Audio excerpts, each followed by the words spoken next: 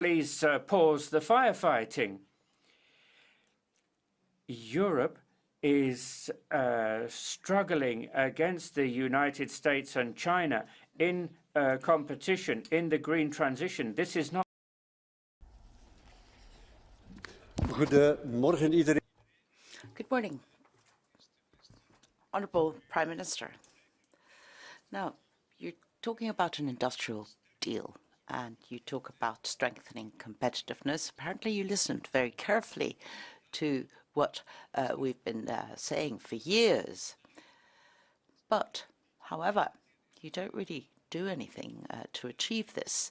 And I really hope that the European Union gets a better policy than your disastrous Belgian policy. What we need to achieve is an internal market.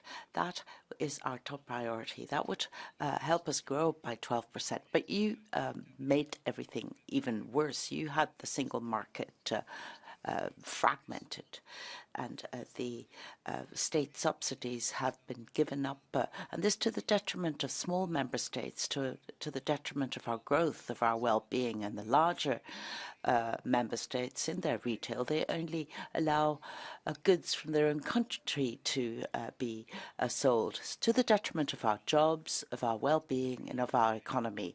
And along the lines of your liberal priorities, you call for more taxes, for more taxation. The EU doesn't need more money, it needs more reforms. There needs to be an in-depth reform budget shift, more funding for innovation, for infrastructure, for the green and digital transition, for security and for the migration policies. So open strategic autonomy, that is the reply to deglobalization. But your government precisely signs trade agreements which seem to be a step in that direction, but these trade agreements are being prevented by you.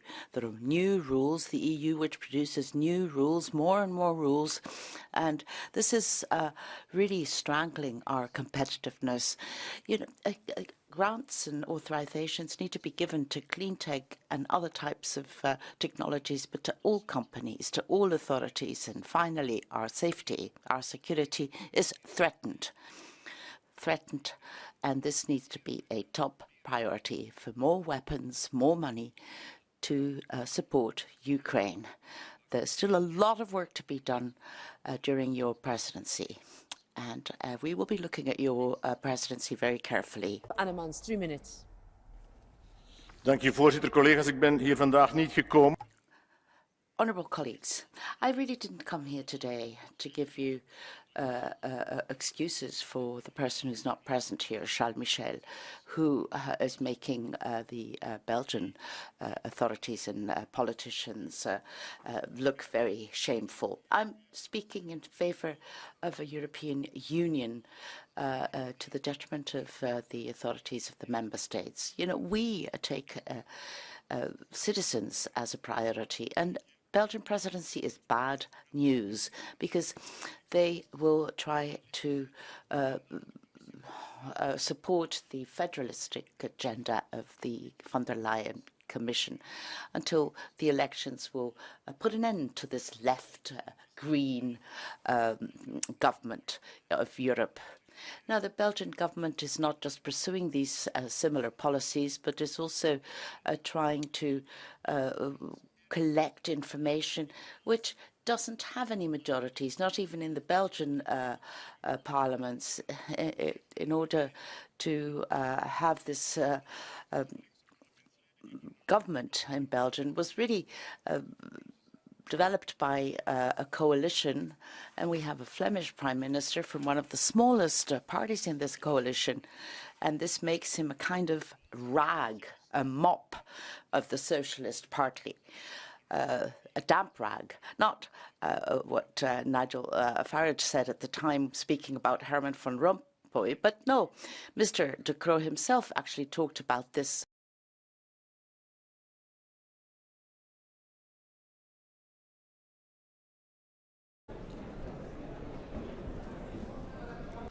Okay, dear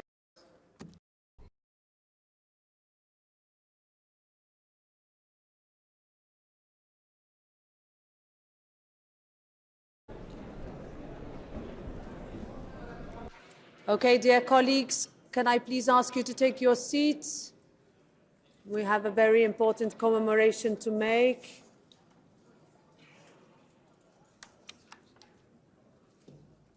Alors, chers collègues, nous sommes réunis. Dear colleagues, we're meeting here today to honour the life and huge legacy of a great European. The President of the European Commission, Jacques Delors, died on the 27th of December 2023 at the age of 98 years.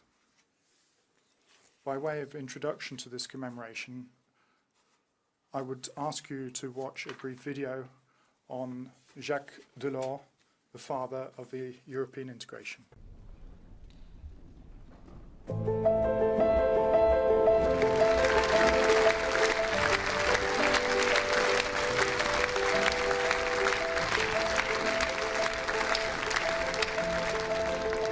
C'est avec beaucoup d'émotion, comme vous pouvez l'imaginer, que je m'adresse à vous aujourd'hui.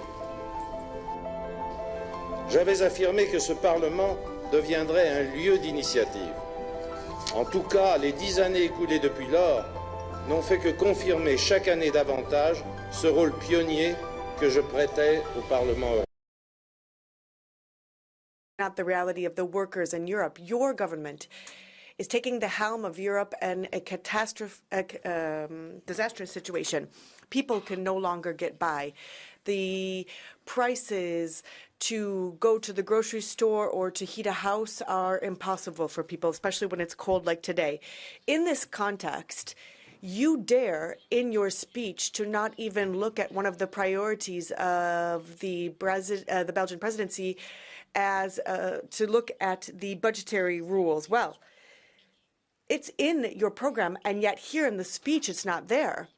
The return to austerity principles, what does that mean exactly? It means that you're going to cut the budgets of hospitals, of schools, of daycare centers, and you know, in 2023, the European Commission complained about the indexation of salaries in Belgium. We know that even our salaries might be under attack. Now, do you really want to be the government, Mr. De Croo, that is going to bring back this vestige, that is going to put all of the costs on the backs of workers in Europe? We need to put an end to this. And as a president, you need to stop the discussions on the budgetary rules, and rather than cut salaries, look at the report from yesterday. Multinationals around the world have skyrocketing profits. They are going to blow the records out of the water this year. And 1% in Belgium have as much as 70% of the entire population. And no ambitious initiative, no element in your program looks to better taxation. Just a little bit of ambition, sir. Let's tax the millionaires. Let's tax the big multinationals. Let's tax the financial transactions. We know you're afraid of that because then Bill Gates won't come to the Belgian pavilion in Davos, but the workers need it. Mr. Prime Minister, Belgium, as the current holder of the presidency of the Council, needs to focus on the economy. You need to say, no, Europe can't do this. We don't want these rules, these budgetary rules. We're going to delay these negotiations, and we're certainly not going to turn this into a priority. That is the Belgian responsibility, because saving 5 billion would be a drama for Belgium and for the rest of Europe. Because what kind of signal are you sending out? People who can't have who don't have a station, who don't have a bus, and who are afraid of heating. Listen to Oxfam and try and get the money where it exists. Be ambitious, be fair, or at least take a small step, a small initiative. Surely you can do that. And in your document, sir, you talk about the Russian crimes in Ukraine and that this to be punished. But you don't talk about Israel, about the Israeli crimes. Why do you give Netanyahu a green card? Monsieur le Premier ministre, cette présidence belge. Prime Minister, this is the 13th Belgian presidency, and Belgium has often done a good job of the presidency. Like last time, in 2010,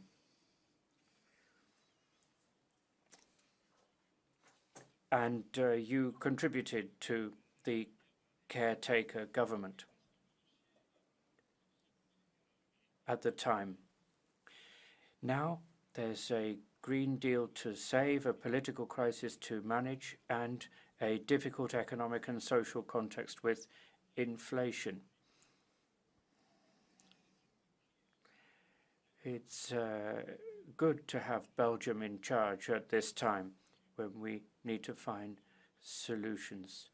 And there's talk of having to delay a presidency.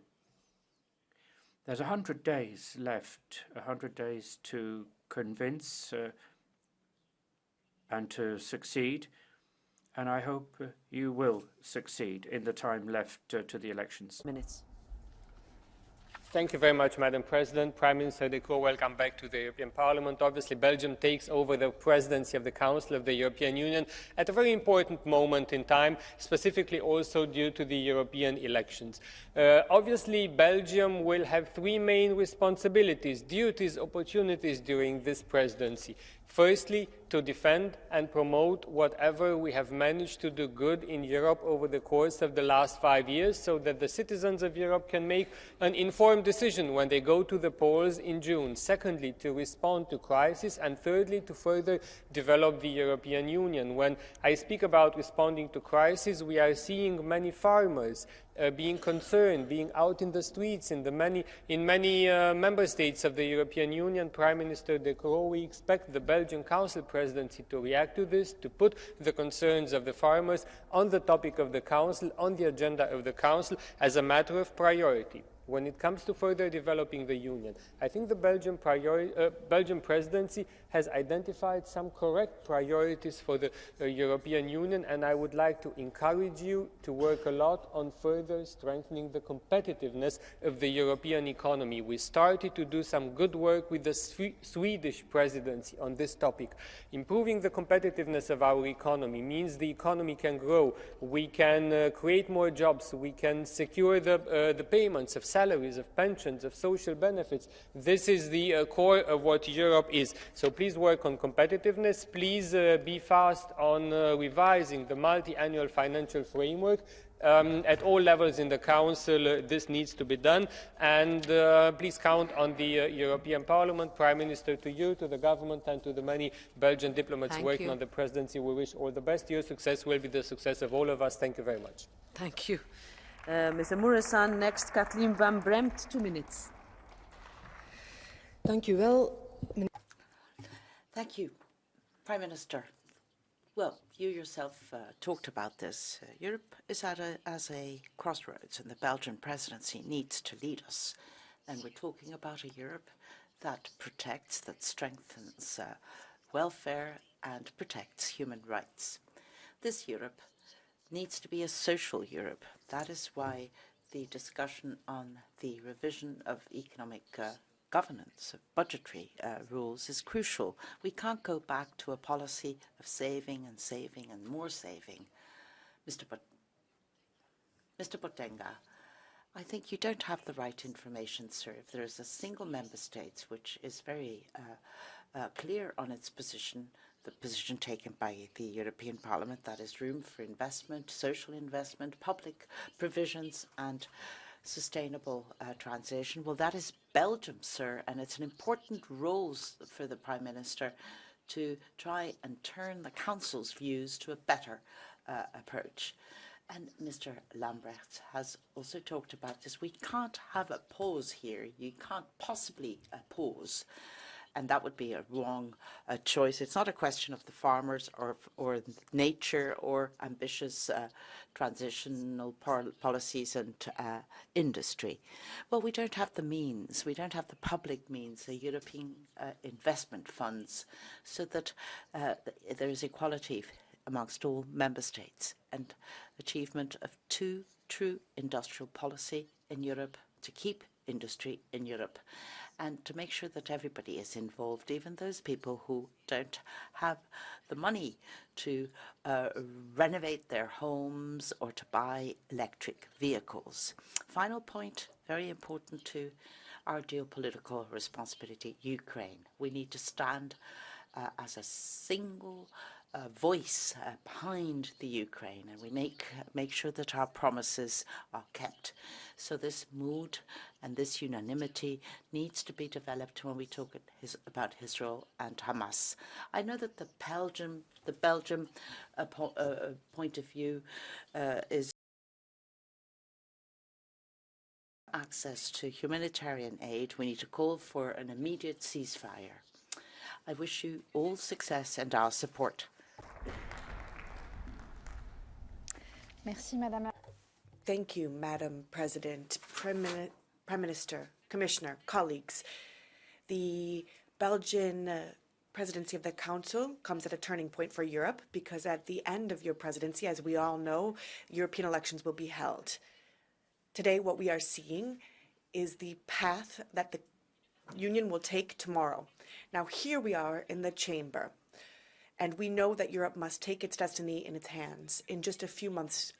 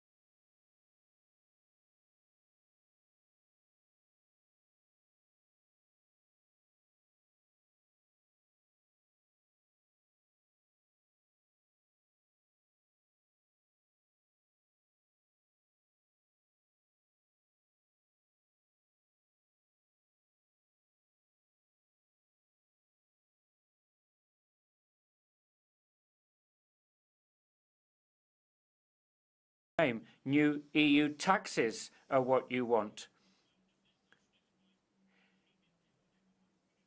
And you want to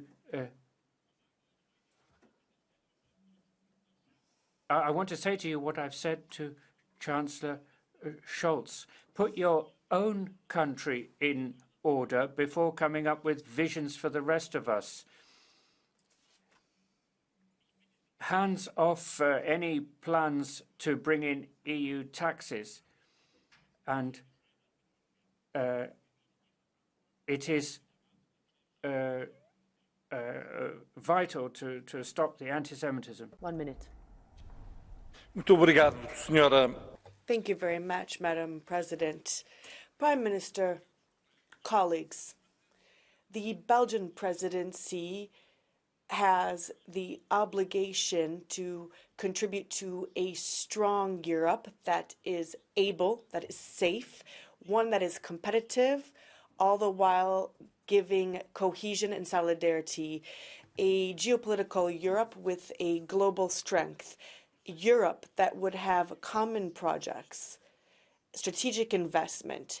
Therefore, I'd like to ask the Prime Minister of Belgium, are you prepared to act quickly to revise MFF?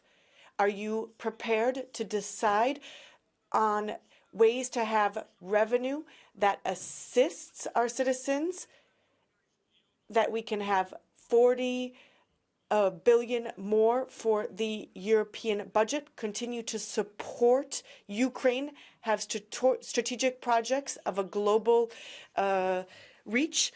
The European Parliament cannot wait. We are waiting for the Council. The Council can no longer delay things. Thank you very much. Sir, 1 minute.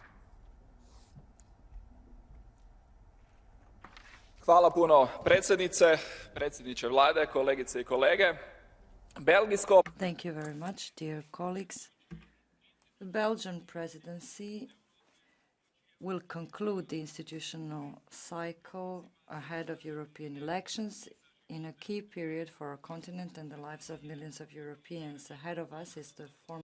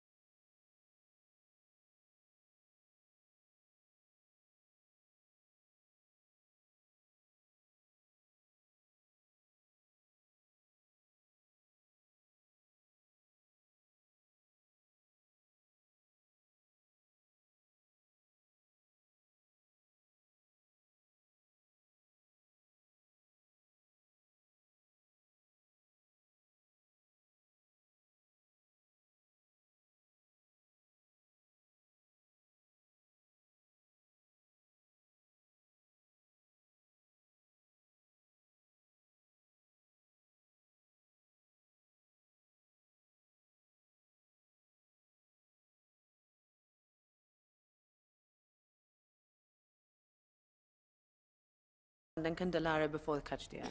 Tom, go ahead. Mevrouw de voorzitter, commissaris. Madam Commissioner, Prime Minister, well, the Belgian chairmanship presidency really comes at a crucial time, and I think there's a dual task. On the one hand, of European elections, we need to get results on the table, because it is through the results that we get through the green transition and digital transition. We can really look at citizens and tell them what we have done. We're also going to get a lot of young people who are going to be vote, and they need to exercise their democratic right to vote. And I hope that Belgian presidency will also move towards the strategic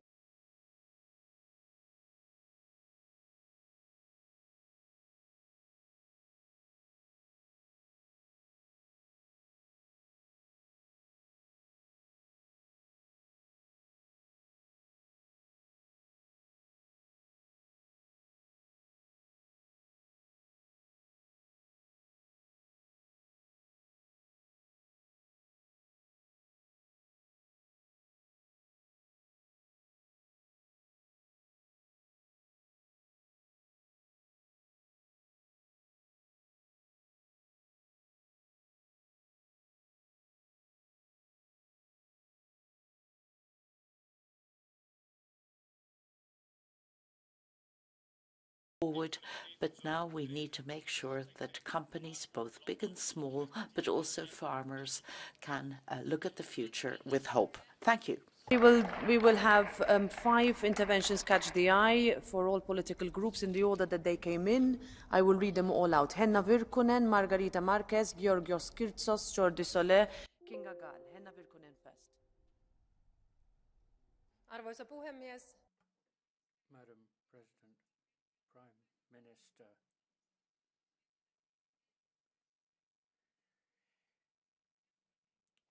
I think it's very important that the rule of law and democratic values are at the heart of your concerns. Please continue working with Hungary to ensure that it stops flouting European democratic values and the rule of law in the interests of Europe's credibility. Another subject is decision-making in foreign policy. It's important for the EU to be able to act efficiently and rapidly. At the moment, the unanimity requirement slows things down and leads to inconsistency. You said you would continue the discussion on qualified majority voting in foreign policy. That now is an opportunity to do so. I think in the present international situation, that's very important. Yes. Is Margarita here? No.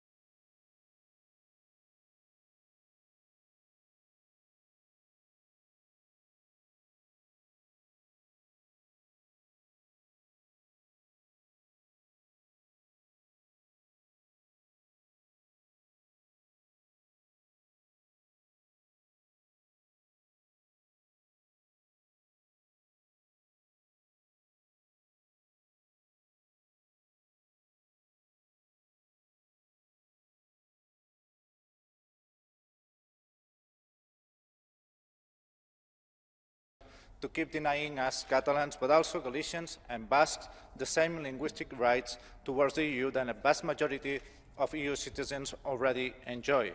Prime Minister, millions of Catalans count on your commitment towards diversity and equality of rights to deliver on this important issue. Thank you. Thank you, Jordi. Kinga Gál.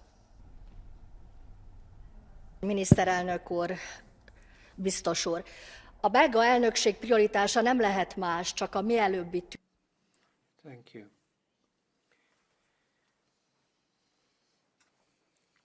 Peace negotiations and peace in Ukraine should be the Belgian presidency's priority. Financial support is one thing, but it shouldn't be using loans. It is impossible to plan for 4 years, so there should be a review every year. Secondly, Western Europe is suffering misguided migration policy, and anti-Semitism is growing. This needs to change. We should avoid double standards.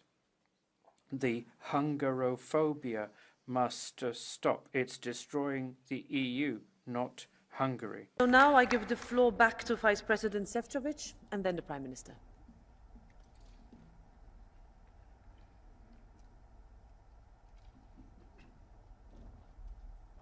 Thank you very much, Madam President, the Prime Minister, Madam Minister, honourable members of the European Parliament. I think also this morning debate clearly demonstrated that Belgium takes the presidency at a very crucial time. As it was stated very well by honourable members Lundken, Irache Garcia, Madam Watzmann and Mr. Lamberts, it's clear that we are facing generational challenges. We have to promote democracy within and outside Europe. We need to strengthen Europe to thrive in this new, tough, geopolitically tensed world, which brought military conflicts so close to European Union's borders that it's affecting our people and our economy. And therefore, Mr. Prime Minister, we welcome your focus on competitiveness and also on a rollout of socially fair Green Deal. In this regard, on top of the work on the remaining legislative files, we will continue our clean transition dialogues with the industrial sectors crucial for European future competitiveness and those sectors which are undergoing the most profound green and climate transition, including the discussions and dialogues with farmers as it was proposed by Madam Niebler and Mr. Mureșanu. And I would like to reassure everyone that we approach these dialogues with the logic of inclusiveness, with the logic of the whole value chain collaboration and common endeavour to look at every aspect of our economy to perform better. We also increased our efforts to offset unnecessary administrative burden stemming from our legislation as much as possible, and also we are working very hard to reduce the reporting obligations by 25%. I am convinced that Belgian focus on this very important competitiveness aspect of the EU economy, together with important incoming reports of Enrico Letta and Mario Draghi, will bring us concrete suggestions to strengthen strategic autonomy of Europe. To honourable member Mr. Danica, I would like to reassure you that the Commission supports Romania and Bulgaria to strengthen external borders with the support of Frontex and also by having the pilot projects on a more structural basis. We will also continue to support the political discussions to ensure that the decision on lifting the internal border checks at land border can still be taken by the Council this year. And to conclude, Madam President, I would like to make the reference to the points raised by Madam Irache Garcia, Madam Wotmans, but also several other colleagues from this House who've been underscoring the importance of Ukraine. And we will have a chance to discuss this aspect further with Madam Minister in our subsequent debate. Because the issue of support of Ukraine, but also further progress in our enlargement process are historical tasks of this Parliament, this Commission and the Council. And to achieve the progress we need in this historic task, we urgently need the revision of multi-annual financial framework. I know how high this is on the priority list of the Belgian presidency, and we will be working hand in hand with you, Mr. Prime Minister, to have positive outcome, hopefully already at the next extraordinary European Council at the beginning of February. So, dear Prime Minister, Madam Minister, honourable members, I would like to wish all the best to the Belgian presidency. Good luck with all very difficult, challenging files, and we are looking forward to the closest possible cooperation, and I'm sure that in 6 months we'll be celebrating positive, successful outcome of your presidency. Thank you very much, Madam President. Thank you, Vice President. And now, after this very engaging debate, I invite Prime Minister De Croo to take the floor to answer the questions from the colleagues.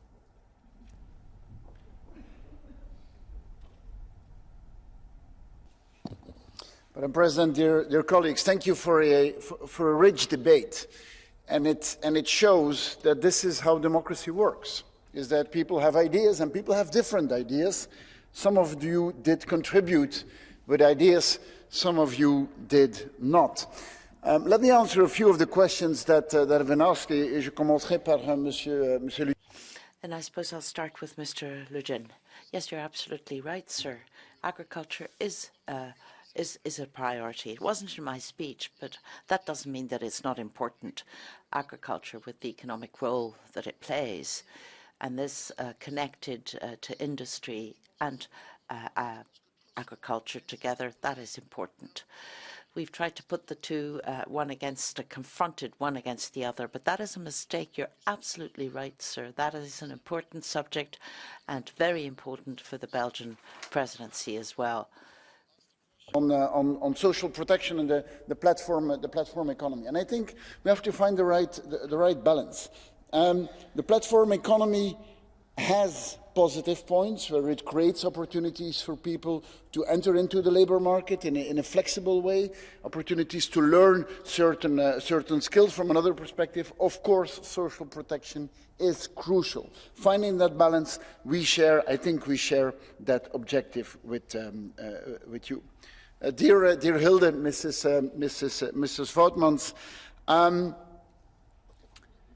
as we grow, we have to get better. And I think that is the right way of seeing it. It needs to go in parallel.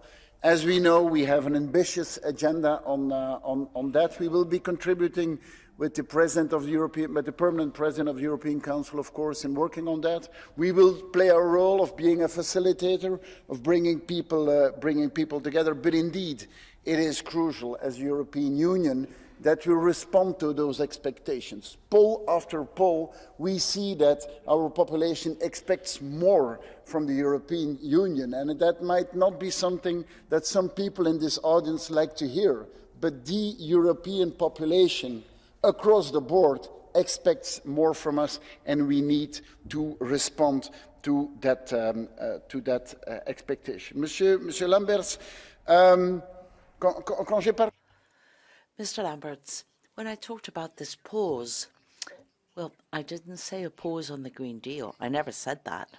The Green Deal is the absolute priority, and you can't change that. But in the implementation of all the different packages which we need to deal with, you can establish a priority. You need to look at the sequence to be used. And this will help us to achieve the Green Deal and to get support of European citizens. Mr. Bourgeois, Mr. Annemans, you know, I hear you, and you say exactly the same thing. You know, I came to Strasbourg and somehow I felt I was still in Brussels. And I haven't heard anything from either of you as to where this European Union needs to go, because apparently the two parties, you don't have an opinion as to European policies and what this should mean. As a matter of fact, I think it's a pretty important area of policies, but you've had an opportunity, both of you, and you said nothing about where we should be going. It's a bit surprising, but it does explain something to the Belgians as to where your priorities lie, and clearly not here. That's a shame. That's unfortunate, but it's reality. There is a broad range of things that we will do in our presidency. As I said, many of you have mentioned the fact that competitiveness is high on the agenda and the functioning of the internal market is a crucial one. The European reform agenda is one. On which are the priorities? How do we finance? How do we make our decisions? The debate on fundamental rights and on the rule of law touches at the core of what we are as a European Union. I think, listening to some of you, it is more important than ever to defend that democracy where we are allowed to have different opinions, but we respect the fact that different opinions are at the core of democracy. I think that in the world of today, it is good not to be alone. And are we happy to be a club of 27 that defend one another in a world that is more turbulent than ever? And that is, for me, the conclusion. Democracy, also in Europe, is working together. And working together is not always a beauty contest. Sometimes it is hard work. It is hard work, but that is what people expect from us. That is what people expect from democracies. And it is hard work, but let us deliver on the expectations from our population. Let us make Europe a better place for future generations. That is our duty. That is what our presidency will work on. That is my commitment, and I hope I can count on this European Parliament in that incredibly important endeavour. Thank you. Thank you very much, Prime Minister. That concludes this debate, and we will now go to a press conference together with Prime Minister, and the debate will continue here. Thank you.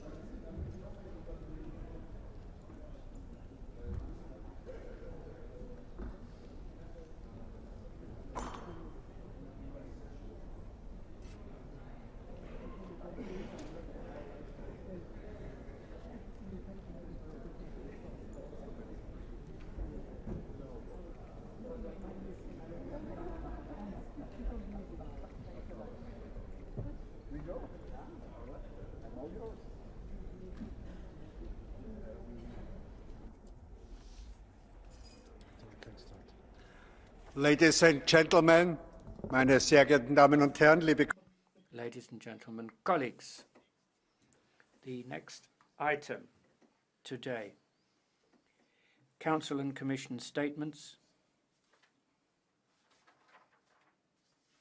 keeping commitments and delivering military assistance to Ukraine. I'd like, for the first time,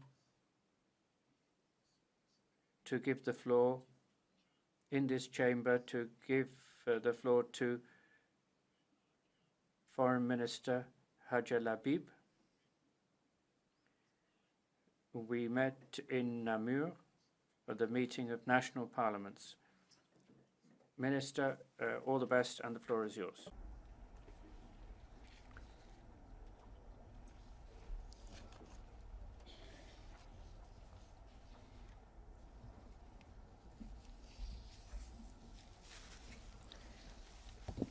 President, honourable members of the European Parliament, we indeed last year with a historic moment for Ukraine and the European Union, with the agreement to open accession negotiations with Ukraine, a logical follow-up on Ukraine's hard work on reforms since Euromaidan and yet another confirmation of its place in the European family.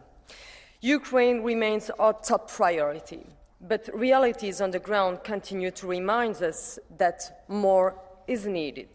Between 29 December and 2 January, Ukraine has sustained the heaviest wave of drone and missiles attack so far since the beginning of Russia's illegal invasion. Once again, the Ukrainian people showcased their unwavering bravery and resilience in facing the Russian aggressor. Russia's political and military objectives have not changed.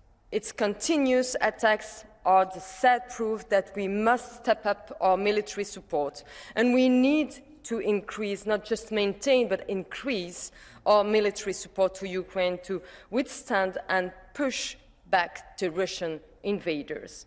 This must be our strategy to be implemented with determination. We have all the resources needed to support Ukraine in the long haul. Le soutien militaire apporte military support from the European Union, its member states, since February 2022 amounts to about 27 billion, and 3,300 missiles have been delivered to Ukraine from existing stocks and by the redefining of delivery order priorities. Rockets have gone through the joint procurement and via future orders. We are speeding up the production of our defense industry via ASAP. The Parliament and Council adopted this last year. That continues to have its effects this year, and in terms of supplies of munitions to Ukraine. Our support remains firm via military assistance in support to Ukraine that has an exceptional contribution in training and assistance to troops. Several thousands have been trained. Moreover, the European Peace Facility, which is a major channel of support to Ukraine since the outset of the Russian aggression, continues to work sustainably with additional resources. Based on the initiatives that I've just mentioned, the European Union is working on its contribution to Ukraine's security in the medium and long term. We reconfirmed this in the December Council, and work continues. Moreover, we have additional support to Ukraine. That means that the European Union must continue to place pressure on Russia. We have come up with unprecedented sanctions against Russia, most recently in December, with the 12th round. That has weakened the Russian economy, putting pressure on the ruble and increasing inflation locally. Now we are talking about the possibility of using the revenue that has been generated based on the frozen assets for the purposes of the reestablishment and rebuilding of Ukraine. Now, it is of vital importance to act in coordination with our international partners, specifically the G7, to increase the effectiveness of our measures as we do via the sanctions. Work continues to clarify a number of political issues and economic issues and legal issues that are highly complex, also including, for example, the ownership of these frozen assets. Now, around 2 years ago, Russia launched its major offensive. We continue to maintain our unrelenting support for the territorial integrity of Ukraine. We will continue to supply a financial support, economic support, humanitarian and military support to Ukraine and its population for as long as necessary. Ukraine is our priority, our top priority in foreign policy today, and it will remain so. Thank you. Merci, Madame. Our next speaker is Vice President Maroš Šefčovič. The floor is yours. Thank you very much, Mr. President, honourable members of the European Parliament. The European Council decision to grant EU candidate status to Ukraine created a powerful reform dynamic despite the ongoing devastating war, with a strong support from the people of Ukraine. The Ukrainian government and parliament demonstrated impressive resolve and resilience over the last year. In a short period of time, the country has confirmed its capacity to make progress in reforms aligning with the EU acquis, even during the wartime. In addition, the decision in December by the European Council to open negotiations provided the Ukrainian people with a moral boost and the hope for a brighter European future. In turn, it is our role and duty to not only continue but increase our support to Ukraine on all fronts, but especially on military assistance, as we witness the relentless attacks Ukraine faces by the Russian aggressor. The work the European Union and its member states are currently undertaking on Europe's defence competitiveness and capacity will eventually provide Ukraine with necessary support along the other security commitments. In March 2023, EU member states agreed on a three-track approach to deliver ammunition to Ukraine. Since then, the EU has progressed on this strategy to deliver 1 million rounds to Ukraine. The Commission has been contributing to this effort, focusing in particular on the ramping up of the industrial production capacity. Soon the European industry will have a capacity to produce 1 million artillery shells a year. And for other types of ground-to-ground ammunition, such as mortar shells, it has already production capacity well in excess of 1 million. In support of ramping up ammunition and missile production, EU member states agreed on a work programme to implement regulation on supporting ammunition production, which we know under the abbreviation ASAP, which will allocate 500 million euros to support of investment project worth up to 1.4 billion, thereby incentivising the ramp-up of ammunition and missile production in the European Union. It will also help address bottlenecks throughout the supply chains of ammunition and missiles in the EU and Norway by supporting industry to rapidly adjust to new market trends and reduce dependencies. In addition, the EU is also intensifying its efforts to incentivise member states to commonly procure the most critical and urgent defence products from the European defence industry. The instrument for the reinforcement of the European defence industry through common procurement, EDIRPA, which was adopted last October, will play an important role in this context. Ukraine needs us now more than ever, and Ukraine is our top priority, and it will remain so as long as it takes. Thank you very much, Mr. President. Danke, Herr Šefčovič. Thank you, Mr. Šefčovič. And now we have a round of political group speakers, starting with Michael Gahler. Mr. President, I am, among other things, rapporteur for the 50 billion Ukraine facility. It is vital for the Russian fascist aggressor to go back beyond its borders. It is terrible that we have not increased our production capacity. We're unable to fend off the Russia, Iran, North Korea, China defense aggression union. We need to support Ukraine whatever it takes. Back then, we couldn't afford to lose the euro. Now we can't afford to lose Ukraine. We must deliver more. Specifically, that means for the member states, long-term contracts to industry. That will increase capacity. People will be taken on in the factories and production will be ramped up. It is vital for the 155 millimeter shells to be transferred to Ukraine, and Germany should stop blocking the Taurus exports. There is a majority in the Bundestag for Taurus deliveries to Ukraine.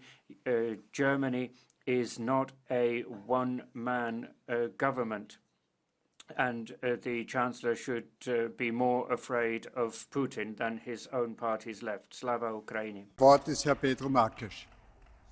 Thank you. Pedro Marques is next.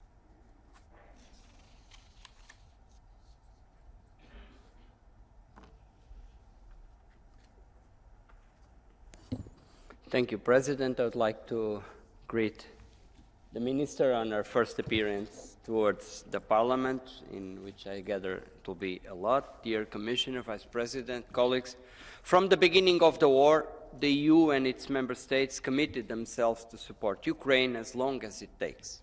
And our support to Ukraine's independence, sovereignty and integrity has been unwavering.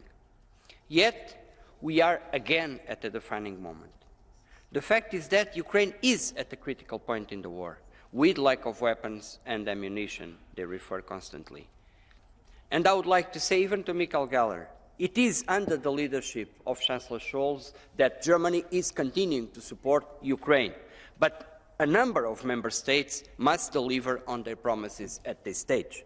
The inability of the Council to agree on the financing to Ukraine is deeply concerning and disappointing, Minister, and this is a message I'd like to convey directly to you.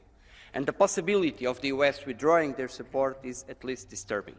Ukraine is fighting for their bare existence. Their victory prevents us from fighting ourselves against a rogue imperialist state of Putin that has no regard for the international law.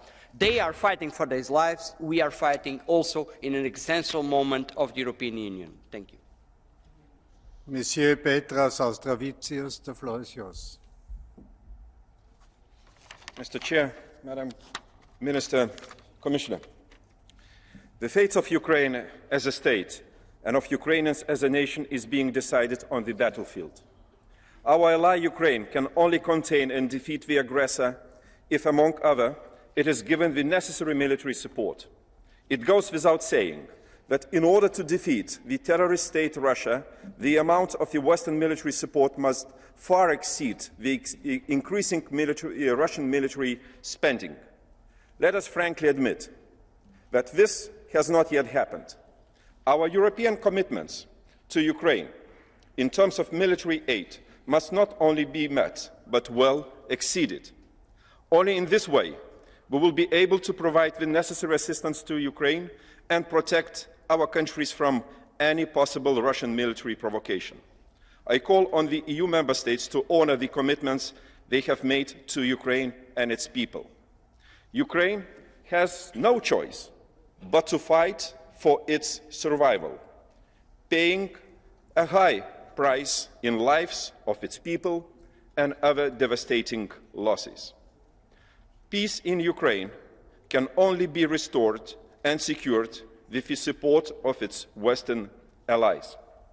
Dear colleagues, insufficient military deliveries could lead to the defeat of Ukraine and consequently to the destruction of Western security system. Let's do our utmost to prevent that from happening. Let's do it now. Thank you. Danke. Unsere nächste Rednerin. Thank you. The next speaker is Viola von Kramon-Taub-Adler. Frau Ministerin, Herr Präsident. Madam Minister, President, Commissioner, colleagues, well, we for too much time have assumed that freedom was definitely part of this continent. But today, the military hardware has been neglected and security has been taken as a given. But today, the military danger is and what prevents us from being attacked is the bravery of the Ukrainians, so that we in Europe can sleep without interruption. So it's Ukraine that is trying to stop the Russian imperialistic march. But if this wall falls, then we will see Russian tanks in European cities. So this is of interest because ballistic missiles are being sent to Russia by Iran and others and North Korea. We need to make sure that anything that we produce, any shell that we produce for Ukraine is to protect our own countries, because Putin wants to move to the Baltic states, into Poland, and he will go even further. And as Putin has repeated, the borders of Russia don't stop anywhere. So let us prove to Russia where these borders really lie. Thank you. Fotiga. Thank you. Next speaker, Anna Fotiga.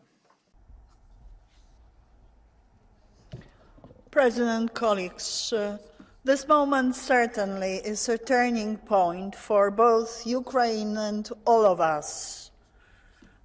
Despite all efforts, what we've done until now is not sufficient. Ukraine needs a massive support in arms and munition, and that is predominantly member states' competence, and political will is needed. We do not need a lullaby for our conscience by combining support for Ukraine with changes to MFF.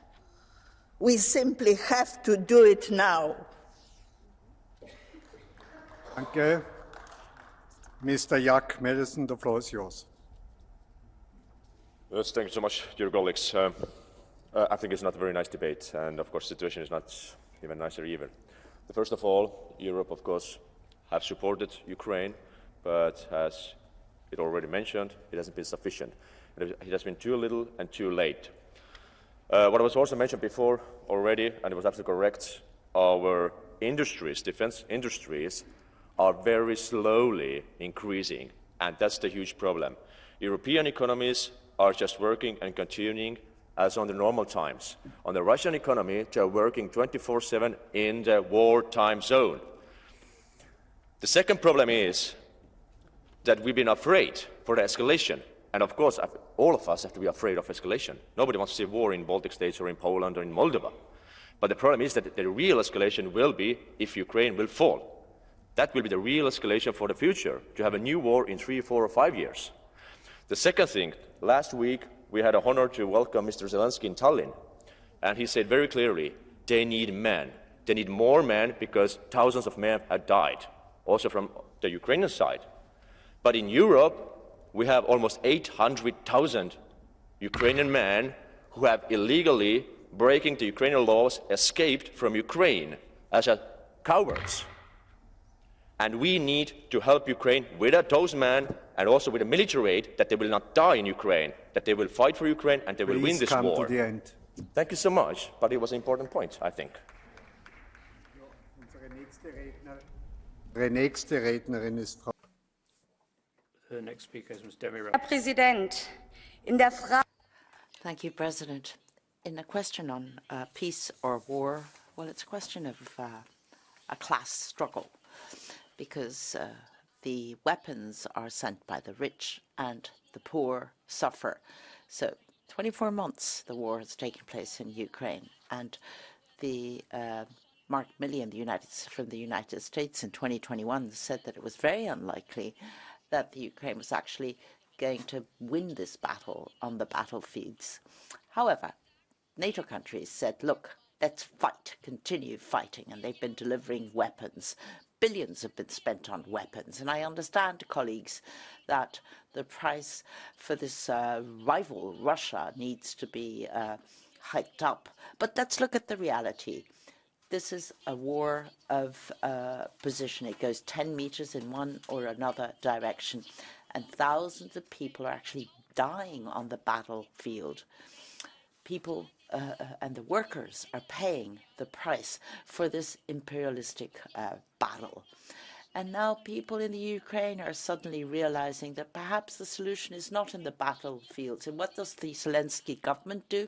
It discusses whether maybe the men of Ukraine are forced to fight this battle. Only those who have certain income. So they would link taxes to this battle, to this war. Colleagues, this is a cynical approach. We need an end to this war, and we need a negotiated end to this war. Ulrich. The next speaker is Milan Uhrik. Thank you very much. Kolegovia, pán eurokomisár. Colleagues, Commissioner Šefčovič was talking about the need to increase aid to Ukraine. People are calling for more and more weapons for Ukraine. Sometimes it seems to me like you think this is a computer game. You press a button, Ukraine gets more weapons, and then you can see on your mobile phones how many people have died and where the front lines are moving. I understand that for some of you in the West, this is easy to talk about. This is Ukraine, a bunch of Slavs who are fighting Russia. But you have to understand that this war is also ruining Europe. This war cannot be ended militarily. The Ukrainian offensive failed. As my colleague said, Ukraine doesn't have enough fighters. We shouldn't be afraid of talking about peace. We should call for peace and not more and more weapons. Thank you. An Wort ist nun Herr Andrius. And Andrius Kubilius has the floor.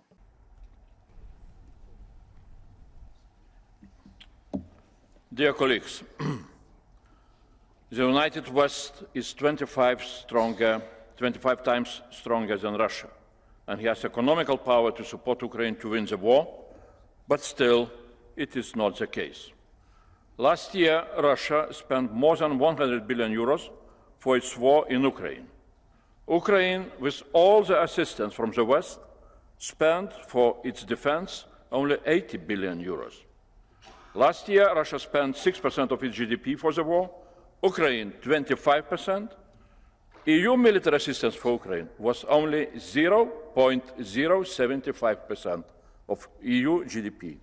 US did a little bit better, 0.10. Assistance to Ukraine is very different by different countries. Lithuania and Estonia gave 1.4% of GDP, Germany increased up to 0.5%, but France's assistance is only 0.02%. Numbers are showing that if all the NATO and EU countries would support Ukraine no less than 0.25% of their GDP, Ukraine would prevail. This is a victory formula. Let's do it. Danke, Herr Sven Mikser. Sie sind am Wort. Sven Mikser is next. Dear colleagues, just to pick up from where my colleague ended, ensuring Ukraine will emerge victorious requires continuous, sustained flow of aid from the international coalition of democratic nations, including weapons and ammunition. Unfortunately, this is not the case today. In order to make sure that we will not lose focus and that our collective support for Ukraine's war effort will not fall victim to our internal political gridlocks, we should make a firm, measurable commitment, similar to NATO's famous 2% threshold for defense spending.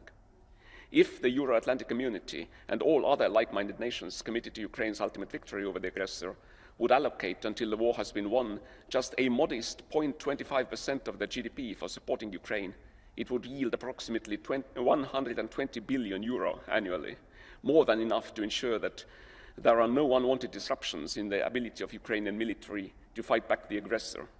Moreover, it would effectively thwart any Russian hopes of military victory over Ukraine and deliver a clear message to the Kremlin that we will stand by Ukraine until the aggressor has been decisively defeated. Danke, Madame Nathalie Leusseau. The floor is yours.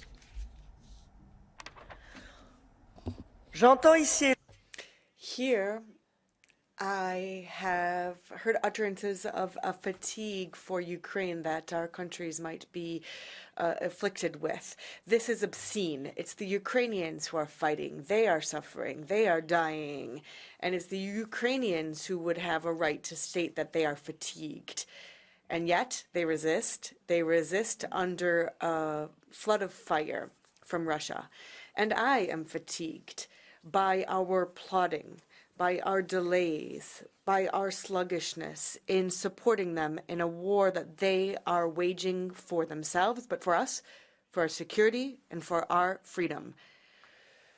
We've sent some munitions, but not enough and not quickly enough. Missiles, Kiev would need more, and more quickly, immediately. Aircraft, what are we waiting for? I am fatigued by hearing that there is always a good reason to do less and less quickly than what we should be doing. The European peace facility is blocked by Viktor Orban. Shame on him. Well, let's do something differently then. Let's do it quickly and strongly. The weapons industry is waiting for our orders,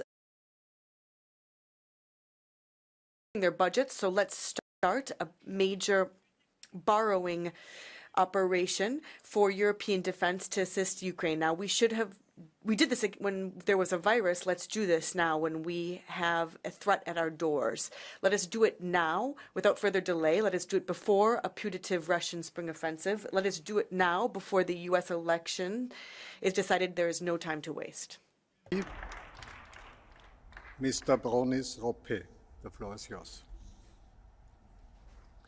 Ačiū, gerbiamas pirmininkė. Thank you, President. Dear Minister, Commissioner, colleagues. Today we hear calls in this Hemicycle to provide assistance to Ukraine, but it needs more than empty slogans. Let us stop promising and start acting. Can anyone tell us how many of the promises have not yet been implemented? This only shows our weakness and encourages Russia to go further. Let us look at the figures, how much each European Union country has given in aid to Ukraine relative to its GDP. These figures are very telling and show who is just talking the talk and who is actually following through. It seems that some countries still think that Russia is far away and that war will not reach them. I would like to remind you of the lessons of the 2 world wars. There is no safe place. Therefore, let us stop hesitating and ensure that Ukraine wins this war before it reaches our soil. Thank you. Danke, Herr Alexandra Vondra. The floor is yours. Ladies and gentlemen, 55 years ago to the day, a young student set fire to himself in the center of Prague. Jan Palach gave his life to try to wake Czech society out of its lethargy and pessimism in the face of brutal Russian aggression and occupation. In Europe, we are now seeing lethargy and weariness. We must not succumb. Yesterday, the Ukrainian foreign minister said, if we run out of arms, we'll defend ourselves with shovels. But you can't defend yourself against Russia with shovels. The Ukrainians need weapons, and we must help them. And we must provide more weapons than we currently are, and faster, so that it's not too late. Das Wort gebeten hat Herr Bernhard Zimniok. Bernhard Zimniok has asked for the floor. Monsieur.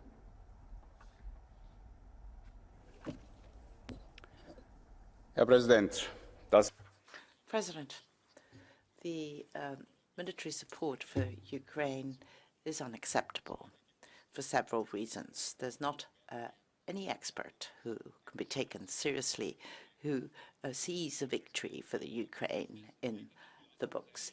It is really a bad thing to clearly we shouldn't support this Gonzalo Lira is a US journalist who died in Ukrainian prisons. He was critical about the way Ukraine was leading the war. He was tortured. He had a serious lung infection last month.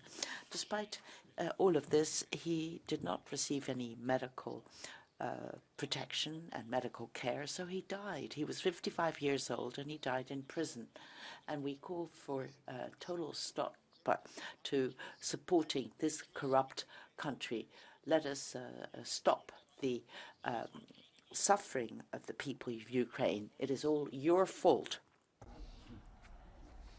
Commissioner. This is a war that could have been prevented, a war that could have been stopped as early as April 22. But we didn't want peace, we wanted war. We wanted to promote a US-NATO proxy war in the effort to damage Russia. We spent billions of EU taxpayers' money fueling a war that wasn't in our interest and has helped to destroy Ukraine for no good reason. Ukraine wants to recruit 500,000 more soldiers for the war. Over 17,000 have been caught and detained by security services while attempting to avoid the draft. Many more have escaped. Zelensky wants to lower the draft age from 27 to 25, as the average age of soldiers breaches 40. There are interviews in the US media where seasoned soldiers say that due to age, alcoholism or illness, less than half the new recruits have any ability or the will to fight. Yuri Lutsenko, a former prosecutor general and the ex-head of the Ministry of Internal Affairs of Ukraine, recently called for the government to tell the truth about the casualty numbers. He said Ukraine was currently losing 30,000 soldiers a month and that 500,000 have been killed or seriously wounded since the beginning of the invasion.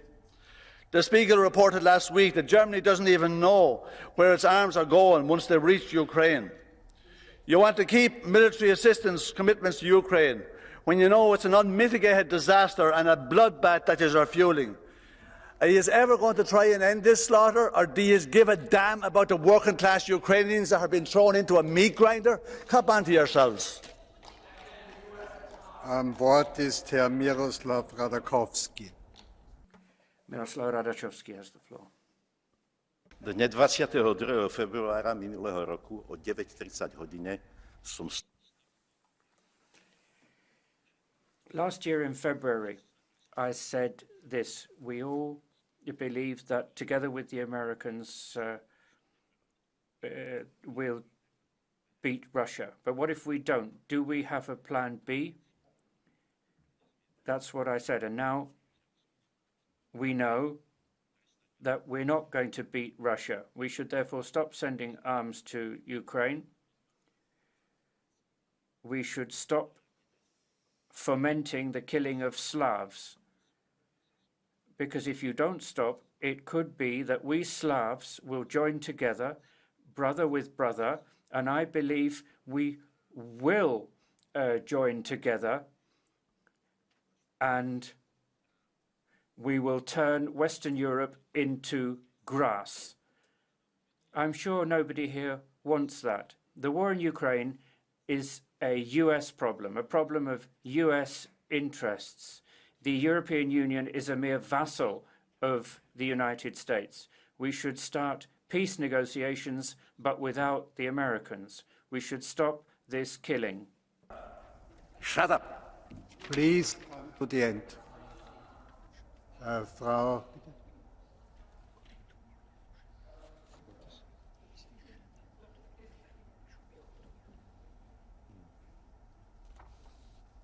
So, firstly, I must say, shut up ist ein inakzeptabler Begriff eines Kollegen. That is an unacceptable way of addressing a colleague in this House. And I now give the floor to Rasa Yuknevichen. Wow, how active Putin's proxies have become here. Something new. While it is clear that the EU has already supported Ukraine beyond anyone's expectations, but today, every day of our delay costs Ukrainian blood. A Ukrainian defeat would cost infinitely more than the money needed for a Ukraine victory. Orban is blocking the €50 billion for Ukraine. The EU as a whole has spent for Ukraine only 0.075% of GDP per year so far. This war is about whether democracies are even capable of taking the necessary decisions and defending themselves. The fate of future generations is at stake. We are much stronger than the morally rotten Putin regime. To win the long-lasting, sustainable peace, we need political will and military support for Ukraine. Otherwise, all forthcoming elections and the fights between us will remain the most shameful page in European history. A fatal mistake, just as it was in 1938. Herr Tonino Piccola, the floor is yours. Thank you, Mr. President. Almost 2 years after the Russian aggression began, Ukraine became a media through which not only our relations with Imperial Russia are reflected, but also our internal relations are shaped. The best example is the possible MFF revisions that's still pending. Therefore, it's a high time to start implementing the conclusions from the Conference of the Future of Europe to improve our structure and make it more efficient. Ukrainians are fighting daily to defend their country. Their success is of existential importance for the European Union too, as the defence of Ukraine essentially defines the security and perspective of the entire European project. Financial and military aid to Ukraine should absolutely be continued, and here we should be honest and transparent about contributions to that concrete actions of all follow their declarations. It's one of the best ways to honour Jacques Delors and contribute to his vision of the Europe. Thank you. Thank you. Das Wort gebeten hat Herr Guy Verhofstadt. Guy Verhofstadt has asked for the floor. Thank you, President. First of all, I have to tell you I have enough of this debates here where the Commission and the Council comes here and says, as long as it takes, we're going to support Ukraine. But we doesn't really support Ukraine on military. The reality, to give only one example, artillery shells. The Russians have 3 million a year, 2 million that they produce themselves, 1 million that they received from North Korea.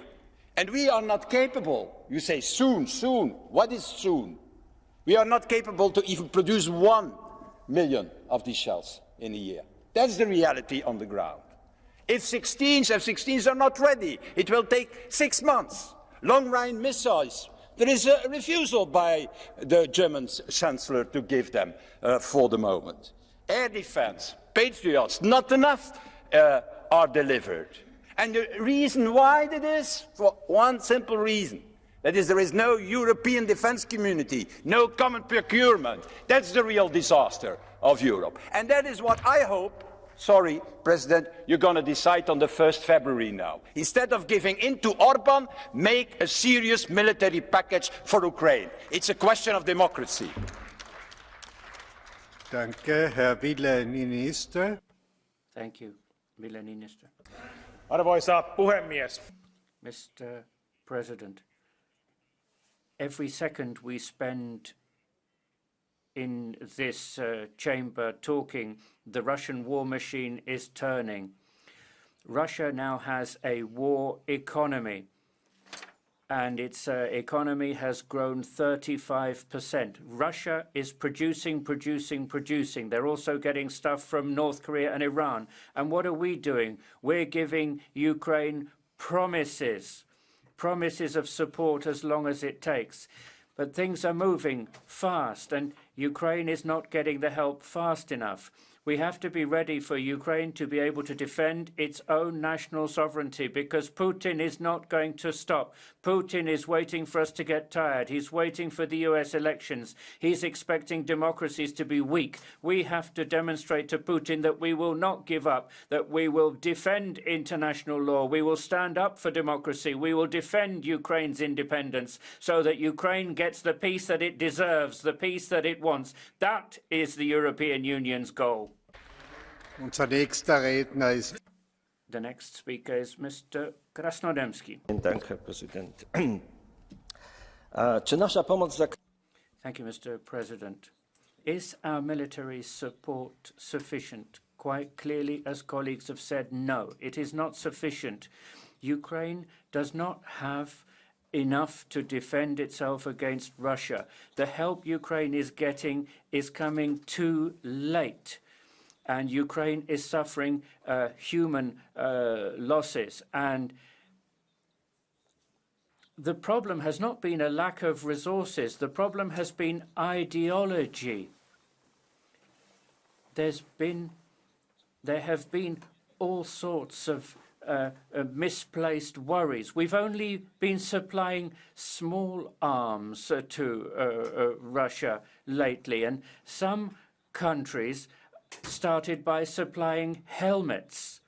Why are we not talking about the political responsibility for how Putin and Russia became what they were in the first place? What about the role of the German SPD and Angela Merkel? Perhaps we should be talking about political responsibility for those first few weeks of Russian aggression against Ukraine. Thank you. Unser nächster Redner ist Herr Anders. And the next speaker is Mr. Vistisen. 26 billion Danish kroner. That is what Denmark on its own has contributed to the Ukrainian military. Or put differently, this is 3 times as much as France, Italy and Spain have contributed together. So, dear colleagues, this must be a joke. You are joking and so is the EU. This can't be serious. The truth is that if it wasn't for the American military support, Ukraine would not have been able to take part in this war any longer. The truth is that all that you're able to do is to give nice speeches and beautiful rhetorics, beautiful jargon, and lots of promises delivered in this room. But once it's about action, you get frightened, you run away, you're no longer lions but lambs. The truth is that if Ukraine is to have stand any chance in this war, it won't be with the help of you, because if you can't even match the 6 million taxpayers in Denmark, you will never be able to match Russia. Face the truth. Thank you. Frau Laura Ferrara, Sie sind am Wort. Grazie, Presidente. Thank you, President. Well, do the Commission and Council really believe that sending more and more weapons to Ukraine will stop Russia? It's been 2 years since the Russian invasion, and I think it shows the absolute opposite. I mean, Ukraine is dependent on external assistance for its expenditure and to arm its armies. Ukraine has a legitimate claim to defence, but I think now it's led to a terrible spiral of death and destruction. So I think more weapons doesn't help us move towards peace. It just gives more profit to the defence industry. So I think it's now time to change strategy. We need to support the Ukrainian people with a peace project. We need to intensify our diplomatic efforts for military de-escalation. We need to try to come up with a negotiated solution to the conflict. Peace in Ukraine is a fundamental right for Ukrainians, not a gift to be given by Putin. Mrs. Kalniete now, please.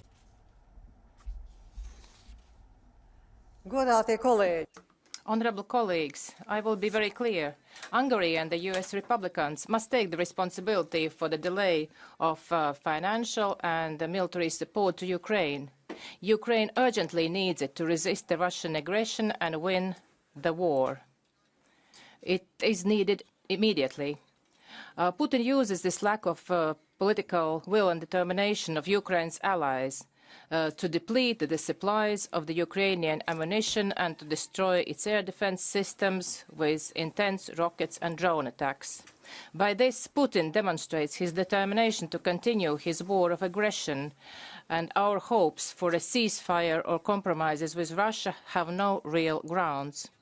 We must stop claiming that we will support Ukraine as long as it takes.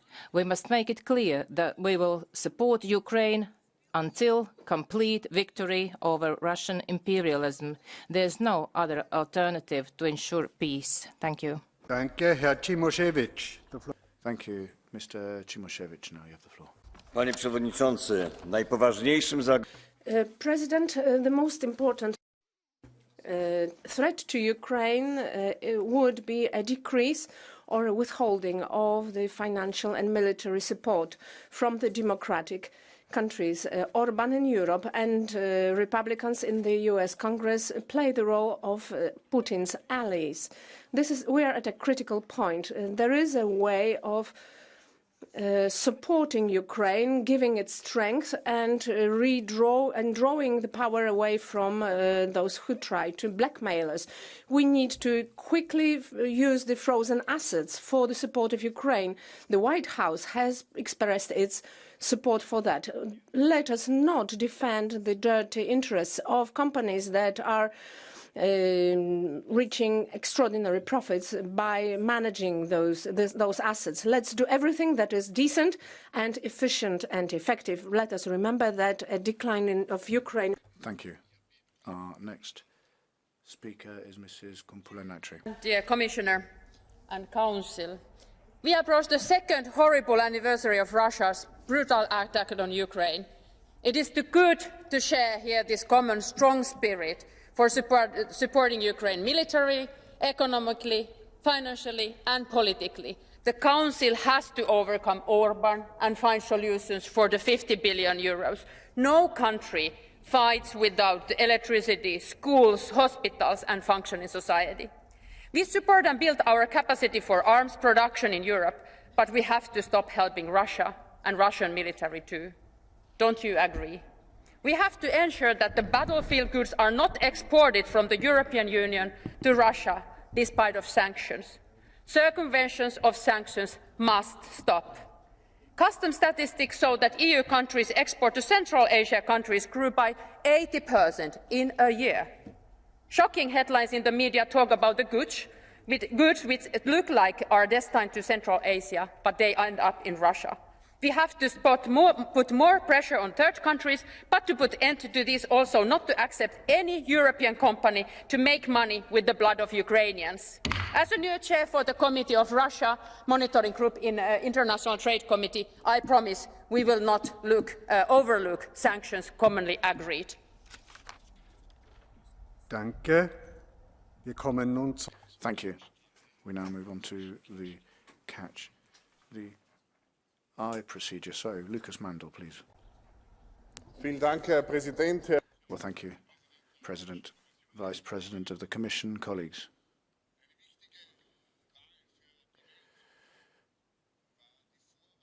The pre-elections in Iowa that took place yesterday were an important election for the world because they really could mean that things get negative in 2024 because we may well see a re-election of the former US president. There was an important election in Taiwan as well, which was seriously criticized by China. But it clearly showed what the citizens of Taiwan want. And I'm saying all that because in 2024 we face massive challenges. Europe is not seeing peace.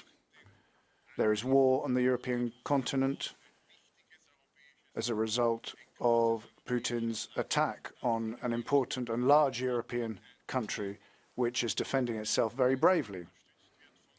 And in its defense, it's being supported by the European Union and its member states. We need to confidently stand up as the EU and continue to provide assistance because it won't come from anywhere else in the world. Thank you. Thank you. Mr. Kelly now, please. When Putin, without provocation, may I add, invaded Ukraine, he thought it would be all over in a couple of days. It wasn't because of the resilience of the Ukrainian people and the support from United Europe. He hadn't reckoned that. Now he has turned his economy into a war economy, where everything is going into fighting against Ukraine. It doesn't worry him that over 370,000 Russian soldiers have been killed, he will allow, gladly, another 370,000 Russian soldiers to be killed in pursuit of his vanity project. We, however, must stand united in Europe in supporting Ukraine, and we must not allow anybody, victor or ban, Putin's pompous puppet in Europe to derail our efforts to support Ukraine.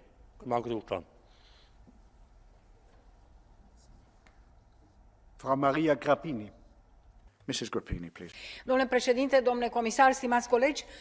President, Commissioner, dear colleagues, the fact that we are discussing now of the need to continue our support to Ukraine after 2 years of war means that American and European diplomatic efforts failed, because every day people are dying, both in Ukraine and in Russia. The most important thing is human life. Of course that we need to help Ukraine, but let's see how we are going to help Ukraine. Is there a plan? Do we know what's happening? Do we know until when will it be necessary to provide weapons and money? We don't know anything about that, and citizens ask us these questions. Then, Commissioner, we know that Ukraine still does not respect certain principles. The minorities in Ukraine do not have their rights respected. Romanians living in Ukraine do not have the right to use their language. Trying to help Ukraine export its cereals via terrestrial routes is a failure, and this has caused demonstrations by our farmers. We need to have a global image, and we need to give our citizens answers about the situation. Next speaker is Mr. Rio Terras.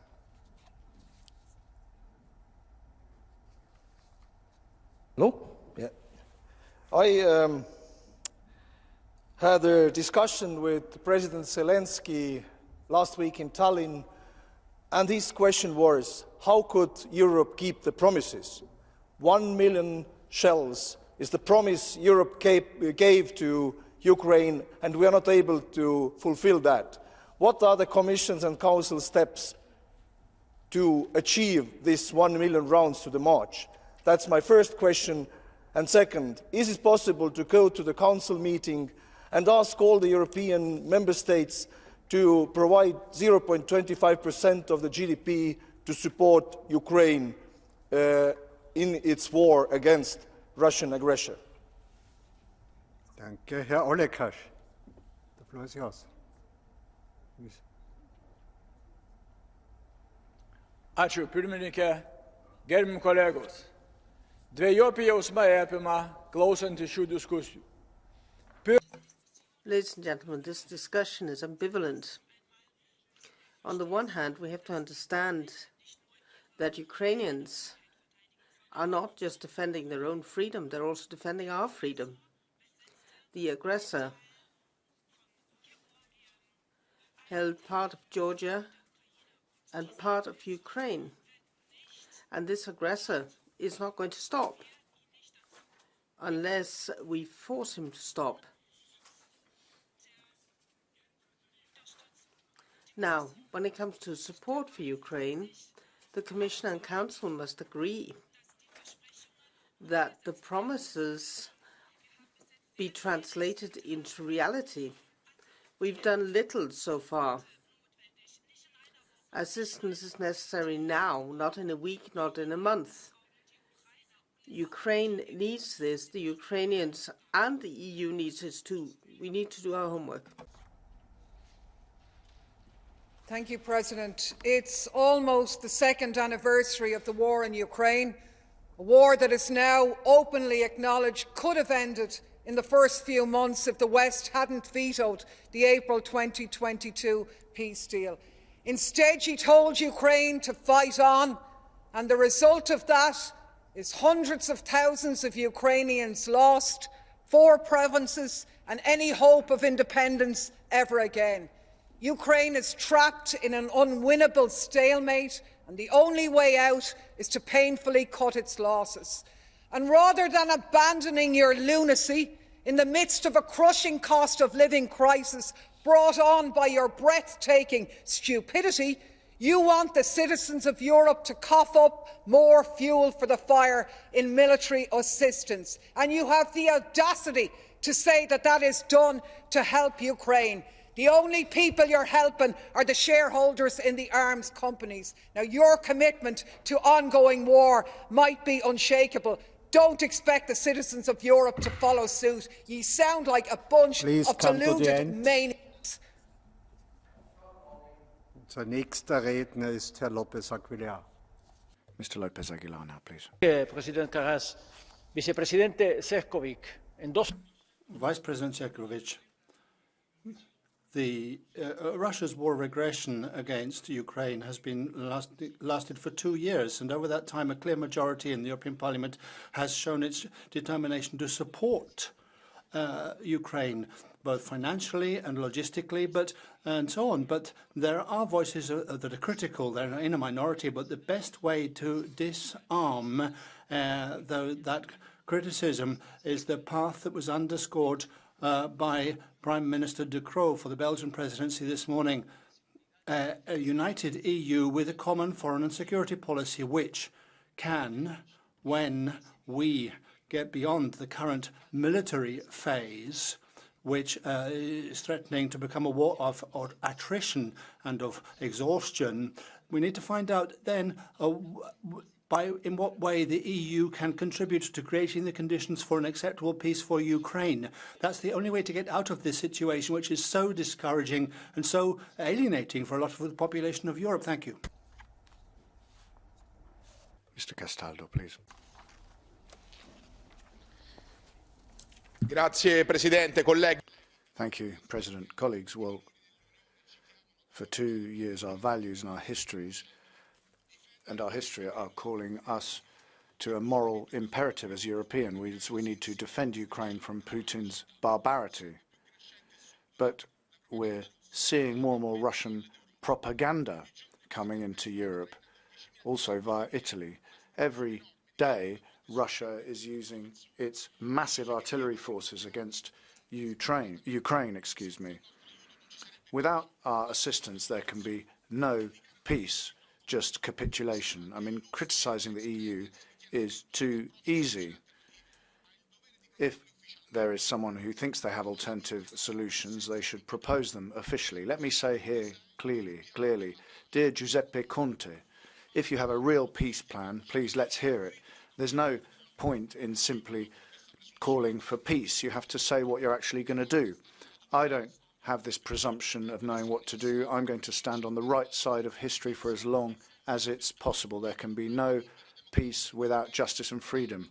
Long live Ukraine, Slava Ukraina. Okay, well that brings us to the concluding comments from the Council and the Commission. Let me now give the floor to Minister Labib.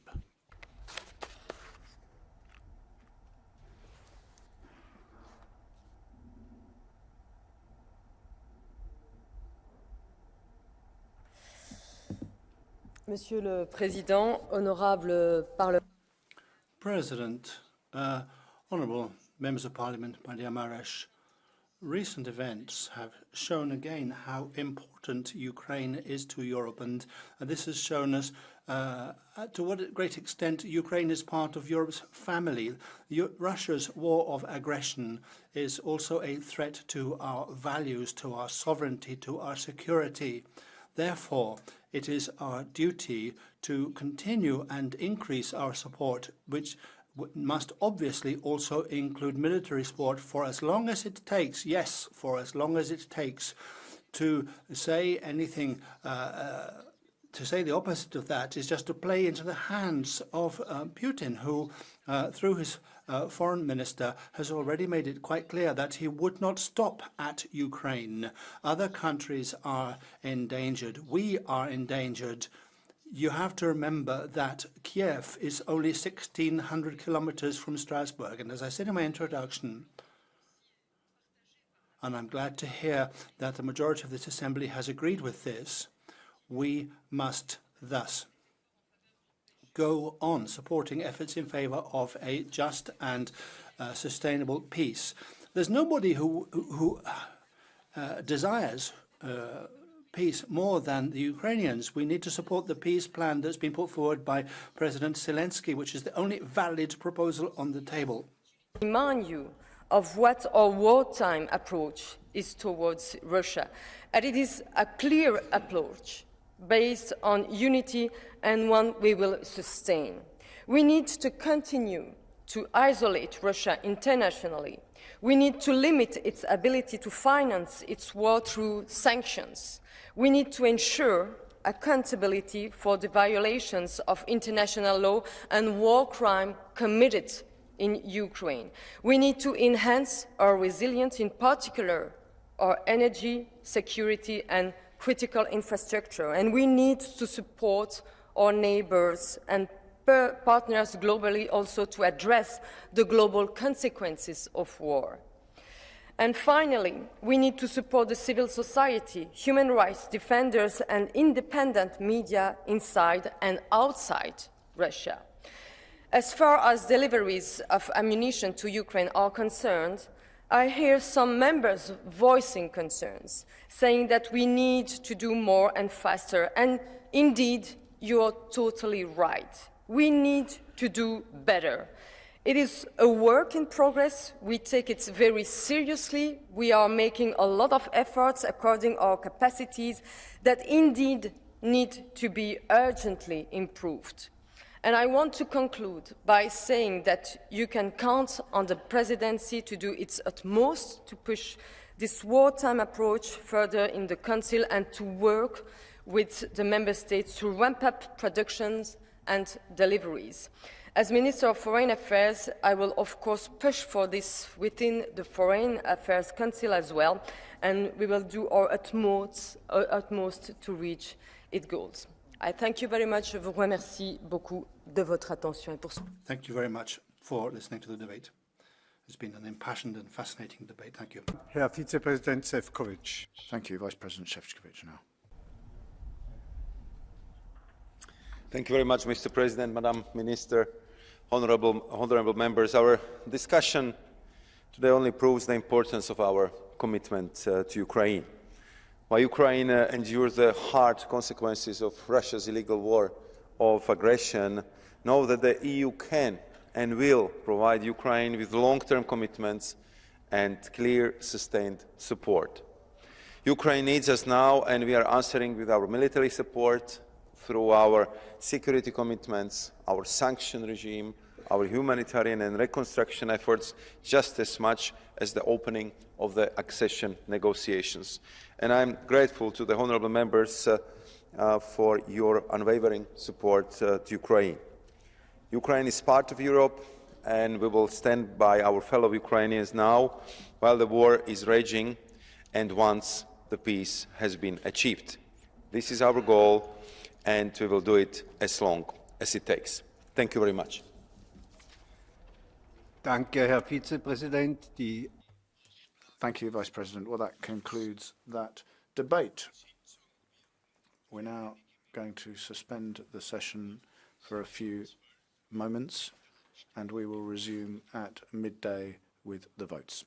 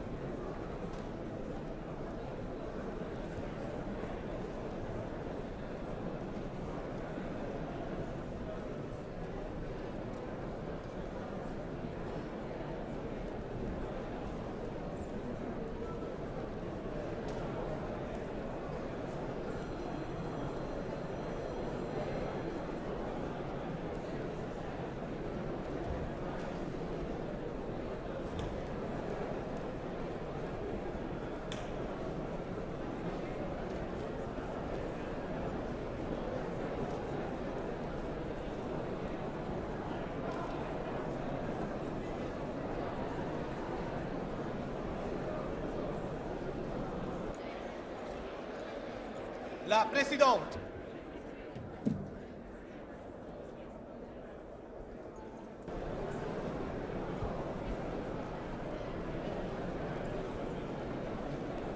Dear colleagues, the sitting is resumed. We now come to the votes.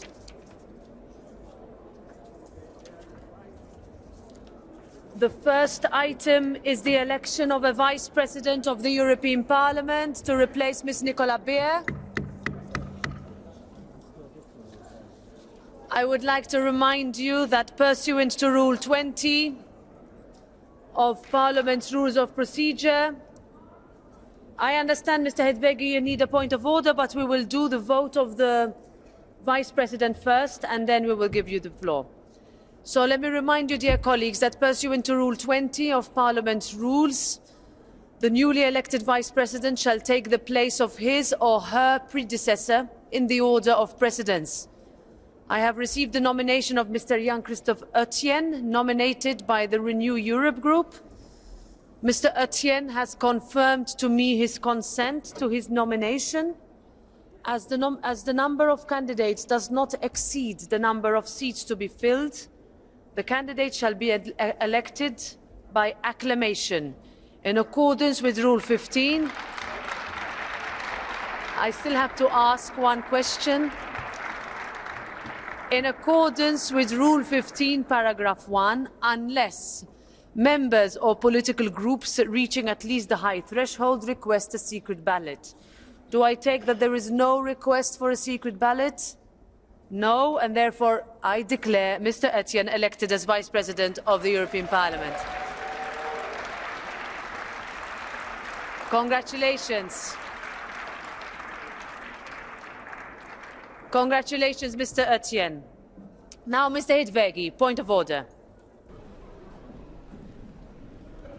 Yes, thank you, President. Your colleagues, I'm making a point of order referring to Rule 39. It is astonishing to see and to be confronted with the silence of this House and of the Commission, by the way, despite the blatant violations of the rule of law in Poland. The Tusk government has launched a political revenge campaign against its opponents. It's trampling down on the principle of the rule of law of democracy. It's attacking independent organizations like the media or the courts, and there is not even a question raised in this House about that. There's not a comment, there is no procedure, there is no Article 7 threat, or none of that. This is a textbook example of double standards about the rule of law. We need to respect it, and when your friend breaks the rules, you need to raise your voice just as much as when you think somebody else does it. Thank you. We move to the request by the Council for urgent procedure on the proposal for a regulation amending certain regulations as regards the targets for fixing fishing opportunities. We vote on the request for urgent procedure. Who is in favour? Who is against? Who abstains? It is rejected. Therefore, the request for urgent procedure is rejected. The proposal for a regulation will be examined by the Committee on Fisheries in accordance with standard procedures. We move to the report by Ms. Jessica Pielfiad on ozone-depleting substances. Provisional Agreement, Amendment 74 by roll call. Vote is open.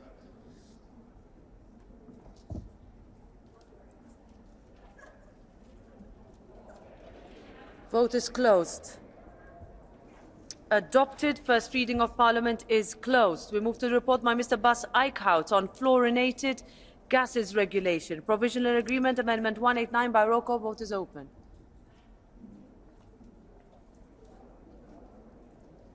Vote is closed. Adopted. First reading of Parliament is therefore closed. Report by Danuta Hübner on amendments to the Markets in Financial Instruments Directive, MiFID II, Provisional Agreement, Amendment 2 by roll call. Vote is open.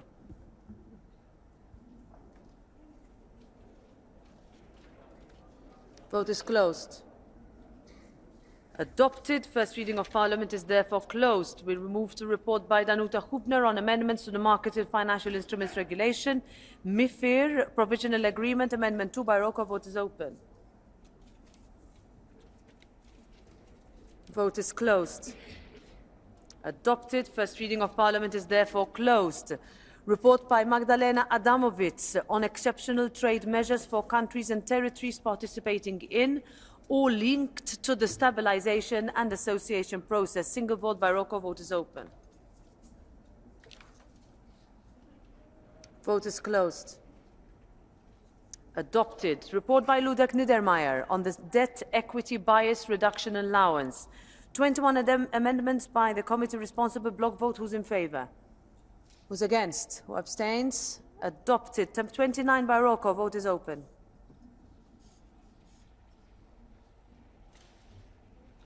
Vote is closed. Rejected. Amendment 30. Vote is open by roll call.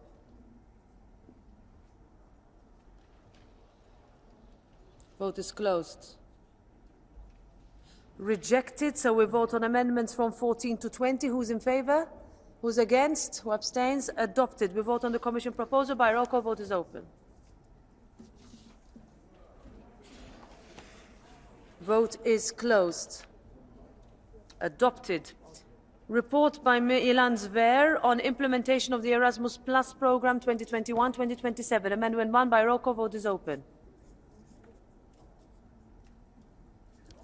Vote is closed. Adopted. Paragraph 60, original text. Who's in favour? Who's against? Who abstains? Let's check this. Vote is open.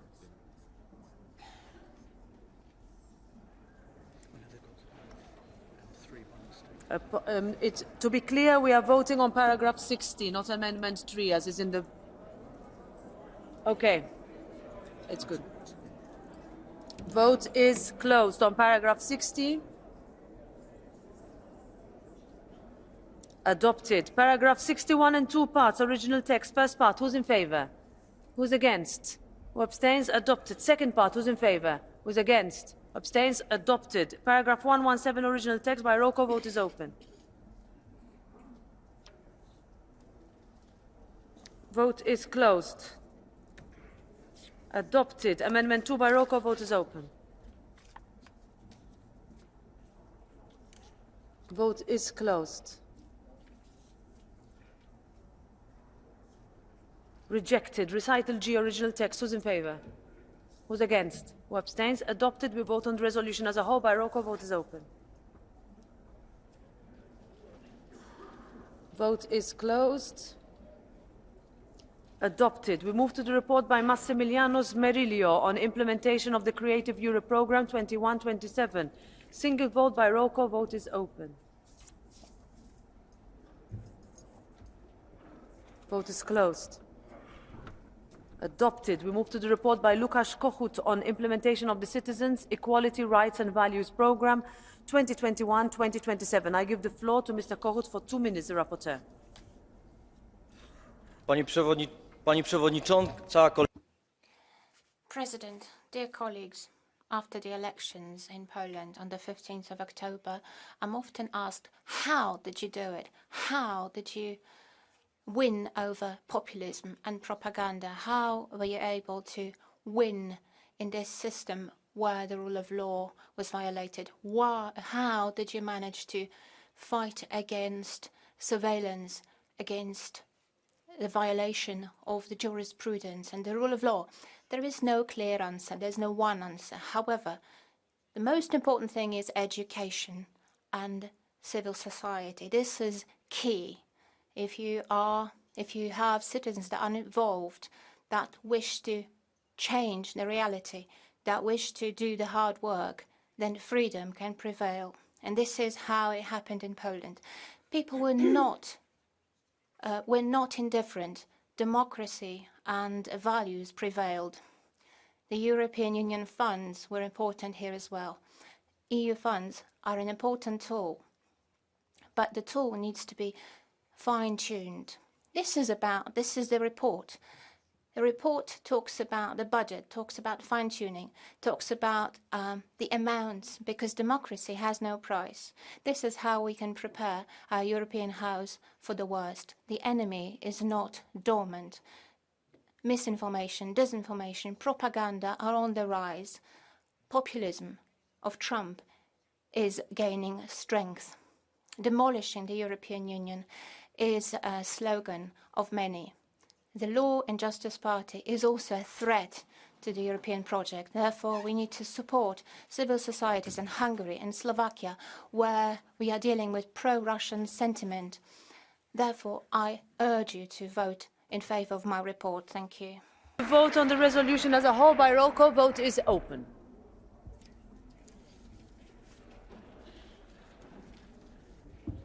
Vote is closed. Adopted. Move to the report by Marcos Rossempere on the implementation of territorial development. Single vote by roll call vote is open.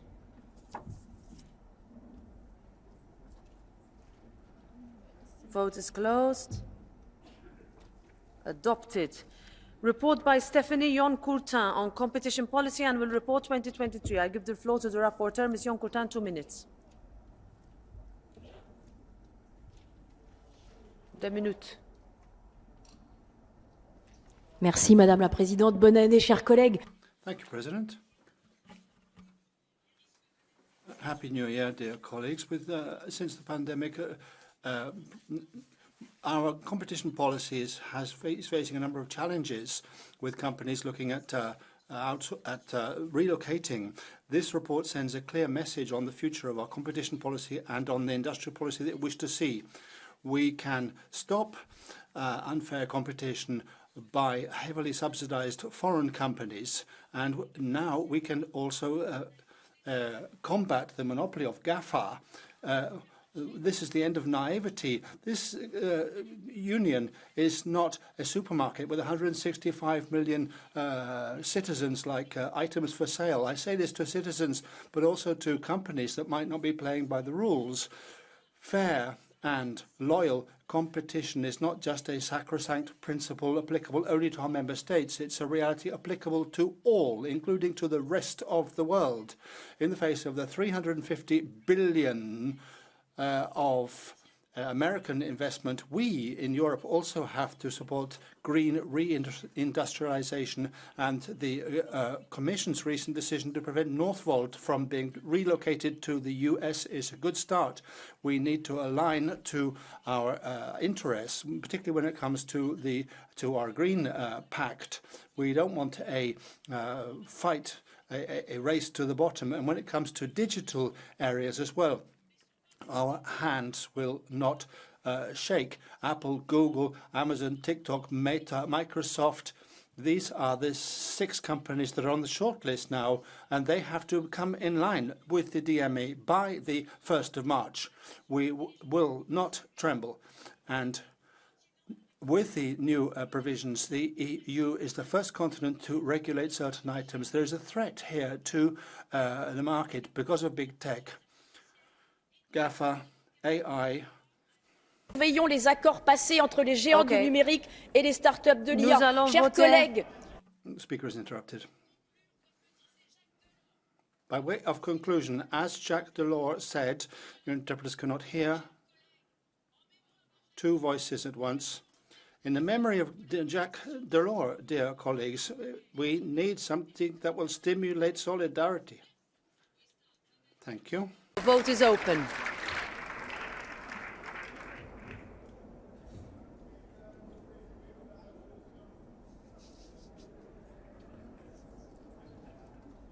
Vote is closed.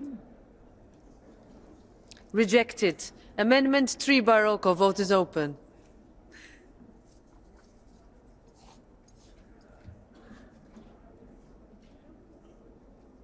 Vote is closed. Rejected. Amendment 4 by roll call. Vote is open.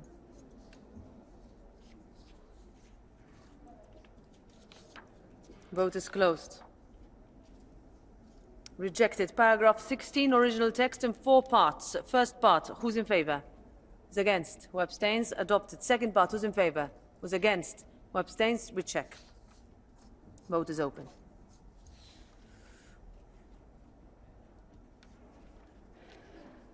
Vote is closed. Adopted. Third part, who's in favour? Who's against? Who abstains? Same majority. Adopted. Fourth part, who's in favour? Who's against? Who abstains? Adopted. Amendment 5 by roll call. Vote is open.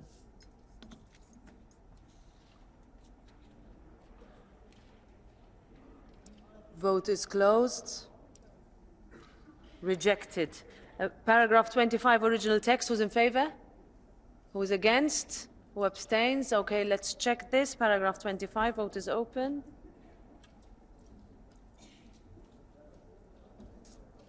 Vote is closed. Adopted. Amendment 1. Who's in favour? Who's against? Who abstains? Check.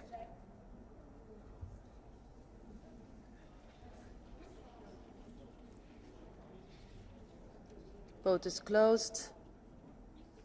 Adopted. Paragraph 50, original text in 3 parts, all by roll call. First part, vote is open.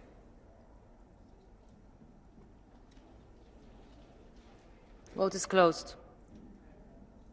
Adopted. Second part, vote is open.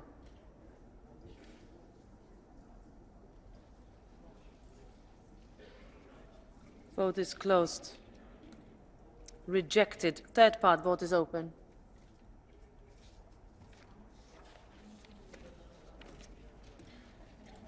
Vote is closed. Adopted. Vote on resolution as a whole by roll call. Vote is open. Vote is closed. Adopted. Move to the report by Mr. Ivas Irjaps on the banking union and will report 2023. Amendment 6. Who's in favour? Who's against? Who abstains? Rejected. Amendment 2 by roll call. Vote is open.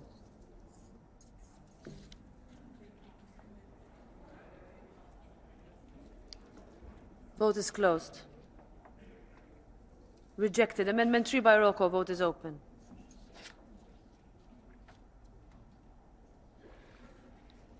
Vote is closed. Rejected. Amendment 4 by roll call. Vote is open.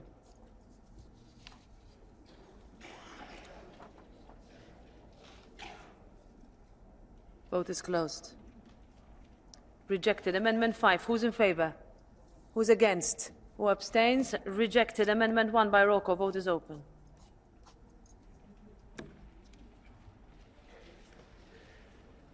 Vote is closed. Rejected. We vote on resolution as a whole by roll call. Vote is open.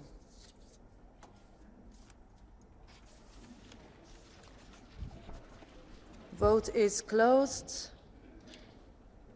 Adopted. We move to the report by Jordi Solé on the role of the European Parliament and its parliamentary diplomacy in the EU's foreign and security policy. We vote on resolution as a whole by roll call. Vote is open.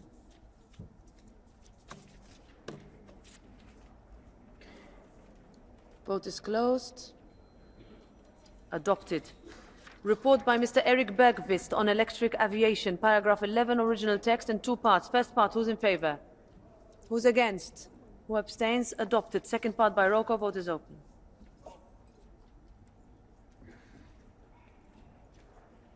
Vote is closed.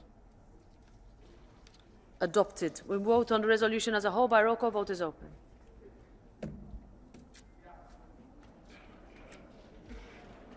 Vote is closed. Adopted. We go to the last vote, but before we do, I would like to remind members who are on the speaker list for the first debate in the afternoon to remain in the chamber. This is the report by Daniel Buda on current and future challenges regarding cross-border cooperation with neighbouring countries. Single vote by roll call. Vote is open.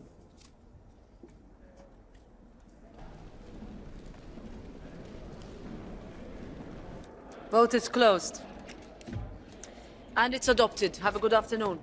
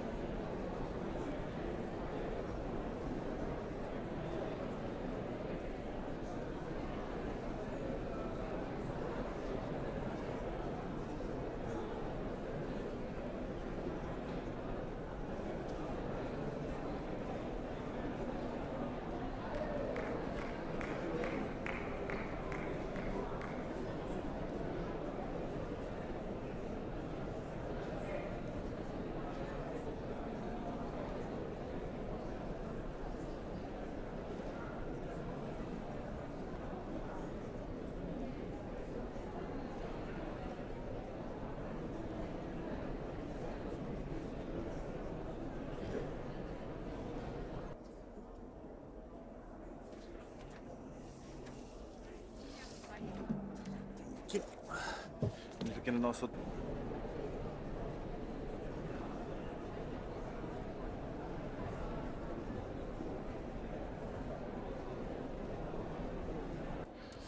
Dear colleagues, if you can please take your seats or leave the hemicycle so we can start the debate.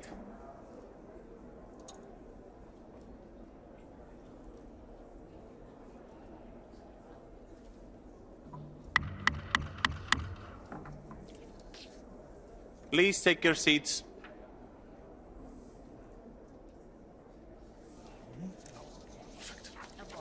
This happens even in the bed.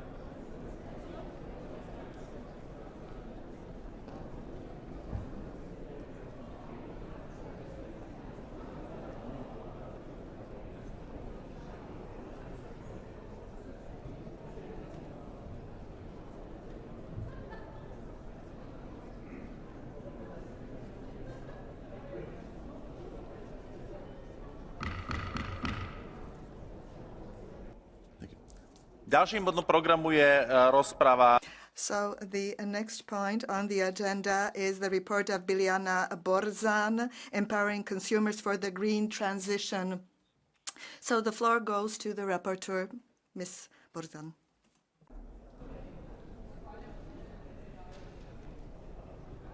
Kolege, drage građanke. Dear colleagues, dear citizens, we have excellent news from the European Parliament for you. We have a new law which will bring positive changes to our daily lives. We will no longer be creating heaps of waste. We will bring order into the way the industries do their business, and we protect our citizens against unfair practices on the common market. I'm always proud when we stand to defend those who are weaker on the market, and these are our citizens. We put people ahead of profits. We say to the industries, that is enough. This is what we say with this law. We want to reject the model buy, use, discard. We want products that last longer. Most citizens say that the devices that they buy break between the second and the third year of use, just as the statutory guarantee runs out. This is no coincidence. We also banned the commercial communication about products that have built-in obsolescence or defects. We also ban related practices such as forcing the consumers to replace those parts before it is really necessary, or the updating of software. Do you want to know how long your product will last? More than 85% of Croatian citizens want that. This is why we have created this new label of the commercial warranty length. This label will force the producers to offer better products. When a consumer comes into a store, they will be able to select a product with longer, which lasts longer. And this means that the sustainable choice will be available to everybody, not only those who have more money. Over 60% of the EU citizens don't know that they do have the statutory warranty for all the products on the market. This label will also remind them of that. Also, in all the stores, there will be a poster which will state that there is this minimum statutory 2-year warranty. Most citizens in the EU are thinking about the environment when they make their purchasing choices. The traders and producers have realized that, and this is why we have this jungle of unverified green claims and labels. And in most cases, those that put the labels, they do the checking. We have sustainable, biodegradable, conscientious, green, natural labels, over 1,200 such labels, and only 1/3 of those have been verified in one way or another. We will ban all such claims that cannot be verified as being environmental. We want to bring order into this jungle. Green claims that are related to the future, such as 30% less emissions by 2025, will have to be based on a detailed implementation plans. In order for this law to be implemented properly, we have to have a budget, and the implementation of such plans have to be controlled by independent experts.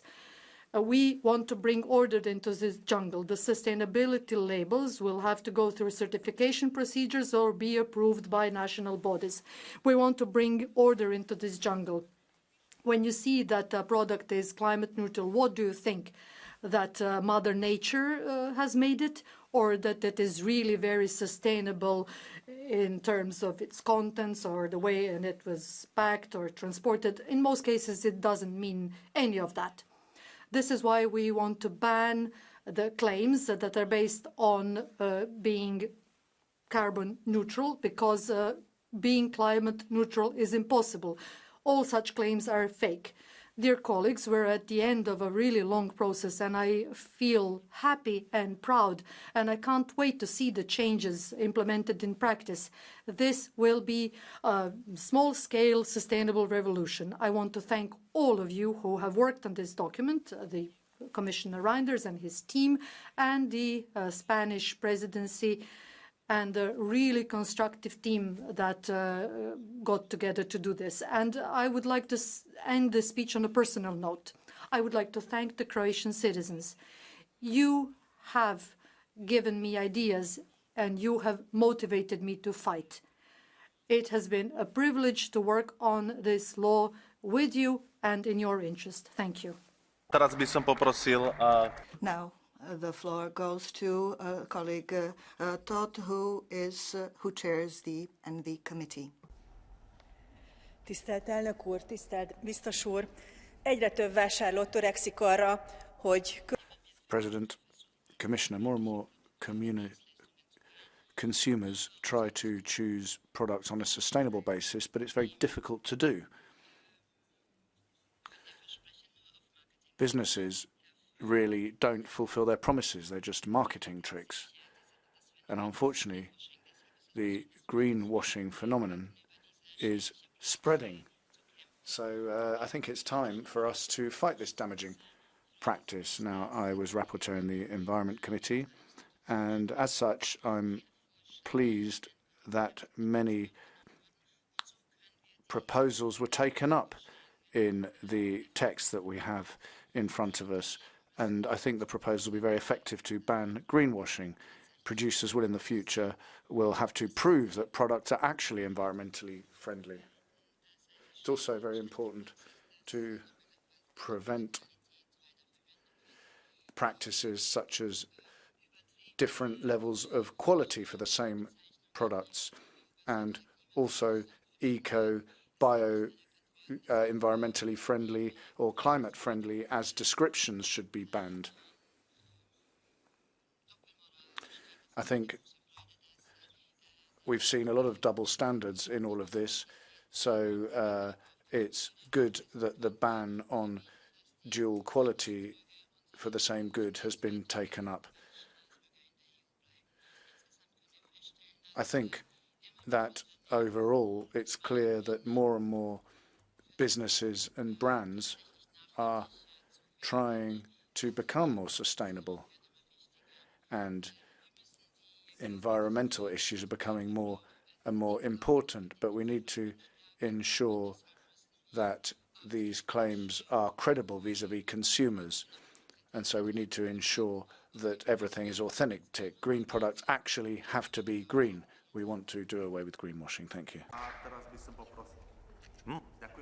Thank you. The floor goes to the representative of the Commission. Commissioner Reinders, the floor is yours. Thank you, President. Dear colleagues, I'm delighted to join you today for this discussion on the new directive we're putting forward to give consumers more scope for action when it comes to the green transition. There are many misleading commercial claims, early obsolescence, greenwashing, unreliable sustainable development labels, and others. They have been identified, these misleading commercial practices across the EU in recent years, and these are not in line with the principles set out in the Green Deal. So the Commission is delighted that the co-legislators agreed on the new directive last September, and I really wish to congratulate these co-legislators because the text is now ready for final adoption by Parliament. The Commission is firmly persuaded that these new rules will make for an improvement in consumer protection and also make it possible for consumers to make more well-informed decisions, thus contributing to our green transition. And there are also guarantees here for companies, and this will improve the operation of the internal market. By the rapporteur, Madam Biljana Borzan, and the IMCO committee on this important proposal for consumer protection. I particularly welcome that the co-legislators found an ambitious but balanced agreement to ensure that consumers can more easily contribute to the green transition. Let me highlight a few elements. For example, the new directive will strengthen the credibility and transparency of voluntary sustainability labels by ensuring that they are based on certification schemes or established by public authorities. Furthermore, an important novelty is also that companies will no longer be able to claim that their products are climate neutral, positive for the climate, or have a reduced impact on climate based on carbon offsetting projects outside the product's value chain. Today, we see too often that such claims give the misleading impression to consumers that the consumption of such products have no impact on the environment. I'm also pleased that consumers will be better protected against several harmful practices associated to the early obsolescence of goods. For instance, any commercial communication on goods with features introduced to limit their durability will be banned. Lastly, the Commission also welcomes the new rules that will provide better information to consumers at the point of sale via a new harmonised label on the durability of goods and an harmonised notice reminding consumers of their legal guarantee rights, thanks to the Parliament's efforts. This will ensure that consumers will more easily identify which goods are truly durable and for how long, and will make them more aware of their rights. In conclusion, the Commission strongly believes that the new directive is a major step forward to empower consumers to buy more sustainably, to facilitate enforcement by public authorities, and to create a level playing field for businesses. We believe that together with other related legislative initiatives, such as the Green Claims proposal, the Eco-Design regulation, and the proposed directive on the right to repair, that we will again discuss in the trilogue at the beginning of February, it will support the necessary changes to implement the EU Green Deal. So I thank you for your attention, but I thank you first of all for your support. Thanks. Merci, Monsieur le Commissaire. Ďakujem pekne, pán komisár. A teraz dáme slovo pani Kokalari.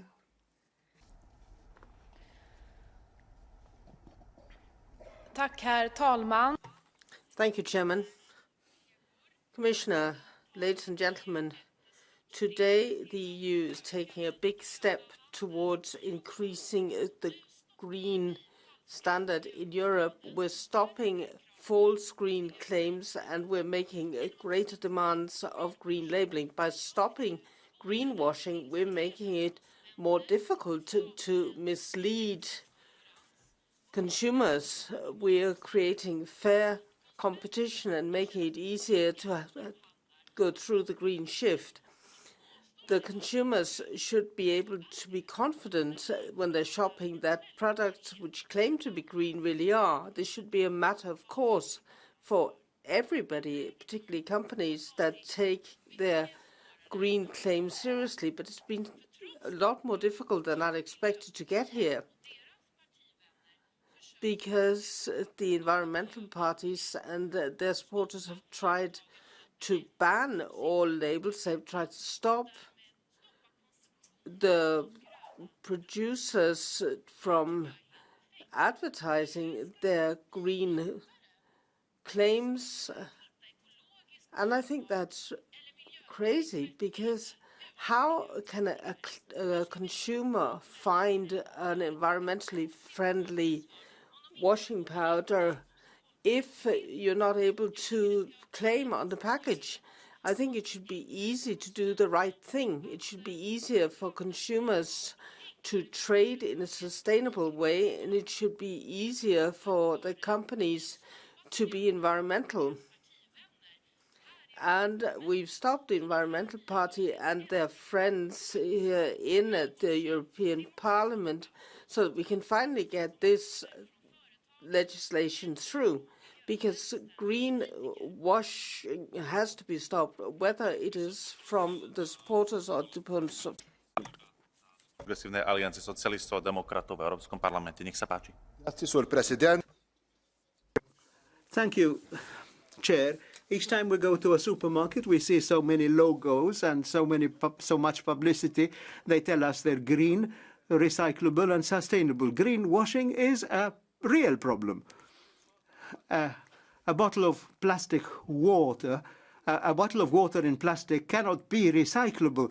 Today we have a situation, for example, that Ryanair are telling us that the consumers should pay an extra euro because this helps them pay to avoid pollution. And they're also publicizing, advertising in a complicating way and a very misleading way. These companies today are taking advantage of situations where we have legal gaps that are making us mislead our consumers with these labels. We need to have a situation that our products should last longer. Even this is part of our sustainability.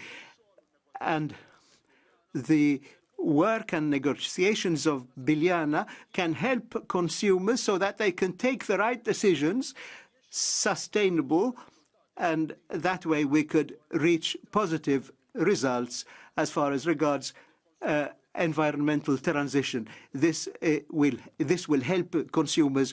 Thank you very much. And now I'd like to ask the next speaker, Mr. Gozzi, for Renew.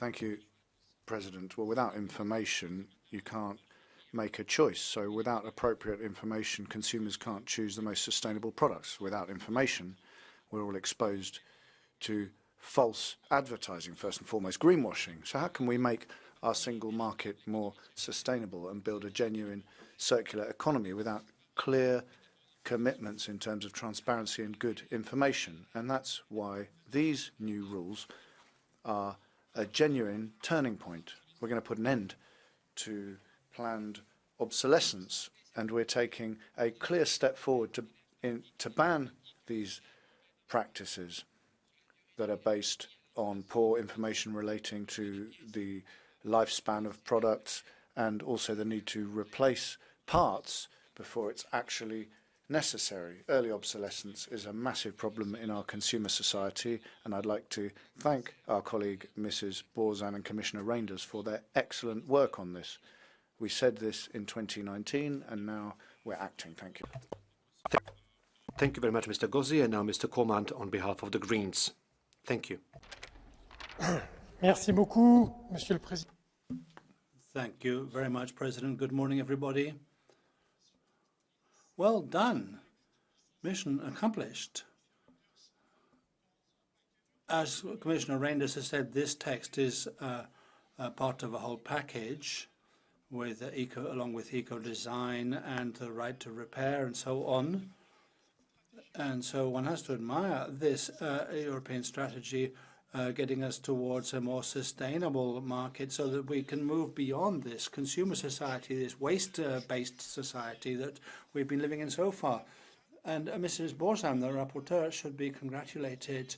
She's made a great contribution to this text. Certain colleagues, Pascal Durand, under the previous legislature, came up with a text on extending the life of consumer products.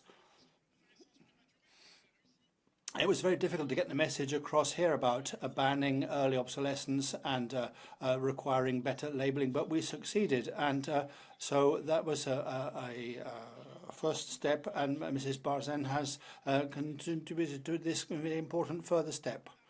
And it's also very important that we have succeeded in addressing the matter of advertising, greenwashing, and this jungle, as you rightly put it, of labels that are there to mislead our consumers, to make them consume goods that are actually bad for their financial interests and bad for the ecology, but which are put to them as being highly positive. So this constant pressure on consumers by publicity, it was high time we addressed that in such a text. So I'm also very pleased that this text finally reverses the burden of responsibility.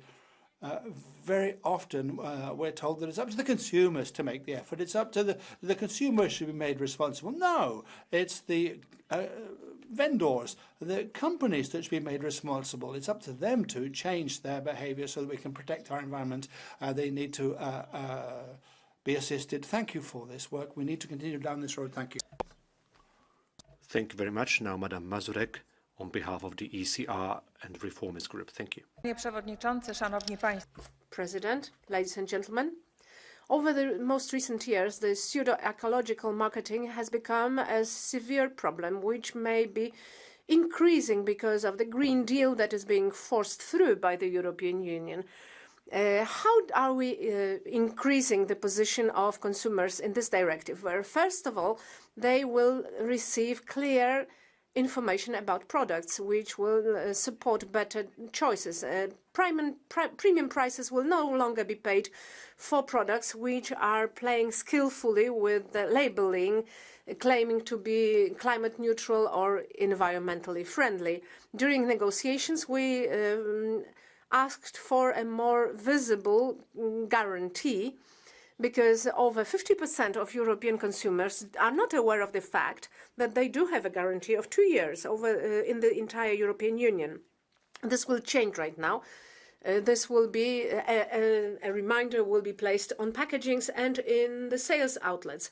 We are also enhancing a prolonged guarantee.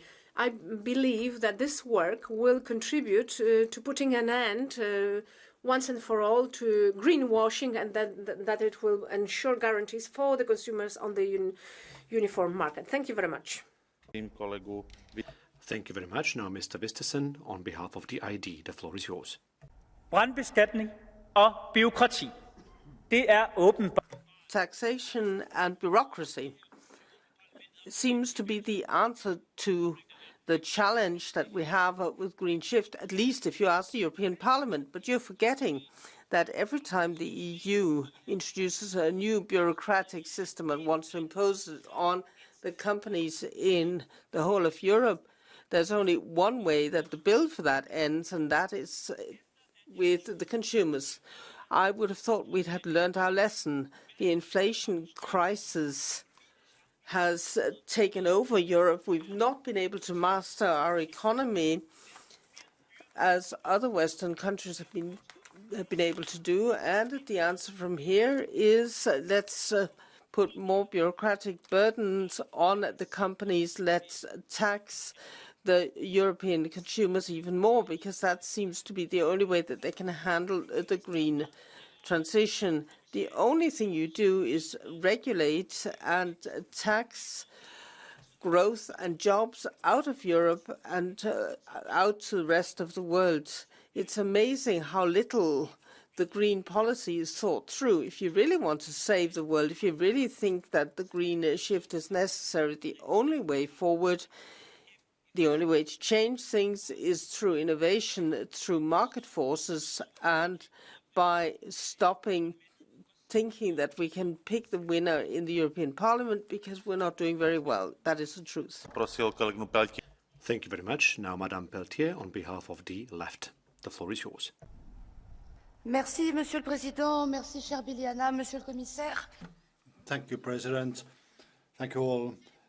This text is aimed at assisting consumers in the green transition. And as colleagues have said, it's part of an important package of texts. I'm thinking of durable textiles, repairability, labelling, greenwashing, and so on. The future directive is not on precisely the same subject, but there's a common goal, which is to enable us to make our consumers protagonists of the green transition and to make their decisions on an informed basis. We know how much responsibility there is here. The text we're looking at tomorrow is not perfect. Why so? Well, because it's not final with regard to early obsolescence. There are still possibilities to dodge the provisions on that. So there's work ahead of us to strengthen our citizens' rights. We do need to note, however, that this directive is an essential step forward, and we need to support it. It's a better regulation of advertising. Reparability becomes the norm, and labelling is better regulated. We know that some of the obstacles are still there, but on the whole, the text does strengthen our requirements, and companies need to play the game by having reasonable prices and to make it make information available as to the availability of spare parts when items are purchased. And the EU does need to set the example here. Our citizens have great hopes placed in us, and they're rightly. People's confidence in Brussels has been highly diminished in many sectors, and let us not just open our mouths to yawn, but to make progress. Thank you. Thank you very much. The floor now goes to Madam Rotneveďalová on behalf of the underlined members. Thank you very much, Mr. Chair. Colleagues, we keep talking about a green economy, how excellent this is for the environment, and this seems to be a mantra of sorts. I am glad that we are now dealing with the protection of the consumer, the final beneficiary who uses these products, and I would like to very much thank Madam Borzan for an excellent report. We cannot expect everything would be eco, bio, raw, a mantra that is being abused by many companies in their commercial leaflets and production campaigns. They also mislead consumers in convincing them to buy products that seem to be of better quality, that seem to be of a more responsible approach to the environment. I'm glad that this cannot be abused anymore, and it has to be substantiated. If a product claims to be better for the environment, it has to be proven, and we will also focus on a better use of these products, not to keep buying more and more products, but to keep using the same product for a longer period of time. I also believe that the objective that are being now discussed is that a 30-month for implementation is a sufficient time even for the producers to deal with this. Thank you, Madam Rapporteur. Thank you. And now allow me to ask Mr. Schwab, 1.5 minutes. President, colleagues, we want a competitive internal market, an internal market that gives consumers the choice between the best products. And the goal is to ensure that suppliers provide the best goods. We dealt with this issue in the digital internal market a few months ago, and now we want to make sure that consumers can trust what they're told about different products. I mean, I think it is legitimate to market your products, but you should only be able to do so with statements that can be monitored. So statements such as environmentally positive or climate neutral will in the future be subject to checks, and that's a good thing because we want to ensure that the circular economy acts appropriately. We don't simply want it to be a way to sell products. There's also this issue of planned obsolescence, but there's not really any evidence about that, so efforts to deal with that seem to be perhaps inappropriate. I mean, Europe needs to provide consumers as well as businesses with the best possible internal market, and this proposal aims to improve that. So congratulations to all who have worked on this proposal. Now allow me to ask Madame Schaldemose. The floor is yours. The consumers of Europe can play an important role in the green transition. We can vote with our feet and vote with our wallets. But for that to work, we need to know the truth about the products that we buy. We have to be able to trust the information that the consumer gives us, and we need to be able to understand it. But at the moment, it's a jungle. All sorts of things are claimed to be climate neutral, CO neutral, and so on. Clothes, food, whatever. It's important. It's impossible to understand as a consumer, but we're ending that now. This is the end of undocumented green claims. In the future, the producers can only use green claims if they have actual proof of it, and we can also get rid of the other bad habits which mislead the consumers and lead to increased consumption. So thank you very much. You've done excellent work. Teraz poprosím kolegu Botoša. Thank you very much. The floor now goes to Mr. Botoș. Thank you, Vice President, Commissioner Reinders, dear colleagues. Protecting consumers is one of our priorities in the IMCO committee, and this report only makes sure that the consumers will be properly informed and that they will not be misled into buying products which claim to be environmental friendly without this statement being true. It is important that the consumers who choose products that protect the environment are not misled by misleading commercials. It is important to have clear standards for a product to be called environmental friendly, and one criterion is not enough. The whole economy will be involved in reaching the goals of the Green Deal. However, they have to do it in an honest manner, and our consumers from our countries must be able to make informed choices.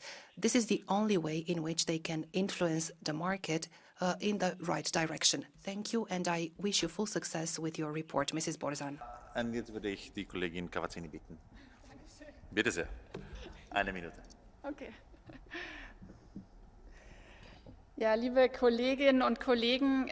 Colleagues, in the EU, there are more and more so-called climate neutral, green and sustainable products. And that shows how much demand there is from consumers. People want to shop sustainably. 3 out of 4 EU consumers say that it's important to them the effect that their product has on the environment. And we need to make it possible for these consumers to make appropriate choices. This purchasing power needs to be directed towards sustainable businesses and sustainable products. And we can't have consumers being deceived when these claims are made.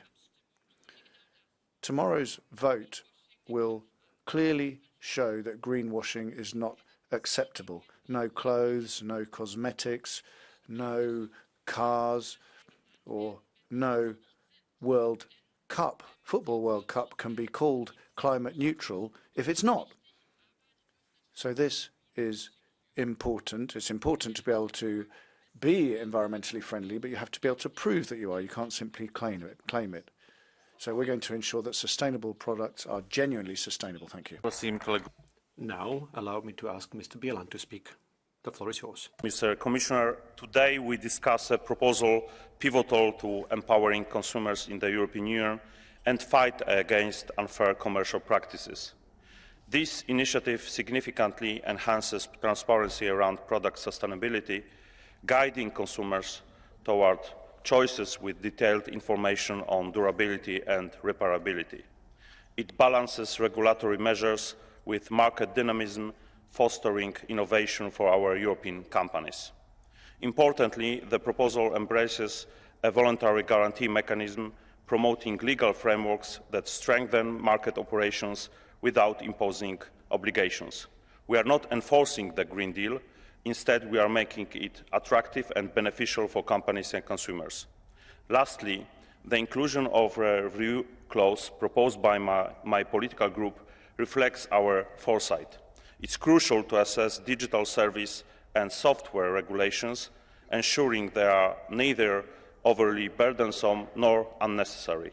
I believe this clause will safeguard the digital development from being stifled, fostering a balance between environmental goals and technological progress. Thank you. Thank you very much. Allow me now to ask Madame Beignon. The floor is yours. Merci, Monsieur le Président, Monsieur le Commissaire. Thank you, President. Commissioner, when we talk about ecology in Parliament, we always say the same thing. Impose a policy from Brussels is never something that is subject to an impact assessment. When companies are subject to your constraints, the people who suffer are the consumers. And obviously the competitors in third countries benefit because they can then replace European goods with cut-price goods produced without any considerations. After decades of looking towards free trade across borders, we need to have a new policy. We can see that the failure of your policy, you've now transferred Europe into something, into a continent that doesn't produce. So listen to us. We want an economic policy based on local production and common sense. Thank you. Thank you very much. And now the floor goes to Mr. Pablo Arias Echeverría. Muchas gracias, Presidente. Thank you very much, President. Commissioner, the way of approaching life by just producing, using and throwing things away is not applicable anymore. Citizens have a right today to participate in the economy, for example, through the rule of the three sevens. The 7 R's, recycling, reusing, etc. But if they're to be able to do that, they need to have reliable and truthful information about the goods that they're purchasing. Such practices as greenwashing are aimed at fooling, at deceiving consumers by giving them false information. And there are companies that present themselves as having environmentally friendly products, but they can't prove it, or else they're simply not so. So with this text, we are aiming to ensure that consumers can make decisions on a well-informed basis, and this is to provide legal certainty to the companies and to consumers. We want a EU that's in line with our values and our principles, striking a harmonious balance between the consumer's interests and the environment, and without sacrificing competitiveness of our companies. Thank you.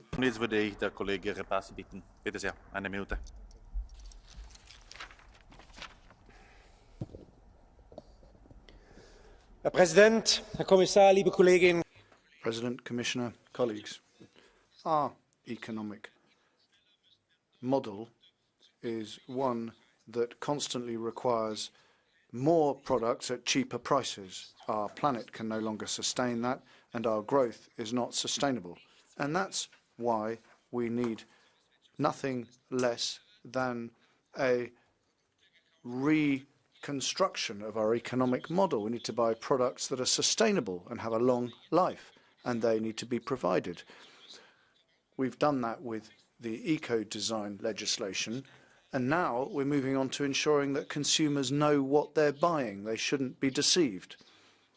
Consumers must now have genuine rights, the right to repair, so that they can obtain redress from manufacturers and so that they can ensure that products aren't made difficult to repair. There need to be incentives for consumers to get goods repaired rather than simply buying a new one. So consumers need to be empowered. That's what we're going to be voting on here. We need to ensure that consumers have a right to repair. Thank you. Allow me to ask Mr. Cañas to speak. The floor is yours. Thank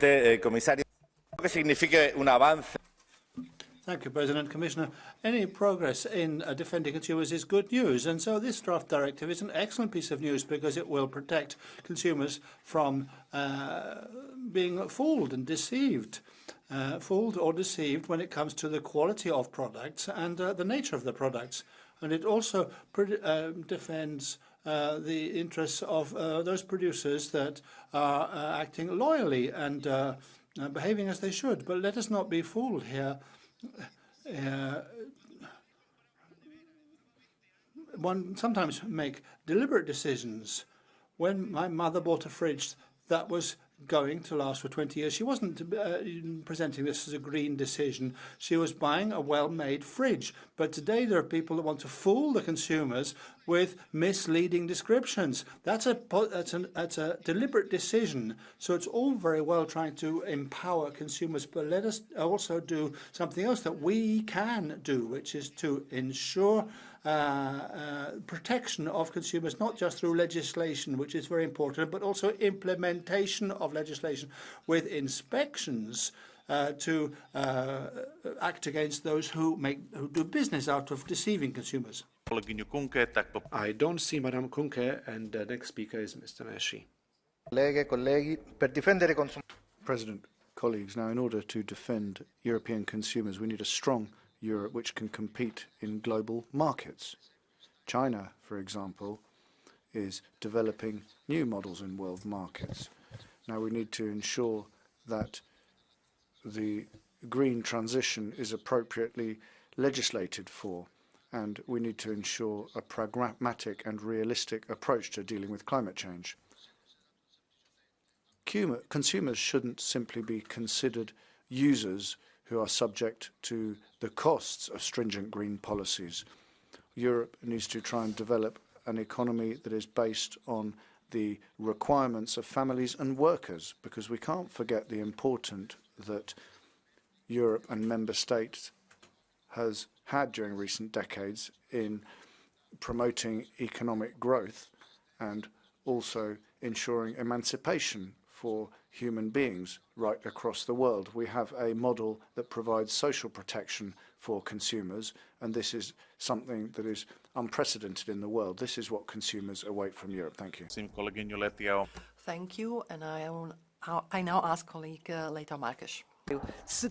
President, Commissioner, if we were all to choose the most environmentally friendly product available, if we were to decide to repair it rather than replacing it, we would be making a contribution to this to a sustainable defence of the environment by acting in the market. But without reliable information on the product, we can't do this. If people are trying to make things look green when they're not green, if we're not given information on the products, if we're not told where we can repair them and where the spare parts will be available, it's no good. And the rules being put forward by the EU are aimed at that end, to ensure that the consumers will have the necessary information and will know where and how something can be repaired, and if there are spare parts or not.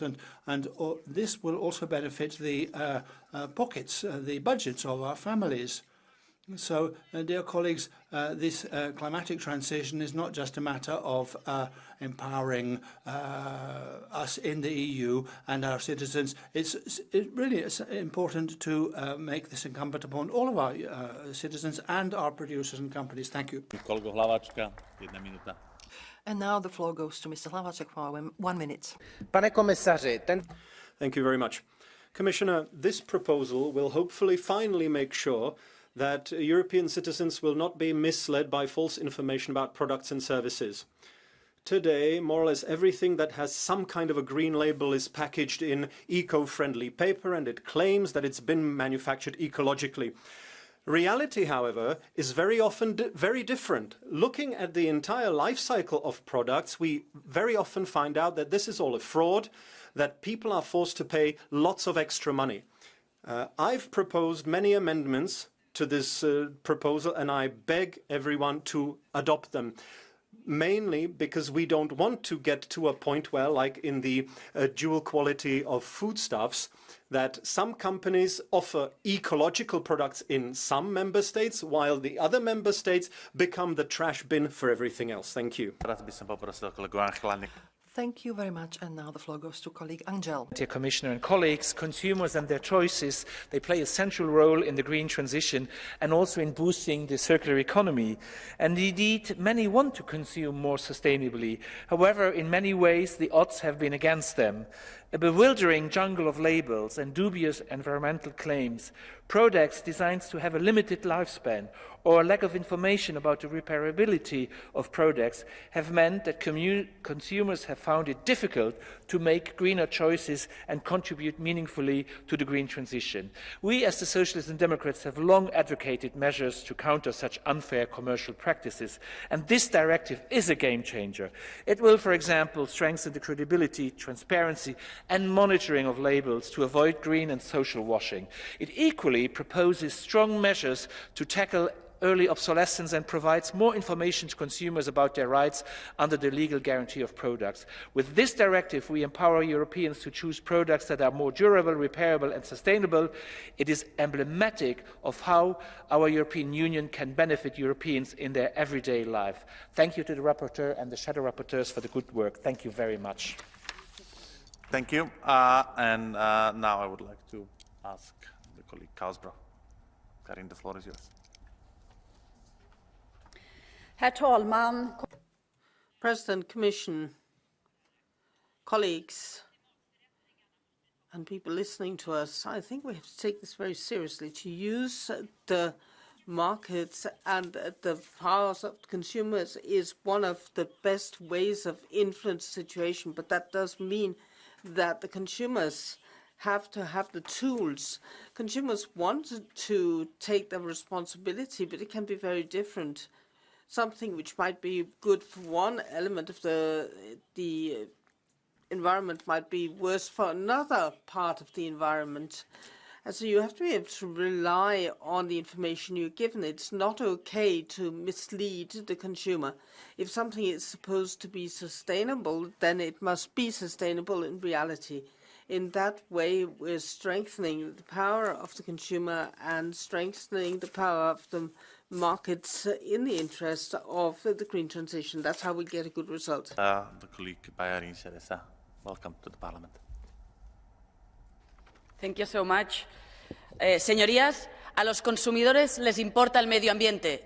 Well, ladies and gentlemen, consumers are worried about the environment, and they often carry out their purchases on the basis of labels that promise that things are recyclable, sustainable, etc.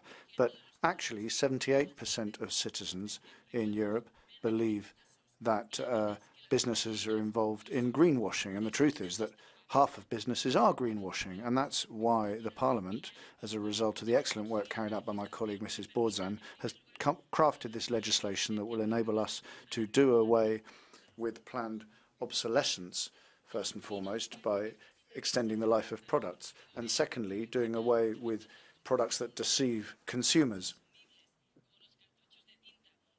such as presenting software updates as necessary before they actually are, and also dealing with ink for printers. So we have worked on this, and now we're working on legislation on green claims. The idea is to ensure that our businesses can reduce their environmental impact and also to fight greenwashing. Thank you. Thank you, and we'll now follow with the KHDI. 5 MEPs have asked for the floor, so everybody will get the floor. And the first to speak is colleague Glavak.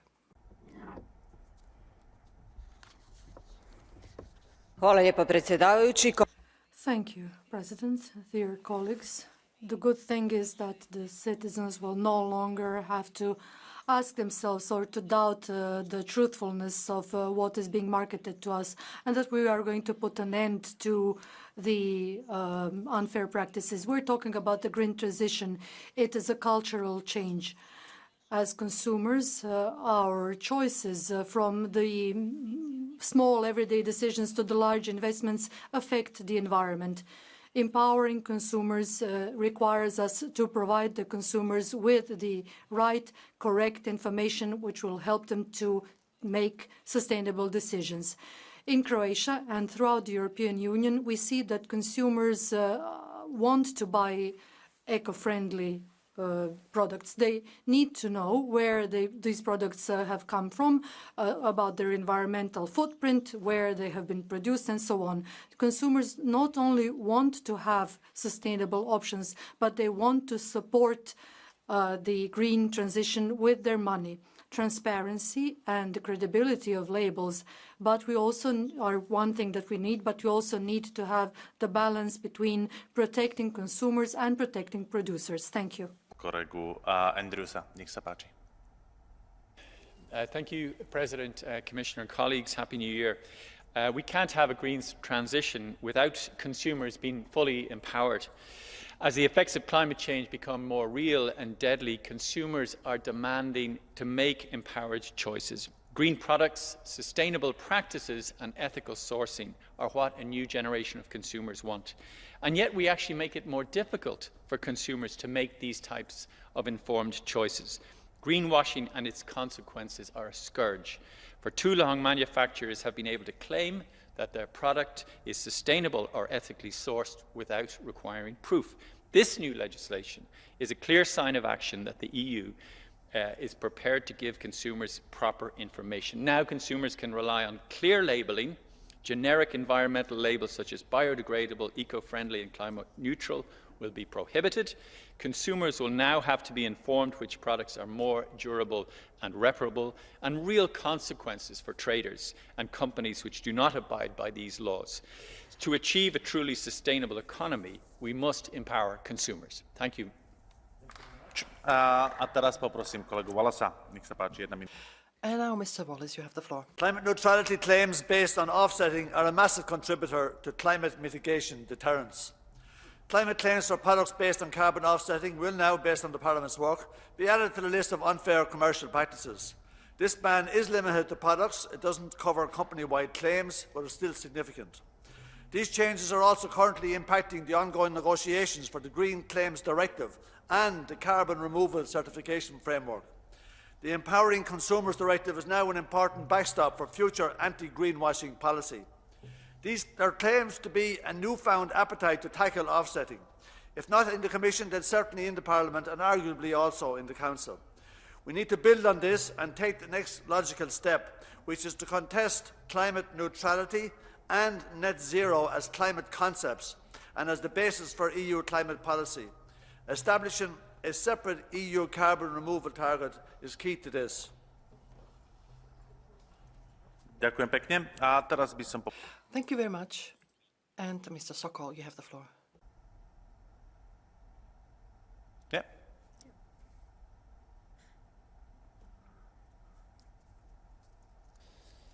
Hvala lijepa. Thank you.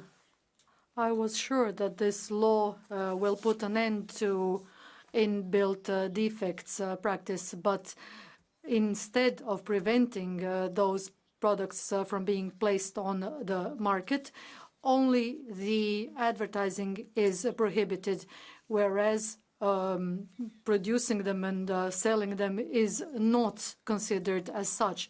So we will still have such products on our shelves, as Madame Pelletier has said. Fortunately, we have the eco-design law, which was agreed in December, which specified that the eco-design regulations must ensure that there is no premature obsolescence. And the directive on unfair business practices will have to be amended to prevent different qualities of products put on the market in different member states. Unfortunately, this was not done, so we still have work to do. Ms. Daly, you have the floor. I think you can't really go into a shop nowadays without everything you see being marketed as climate neutral. Whether it's a pair of runners or a bunch of bananas, people are constantly bombarded by these generic claims which actually don't mean anything. We even have airlines selling carbon neutral flights. I mean, the idea of this has made a joke of the whole idea of conscious consumption and has led shoppers into believing that they're being codded, and they are. because generic environmental claims are inherently misleading because they aren't based on any standardised environmental performance. They're often even specifically designed with a view to cod and intentionally fool the shopper. So with this new legislation, and really thanks to the efforts of the Parliament, companies can no longer claim that their products are climate neutral, eco-friendly or green. Carbon offsetting and calling them carbon neutral flights will also be outlawed. This is a really important step forward, and fair play to the Parliament team for driving it forward. Ďakujem a teraz poprosím pána komisára. Thank you, and I give the floor to the Commissioner Reinders. Merci, Monsieur le Président, Mesdames et Messieurs les députés. Thank you, President. Dear Members of Parliament, I want to thank you for the debate that we've had and for your support for this draft directive, but especially for all of the work that's been done by Parliament and notably by the rapporteurs in the framework of the rest of the work. This is going to make it possible to empower our consumers to have more information and act in favour of the green transition. This is actually a key stage when it comes to enabling our consumers to make decisions for a more durable, for a more sustainable form of consumption. So this is an essential text to ensure that companies are subject to rules that are more harmonised across the EU, more particularly with regard to green claims and greenwashing, as has been mentioned in the debate. The Commission is prepared to do everything necessary to facilitate transposal of this new text so that it can be applied soonest and properly. And I'd like to thank you again for your attention and for your support for this very significant text. Thank you. Teraz by som poprosil Koniu. And now I give the floor to colleague Borzan to conclude the debate on this item. Zahvaljujem svima koji su. I would like to thank all those who have taken part in our debate. I would like to thank you for your kind words of support. The process has not been easy, has not been simple, but as the Commissioner has said, our approach was highly ambitious, and the end result is a better life for our citizens. The responsibility for a fair market must not be a burden on the citizens, on the individuals. This responsibility lies on the big players on this market. And the goal and the interest of all of us must be to improve the lives of our citizens, and the new rules are designed to do just that. Thank you. Voilà. Ďakujem pekne. Thank you very much. This concludes the debate, and the voting will be tomorrow. And the next item on the agenda is transparency and accountability of non-governmental organizations funded from the EU budget. Report by Markus Pieper. The rapporteur has the floor.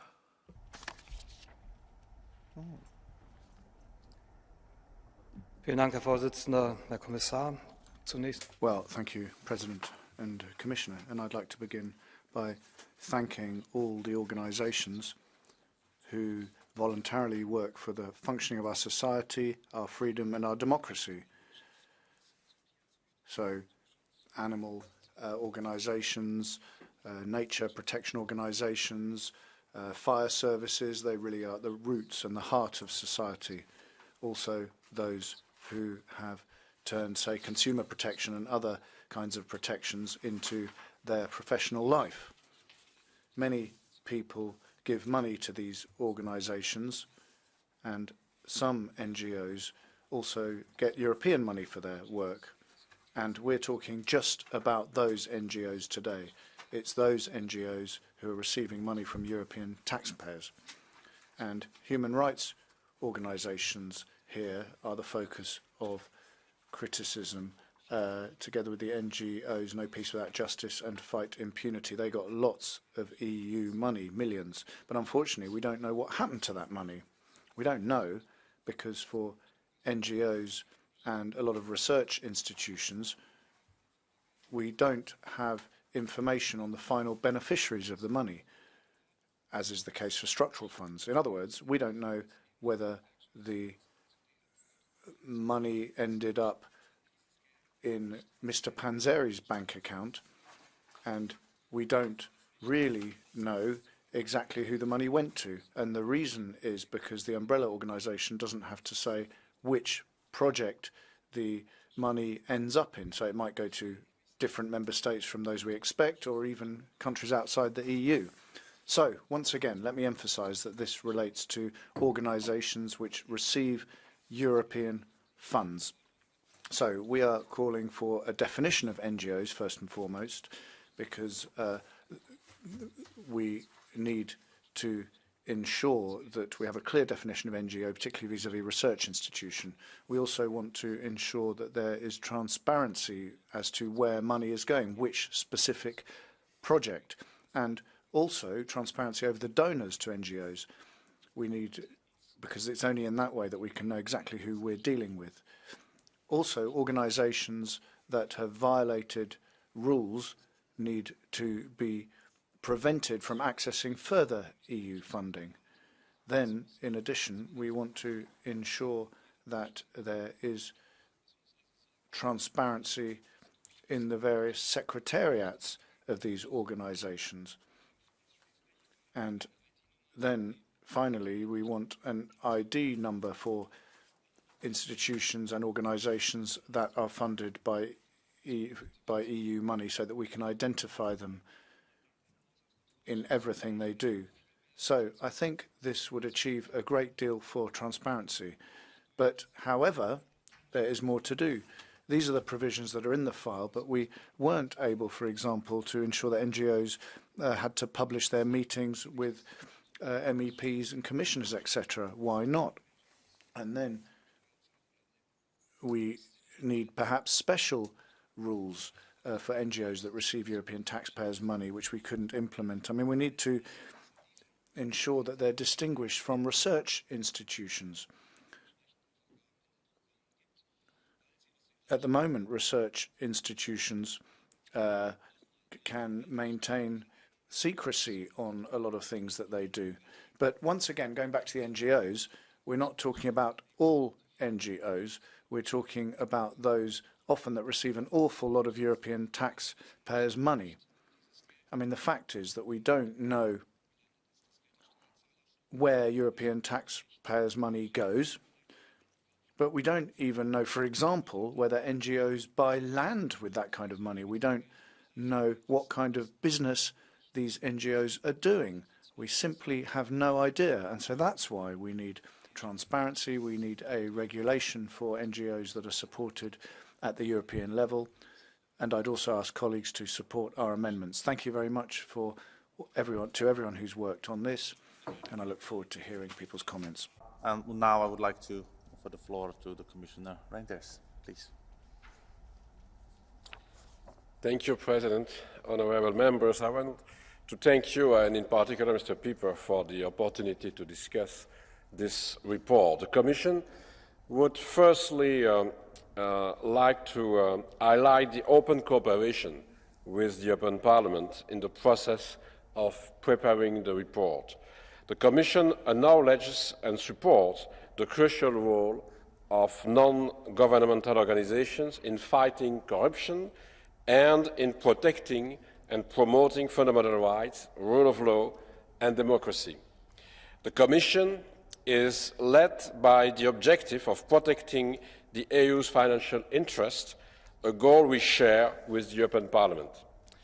The Commission is both politically committed and legally bound to ensure that organisations involved in criminal, unethical practices or those incompatible with EU values do not receive EU financial support. This, of course, includes upholding the EU Charter of Fundamental Rights. In this context, we feel that the report we are discussing today does not fully reflect the robustness of the existing legal framework, which helps us ensure a strong protection of Union financial interests for all beneficiaries, including NGOs. I would like to recall the main safeguards already in place today. The Commission's Early Detection and Exclusion System, EDIS, is essentially a blacklist which allows us to exclude problematic operators from receiving EU funding. We apply a rigorous selection processes carried out prior to the award of funding. Indeed, in other discussions, we are occasionally accused of requiring too many checks for awarding funds. The close monitoring during the implementation of agreements and contracts, the various mechanisms in the contractual arrangements safeguarding the proper use of EU funds, including for the violation of EU values. If an entity is engaged in any criminal, again, or unethical practices or acts against EU values, we have the legal framework in place to prevent such entity from receiving EU fund and EU funding. The Commission would also like to highlight the steps it has already taken to strengthen the transparency of funding to NGOs and provide more explicit safeguards for the protection of EU values. Upon proposal of the Commission, the financial regulation recast, politically agreed in trilogue already in December last year, provides the following: a definition of a non-governmental organization and an obligation for all grant applicants to systematically declare whether they fall under this definition. Ambitious transparency provisions that will ensure that the financial transparency system can act as a real centralized platform for the publication of information in all management modes.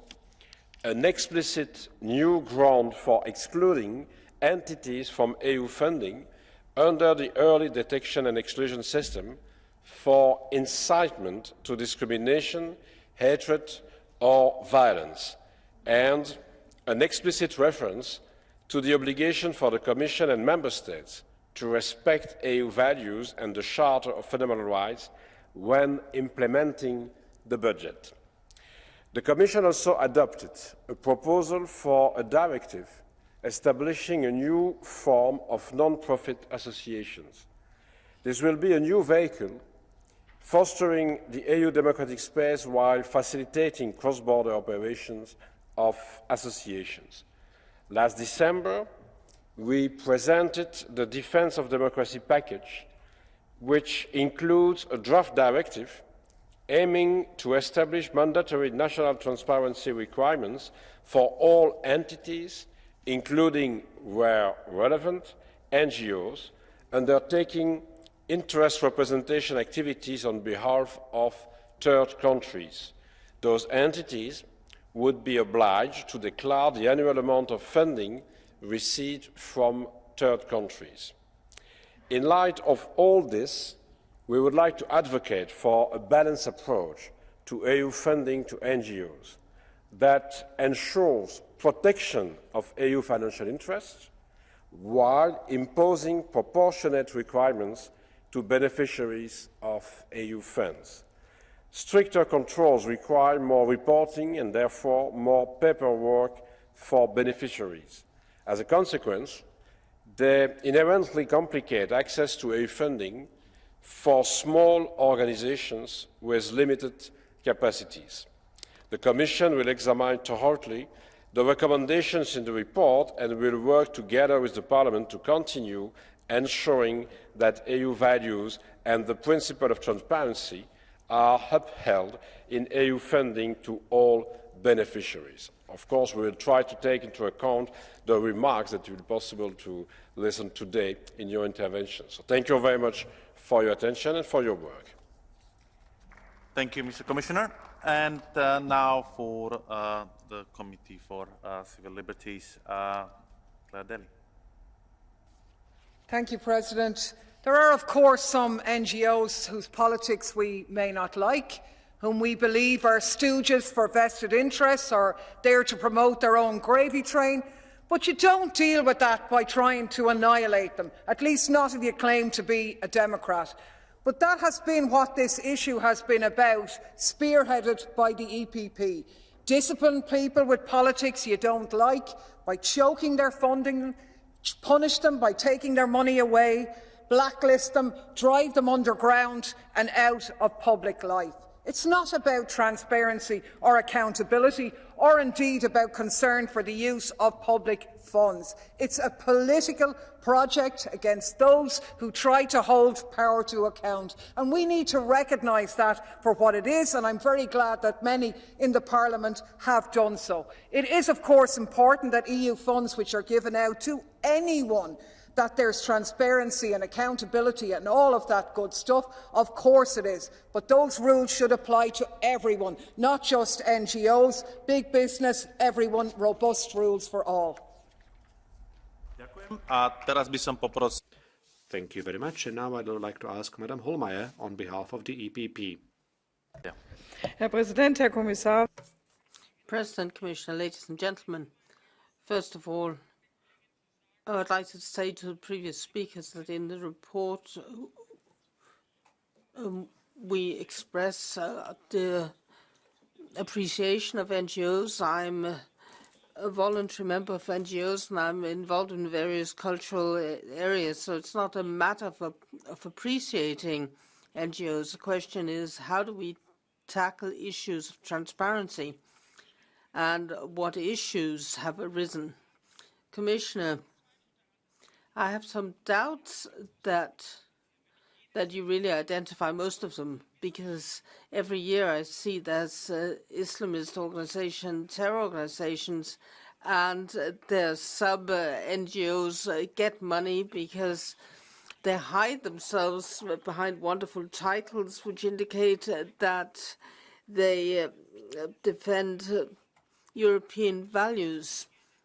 We need to have better controls, and I also have doubts that you're distributing money fairly. You have a lot of organizations that you support, that you've set up yourselves, where you lobby. I've just read through an agreement, and then there are other small organizations which are not covered in member states. I think it's very difficult if you've got lobbyists for a certain political area which the Commission has actually spoken against. So I have my problems with these political organizations. If we want transparency, we need to know who finances certain NGOs, and we need to apply that to the IDA system. There's zero at the moment. And Commissioner, I'd like to know once and for all how much money has gone to No Peace Without Justice and what they actually spent, the 4.6 million. I haven't got any indication of where that money has actually gone. Danke sehr, die Kollegin Hohlmeier. Teraz by som poprosil kolegyňu Kovasi. Now I give the floor to Ms. Kovasi. Grazie, Presidente. Thank you, President. Well, NGOs, volunteering organisations, civil society associations, they are crucial for us. They are the best ally we have for the European project. They bear witness to the fundamental values of the European Union, and they cooperate with institutions, but also intervene where institutions can't go. People and their fundamental rights have been for us, the Socialist and Democrat group, the key guideline while we've been working on this resolution.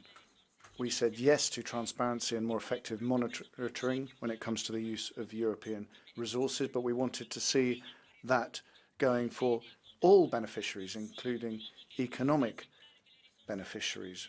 We also agree with fighting fraud and checks to ensure that European resources are never used to projects that go against the fundamental values of the European Union. We, however, said no to the rapporteur's proposal, which appeared to make non-motivated and harsh accusations vis-à-vis NGOs and paint a picture of an emergency that is not reflected in reality. We saw that we were right as a result of the vote in the Budgetary Control Committee, and I'd like to thank colleagues for their cooperation in that committee, and I trust that in plenary we will confirm that vote, rejecting in tomorrow's vote amendments which I think make things worse and focus on conflicts of interest, supposed damage to the European economy, and even call for a law on NGOs, which I don't think is necessary. Colleagues, this kind of witch hunt is not necessary. We face massive challenges at the moment, and we need to ensure that Europe is in the best possible position to deal with them and find solutions. I'm thinking of marginalisation, gender violence, the elderly, prisons, the drama of mental health, and also all the young people who are saving lives at sea, and they recall how important it is for us to remain humane. So let's move forward with more transparency and responsibility, but let's continue to support those who work for the common good on a daily basis. Thank you. Thank you. Now I give the floor to Ilona Sikorel, Renew. Chers collègues, Monsieur le Commissaire. Dear colleagues and dear Commissioner, do we need to strengthen control of funds distributed by the Commission? Should respect for our fundamental rights be a criterion when it comes to distributing European funds? Yes, of course. And yet it's not always seen as being that obvious. Our citizens rightly are demanding more transparency and more traceability of funds. Recently, in July 2023, the Commission decided to suspend Erasmus Plus funds given to Yavuz Salim, a Turkish association which was coming up with material in favor of terrorism, particularly the Bataclan attack in Paris. So we need to have follow-up of the use of funds right through to the last beneficiary. This means that resources will be provided to provide such monitoring. And that's what we're asking for in this text. The Conservatives don't hesitate to try to instrumentalize this matter to stigmatize NGOs. And we are against that. We would be against any text which would be applicable only to NGOs. This should be applicable to all organizations that receive funds from the EU, not just non-governmental. We need safeguard clauses also to defend NGOs that work in states where there's no rule of law and they're not sufficiently defended. And certain conservative parties are against this kind of a task, but it's down to progressive and Republican forces to ensure that we have text that will ensure that our funds are spent in line with our fundamental values. Thank you.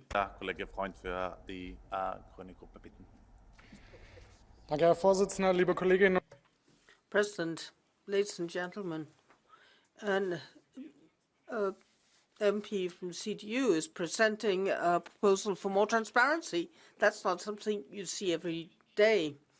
But we need to identify who is behind Qatargate. It's supposed to be NGOs.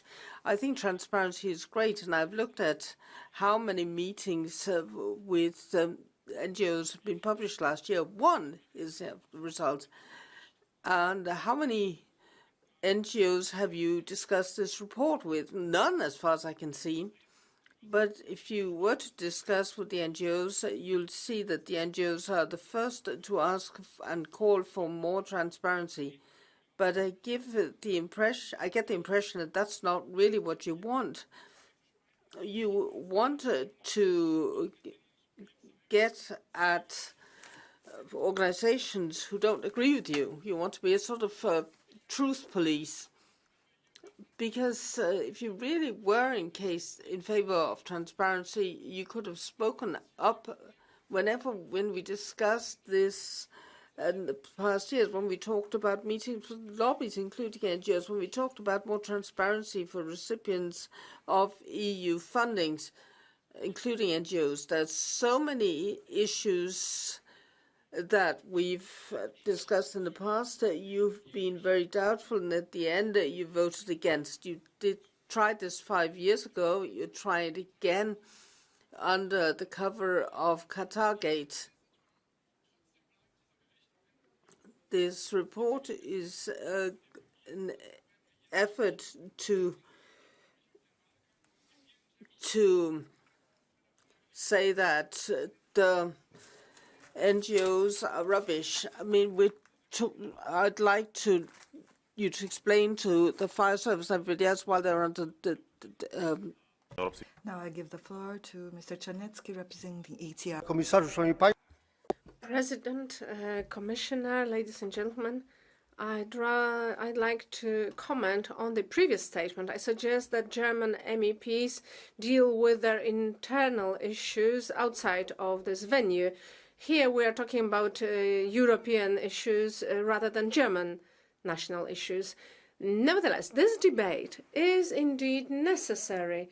I believe that we should put it out very frankly. Some of the NGOs have been and might be in the future used by foreign states. Here I'm referring specifically to Russia. We should not react in an extreme manner. We need to base our relationships on trust and confidence, but we need to bear in mind that they might be an instrument, a tool of Russian influence. Of course, as a coordinator of the ECR group in the Budget Committee, I would like to say that we have to look at the use of funds and the possibility of corruption. Thank you very much. Thank you, and now I give the floor to Mr. Kuz for ID. Vielen Dank, Herr Präsident. Thank you. Herr Pieper, ich begrüße Ihren Bericht über Transparenz und Rechenschaftspflicht von NGOs. Er ist ein wichtiger Schritt hin zur Überprüfung dieser Organisationen, einem Sektor, der schon zu lange ohne ausreichende Aufsicht operiert. In der jetzigen Form hat der Bericht aber entscheidende Lücken. Die versuchen wir mit unserem Änderungsantrag zumindest teilweise zu schließen. Doch, werte Kollegen, wir dürfen dabei nicht stehen bleiben. Natürlich ist es notwendig und wichtig, die NGOs schärferen Rechenschaftspflichten zu unterwerfen, die Transparenz zu erhöhen und die Mittelverwendung wirksamer zu kontrollieren. Aber wir dürfen weitere Probleme, die existieren, nicht aus. And to check where EU taxpayers' money is going, but we need to do more. Colleagues have already mentioned some things. We have to decide exactly what an NGO is, particularly when they're funded by us. In 2020, NGOs received at least 2.6 million euros from the EU. But depending on your definition, experts say it could be up to 3.6 million. So we can't have a lack of a definition. And then a further point, member states are being forced to give up remits to the EU when NGOs are receiving European taxpayers' money, but we can't have the national remit being limited. And then a further point is that NGOs are more and more getting involved in governmental activity, and they often bite the hand that feeds them, in spite of the fact that they have no democratic legitimacy. I don't think that strengthens democracy at all. Thank you. Thank you, and now Mr. Flanagan for the left. The original report was a constant attack on all NGOs, blamed for everything, including Qatargate, and asked to provide more info than any other private company applying for EU funds. The original report also requested a certification body only for NGOs, an NGO regulation, but none for other beneficiaries, and even proposed to establish a blacklist against NGOs. And guess what? Only NGOs. The good news, I suppose, is these most problematic points mentioned are no longer part of the final report, but I still consider it a soft attack on the NGOs. There are positives. The report now includes a differentiation between public transparency and information to discharge authorities and avoids most of the witch hunt approach present in the report against NGOs. The vital role played by NGOs in the need to fully respect civil society organisation, regardless of their field of actions and their structure, is now part of the report. You can't pick and choose. Just because you mightn't like someone where they're coming from, you can't say take away their money. Protection and support is an underlying element of the report. Concerns are expressed for the threats and attacks on NGOs in some member states, including several explicit references to the Hungarian foreign interference and relevant ECJ court ruling against it. And I have to say, I'm glad you're waking up to urban in this chamber, because I remember during the last mandate, there was an attempt to suspend me for calling him out, and apparently using a bad word in here. Well, I tell you, he does a lot worse. There's also a paragraph under General Remarks chapter, and it's including a calling for a transparency requirement, never to put NGOs and beneficiaries at risk. This general idea is also presented along the report. Also, the transparency requirements are focused only on the budgetary control aspects and are to be applied to all beneficiaries. On the negative elements in the report, and this has to be said, the report has a quite controversial position on Qatargate, still better than the original. It mentions Qatargate as an example of the alleged corruption cases which generated public discontent. And on a second paragraph, the report mentions the possibility for EU funds, beneficiaries including NGOs, to promote false narratives, as allegedly happened in Qatargate. Nevertheless, the paragraph continues by underlining that such concerns should not lead to a stigmatisation of all NGOs. Overall, the report is better than the draft. Nevertheless, I still think it's a soft attack on NGOs, and I'll be voting against it. Thank you. Ďakujem a teraz poprosím kolegu Kolakušiča za... Thank you. Mr. Kolakušič has the floor. Most associations in the EU that are financed from the EU funds, the amount is more than €500,000, are not non-governmental organizations. They are political organizations run by Soros with clear political agenda, which want to weaken the member states and to destroy the traditional European values and the family. There are no associations that are financed by the open society that will not get money from the EU as well.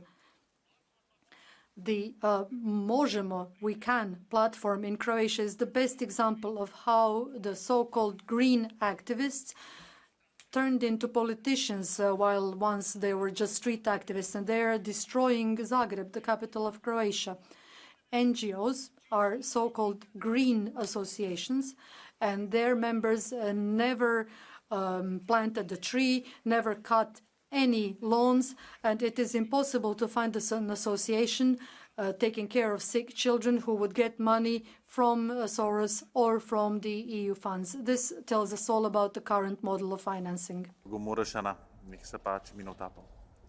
And thank you. Mr. Mureșan has the floor. Dear colleagues, NGOs are an essential part of our society. They give voice to those in need, they influence public opinions, they help raise awareness. They fight for democracy, for rule of law, they fight for human rights. They do this inside the European Union, and they also do this outside the European Union. They are an essential part of our society. We talk to them, we listen to them. They manage budgets, they influence decisions, and they influence public opinions. This is why it is normal that, like for any other entity, like for any other governmental organization, like for us as civil servants, there are rules. It is normal that there are rules also for NGOs.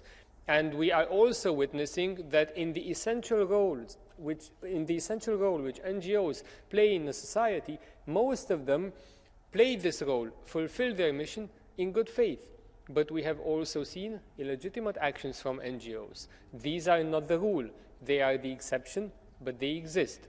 And we cannot deny this, and we should not deny this.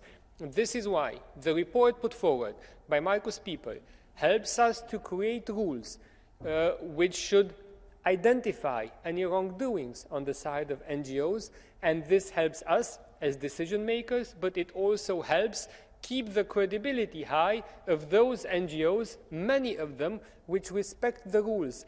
This is why the main call of the report for transparency, particularly for NGOs who receive money from the EU budget, we should know who is behind them, who finances them, who influences their decision.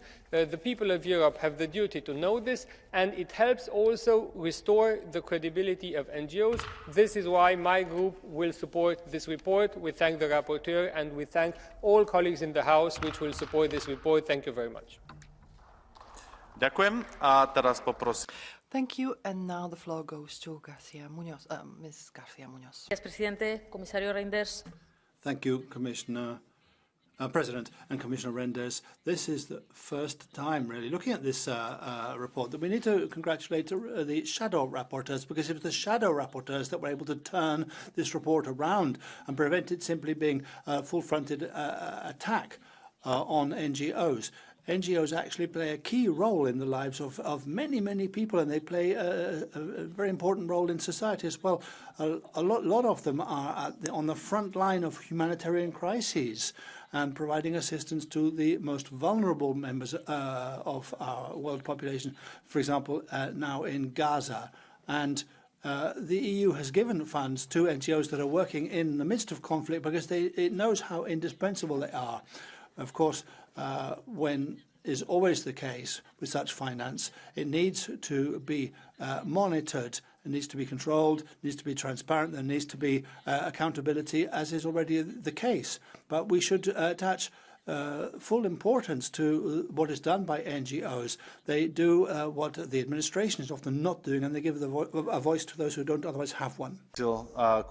Thank you. And now the floor goes to Charles Goerens. Merci, Monsieur le Président. Thank you very much. An NGO is by definition a non-governmental organization, and it should therefore not be parroting the line of a government or an administration. It has its own objectives, which might be different from those pursued by the country that finances it. Over and above, the co-financing reduces the role of the funding organization to making sure that the monies are spent in an effective way. We need to respect the right to expression of the NGOs. We should not put brakes on the action of the NGOs, but we just have to make sure that the necessary measures are taken for proper management of the NGOs. May I just sum up by saying that NGOs too have legitimacy. They're legitimate because of a cause and by universal suffrage. Both are perfectly legitimate. Thank you. Merci. A teraz by som poprosil kolega Lagodinsky. And now colleague Lagodinsky. Liebe Kolleginnen, liebe Kollegen, diesem Bericht haben wir nicht zugestimmt. Colleagues, we haven't voted on this report, and we're not going to do that now. Why is that? Well, there are two reasons. I don't vote for reports that turn civil society into the scapegoat for our problems, and I don't vote for reports that aren't genuine, because the fact is that these kinds of checks on NGOs already exist, and the Commission has said that several times. The recommendations that are in this report have been in the financial regulation for an awfully long time now. And then, on the scapegoat issue, NGOs are part of our democracy. And if they're marked as being corrupt, well, I don't think that's very useful. I mean, we're not talking about corrupt politicians here. We're simply accusing NGOs. And I think those who do that, who accuse NGOs, haven't understood the basis of our democracy, and that's why we will not be voting in favour of this report. Thank you. Thank you, and now I give the floor to colleague Roos. In de EU hoor je vaak termen die... In the EU, you often hear terms which are contradictory. This is about non-governmental organizations financed by the EU budget. That doesn't exist. Organizations which are dependent on public financing are not non-governmental. They simply become an arm of the authorities. Hundreds of millions of taxpayers' monies are being spent on climate and the environment and gender. So these are hobby horses of the left. So the citizen is paying out for things which are contrary to what they want and which are often not democratic. So you often have clubs which have no democratic mandate and they don't belong at a negotiating table. You get we need to stop spending taxpayers' monies to shore up these things. Instead of an NGOcracy, we should have democracy. And thank you, Ms. Bilder. You have the floor. Il est heureux que ce texte. Thank you, President. It's a good thing that this is a prudent text when it comes to the obscure NGOs that are supported by the European Commission. This includes NGOs that are linked with religious fundamentalism. These NGOs are supposed to be the standard bearers for freedom in the EU, but they are operating with millions of public money here. But where's the transparency? Where's the accountability? It's time to act against these NGOs that are taking advantage of the Commission's largesse. And these are a threat to society. They say that they defend civil society, but what's the actual purpose of these NGOs? The Commission has not succeeded in efficiently controlling these groups, so they've been channeling funds to causes that are not aligned with the interests of member state citizens. And the competences of our member states' governments are eclipsed by the powers of these NGOs at times. It's high time that we have stricter rules when it comes, for example, to the struggle against corruption. The ID group has put forward an alternative resolution. We demand immediate action by the European Commission for there to be more control and a strict directive and a clear, unambiguous policy on the financing of NGOs.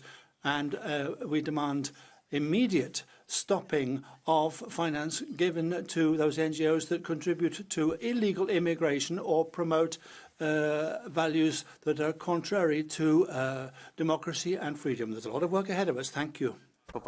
Thank you very much. And now, Madam Rodneve-Jalova, the floor is yours. Thank you very much. Everyone who receives funds from the EU and from our budget has to work transparently. That's it. That's the rule. And I don't think that there should be any exceptions to this rule, even in the case of NGOs or other associations. This could lead to an argument that there might be some illegal practices by these NGOs. We do this for companies, we do this for universities, we do this for countries. Everyone has to be transparent. And it's good that we are finally talking about transparency of NGOs. They are not a holy cow, not even the NGOs. And I think that, as it was said by the rapporteur, and I'm really glad that also the Commissioner has said that, we need a certain form of regulation.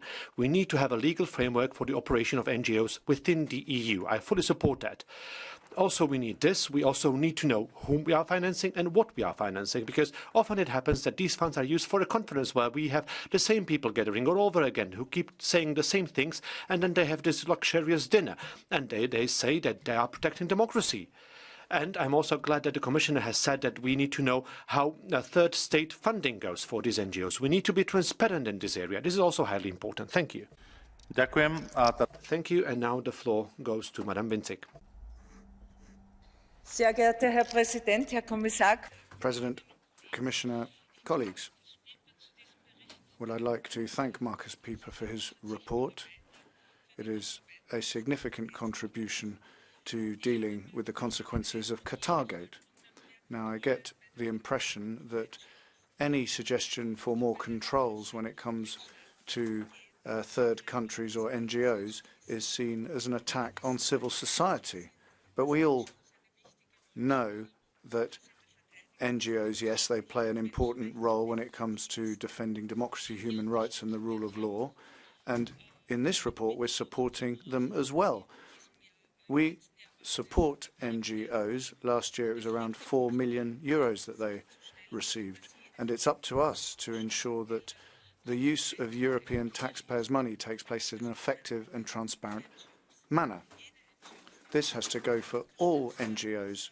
Those NGOs which are supported by taxpayers' money need to produce information on their activities and what happens to their money, to the money they're given. We have to know these things, and NGOs which don't provide that information shouldn't be funded by the EU. Another issue is having a definition of an NGO.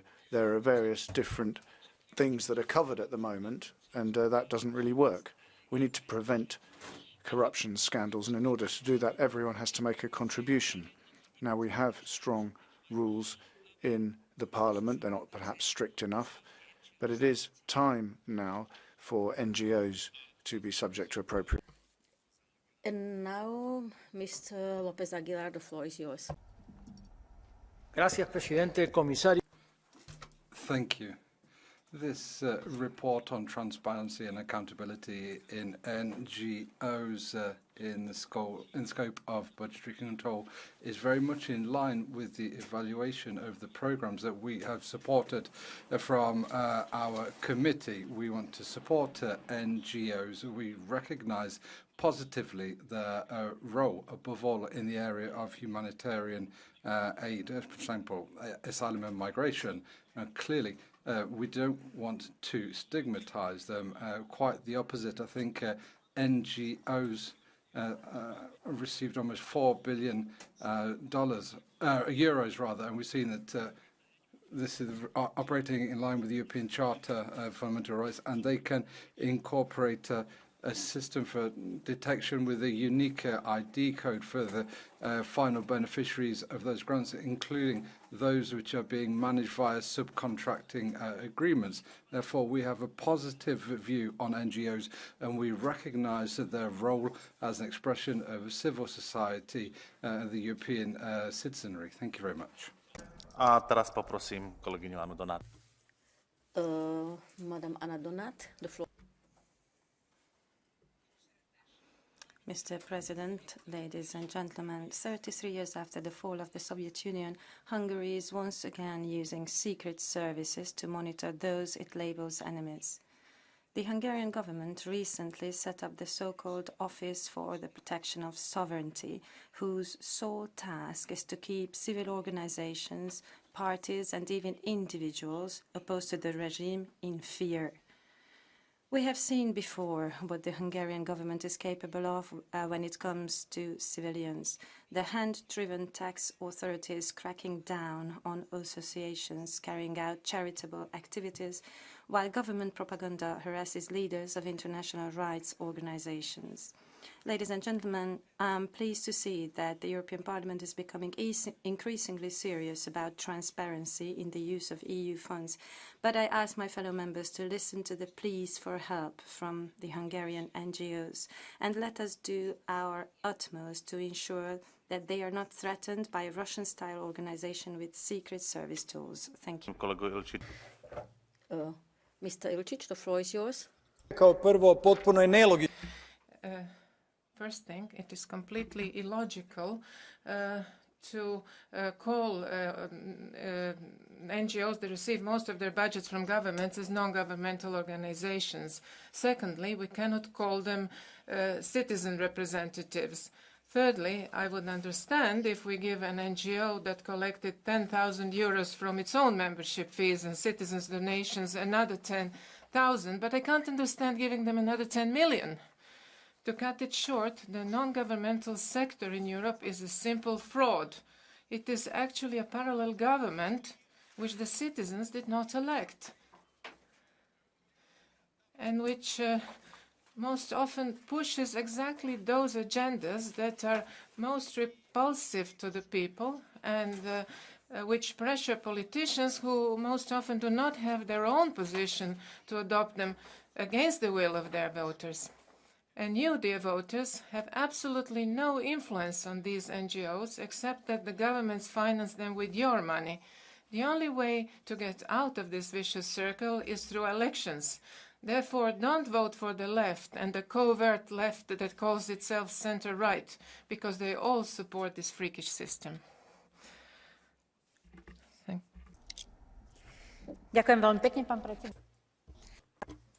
Thank you, Chairman. Thank you very much, President. Transparency is the fundamental principle upon which we base the payment of public. Analysis showed many shortcomings in the using of EU funds by NGOs, and therefore we need to have strong regulation and efficient measures. We need stricter rules in order to avoid fraud in the future, and we should have similar rules to use, especially when we're talking about NGOs from third countries, because NGOs, of course, have an impact on trade and business. And above all, when NGOs are representing third countries on European territory, then we have to take measures on European territory accordingly. So we ask the member states to adjust their legislation accordingly. This is a very important topic, and I'm very interested to hear what the Commission is going to propose concerning financial controls, but also the use of such funds. Thank you. Mr. Halicki.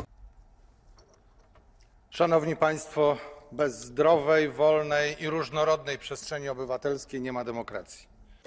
Thank you very much indeed. Well, we want a free, transparent space, and that is why we have to protect civil society. It's our duty. As a Pole, I am proud when I hear the participation rates in the latest elections in Poland. That is thanks in particular to many NGOs which in crucial situations show their strength when they're well organized.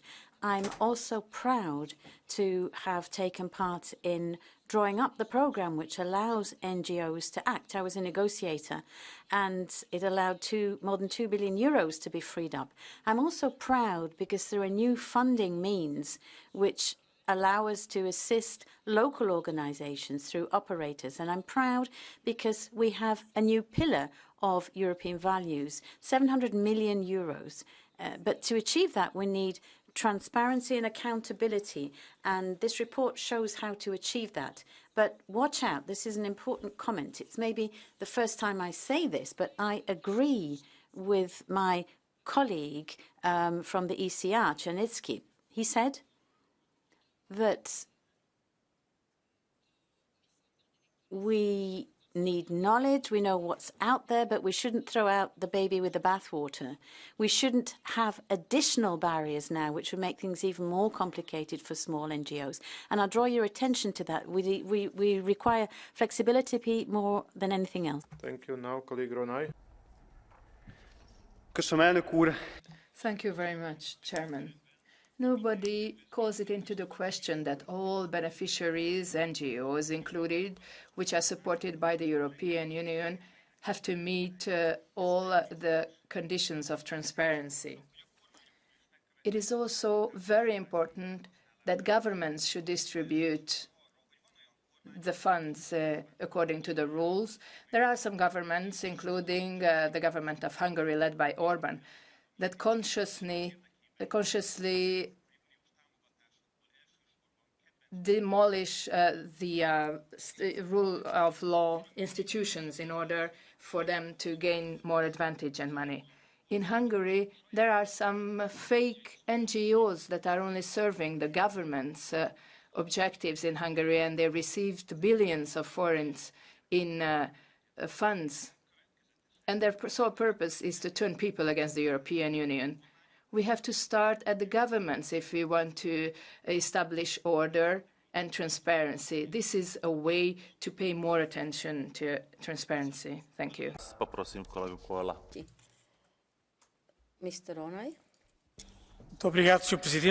Thank you very much, President, Commissioner, colleagues. Following the sorry episode that was Qatargate, it is crucial to recognise that the shoddy NGOs involved are not representative.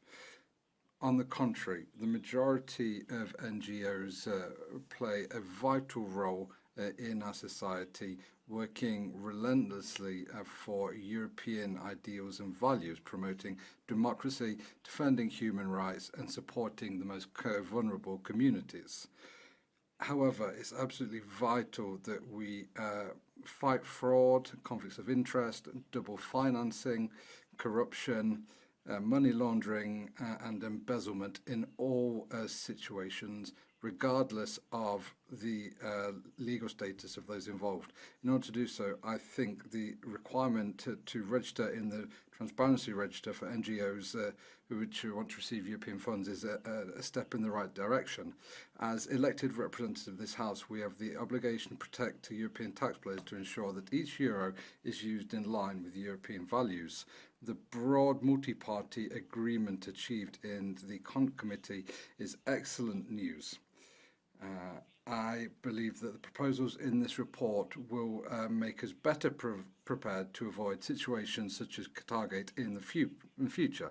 At the same time, it also reaffirms our support to organisations which really, truly represent the interests and values of the European Union. Thank you very much. Obrigado. Thank you. Mr. Zdechovský is the last speaker. Thank you. Thank you very much, President, Mr. Commissioner. Ladies and gentlemen, colleagues, NGOs are an important component of our public life. They protect democracy, they support those who are in need of aid, and they also support public institutions. For that reason, we have to say that we have to have rules for those who abuse NGO status. Those people who aren't living up to those values have to be taken into account. So that's why the Commission needs to work together with the Court of Auditors and look how we can have more transparent rules and ensure how those rules can be made for NGOs. In Qatargate, we saw a lot of deficiencies in terms of NGOs, and these deficiencies may no longer, are not to exist in the future. So the people, NGOs, those who really don't believe in European values, they should not be able to receive funding. So that's why. Thank you. And all the members who asked for. And now the Catch the Eye discussion follows. Miriam Lexman goes first. I'm glad that the European Parliament deals with the issue of transparency on funding the NGOs. I consider the work of the third sector as extremely important, very often more efficient in bringing necessary help when needed. In the context of this report, I would like to repeat and say that because of the criteria, church and religious institutions cannot participate in the funding. This is not fair because these institutions are much often more efficient in helping people, and by that we are wasting their potential, and those who are in need will not get the help. At the same time, I'm very critical with respect to the selective funding, because certain organizations which pursue certain ideology are preferred, which I disagree with. Thank you. The next speaker is Madame González. Some people in this House are trying to criminalize NGOs, but that's not where the danger lies. There's the influence of businesses who have interests which go against our values. NGOs are absolutely vital for the democratic life of our society. They also push forward humanitarian aid and cooperation, for example, in Gaza and Ukraine. They are guarantors of rights for the most vulnerable people in their societies, and we owe a huge amount to them in relation to diversity and inclusion.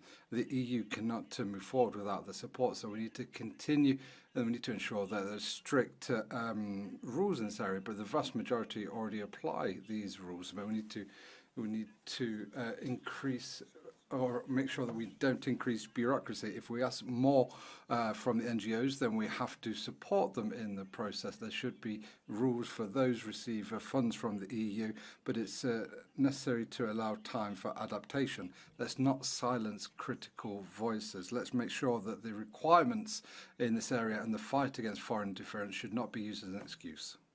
A teraz poprosím kolegu Andrewsa. Nech sa páči. Thank you, President. Colleague Andrusio. I've had the honour to run 2 NGOs in Ireland over the course of my career. I just want to introduce a note of reality to this debate. The amount of compliance, governance and regulatory scrutiny that NGOs have to undergo throughout any EU funding project is well beyond anything that I've heard referenced in this debate. In addition, the work of monitoring and evaluation to ensure that funds are applied to the correct beneficiaries is also extraordinary. There is also extensive work on impact assessment in order to show a critical component of all logic frameworks that NGOs in receipt of EU funding operate. So yes, we have to really properly scrutinise the question of sham NGOs that have been subject to influence operations, but we could end up undermining, not restoring, public trust in NGOs. NGOs have the unique ability to articulate society's conscience, to bring to light issues that would not otherwise attract public attention, and to speak for those without a voice. Thank you, Chair. Thank you very much. Ako posledný vystúpi kolega Wallace. And the last one, colleague Wallace. Not all NGOs are perfect, far from it. Some so-called human rights NGOs are in fact often guilty of instrumentalising human rights in the service of Western interests and imperialism. There are also lots of great NGOs who do amazing work, like Irish Wildlife Trust, Birdwatch Ireland, Carbon Market Watch.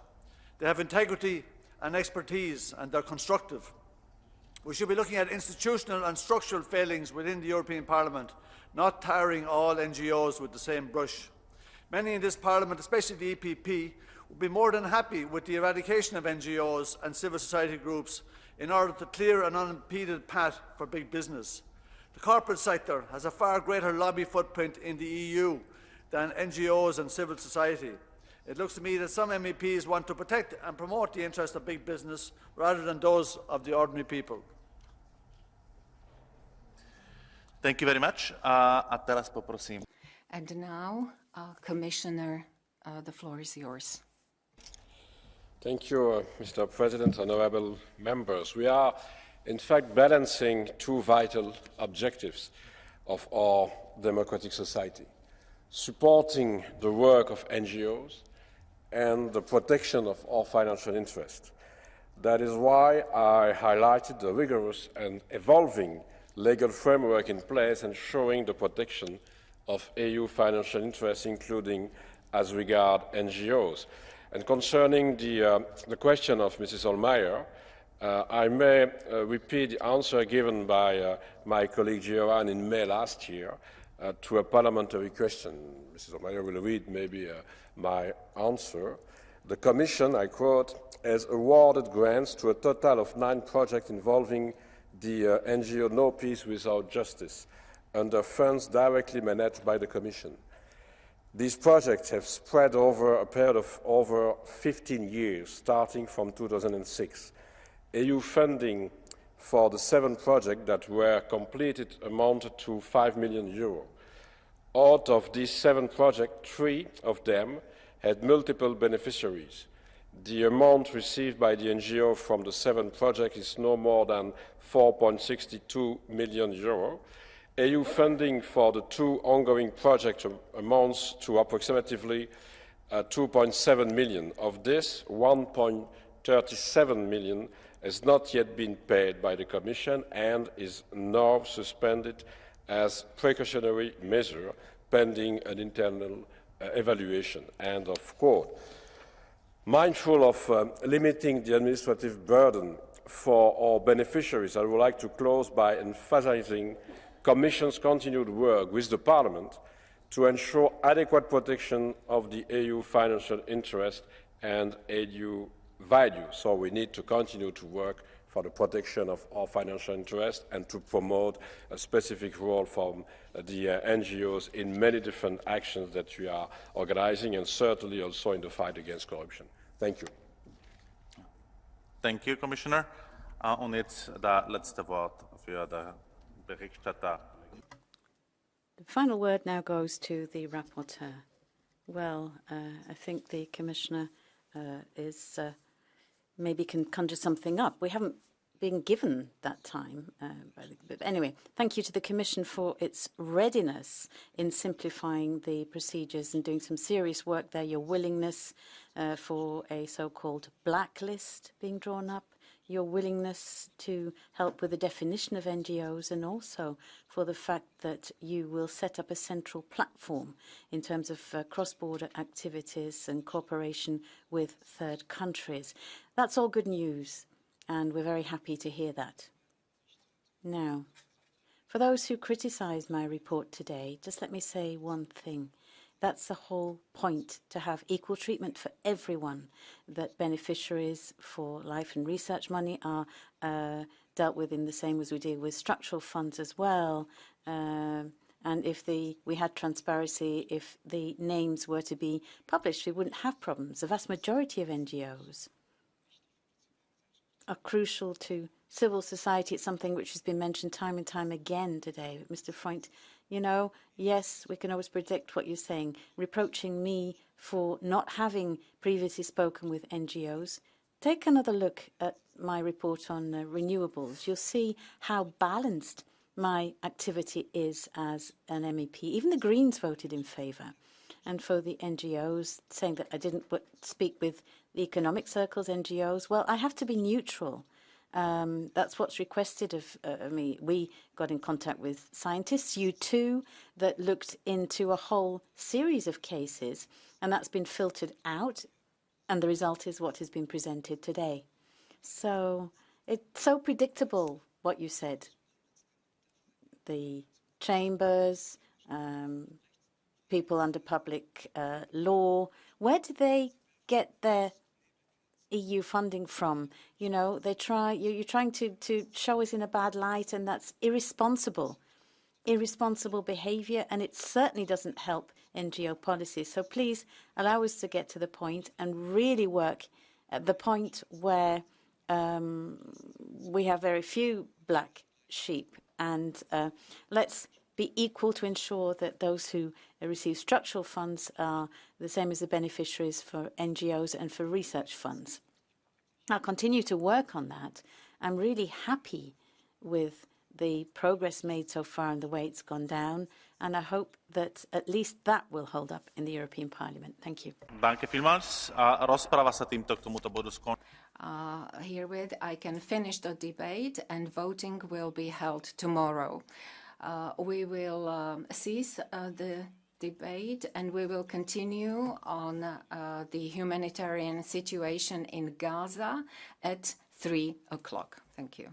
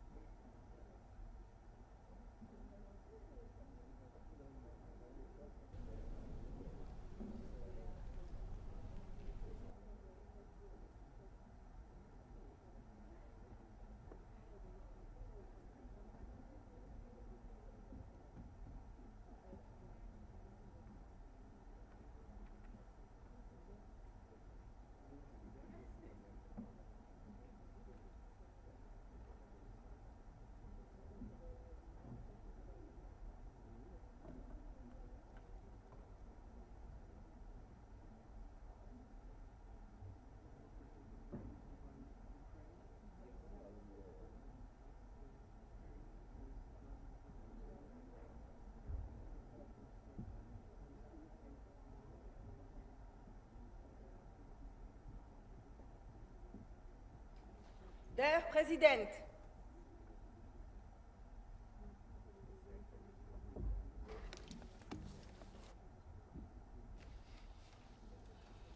Meine Damen und Herren, liebe Kollegen.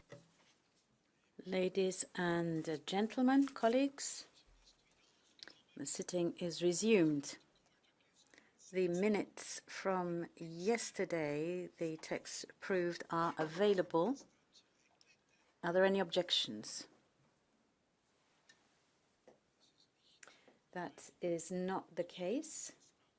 The minutes are thereby approved.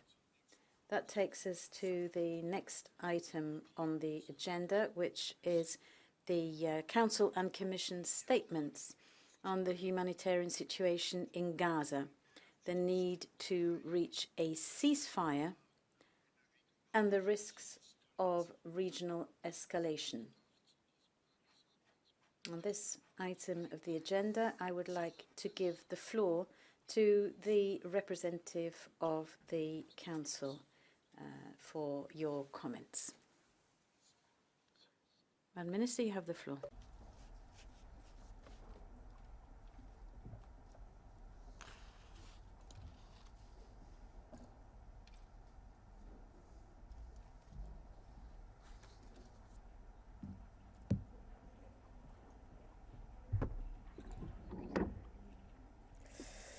Monsieur le Président, honorable President, members of Parliament, commissioners, after 3 months after the beginning of Israel's military response against Hamas following the attack on the 7th of October, the humanitarian situation in Gaza is getting worse and worse. The number of civil victims in Gaza, of which over 70% are women and children, is absolutely intolerable. Protection of civilians is an obligation, both legal and moral, is something that Israel needs to fall in line with, and it's in its own interest. This is a message that we address directly to Israel. The European Union, its member states, have been working to contribute to try and reduce this suffering and provide necessary humanitarian support for Gaza. From the beginning of this crisis, the EU's contribution has more than doubled to hit over 670 million euros. As part of the Team Europe approach, we are once again going to intensify our efforts for 2024. The Commission has already announced a funding package of 125 million, and the member states will also provide their contributions. Within this humanitarian tragedy we're seeing in Gaza, the UNRWA and other UN agencies are playing a vital role. They are coming up against huge challenges. For this reason, Representative Borrell decided to bring forward the EU's contribution, and hopefully we can do the same in 2024. So this is bring forward the UNRWA contribution. There are requests for Gulf and Arab countries. These countries could also increase their contributions to the UNRWA. The other challenge that we face in relation to humanitarian aid in Gaza is delivery. Aid is not getting to people who need it quickly enough. The number of lorries getting into Gaza is far below what is required. The European Union is calling for implementation of 2712 and 2720 from the UN Security Council in order to improve access to humanitarian aid and improve delivery. We want to protect civils and also ensure the freedom or the release of the hostages who are still being held. The West Bank is also being affected by an increase in violence. This means there's now fear of contagion. In 2023, there are attacks by violent settlers, forcing Palestinians from their house, and also restrictions on movements. And this has hit unprecedented levels, and with 507 Palestinians were killed in 2023, the most deadly year for Palestinians in West Bank since the first survey conducted in 2005. 60% of the deaths have come after the 7th of October. West Bank needs to return to a stable situation. The consequences of the war are being felt across the region, with the border between Lebanon and Israel, but also in the Red Sea, in Iraq and Syria. We need to continue to work to ensure there's not further escalation. The EU seeks to work actively with our partners in the region. The EU should play a role as a mediator between Israel and Lebanon. And we want to support the efforts of the armed forces in Lebanon. There's also tensions in the Red Sea, and the EU has called on parties to remove any interference or any threats and ensure free navigation.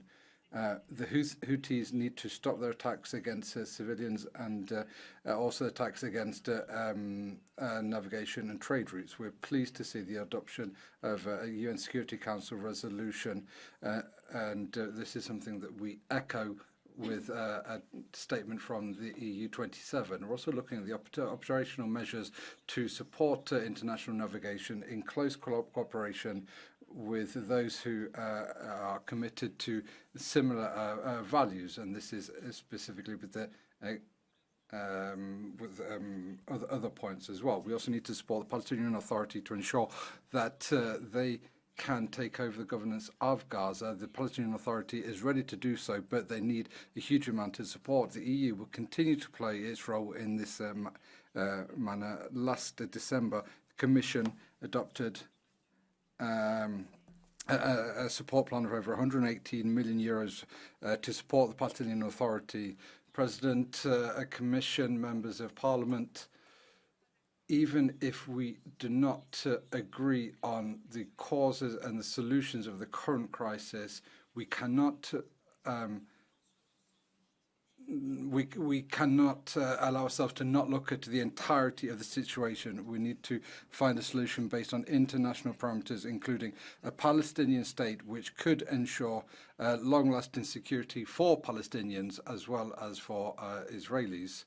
All EU member states and the vast majority of this House agree on this point, and this is something that should be our strategic priority. We need to try and find a way to come out of the current crisis. Thank you very much. Merci, Madame. Für die Kommission spricht. Thank you very much indeed, Madam. And now, Mr. Linacic on behalf of the Commission. Mr. President, honourable members of the European Parliament, Minister Labib, more than 3 months after the beginning of the Israeli military operation against Hamas, triggered by the horrific terrorist attacks of 7th of October, the humanitarian situation in Gaza is tragic. The number of civilian casualties in Gaza, including a very high proportion of children, is unacceptable. The protection of civilians is of utmost importance, and Israel must do more to exercise maximum restraint. Respect for international humanitarian law is imperative and non-negotiable. This is a message that we consistently pass to Israel, and Hamas must release all hostages without preconditions. While Israel maintains its military objectives to destroy Hamas, with 60% of housing stock and infrastructure destroyed, humanitarian actors already describe Gaza as an unlivable place. A new humanitarian pause is needed now. The situation is worsening by the day, with 85% of population now being displaced, often living in the open and facing the risk of famine and disease. The EU is doing its part to contribute to alleviate the humanitarian crisis with more than 100 million euros in humanitarian aid in 2023. There have been some positive steps, like the opening of Kerem Shalom crossing, but clearly more is needed. Humanitarian aid and access need to be considerably scaled up. Humanitarian actors, including the United Nations, whose role is central to the relief effort, need to be given unfettered access across Gaza, including the north. The war has regional consequences at the border between Israel and Lebanon, but also in the Red Sea and in Iraq and Syria. Efforts must continue to prevent further escalation, and the EU and its partners will continue to be actively engaged in this end. The fragile situation in the West Bank only adds to the risk of spillover. In 2023, and since the beginning of this year, we have seen unprecedented levels of extremist settler attacks, forced displacement of Palestinian communities, and extensive movement restrictions. The Palestinian economy is also hampered by Israel withholding Palestinian tax revenues. In any future scenario for the day after, the Palestinian Authority must be reinvigorated and ultimately returned to Gaza. They are ready for this, but a lot of help is needed. The EU will continue to play its part. In December 2023, the Commission adopted a €118.4 million assistance package to support the Palestinian Authority.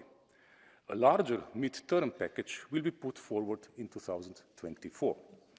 This will aim to convey support to the Palestinian Authority and lay the ground for longer-term economic and political stability in Gaza and in the West Bank.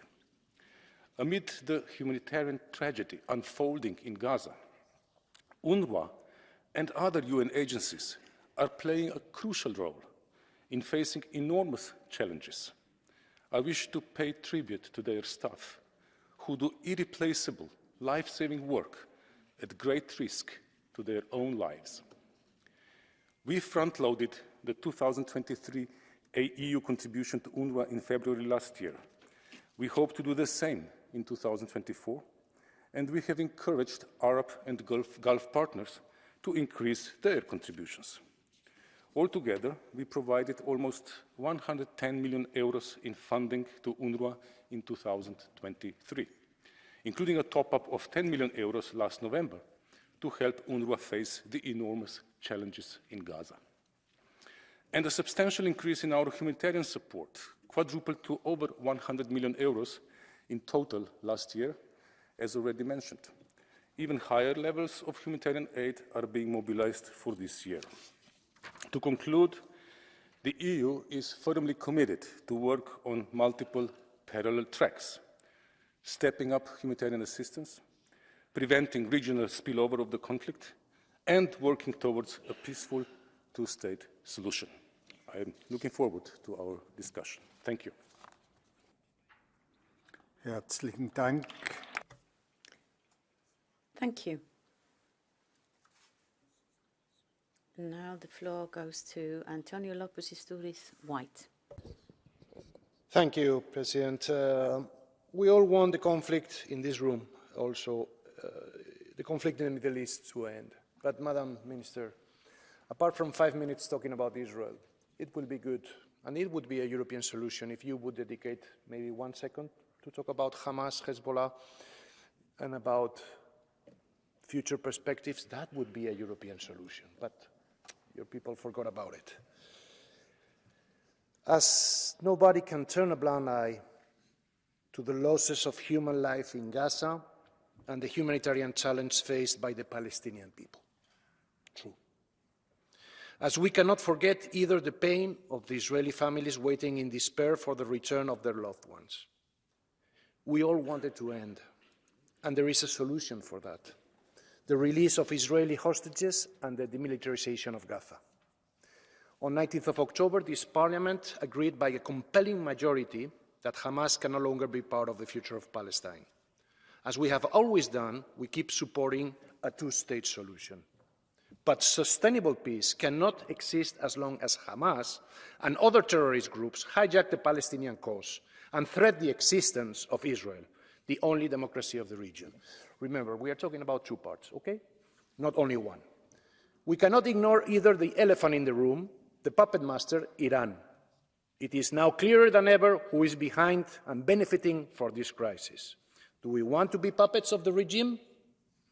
By failing to keep our unity, we are just taking us further away from peace. Dear colleagues, at some point this Parliament will have to make clear choice to say no to those who murder women, homosexuals, Christians, Jews, to say no to those who reject our democratic principles and deny Israel's right to exist, or face a future where Iran and their proxies will succeed in denying any hope for democracy and peace in the Middle East. And make no mistake, Europe is the next target. From the beginning, our position was clear. October resolution that we made, we set the conditions for peace. I hope, and the DPP will collaborate, that we will do this time again. Thank you very much. Danke. Unser nächster Redner ist Herr Peter. The next speaker is Pedro Marques. Thank you, Mr. President, Minister, Commissioner, colleagues. As we speak, bombs keep falling in Gaza. Civilians are getting killed by the thousands. Children are dying in this dreadful war. 24,000 deaths, 70% of them women and children. And the war keeps going. To have an idea of the proportion of this death toll, it is the equivalent to 5 million deaths if it were the EU population. Yes, 5 million. Half of my country's population, much more than many of the European member states. How can this happen and still be considered a proportional response to the atrocities of Hamas? As it is well known, we condemned in the strongest possible terms the terrorist attacks of Hamas. We did it by then, we will always condemn it, and call for the release of all hostages. Hamas is a terrorist group that should be eliminated, no doubt about that. But the elimination of Hamas cannot be done at any cost. Civilians are not fighters. Children are not terrorists. Collective punishment, including famine and thirst, is not admissible. Those responsible for terrorist acts and violations of international law and war crimes, all of them must be held to account. As always, we reiterate our strong support and trust on the International Criminal Court and the Court of Justice. No exceptions. The total destruction of Gaza, the flattening of every inch to the ground, will not bring peace or justice to the region, will not keep Israel safer. The bloodshed must stop now. Humanitarian aid must be allowed to access the entire Gaza urgently, and an immediate and permanent ceasefire must be settled, which is the only thing that can pave the way for any viable solution. The occupation of the Palestinian territories, including Gaza, must end, and an independent Palestinian state must be established following the spirit of the Oslo Accords. Negotiation is the only way forward. War and violence can only bring death, more death. Too many lives were already lost. It's time to stop. Unsere nächste Rednerin ist Frau Our next speaker is Ms. Woutmans. Thank you very much, President. Commissioner, Madam Minister. This has been going on for more than 100 days, this horrible conflict, more than 100 days. The families of the hostages are waiting for a sign of life. And 10,000 children were killed by bombs and starvation and lack of medical care. And we need a long-term ceasefire. And we have to remember that there are limits to war. There are rules for war. And 2 million Palestinians have to be provided. They need care. They need security and safety. 2 months ago, our colleagues made a very clear resolution.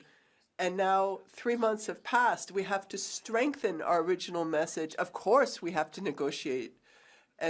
But for me, it's completely crystal clear that what we have to do is ensure that we have a long-term ceasefire, a two-state solution. I know we're trying to achieve that.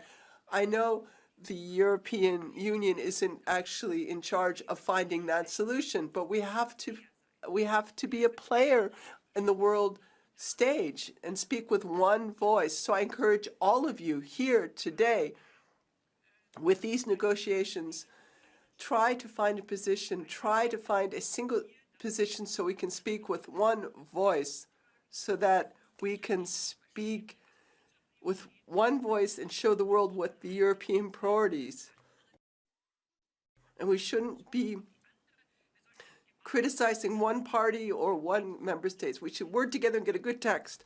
Jordi Solé, the floor is yours. Mr. Solé has the floor. 100 days of war in Gaza, 100 days of death, destruction, and human failure. After the massacre of hundreds of innocent Israeli citizens on October the 7th, the massacre of thousands of innocent Palestinian citizens in the 100 days that have followed. Violence breeds violence, and international humanitarian law today lies under the rubble of Gaza. I do not question the need to respond to atrocities such as the ones in October the 7th. What I do question is that there was no way to respond other than the one that has claimed the lives of nearly 20,000 people so far, the one that has wiped out 1% of the population of Gaza, 10,000 children, entire families, journalists, doctors, teachers, and workers from international agencies. You won't convince me that there was no other way to retaliate against Hamas. This carnage must stop now. Both sides must cease hostilities and reach a permanent ceasefire. All hostages have to be released, and the EU should be using now fully our leverage to help stop this war. Let international justice take its course.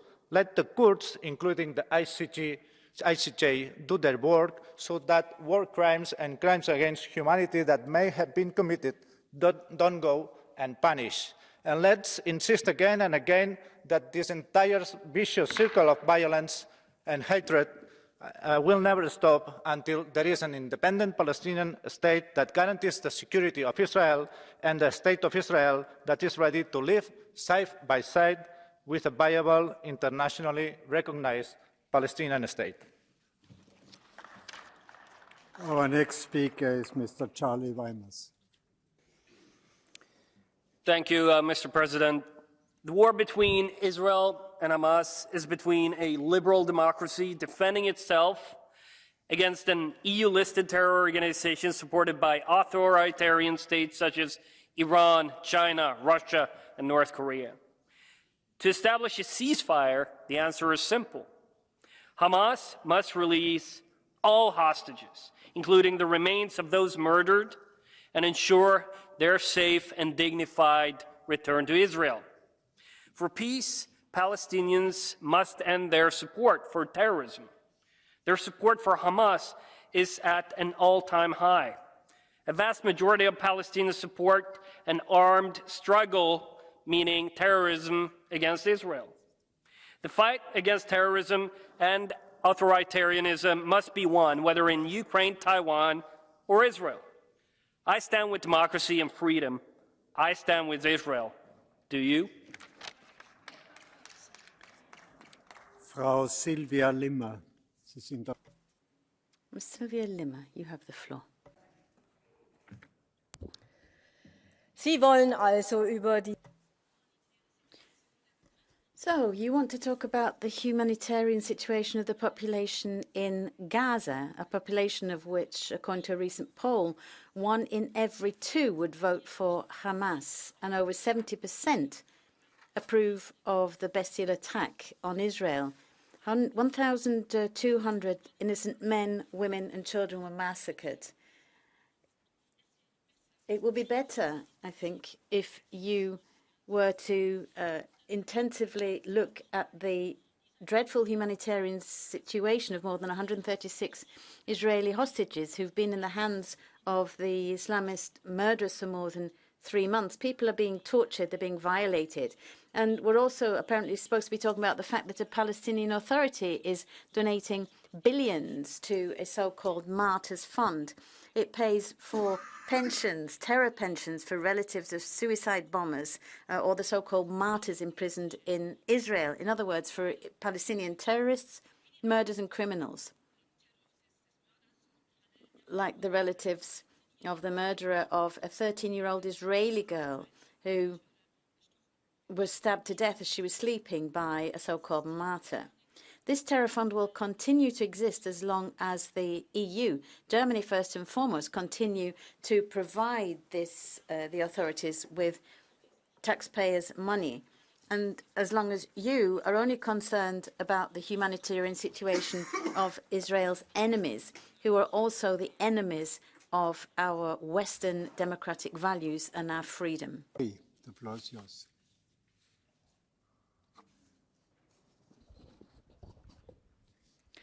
Jours. 100 days. 100 days of the bombardment of Gaza. 100 days of 300 children dying per day, and over 10,000 children have been died.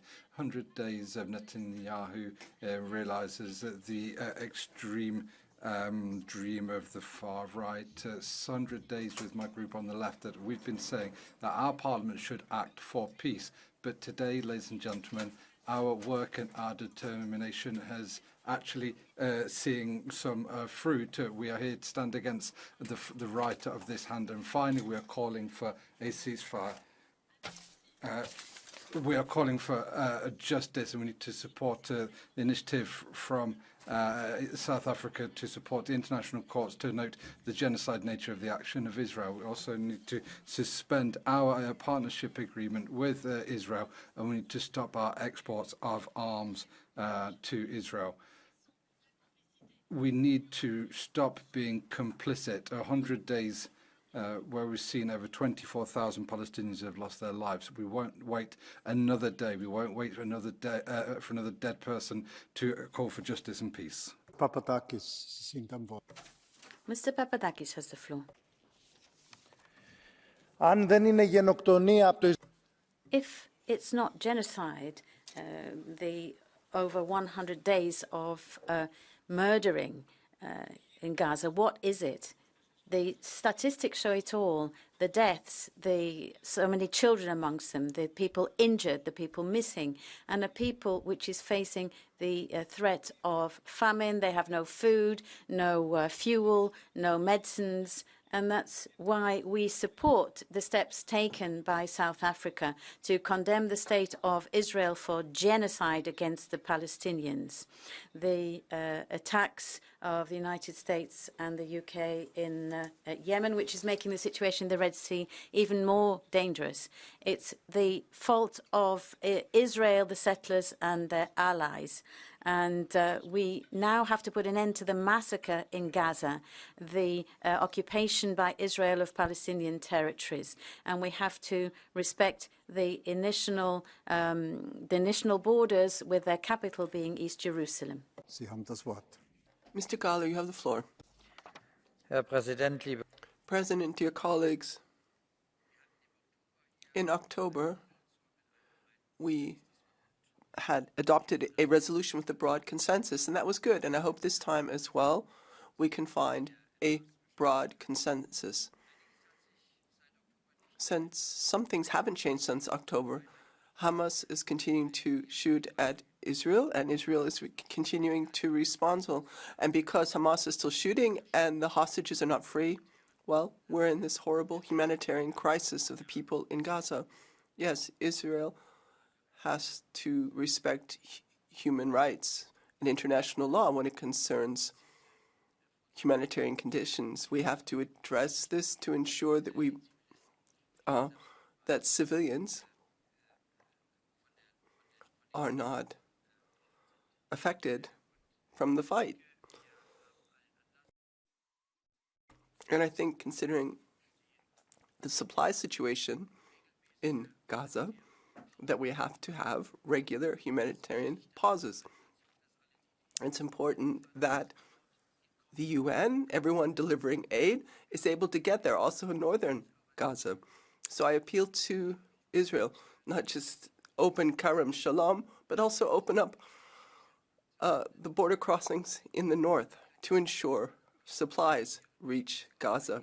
And then, of course, Israel can check and make sure there are no weapons being transported. Our thoughts must be focused on the hostages and, of course, the people in the area and the future, and hopefully hope that Hamas stops its fight. Mrs. Insir is next. Colleagues, where is our credibility to be able to demand respect for international law if this Parliament and our governments cannot stand up for it at every time and everywhere? Let me remind everyone in here about the following facts. Israel has killed over 24,000 Palestinians in Gaza, mostly women, children, elderly, and UN staff, since 7th of October as a response to Hamas' despicable terrorist attacks. Yes, Hamas should be combated, not innocent civilians. Over 57,000 Palestinians have been injured. More than 85%, that is 1.9 million of the population in Gaza, are internally displaced.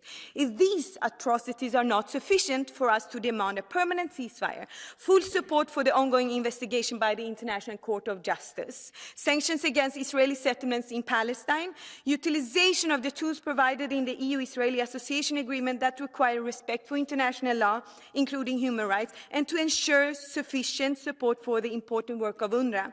Then, my colleagues, I question what it will take for the EU to consistently stand up for international law. Furthermore, I wonder about the credibility of our union. History is being written today, and my question is, which side do you stand on, international law or not? Der nächste Redner ist Herr Christ. Mr. Christoph Godler is our next speaker.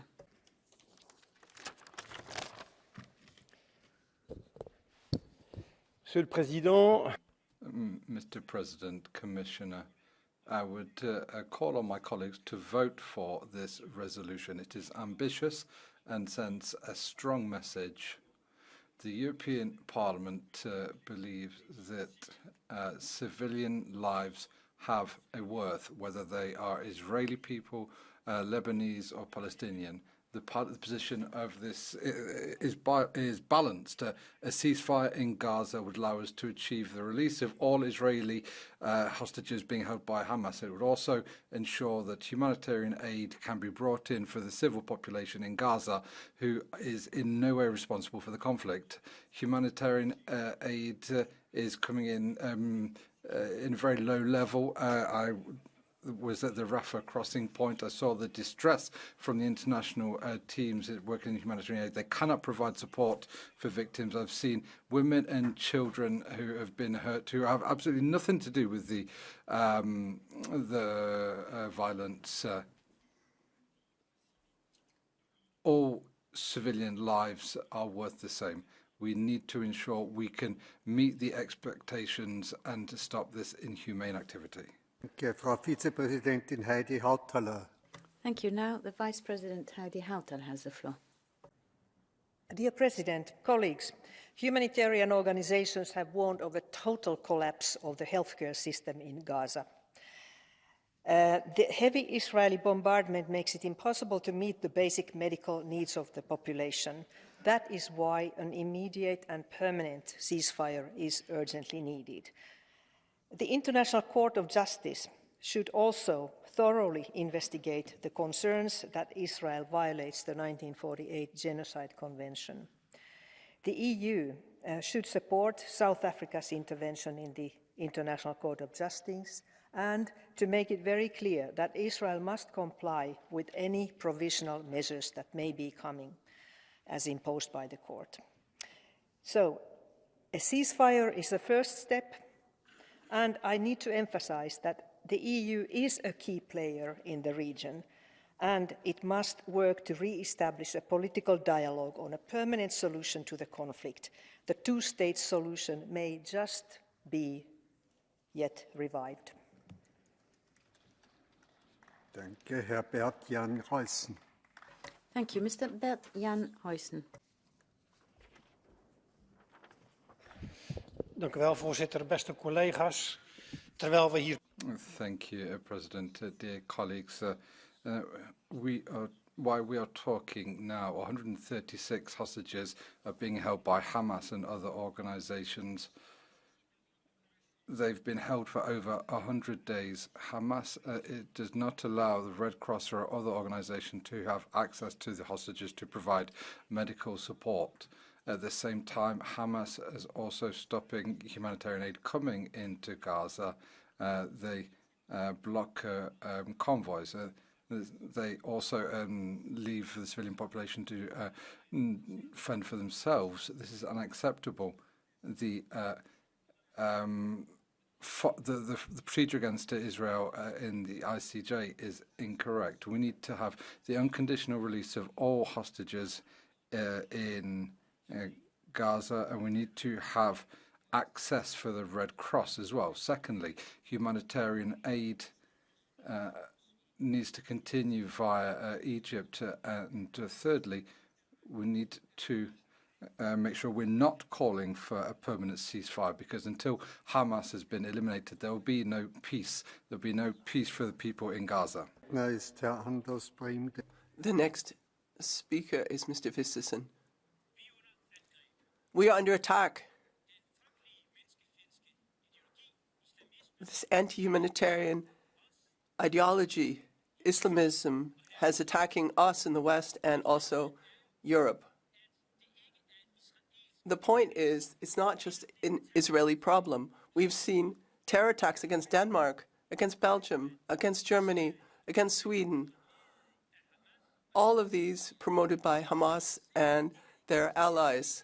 So this isn't an isolated geopolitical conflict. Rather, Islamism is a fight against freedom. This is an ideology that hates people who think differently. It hates women, it hates sexual minorities, and it's against everything that defines Europe in our love for democracy, our love of freedom. And the truth is, therefore, that we only get peace from this ideology. The day that the Islamists love their own children more than they hate us. And unfortunately, I don't think that day is coming soon. Das Wort gebeten hat Hermano Pinelli. Hermano Pinelli has asked for the floor. Gracias, Presidente. Thank you, President. It's incredible listening to the representatives of the Council and the Commission here talking about a military operation against Hamas. It's incredible to continue speaking here about the fact that Israel is conducting sovereign defense. Against whom? More than 24,000 civilians murdered and thousands under the ruins. Defending themselves against whom? This is the biggest gap between our people and what we represent. Our people are speaking out against genocide that we're apparently not recognizing and we are not condemning. It's incredible hearing how the representatives of the German government is against the steps being taken by South Africa. Bearing in mind the difficulties faced by Germany beforehand to recognize genocide, Holocaust. That does not justify the fact that the EU as a whole, not one single state of the EU, has backed the South African request. The peoples of Europe, know that people here are accomplices of genocide defending it. We have to point the finger at them. We have to talk about the Palestinian cause, which is a humanitarian cause. Ginga Kai. Mrs. Kingo-Gal is next. Dear President, we have a very clear position. We can condemn the brutal attacks by Hamas, but Israel has the right for self-defense and for the elimination of terror organizations. First of all, the hostages must be released, and the Red Cross must have access to these hostages. The events at the Middle East are very tragic and more tragic. Hamas must not use people as human shield. We have to avoid the escalation of the situation furthermore. It is very important that humanitarian aid should get across to civilians. These funds cannot get across to terror organizations. We have to avoid the eruption of a regional war. We have to be committed against anti-Semitism here in Europe, and also we have to strive for avoiding escalation in the region. Thank you. Herr Lukas Mandl. Mr. Lucas Mandels next. Thank you very much, President, Commissioner, dear colleagues. You have to keep in mind what is really happening. A state is being attacked, an entire society is being attacked by a terrorist act with more than 1,300 victims, children, men, and women. And then, of course, that country is going to defend itself. It's going to defend itself with an army, which is probably the most observed army in the world. There's no other army in the world that's watched so closely to see what they're doing, how they're doing it, what military means they're using. So, in other words, the full attention of the world, Israel is defending itself, our partner, the only democracy in the Middle East, a world that is almost 20 years ago left the Gaza Strip to give it to the Palestinians. And what did they use it for? They used it to create terror. So we have to demilitarize Gaza, and we need a tribune, but not against Israel, but against those who create terror. Israel is defending itself, and we have to defend us and defending us against this terror. And we have to ensure that we should be grateful that they're defending us, that they're responding to Islamist terror. And of course, you always have to distinguish this from Islam. Carlos. Mr. Carlos Zuhina is next. Senor President. President, Commissioner, representative of the Council, colleagues, everything has already been said. We know the figures, the risks increase daily. We know how everything began. The terrorist attack by Hamas on the 7th of October was unconscionable. But we also know what's happened since then that shouldn't have. Israel has the right to defend itself and to ward off future attacks. However, in doing so, they cannot ignore international law nor undermine peace and political stability in the entire region. This only creates the conditions for those who want to see the conflict spread and the direct and indirect suffering multiply far beyond the Gaza Strip, the West Bank or Israel. There are three crucial measures to stop this descent into the abyss. Firstly, the international community needs to create the diplomatic conditions for an immediate end to hostilities and for the negotiation of a permanent ceasefire. Secondly, we must spare no efforts in ensuring that humanitarian aid gets to vulnerable populations with special attention to women and children. Finally, we need to guarantee for Israelis and Palestinians the right to live in security in their own state. We need to achieve this. We need to help people.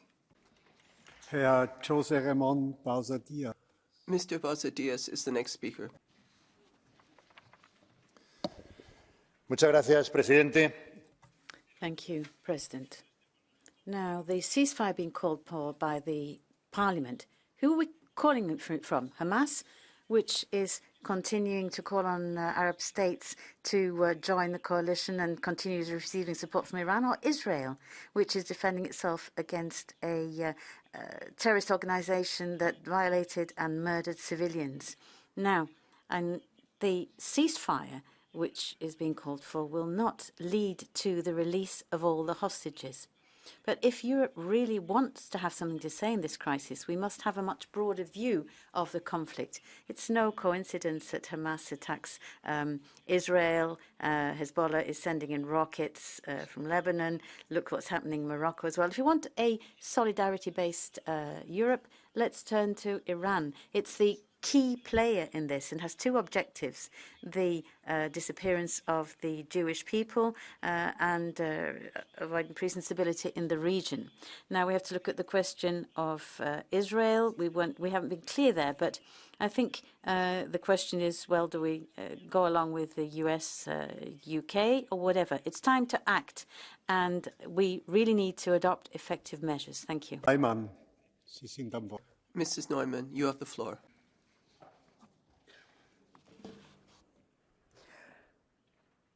Dear colleagues, the beginning of this year mirrors the tragic end of the last one, with people in Gaza suffering and Israelis fearing for their loved ones. And what are we doing? Wearing flags or scarves, accusing each other of being loyal to the wrong side. But colleagues, let's not lose sight of what is at stake. Hopes for a lasting peace in the region are shattered again. Palestinians are dying on an unprecedented scale, survivors facing hunger, disease, and cold. Israel has the right to self-defense and to bring its hostages home. At the same time, civilians in Gaza have the right to protection and humanitarian aid. And the crucial question is, how can both be achieved? This is the debate we need to have with Israelis, with Palestinians, with our Arab partners, but before all, it seems, among us. Many in the region count on the European Union to play a responsible role. Let's start to live up to this. Frau Veronika Frecciano. Mrs. Vetronova, you have the floor. Neustále výzvy směrem k Izraeli a kroky v Gaze musíme jasně odmítnout. Aktéři, kteří eskalují napětí. Yes, what we have to reject is that we have to see that how the tension is growing. But who's responsible? Hezbollah, Iran.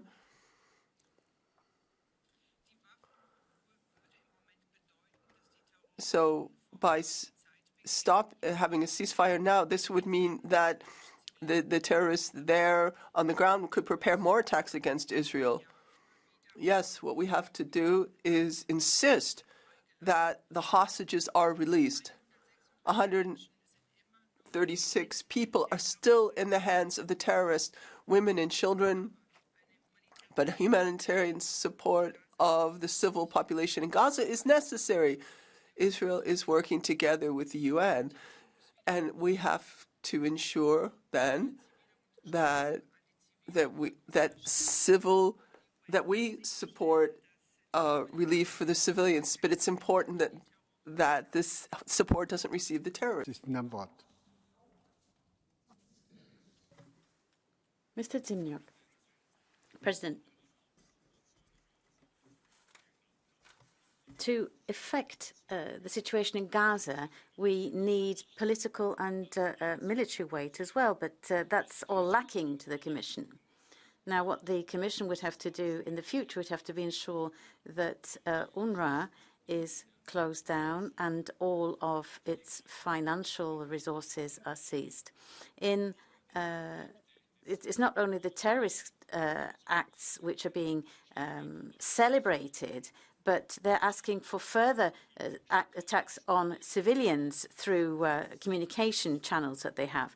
Palestinian children are brought up hating Israeli children, and this is done with taxpayers' money. It has to stop. Any support for the Palestinian people, delivery of aid, should only take place under the protection of armed troops. But that aid should not end up in the hands of the terrorists, the Hamas terrorists. If we want to support peace, then I think we would have to completely stop forever giving assistance to the Palestinians. Mr. Pimenta Lopez is next. Thank you, President. 100 days, over 100,000 victims between those who have died, been injured or have disappeared. Thousands of health workers, journalists or UN workers. We've seen infrastructure and housing completely destroyed, and almost 2 million people have been displaced. There's no access to water, electricity, food, fuel, medication, and so hunger is being imposed. This is the daily terror that we are seeing with the brutal aggression of Israel against the Palestinian people. The EU cannot remain complicit with Israel's genocide. in the most recent European Council meeting, there was nothing said about the suffering of the Palestinian people. We need to stop this massacre. Millions of people around the world are calling for this. The UN is calling for this. We need to have an immediate ceasefire and a permanent ceasefire. We need to have access to humanitarian aid in the Gaza Strip. It's absolutely vital to ensure that we comply with UN resolutions which call with capital, East Jerusalem capital for a Palestinian state on the pre-1967 borders. Frau Sabrina Pignedoli. Mrs. Sabrina Pignoli, you have the floor. Buon pomeriggio a tutti. Good afternoon, everyone. Over 10,000 children have lost their lives in over 100 days of war in Gaza, and more than 10 children a day are losing either an arm or a leg. They'll be maimed for life. The war and the siege in Gaza have been indiscriminate slaughter of women, the elderly and children from the outset. In the face of so much suffering, the only response we can expect from Europe is enough. No more indiscriminate killing of civilians, no more bombing of Gaza, no more illegal occupation of the Palestinian territories. We cannot remain indifferent as we've done for far too long, because otherwise we'll be accomplices to this massacre. And to the Netanyahu government, we have to say that there will be consequences unless a ceasefire is not immediately established. Let me make a proposal. Let's invite the Israelis and the Palestinians to the next European Council on the 1st of February. The area of conflict is spreading to Yemen, Lebanon, Syria and Iraq. We need dialogue before it's too late. Thank you. Grazie. Unsere Next speaker is Mrs. Azimikapoli. 100 days have passed since October 7th, when unspeakable atrocities were committed by the terrorist organization Hamas against innocent Israeli civilians. But as our attention moves today to the risks of regional escalation and broader conflict in the region, we risk forgetting the plight of the victims, forgetting the need for accountability and justice, and we must not let this happen. We must continue to press for answers that the victims and their families deserve. The full extent, ladies and gentlemen, of the horrors of October 7th are not yet known. At a recent hearing, though, of the UN Human Rights Council, independent experts were very clear about the scale and severity of the attacks, particularly those of a sexual nature. In their statement, they noted, and I quote, that the growing body of evidence about reported sexual violence is particularly harrowing, with female bodies found with their clothing pulled up to their waists, with torn or stained underwear with blood. We must investigate. We must find answers. We must understand the full extent of these crimes, because it appears that sexual violence was not the act of rogue soldiers, but a deliberate tactic of war. And I hope that you will join me to help and make the survivors' stories, these women's stories, known, to hold those guilty accountable and to bring justice for the victims and their families. Thank you. Mr. Udo Bullmann is next. Herr Präsident! President, dear colleagues, I have one request. Please make a contribution that this debate today becomes part of the answer to this situation. Help us that we end up with a strong resolution, because it doesn't make any sense otherwise that we were to take sides with the one or the other and then contribute to the fact that there was a spiral of violence continuing and there are going to be more people suffering and dying. Yes, there are people dying in Gaza. We have to help them. We have to give them food, make sure they have water and medicine. And for that reason, we have to have a pause. But at the same time, we have to release the Israeli hostages.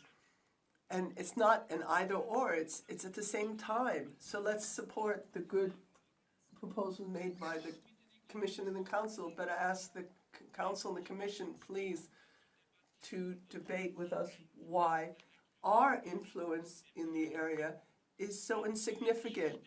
We need to politically strengthen our foreign policy, especially in that region, so that there's an end to the suffering, and so we end up contributing to a better future. Thank you. Mrs. Sabir Asalani is next. In an average school in Sweden, there are around 200 children. If Sweden was Gaza, one school full of children will be killed every other day. One school full of children would be bombed by the Israeli occupation forces to death every day. Since the Israeli war against Gaza, over 10,000 children have died. Many more are still missing, buried under collapsed buildings. Thousands have been seriously injured. More than 1,000 children have lost their legs. If this is not a reason to lay down every damn weapon in this conflict, then this world has gone completely mad. In December, I visited the Rafah crossing between Gaza and Egypt, and there I saw humanitarian help desperately needed in Gaza, but not reaching the people who are suffering and starving. Suffering because of the main reason are Israeli bombs, starving because the main reason is Israeli blockade. Without a ceasefire, this catastrophe will just go on, and more children will be killed. I call upon the EU to demand an immediate ceasefire so our humanitarian aid can actually reach, to respect any decision made by the International Court of Justice regarding the ongoing violence in Gaza, to raise our voices and open our eyes, to be the defenders of every child's right to life. Thank you. Mrs. Auken is next. Thank you very much, President. If this isn't genocide, then what is it? That is what Gideon Levy asked in the Israeli newspaper Haaretz the day before yesterday. And then he gave full support to South Africa's case against Israel in The Hague. And he described the ongoing attacks in Gaza. And you have to remember that the big hero against apartheid, Archbishop Desmond Tutu, was one of the leading critics of Israel's mistreatment of Palestinians.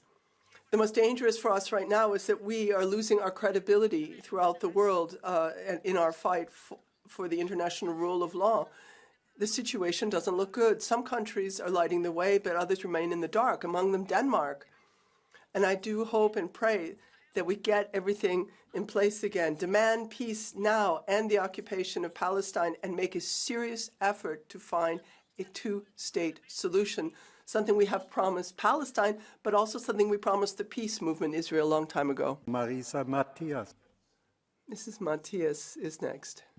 Obrigada, Presidente. Thank you, President. 24,000 deaths, 60% of which are women and children. Over 60,000 people are injured. 80,000 people have disappeared. Humanitarian workers and journalists are military targets. Since the 8th of October, Gaza is being destroyed. The embargo on humanitarian aid is having huge impact, and this is causing an unprecedented tragedy. In Gaza, everything is scarce, basic services, health, electricity. What is happening in Gaza has a name. It's called genocide. It's being perpetrated by the Israeli government, and there's a number of people who are complicit, and this is because people are afraid of human rights. We condemn this bombing in Gaza. We need to condemn the deaths of all these people, and this is deaths which are being conducted by the Israeli government against international law. We're calling a permanent and immediate ceasefire, and we call on member states to stand with South Africa to try and bring back some of the lost dignity in the international context. Danke. Ich sehe unsere nächste Rednerin. Thank you. I don't see the next speaker, and I so therefore move to Janina Ochojska. Panie Przewodniczący, posłowie, oczekuję. President, thank you. Ladies and gentlemen, members. Now, I am expecting from the members of the European Parliament that this time there will be no opposition to an immediate ceasefire. A humanitarian pause is not enough. It won't stop further deaths.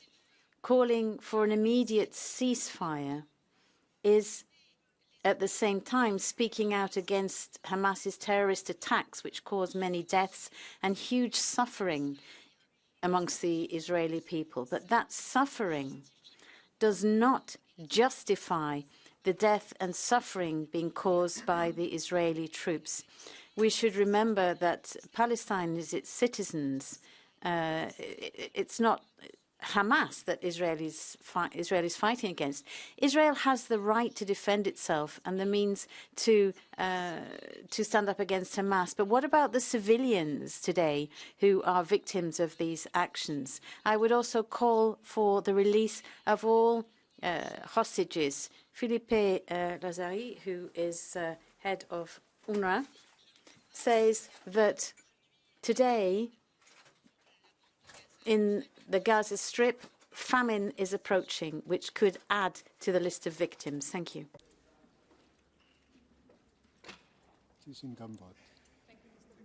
Ms. Santos, please. It's been a long time now. Israel has gone far beyond legitimate self-defense as a result of Hamas's attack. What Israel is doing is creating a region of famine, a region of death, a region of children without parents and orphans. They're creating hate in the region. They're creating fear and insecurity. They're creating a lack of hope. My friends, at the end of December, I was in Jordan with the delegation for Mashrek, and I saw the devastating impacts in the region, the instability that people are looking to the future with. I can also bear witness to the cruelty and also the fact that we are just passive with everything that's happening. There is only one way forward. There is only one way which is clear, one way forward that is lucid. We have one response. We need to have diplomacy for peace, diplomacy for a ceasefire, and also sanctions for the settlements in the West Bank and Palestine that bring forward unprecedented violence. Madame Nathalie Loiseau. Nathalie Loiseau. De quoi Gaza? What do we mean when we say Gaza? A war begun on the 7th of October by Hamas, who were aware of the consequences and chose to turn the Palestinian people into martyrs. Prior to the 7th of October, there were no Israeli troops in Gaza, no Israeli there was Hamas, and they've done nothing for their people. The support for the Palestinians in Gaza came from us. Throughout this period, Hamas just focused on their only project, which is the destruction of Israel. This project, this war, also belongs to the Iranian regime. The Iranian regime is also incapable of meeting the expectations of their people. There is one thing they're committed to, their ability to harm. They do so as never before. Who supports Hamas? Iran. Who equips Hezbollah in Lebanon and Assad in Syria? The Houthis in the Red Sea. The militias attacking the Kurds and the anti-ISIS coalition in Iraq. Who provides arms to Russia in Ukraine? Iran. Yes, we need to help the Palestinian people put an end to their nightmare. Yes, we need massive amounts of humanitarian aid, and the weapons must fall silent so it can be distributed. Is Hamas calling for a ceasefire? No, they want to continue their war and call on Muslim countries to provide arms. The Palestinian people deserve to live in peace and have a state, and they also need to ensure that helping Palestinian people will help them move beyond the stranglehold that Hamas has enclosed them in.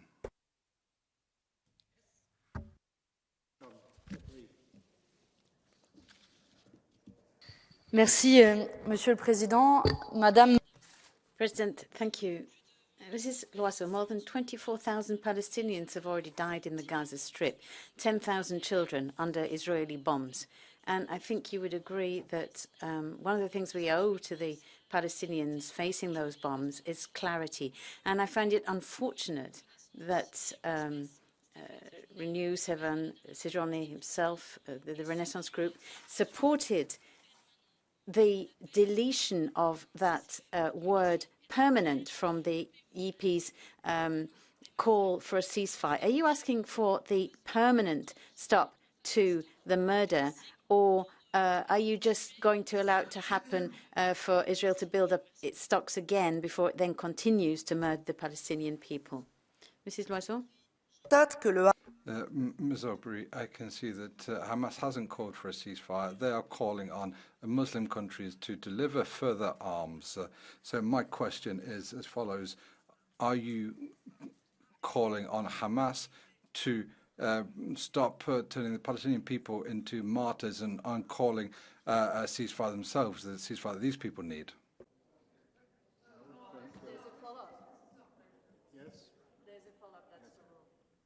Merci, Monsieur le Président. Thank you, President. Mrs. Loiseau, you haven't answered my question. I would speak out against any war, all war criminals, all those people who commit war crimes. I asked you a very specific question. Are you calling for a permanent ceasefire for the Palestinians under the Israeli bombs now? And a second question, you're talking about arms. The EU is an accomplice, is sending millions of euros of weapons to Israel. So are you going to ask the EU to stop cooperating in this massacre and call for a permanent ceasefire? I hope this time I will get a clearer answer. Madame Aubry. I note, Ms. Aubry, that you're speaking about a world that doesn't exist. There's Hamas, which does not want a ceasefire. You have an Israeli government which doesn't want a ceasefire, and you is saying that you trust both of them, calling for a ceasefire.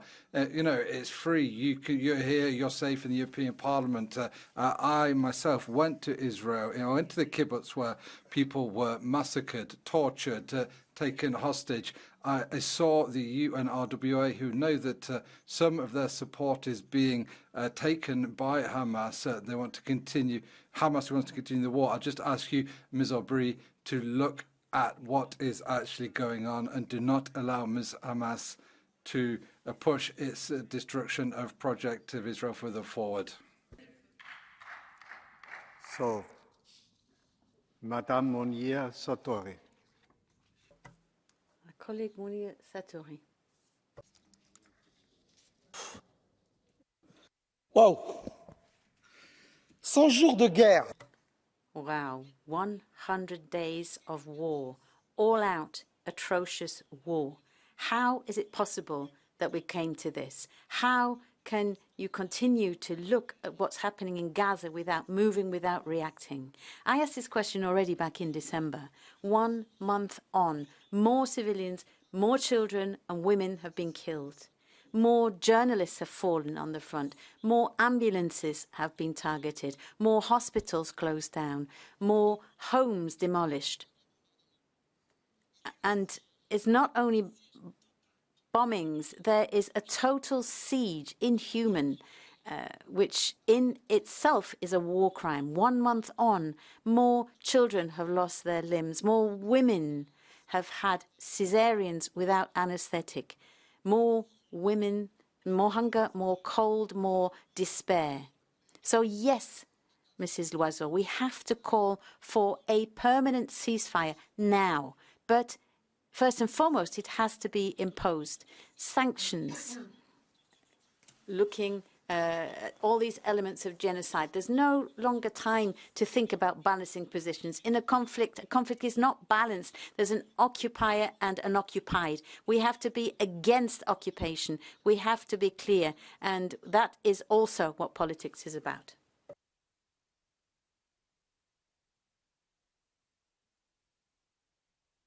Arvoisa puhemies. Israel on President, members, Israel says that all of Palestine is responsible for what Hamas did. Civilians are suffering. Women and children are dying. And it's very important to remember that the ECJ is deciding whether or not this is genocide. But I think it's very important that killing civilians and children is not right. Children are undergoing amputations. There's no food. Every day the situation is getting worse. This has to come to an end. Civilians can't be murdered. That's not an expression of anti-Semitism. We have to judge Israel like we would, with the same criteria that we would any other country. What Israel is doing right now is something we cannot accept. We have to take action in order that we can find a ceasefire and that we have a permanent ceasefire and a permanent peace and a two-state model. Sie haben das Wort. Zadnjih barem 30 godina, od kad je svijet unipolaran, živimo u atmosferi bahatosti gdje jedni mogu raditi što hoće, a njima nitko ne smije raditi ništa. Nakon terorističkog prepada Israel can do whatever they want. Israel had the right to self-defense, but this doesn't mean that they can destroy every building and everything that breathes in Gaza. We cannot treat in the same way children and civilians in Gaza and terrorists. More than 10,000 children have suffered, and it's not strange that South Africa has started a court case against Israel. Many other countries want to join them. So we saw that we have created a multipolar government. Politicians in Iran and everybody is angry at what is happening in Gaza. The Prime Minister of Hungary has spoken against Netanyahu. In the 47 UN plan has been implemented about 2 countries, and it is time to realize that.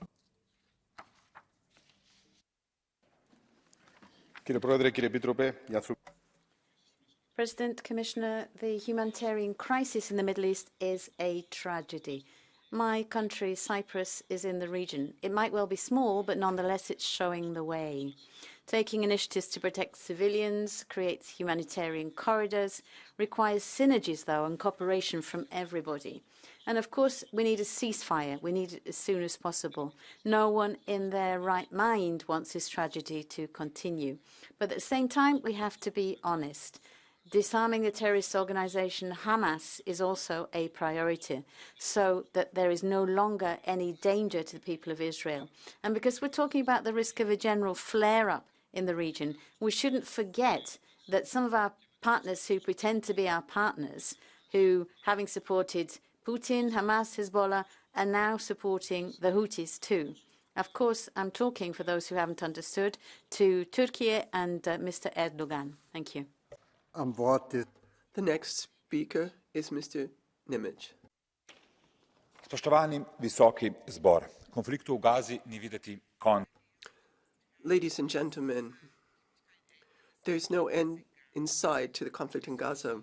The situation is becoming more dehumanized every day.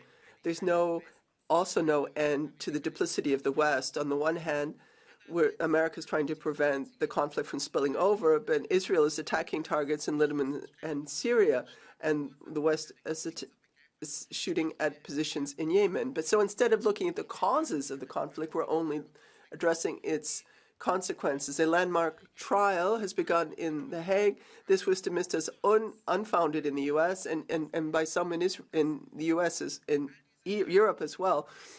And all countries have the same obligation and duty under international law to prevent serious crime. Ladies and gentlemen, instead of deepening the rift between the West and the Arab world, we need a ceasefire and an end to the hostilities in Gaza and the release of the hostages. We need an immediate start of a peace negotiation. Without peace, there is not going to be any future for Israel or Palestine. Thank you very much. South Africa's case at the International Court of Justice teaches us humanity amidst times where we need it the most. And more African countries these days followed, teaching us what humanity is. Together with the majority of the world, they concluded that we are witnessing one of the greatest atrocities of this century. And they are right. This war has tormented generations, children's futures, families, and a whole people. This war brings out the worst forms of sexual and gender-based violence, including the Hamas attack on the 7th of October. These war crimes cannot go uninvestigated and unpunished. This war forces women in Gaza to give birth under the most inhumane conditions and has caused the most civilian casualties in such a brief period. The world is looking at us. How many more debates are still needed until we realize that we must demand a ceasefire now? Bring an end to this nightmare. Think of the children in Gaza, as nothing justifies the 10,000 killed children. And I ask the Commission to maintain the credibility of the European Union as human rights champion. If we fail to advocate for a ceasefire, we cannot lecture anyone on human rights. Human rights apply to everyone, also for the people of Gaza. Thank you. Madame Sass. Mrs. Saskia Brigman is next. 100 jours de guerre, de mort, de désolation. 100 days of war, death and desolation in Gaza. 100 days Israeli hostages have been held away from their loved ones. 100 days and more than 23,000 Palestinians, 10,000 children killed by the Israeli forces. 100 days and over 100 UN workers and 80 journalists have died. An unprecedented humanitarian crisis according to the biggest international NGOs. A huge risk of genocide according to the UN. All of that has to end. In the face of this massacre, the silence from Europe over 100 days resounds. We're looking on, but we're not up to it. The EU and the international community as a whole have obligations under international law. The European Union must call for an immediate and permanent ceasefire, the respect for international humanitarian law, the end to arbitrary arrests and the release of the Israeli hostages, the adoption of sanctions towards those who are responsible for war crimes, a ban on the import of goods from the settlements, and the EU has to become once again a player for lasting peace in the region. Player, the floor is yours. Mrs. Claire Daly, you have the floor. President, despite the catastrophic death toll it has inflicted, Israel is losing on the ground and in the court of public opinion. There's no way that this ends that doesn't leave Israel a pariah state with occupation and apartheid on borrowed time, and they know it. So they're doing everything they can. Desperate acts of aggression to provoke a wider conflict with Lebanon, with Iran, with anybody, to draw in the US, to save them from the consequences of their own actions. And as Yemen shows, Butcher Biden is reporting for duty. With Europe's proud genocide by his side, they are the ones who have enabled the continuation of Israeli terror.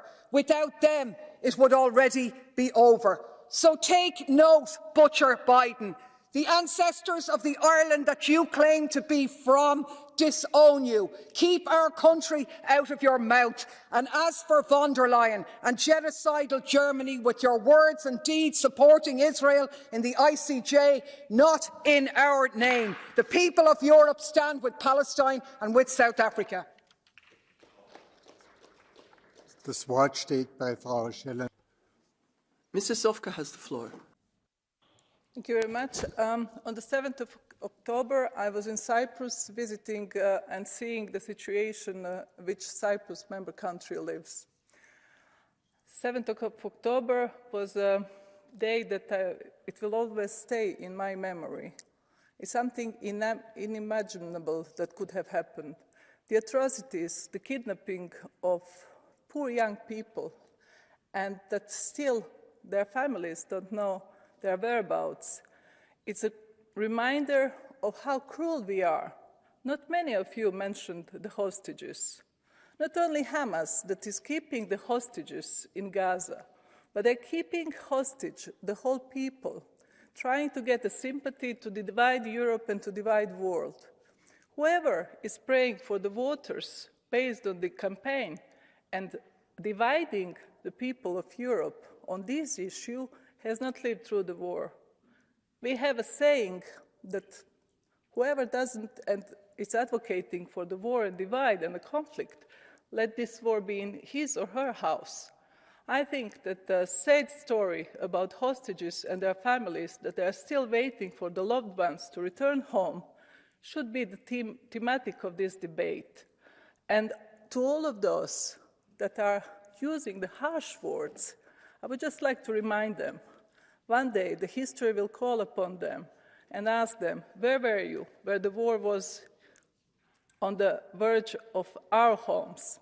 And at the last point, I just want to say, in Bosnia and Herzegovina, Komšić is using this for his campaign.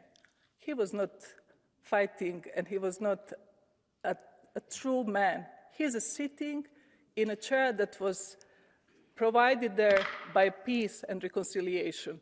So let him shut up and let's start reconciliating people in Europe and abroad. Thank you. Madam, do you accept the blue card? Yes. Kologlu. I'm here. Dear colleague, you mentioned correctly the atrocities of the 7th of October, as well the hostages questions. I'm very much surprised you said nothing about the thousands of Palestinians assassinated in Gaza, including thousands of children. Why not? Are you thinking those victims are, and the killings are justified? And another question. You know about the South Africans, they know something about apartheid. Why do you think they are putting the case of genocide in the International Court? Is it a kind of communist conspiracy, or what? Okay, I will not contribute to the electoral campaign in South Africa, but about the civilian victims, what I can say, I always said Hamas is keeping Gaza and the whole people as their hostage. Not only hostages that are taken from Israel's side, but these human shields that they are using in the war on terror, they are hostages and they are victims of this war. So we should discuss how these people should be saved and not be used as a human shield from the Hamas terrorists. I've been in a war and I know what they are doing. Thank you. Mr. Brando Benefei. Mr. Brando Benefei, you have the floor. Grazie, Presidente. Thank you, President. Over 3 months have gone by since October 7th, and the humanitarian situation in Gaza is getting worse and worse. Over 23,000 Palestinians have died. There are over 60,000 injured. We need an immediate ceasefire and the release of all hostages, as requested by Borrell, the High Representative, to avoid an escalation in the Red Sea and Lebanon. The Italian government, unfortunately, has only done disasters. It's frozen 7,000 for the UN Agency for Refugees and stopped certain projects in Palestine, the West Bank, where ongoing violence is being conducted by settlers. Giorgia Meloni should respond for that shame. The international community has to step in to rekindle the hopes of a peace process that has to start immediately for 2 people, 2 states that can finally live without fear with their rights respected. Too many people are dying every day. There is no time to waste. We need an immediate ceasefire. Thank you. Mr. Dalunde. Mr. Dalunde is next.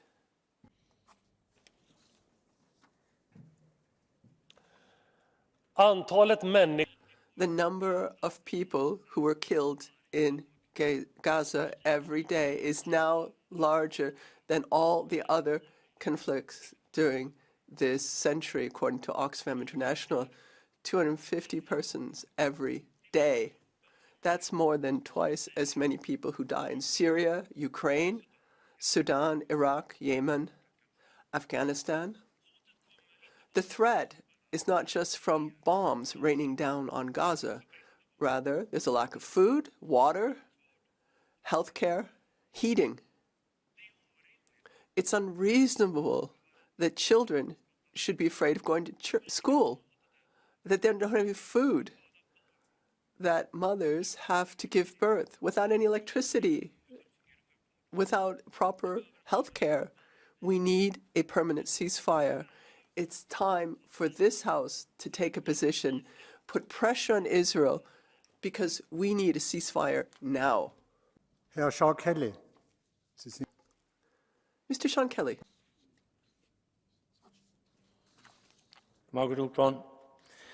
The atrocities committed on October the 7th by Hamas against innocent civilians were entirely repugnant. But what we are seeing now has entered another stratosphere in terms of ordinary people, men, women and children, being killed, starved or left homeless. There have been many comments in this debate revolving around geopolitics and strategic interests. Such details and explanations are of little value when the reality is a whole population is being punished for the actions of terrorists. The military campaign in Gaza is among the deadliest and most destructive in recent history. Not much has been said about what kind of bombs and artillery are being used in Gaza, but the indiscriminate bombing, the devastation to the infrastructure and to the whole population is immense. I support the Irish Government's efforts to intensify the pressure for an immediate humanitarian ceasefire, and I call on everyone here present to do the same. I am against Hamas. I am against anti-Semitism, but I will always stand up for the innocent. Israel has the right to exist and defend itself. It has the right to get its hostages home safe, but innocent Palestinians have the right to life, not just to live, but a life. We need a ceasefire, and we need it now. Without a ceasefire, no progress can be made, and we will never have peace. From our group on. Herr Lopez, Sie sind unser... Mr. Lopez, you're the next speaker. Muchas gracias, presidente. Thank you, President. Commissioner, the world is impotent in face of the humanitarian situation in Gaza. There's no justification for the atrocious acts that have been clearly condemned by this House that were conducted on the 7th of October by Hamas. Now we're seeing the civilian population being attacked, attacks on hospital, critical infrastructure, a lack of medicines, and the forced displacement of millions of people who are trapped in hell. And that's why right now this Parliament should call for a permanent ceasefire in what has already been called for by the overwhelming majority of members of the UN General Assembly, a political solution based on two-state solution that will put an end to the ongoing vicious cycle of violence, and a case before the International Court because there are standards which are not being respected. We're talking about the situation and stability in Gaza, but also we're talking about the credibility of Europe as a global actor. Mrs. Van Chair, colleagues, I wish that we could see the suffering and trauma through the prism of our humanity. The images of children in particular are unbearable, and this is not a matter of being on one side or the other. It's human suffering, human trauma. We need an immediate and lasting ceasefire, and long-term peace and security will not be ever achieved without a two-state solution. That is an illusion. I would like to highlight two specific points. One is the fate of journalists. A record number of journalists has been killed, injured, assaulted, or arrested in this conflict, and that means that we get less and less information about the situation on the ground. Israel must do everything, it must do much more to protect journalists, and allegations of targeted violence and killing of journalists by Israeli forces must be urgently investigated by an independent body. And finally, Europe and the US have criticized calls by senior government ministers for voluntary emigration from Gaza, but criticism is not enough. Government ministers are not random bystanders, and if Netanyahu does not dismiss them, his claim of self-defense sounds even more hollow. Thank you. Mr. Cuff, the floor is yours.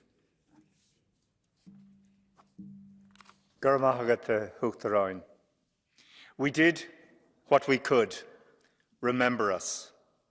Those words of the late Dr. Mahmoud Abu Nujaya were repeated by Irish lawyer Blina Nigrolig before the International Court of Justice last week. In Northern Ireland, 3,500 people died over the 30 years of our conflict. In Gaza, that number have died in a little over the last 2 weeks. So many innocent civilians. Most are women and children. Netanyahu must go. He and his government must pay the price for breaching international law. The relentless bombing is preventing precious aid and medical supplies from getting into Gaza.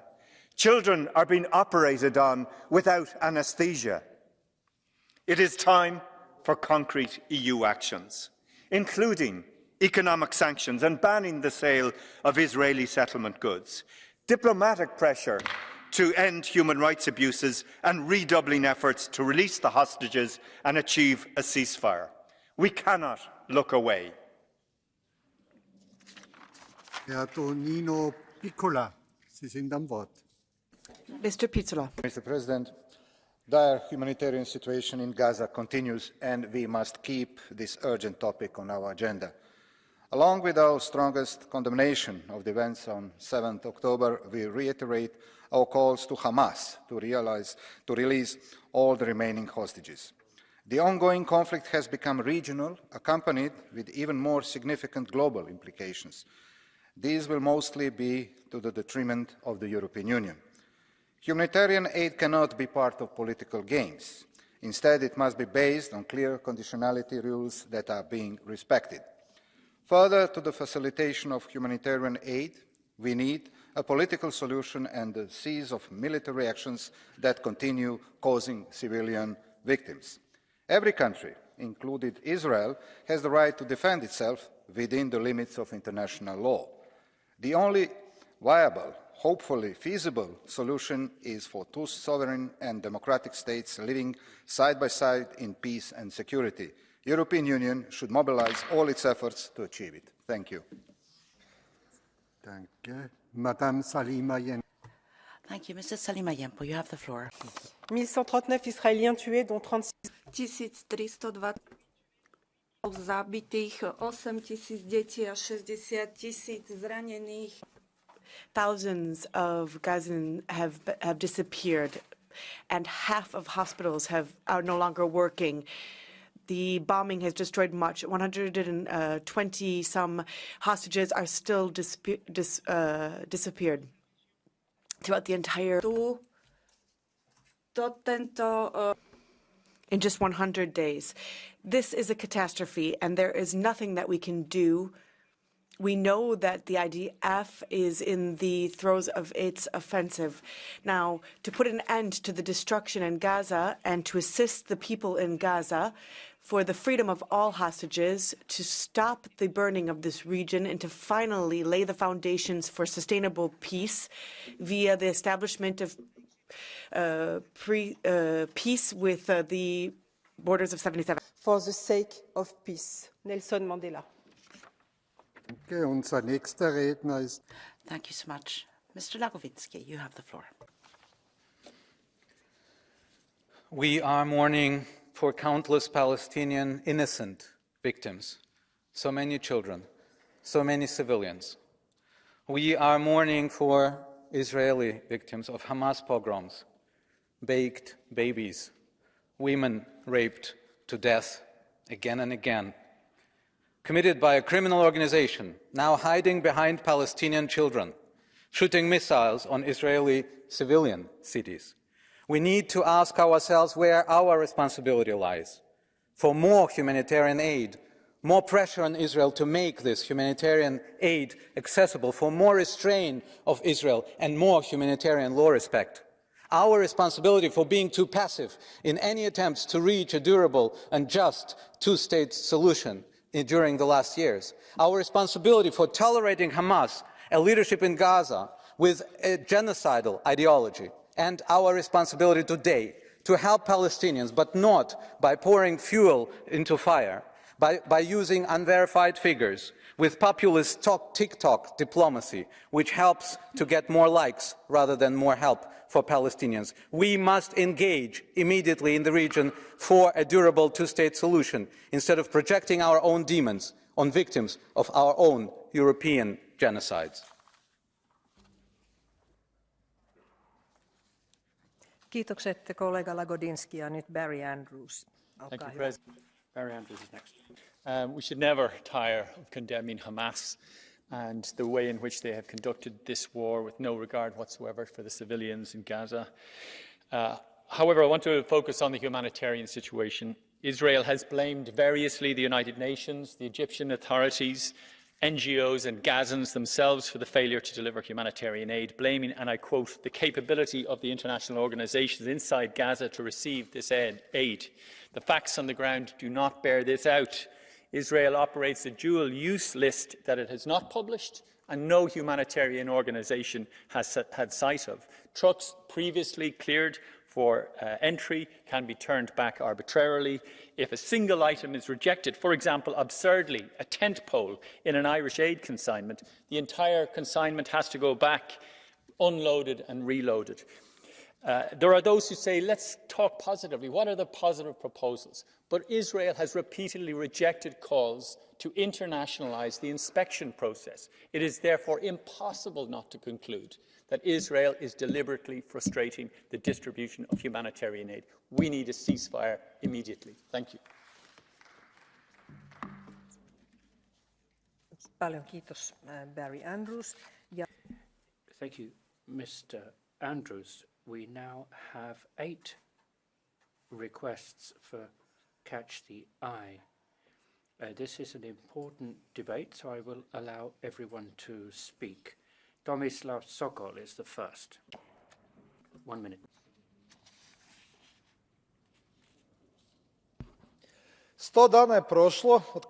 100 days have passed since the terrorist organization Hamas has committed the biggest atrocity in the history of Israel. We're still receiving information about continued terrorist attacks that this organization is doing. In spite of this, we can hear voices of those who are relativizing crimes committed by Hamas. We should use this debate to once again strongly condemn the atrocities committed by Hamas and to support Israel and its right to self-defense. We have to say something very clearly. Israel will not be able to sustain itself unless Hamas is destroyed. Of course, we must do everything to avoid civilian victims, but we must clearly say that Hamas is the responsible party for these victims. They are hiding behind women and children. What is especially frightening is the rise of extremist Islamism here in Europe, and we can also see various groups marching through European cities. Therefore, we should have a zero tolerance towards such gatherings of Islamic groups in Europe. Thank you. I think you all know that Catch the Eye speeches are 1 minute in duration. Maria Arena is next.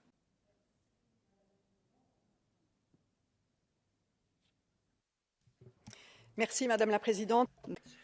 Thank you very much. Ďakujem, pani predsedajúca. Vážení kolegovia, to, čo sa deje už viacej ako 200 dní v Gaze, to môžeme kvalifikovať ako kolektívny trest v tom lepšom prípade alebo riziko genocídy v tom najhoršom. Samozrejme, musíme odsúdiť teroristické akty Hamasu zo 7. oktobra, ale vojenská disproporčná odpoveď Izraela je nepriateľná a absolútne narušuje.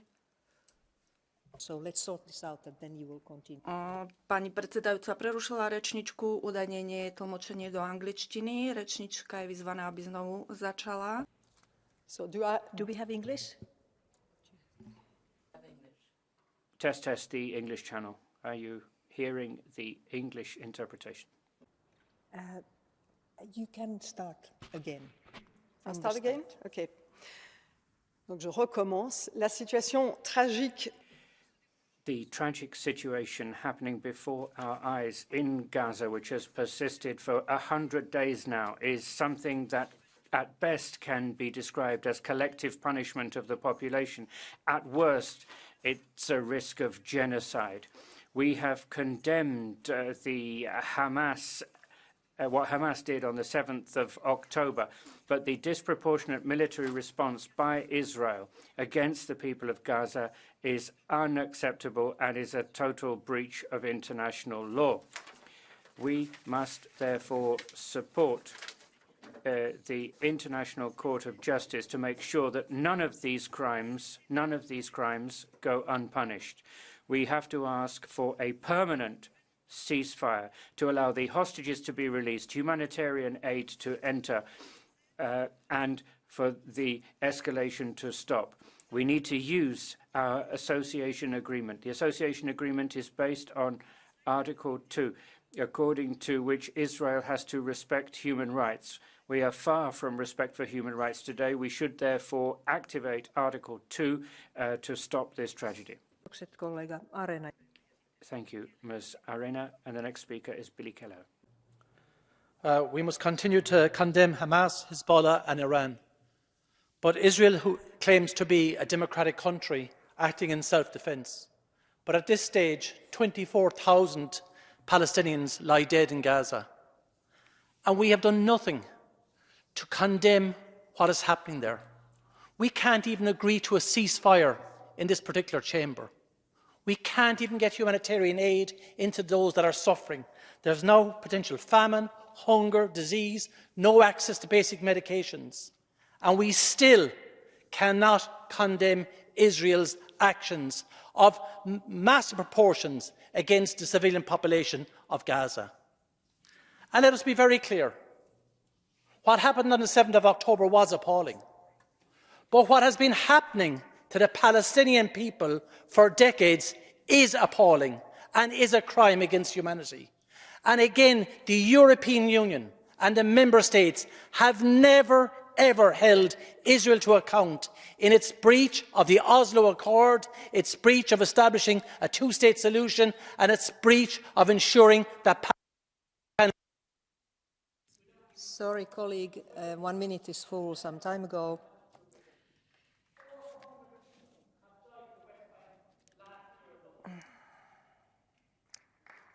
No niin, kiitos tästä. Thank you very much. Stelios Kouloglou is next. Yes, thank you, President. I said I'm surprised that some people, they're only crying about the Israeli victims. Correctly, they are crying, but they are saying nothing about the massacres of thousands of Palestinians. But this is not my point right now. The point is that European Union is losing another opportunity to play a role in the international affairs by not following the United States, by not supporting or tolerating this war criminal Netanyahu, who is staying in power as long as the war is continuing, because if the war stops, he will be judged for corruption. So let's support the South Africa, which brought the case of genocide to the International Criminal Justice, and let's ask for immediate ceasefire. Kiitokset. Thank you. Fabio Castaldo is next. Grazie, cara Thank you, Madam. Colleagues, whilst we discuss in this chamber, 23,000 people have died, civilians, women, older people, children. How can we possibly amputate limbs from children with no anesthesia? Today in Gaza, there is not even a cry for help or hope. Our humanitarian aid is a drop in the ocean, and as we can see by the work that is being done by the Israeli settlers, it is not enough to cleanse our conscience. We need to call for an immediate ceasefire. Hamas needs to release the hostages, and that is only when we can start a negotiating table by having two new leaders, legitimate leaderships on the two sides, and to stop this bloodshed, to have a Palestinian state which can live side by side with Israel in peace. Any other solution is unacceptable, especially because of the regional conflagration of this entire conflict. Thank you. No niin. Thank you. And the next speaker is Eleni Stavru. Stavru, olkaa hyvä. Αγαπητοί συνάδελφοι. Dear colleagues, there is such a huge number of human losses, and we need to bring them down to a minimum. We must support the delivery of humanitarian aid to the Gazawi population until they get rid of Hamas. But Hamas is responsible for the loss of so many people because they orchestrated the attacks on the 7th of October. These are the attacks that actually led to Israel taking action. There are more than 100 people that are still remain hostage in Gaza. Israel is trying to eliminate this inhumane ideology that calls its supporters to the darkness and to death. And they are supported by the axis of evil, Iran, Russia, and Turkey. Thank you. Kiitokset kollega Stavru. Ja sitten... Thank you. Milan Brec is next. Predsedujoča, hvala za besedo. Sem na strani mednarodnega prava. Thank you, Madam President. I stand with international law as the EU and the European Parliament should. So I'm supportive of South Africa's complaint at the ICC when it comes to the Convention on the Prevention of Genocide in Gaza. I also agree with the General Assembly of UN on condemning the illegal practices in the South Jerusalem and in Gaza, as well as all of the procedures at the International Criminal Court that are now in place because of the Israeli crimes. One form of crime cannot justify another form of crime. All criminals have to be prosecuted. South Africa is now, legally speaking, defending the honor of humanity. When I mention the West, I'm talking about the USA and unfortunately also the EU. We absolutely have to be on the side of Palestinian victims and Israeli hostages, and also we need to sanction all the criminals. Thank you. Lopuksi pyytäisin komission puolesta komission jäsen Janez Lenarčičia käyttämään puheenvuoron. Olkaa hyvä, komissaari. Excuse me, can I give one more catch the eye, please? So, one more catch the eye, please. Really? Okay, so can you wait just 1 second, 1 minute, because Mr. Wallace will take his catch the eye. Thanks very much, President. 100 days of international inaction, 100 days of double standards, 100 days of Israel's genocide against the Palestinians, over 24,000 innocent civilians dead, over 10,000 of them children, many thousands still under the rubble. And you're wondering if this is a genocide? Almost 2 million displaced and still being bombed. Hospitals, churches, mosques, bakeries, apartments bombed. And you're still wondering if this is a genocide? And not one EU country stood by South Africa. Germany is said to have committed the first genocide of the 20th century in Namibia. Namibia's president has denounced Berlin's shocking decision to reject South Africa's indictment. What's happened to Germany? I've admired Germany most of my life. Now they've lost the plot. They've been the cheerleaders for fueling the war in Ukraine at great cost to their own economy. And now they're the cheerleaders of the settler colonial Zionist project and supporting a genocide. Has Germany learnt nothing from its own history? Kiitokset kollega. Ja nyt sitten... Thank you. And now, Commissioner Lenarčič, you have the floor to conclude the debate.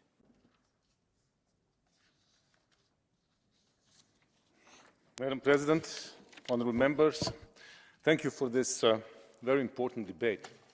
I'd like to refer to one point that was made by several speakers, the call for the EU to play an active role in addressing the current tragic, catastrophic situation in Gaza and beyond.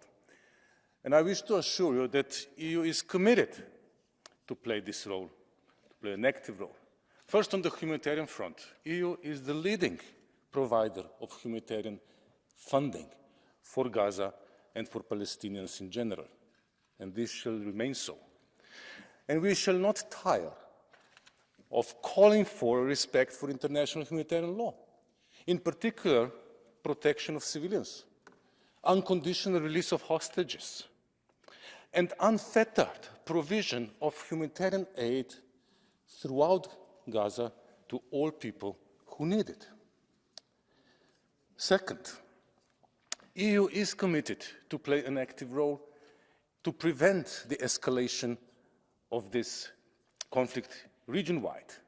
I would like to recall that earlier this month, High Representative Borrell traveled to the region precisely with this ambition. And third, the EU is also committed to play an active role in pursuit of lasting peace in the region, based on two-state solutions. And we are already working on the scenarios for the days after. But let me underline one particular point. It would help us and increase our leverage if there were one voice with which the European Union would speak, including the strong voice of this House. That would increase our leverage, that would facilitate our playing an active and effective role in this region.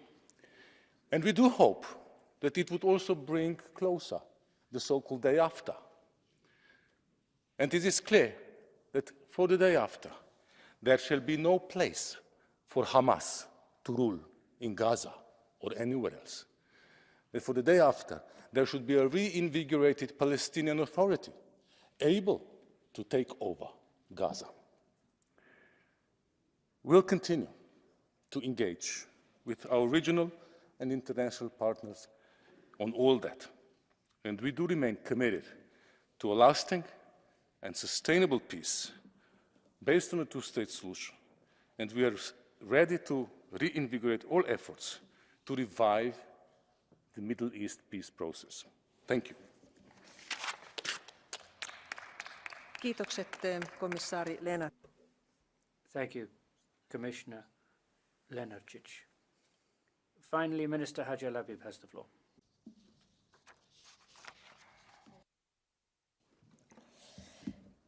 Thank you very much, honourable members, dear Janesh. What a passionate debate, and I must say, as always, when we speak about the Israeli-Palestinian conflict. And indeed, the violence that we see day after day coming from the region is unbearable and must stop. Too many children, women and men have died already, and these deaths, be it on the Israeli or Palestinian side, tarnish and damage our humanity. But we need rationalism. And indeed, I agree with you, Commissioner. In any future scenario for the day after, the Palestinian Authority must be reinvigorated and ultimately return to Gaza. We all agree that there is no place for Hamas rule, nor does anyone want a return of Israeli occupation. The Palestinian Authority should be strongly supported to regain control of Gaza. In parallel, and as I said in my introduction, we will step up our work on alleviating the suffering of civilians in Gaza and elsewhere. We will renew our efforts to prevent further escalation and finding a way out of the current crisis. We will prepare the ground for a lasting and sustainable regional peace, and the only way for that is a two-state solution based on international parameters.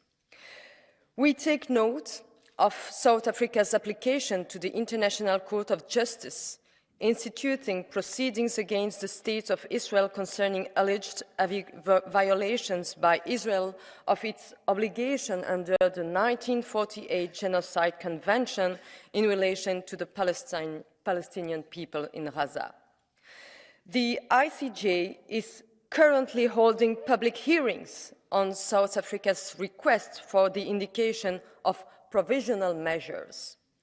The EU cannot be a party to or intervene in a contentious case before the ICJ. The EU is firmly committed to the rules-based international order. As the principal judicial organ of the United Nations, the ICJ is a pillar thereof and has a vital role to play in the peaceful settlement of disputes. La situation au Moyen-Orient. The situation in the Middle East was already a priority of the Belgian presidency before the 7th of October attack, and it is at the very head of our priorities in Council. Belgium was to welcome in Brussels the Peace Day initiative proposed by the Arab League, the European Union, Saudi Arabia, under the patronage of Jordan and Egypt. We hope that this initiative will take place in Brussels soon and that the conditions will exist to relaunch a negotiation process. We hope that we can count on your support to achieve this objective in this conflict, which is an extremely difficult conflict, which makes it difficult for the Union to speak in one voice, the voice of international law, the only voice possible to achieve peace. Thank you. Kiitoksia ministeri Labibille. Thank you very much. Esitetystä puheenvuorosta. Nyt on päättynyt ja sen kuluessa olen vastaanottanut. That brings to an end the debate, and the vote will take place tomorrow. Now we move on down our agenda, and the next item is the report by Alvina Alametsa on EU-India relations. And the rapporteur has 4 minutes to kick off the debate.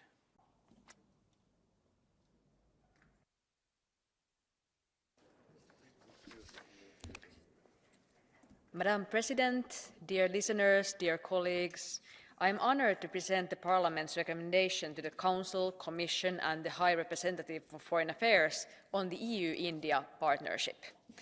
The relationship between EU and India, the most populous country and 5th largest economy in the world, is increasingly important. Both India and EU are needed in the fight against climate crisis and in advancing global security. The partnership is necessary, for example, for development and transformation to sustainable energy, for promotion of human rights and democracy, and rules-based international order in the Indo-Pacific region and elsewhere. The current EU-India roadmap that guides our partnership with India will conclude next year. Now is the right time to step up our ambitions for the future and discuss them in the high-level summit in New Delhi.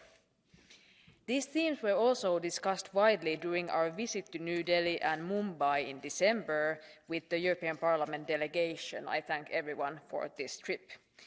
India and EU share many challenges, from the climate and ecological crisis to security environment and rapid global technological developments. Now, more than ever, we need international cooperation, we need international diplomacy. India can also be our partner in strengthening our diplomacy with others. It is able to speak with the voice of the global south and able to help us break the north-south divide and work more together globally. We also need very strong parliamentary cooperation. As highlighted in our report, we should explore ways to establish a structured inter-parliamentary dialogue between this Parliament and our Indian counterparts. We found this very beneficial, for example, during our journey in India. Cooperation between EU and India has to be based on shared values, promoting democracy, the rule of law, human rights and international law, and always aiming to improve the lives of our citizens. We must address the issues of human rights and democracy that are prevalent and bring them to the heart of our partnership. It might be difficult, but it is something that the EU has to work for, as well as India. I would like to thank all of my colleagues for the cooperation in developing this recommendation. I trust that together we have created a report that this Parliament can stand behind, And I'm very much looking forward to listening to all of the contributions from my colleagues to this debate. Thank you all so much. Paljon kiitoksia esittelijälle. Kiitokset Alvina Ala. Dėkoju. Dabar. Thank you, Rapporteur. And now olkaa hyvä. I now give the floor to Commissioner Lenarčič.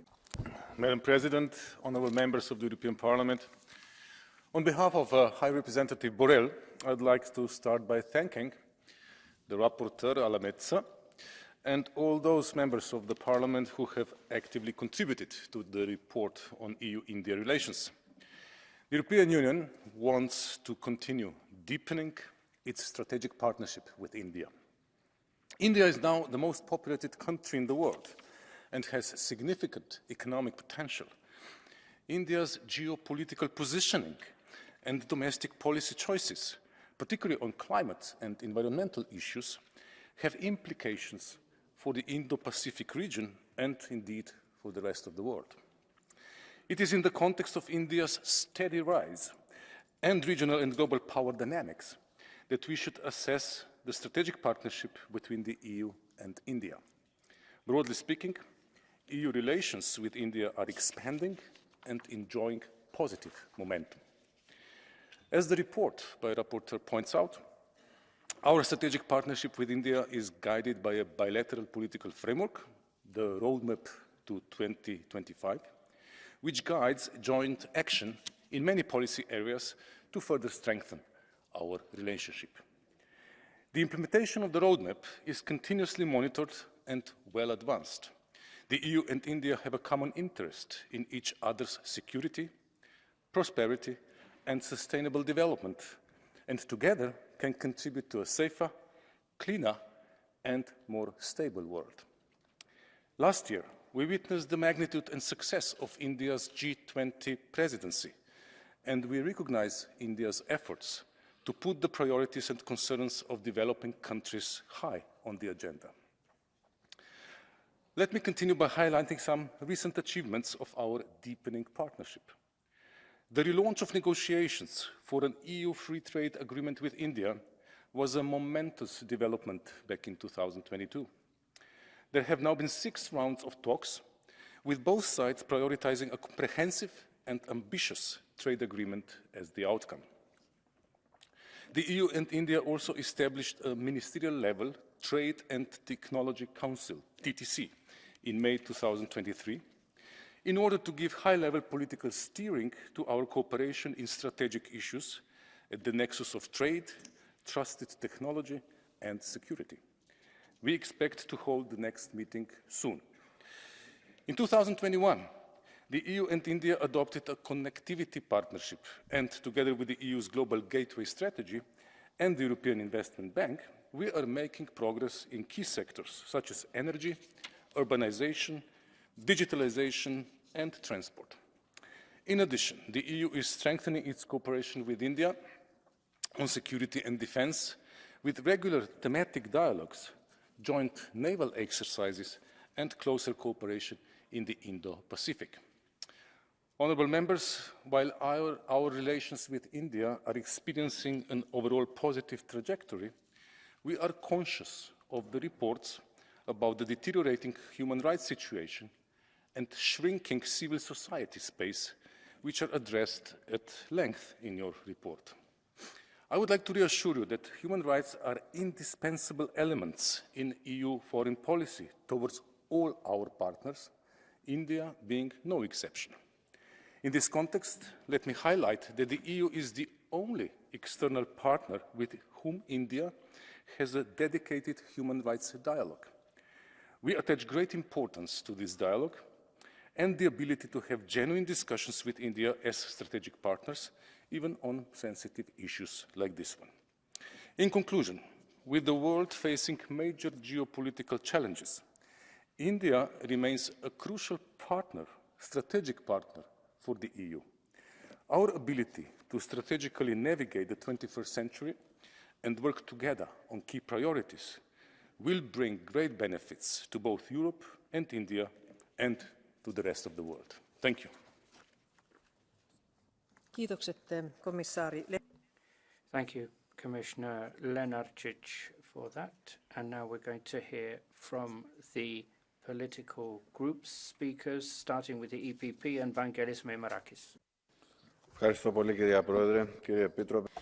Thank you, Chair, dear Commissioner, dear colleagues. This report on the relationship between India and the EU is the second one during this term. It is a balanced text. It's referencing all the shortcomings in terms of human rights, plurality, and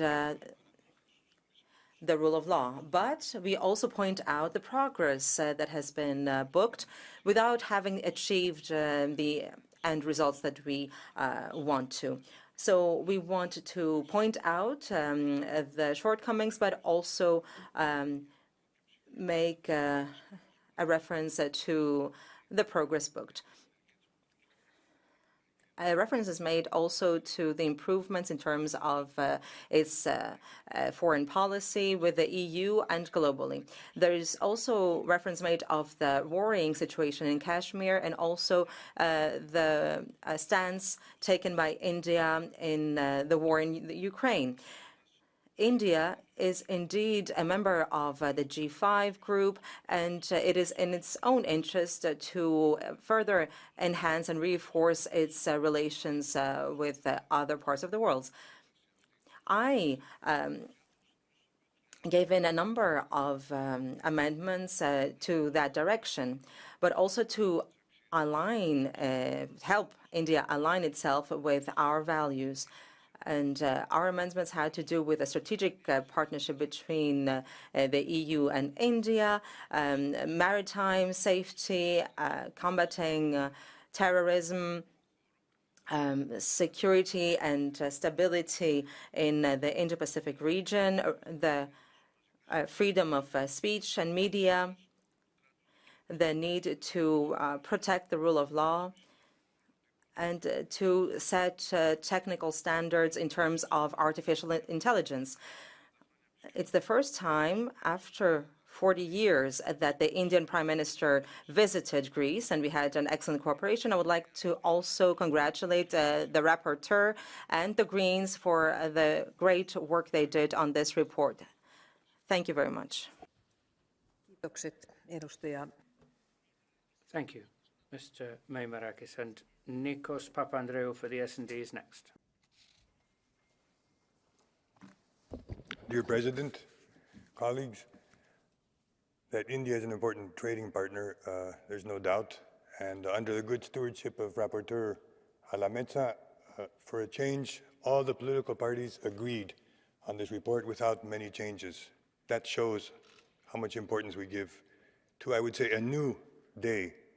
Why is it a new day? Because we have huge geopolitical shifts going on. Today, China and Russia are not looked at the same way we looked at them 10 years ago. India is now seen not only as a trade and a cultural partner, but as a strategic partner that perhaps could take the place of our past partners and present partners like China and others.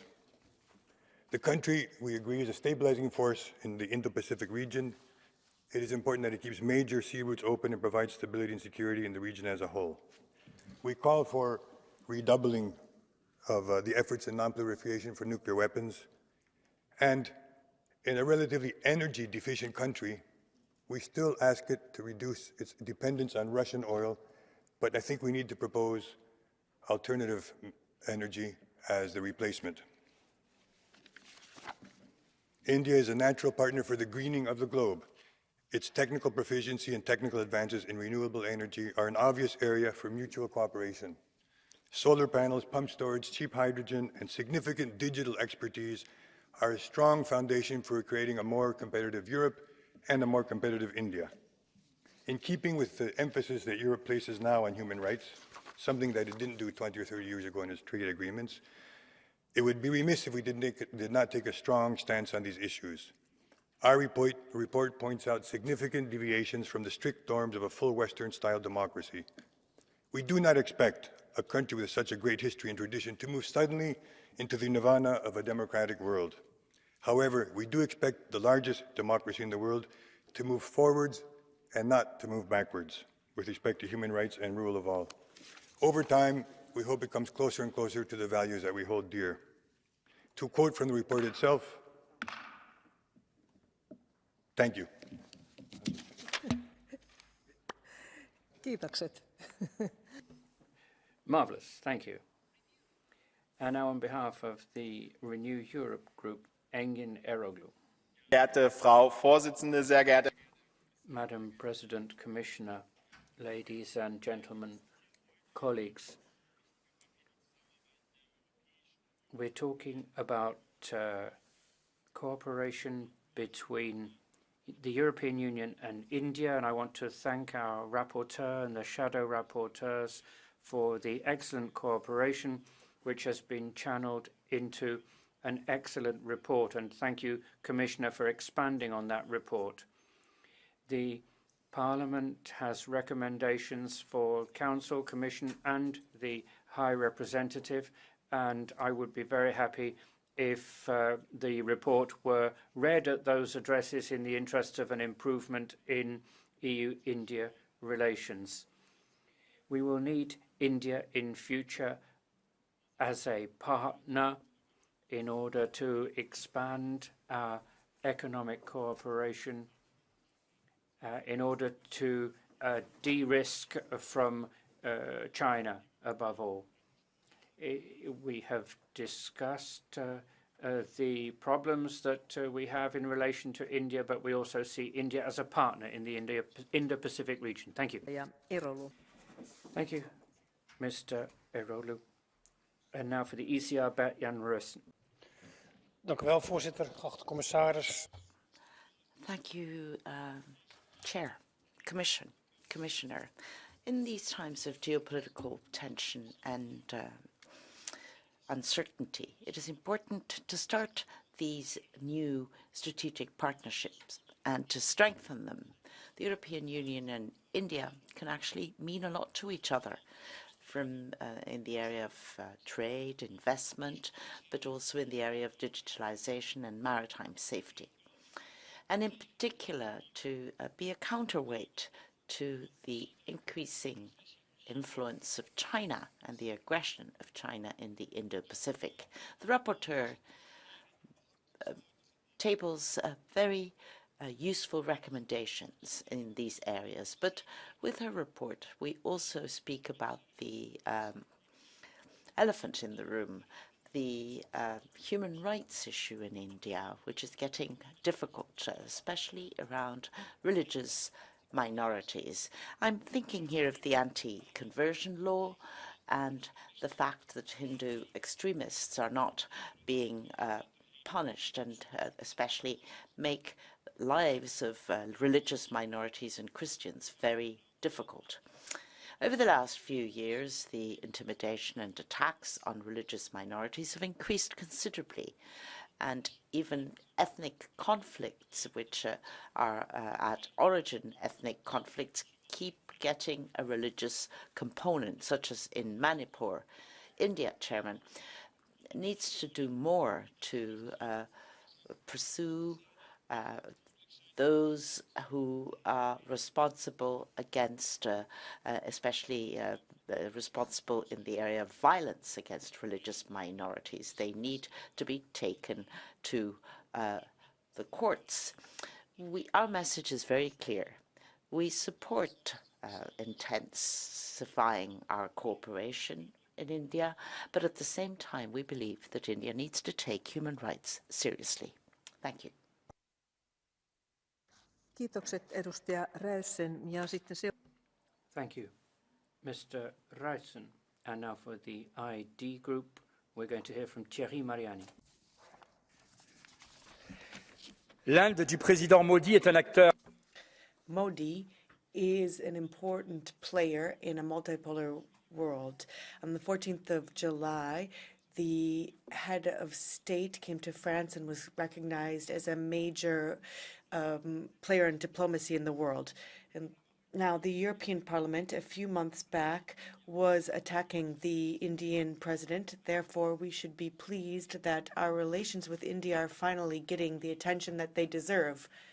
It is important for EU and Indian relations, as launched in 2024, be a success. That means that Brussels should have a realistic approach towards New Delhi.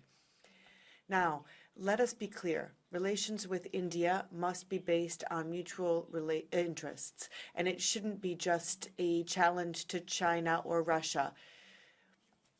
1 in 5 of the planet's citizens are from India, and we have to take full measure of the biggest democracy in the world. As an emergent power, we're showing Delhi that our interest is just for a specific amount of time and not based on the fact that it's the important economy in the G20.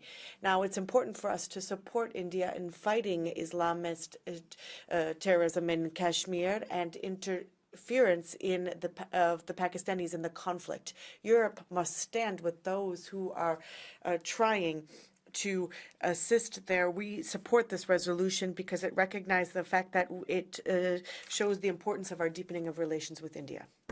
Paljon kiitokset, kollega Mariani. Thank you very much, Mr. Mariani. And on behalf of the Left Group, Idoia Villanueva Ruiz. Afrontemos los hechos.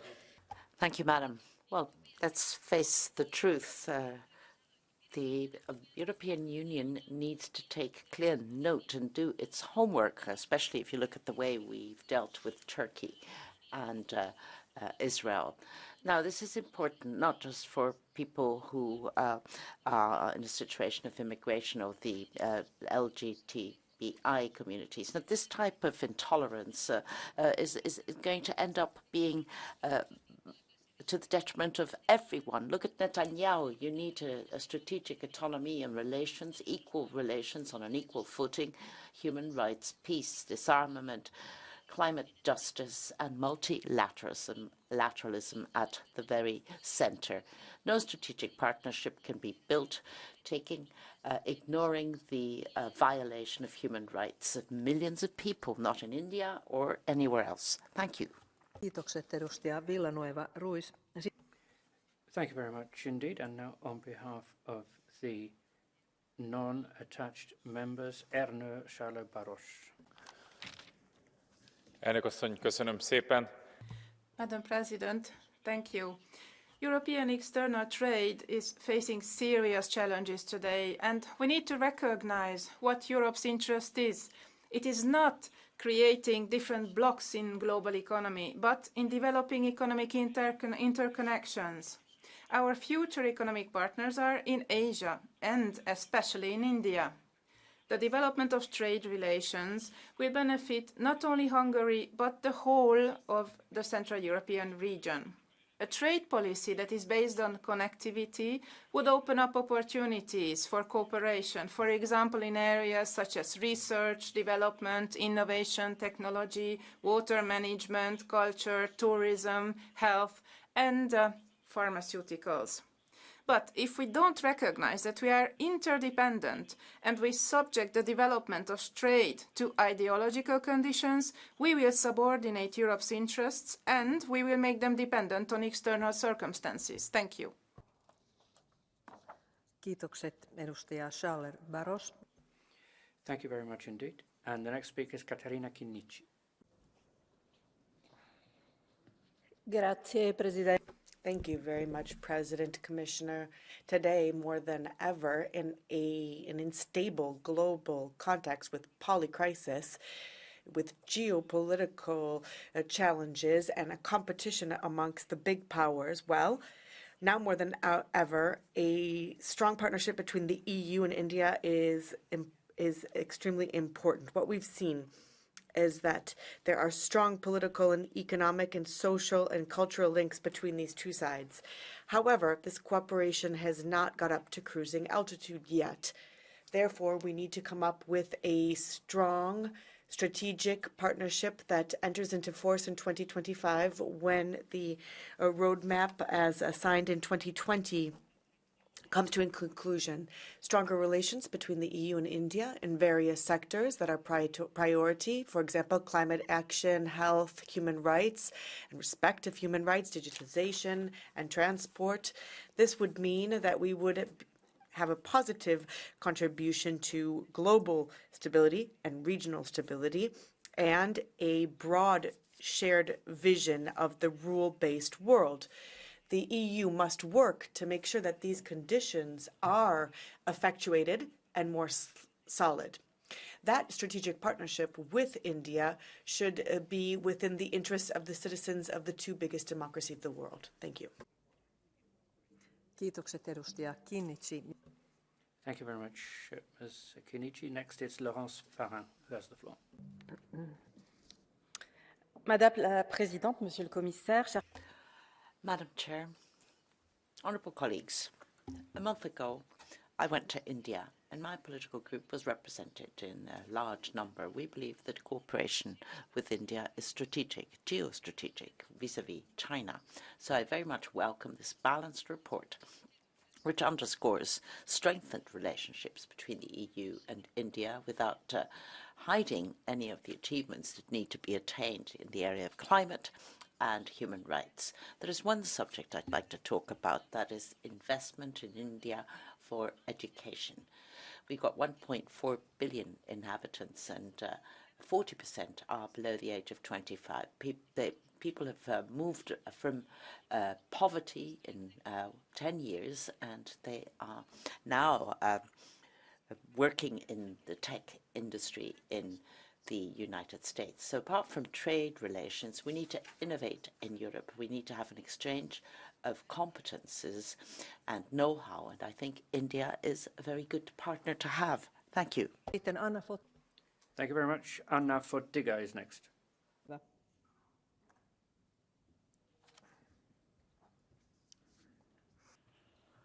Thank you, President. I express my respect to our partner India, acknowledging many areas of common interests.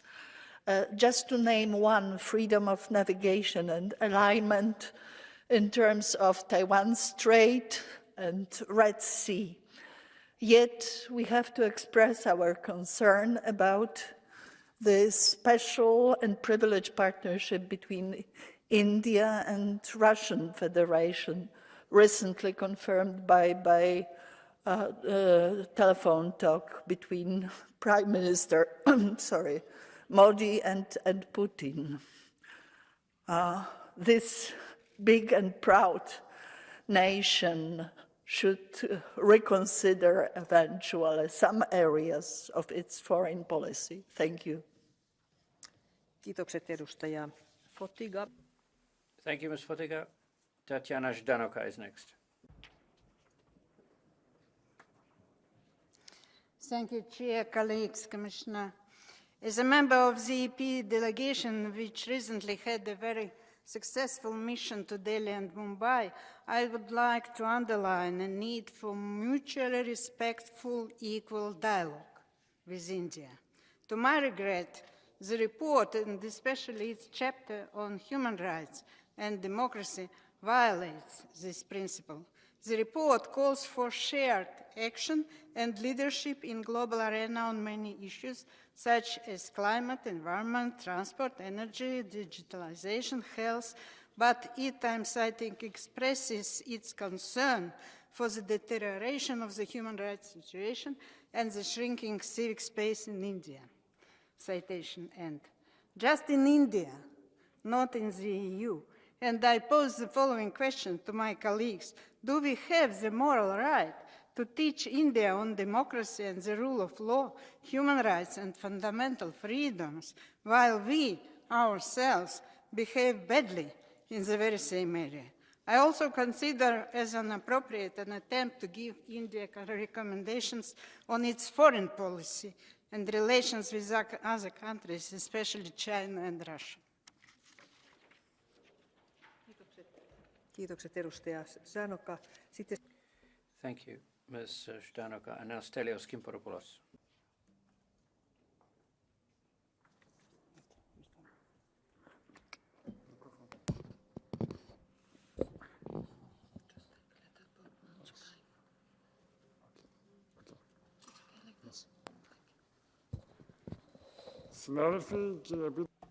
Colleagues, dear Commissioner, the EU-India relations have been built upon over the years based on a common cooperation, especially based on safety and growth.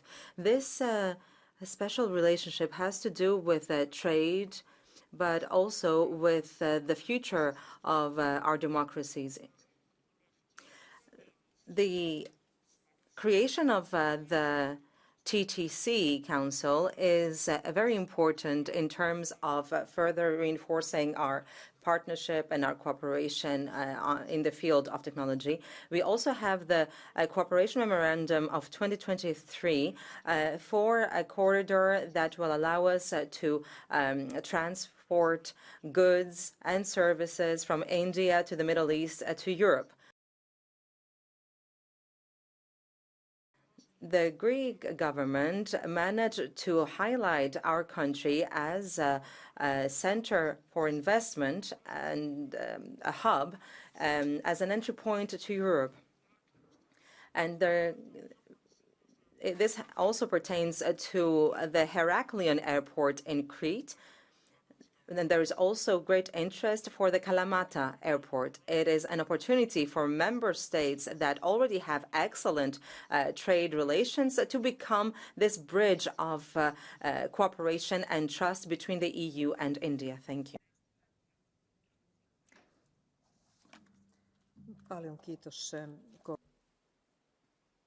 Thank you, Mr. Kimpropoulos. Svenja Hahn is next.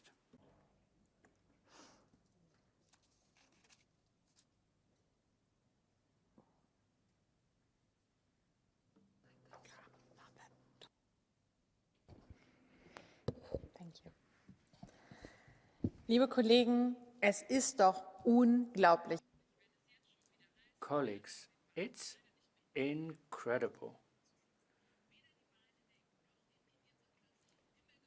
Neither the European nor the Indian elections could not be predicted. So it's incredible that we cannot get a free trade agreement concluded. India is a vital partner in the region and in the world. We cannot leave this potential idle. That is a population of clever minds and a rapidly developing market that has appetite for growth. This is good for our European companies in sustainability and technology. There is so much that could be done. Hydrogen, for example. There's great progress that could be made. And Commission President von der Leyen keeps talking about economic sovereignty. We're not going to get there through protectionism. We need more trade with more partners, and that's why we need more free trade now, and in particular a free trade agreement with India. Kiitokset, kollega. Thank you, Ms. Hahn. Hervé Juvin is next. Chers collègues. President, colleagues. Well, the peacock or the tiger as a symbol of India. India is stating the unity of its model for all of its citizens. Now, I think that's why cooperation with India should go beyond trade and economic and merchant issues. We should have political agreements. Macron has a strategic approach, but it was Modi that actually put it into place. Now, what we saw is that India has to follow its national interest, meaning that it is one of the quickest developing countries in the whole world.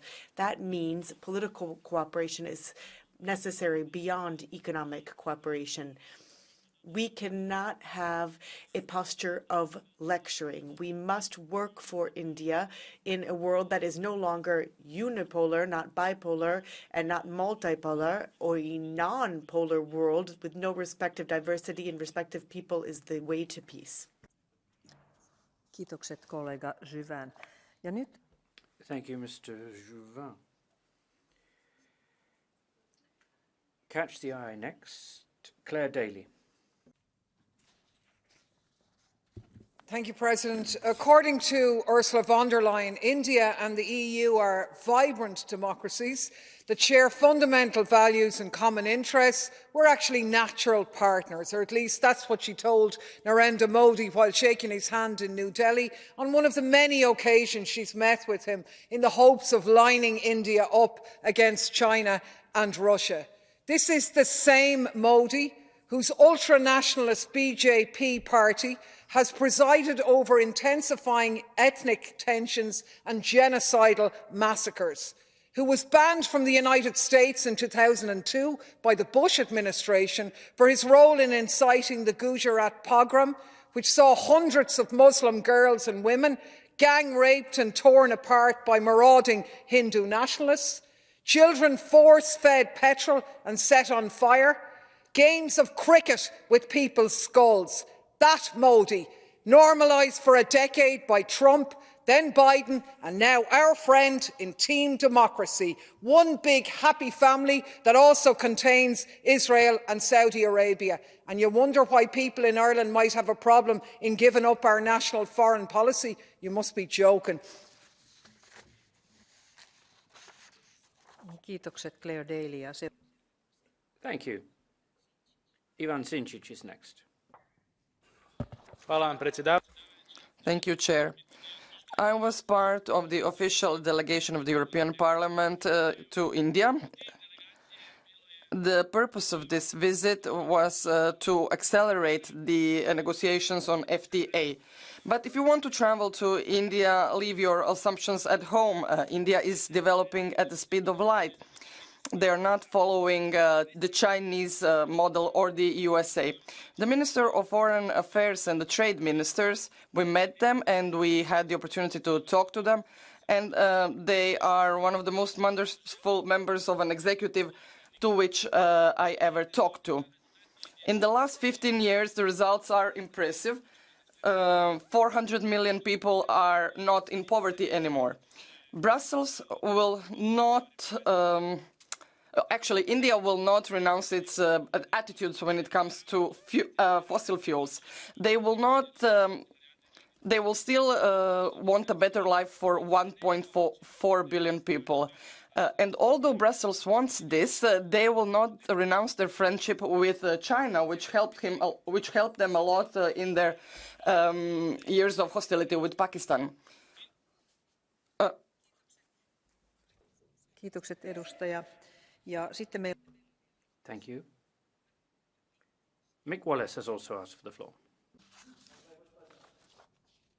It would seem that the great hopes for India as Washington's counterweight to China had been shelved for the moment. India refused to get on board with the Russian sanctions, and the two countries are busy strengthening defence cooperation and trade relations, while it seems the US and China have made some steps towards de-escalation in their trade war. If this was a less significant country, the report would not be tiptoeing around the Russian relations issue, but heaping condemnations and threats. Instead, the report talks about India as one of our most important trade partners, a like-minded democracy that will partner with us to tackle democratic backsliding worldwide. These comments could be taken seriously if Modi's tenure wasn't marked by constant harassment and intimidation of political opposition and crackdowns on free speech and independent media.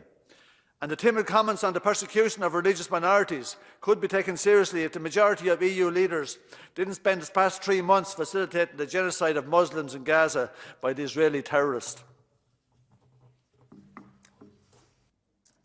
Kiitokset edustaja Wallis. Ja sitten... Thank you, Mr. Wallace. And we shall conclude by listening to Commissioner Lenarčič and then the rapporteur. Commissioner, you have the floor.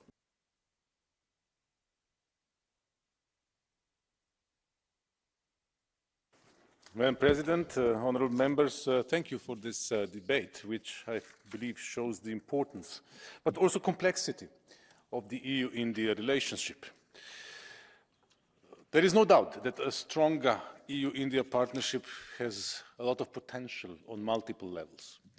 Prosperity and security for our citizens and societies, contribution to responding to global threats and challenges, such as regional peace and stability, the digital and green transitions, and also on reducing inequality and on improving global governance. Some of these areas already see notable progress, while in some others there is still scope to do more. And your report and also this debate today gives us a very useful guidance in this respect, including on the sensitive issues like the situation of human rights, the status of religious minorities, and so on. But I wish to conclude on the following note. This year is an electoral year, both in the EU and in India. And our joint strategy, the Roadmap 2025, is coming to a close next year. With these circumstances in mind, together with the unfolding geopolitical and economic developments, I agree with your recommendation that there is a need to start reflecting without delay on the updated or future priorities for our strategic partnership with India. The Commission is ready to do so and is looking forward to continue our discussions with you on this topic. Thank you. Kiitokset komissaari Lenarčič ja sitten lopuksi. Thank you, Commissioner Lenarčič. And now Alvina Alametsa as rapporteur. Madam President and dear colleagues, thank you. It has been a pleasure to work with you on this report and listen to you today. The various topics from human rights to security mentioned in this report have to be taken very seriously and raised in all levels and all encounters by the EU representatives. And this work is now needed more than ever to increase the well-being and safety and security of our citizens and a better future for all in India and in EU. We share knowledge on these issues mentioned and the visions for EU-India partnership. The consensus achieved in this report was mentioned many times by colleagues, and I am grateful for this cooperation. Now we count on the High Representative to demonstrate that our recommendations build the EU position for the forthcoming High Summit and in all of the future EU policy towards India, including the new EU roadmap after 2025. Thank you all so much. I'm grateful for the cooperation and also the cooperation of every activist, journalist, policymaker and expert that we have heard in this process. And I hope that we can continue the cooperation for the better future of us all. Thank you. Paljon kiitos esittelijälle. Thank you, Rapporteur. That concludes that debate, and the vote will take place tomorrow. The next item on the order paper is Zheliana Zhovko's report on the role of preventive diplomacy in tackling frozen conflicts around the world. Missed opportunity or change for the future? And I give the floor to the rapporteur first, Zheliana Zhovko. Madam President, dear Commissioner, dear colleagues, this report is calling for lessons learned where we have done some progress and is also keen to rethinking our policies in order to be better prepared, more coordinated and more focused on preventing future crises. First of all, I would like to thank my colleagues, shadow rapporteurs from other political groups for their serious and constructive approach during negotiations on this report. With the Russian war against Ukraine, we are at a war that is threatening our countries as well. The war in the Middle East and the situation in the Red Sea are a clear reminder that we have set aside all these conflicts without addressing the consequences that we have to be dealing with. From Ukraine to Venezuela, from South Caucasus to Western Balkans, the crises are popping up and seeking immediate response to which we need strong coordination in this current weakened multilateral world. 10 years after the establishment of the European External Action Service, discussions are still ongoing about the lack of single voice related to the EU external policy and the European Union's global role. Political leaders have still not found the visionary approach to start building that railroad to prevent conflicts, to fully align and act as a caretaker of the tragedies that we are facing in this volatile world. The global order is changing rapidly. Emerging powers are confronting traditional players. New technologies and further globalizations are leading to increased international competition. In recent years, our achievements have deteriorated, our presence weakened, and our actions left without concrete results. Just think about Western Balkans, Africa, the South Caucasus, Cyprus, Northern Ireland, Afghanistan, the Middle East. That encouraged other actors to take advantage of our lack of interest, putting themselves in an active and malign role in our own backyard. Dear colleagues, we have to ask ourselves the question, why has the EU failed on preventing violent outbursts throughout the years? Exactly this thought was on my mind when I initiated this parliamentary report in the Committee on Foreign Affairs with the intention of launching a lessons learned exercise on the European efforts in preventive diplomacy over the years. The report is based on the need to improve the visibility of the European Union in this field of analysis, 6 main areas that can be upgraded and improved for the prevention of conflicts around the world. It emphasizes the importance to learn on missed opportunities and draw lessons from the past experiences. The text also reiterates that the key focus should be on strengthening EU early warning system, advocating proactive risk analysis and continuous evaluation to improve effectiveness. Underscoring the need for interventions tailored to specific contexts, the report highlights the importance of aid responding to countries' unique cultural, historical and political context. It points out that it is crucial to take into account the local cultural and historical background when appointing EU special representatives and envoys to avoid controversies in conflict areas and their role as impartial mediators. Furthermore, the need for a thorough evaluation of their work is emphasized, including the European Parliament's supervision of their initiatives, results and contribution to preventive diplomacy.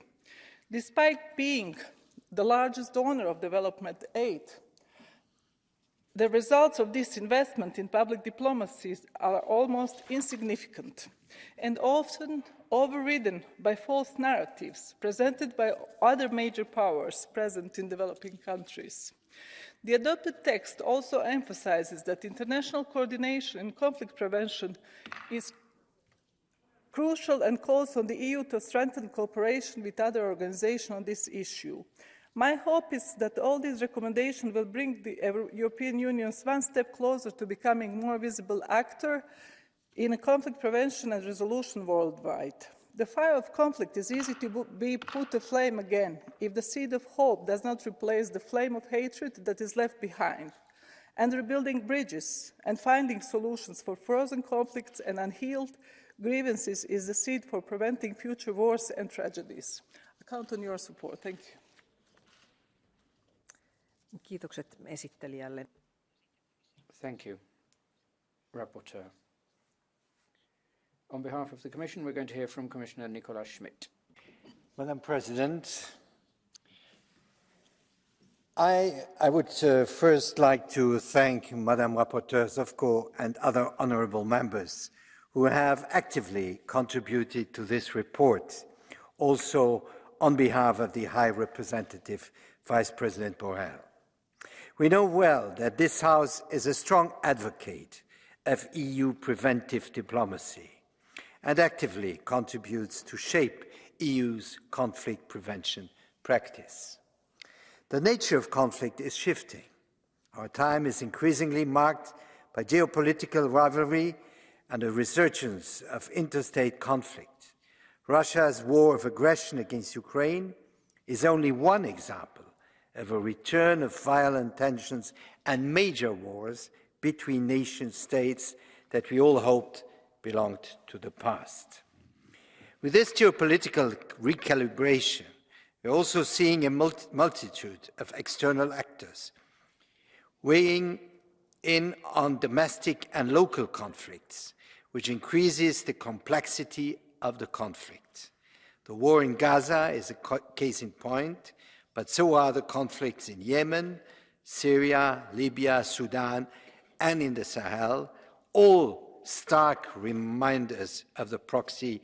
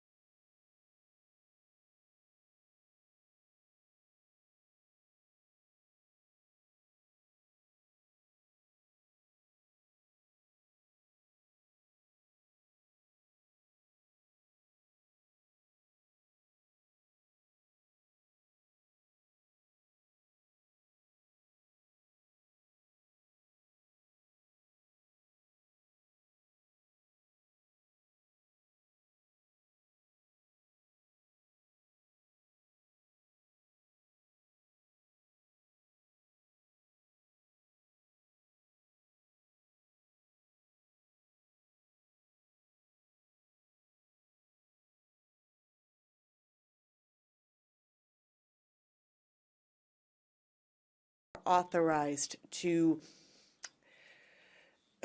intervene or have an impact on conflict in the world. The EU does not have that diplomatic role. Please be contented with the scientific approach and the intellectual approach of the EU. For the rest, let the nations, the real nations, act. Thank you. Stefanich. Thank you so much. Mr. Stefanich, you have the floor. Thank you very much. Colleagues, Europe will be safe when our neighborhood is safe.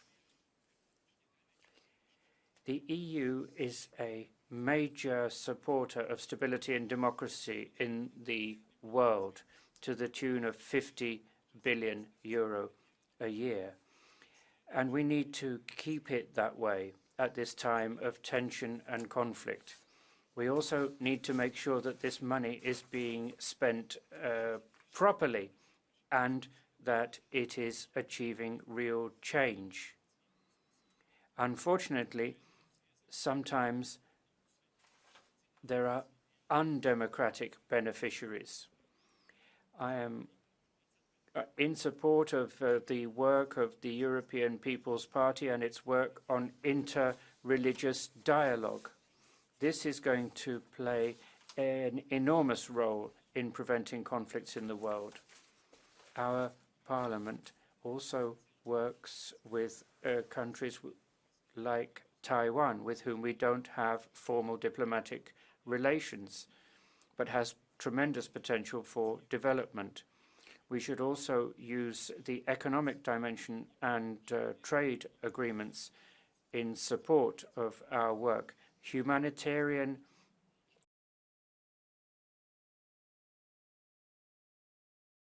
Member Olsen, you have the floor.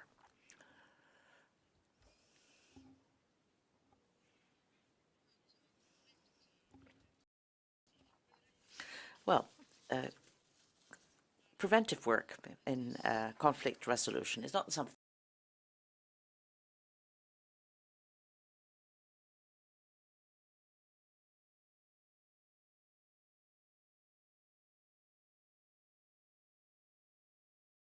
with whom we don't have formal diplomatic relations, but has tremendous potential for development. We should also use the economic dimension and trade agreements in support of our work. Humanitarian assistance, interreligious dialogue, and economics and trade can contribute to peace in the world. Thank you.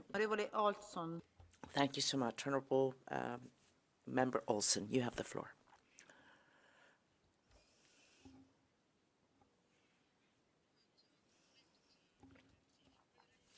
Well, preventive work in conflict resolution is not something that you find in the headlines of the papers.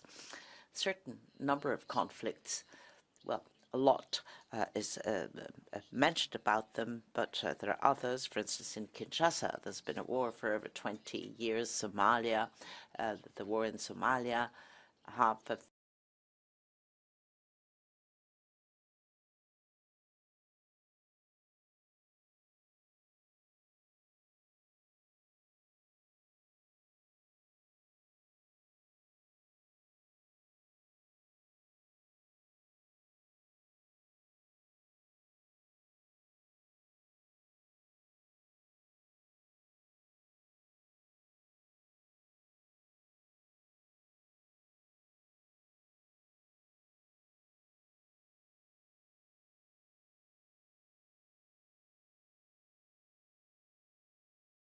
as an investment in long-term peace. Thank you. Can I ask Mr. Mashiris, please, to take the floor?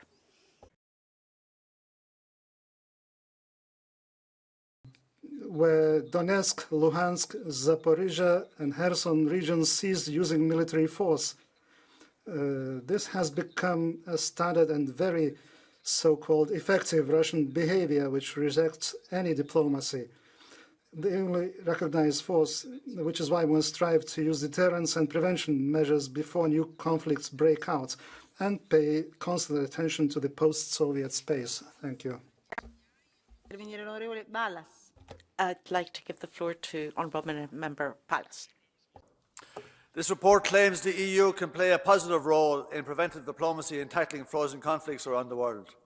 The past few decades are a dramatic demonstration of how the EU does precisely the opposite. Kosovo, Syria, Nagorno-Karabakh, Ukraine, Israel, Palestine. Just look at the genocide taking place at the moment in Gaza. We haven't time to go back over all the colonial exploits of European powers and the imperialists carving up large parts of the world with complete disregard for the ethnic and religious communities on the ground. But European colonialists did lay the ground for the Israeli settler colonial project and then supported the apartheid state of Israel for over 75 years while they systematically brutalised and butchered the Palestinians. When the Israeli genocide of Gaza began on October 7th, the EU ran out to the defence.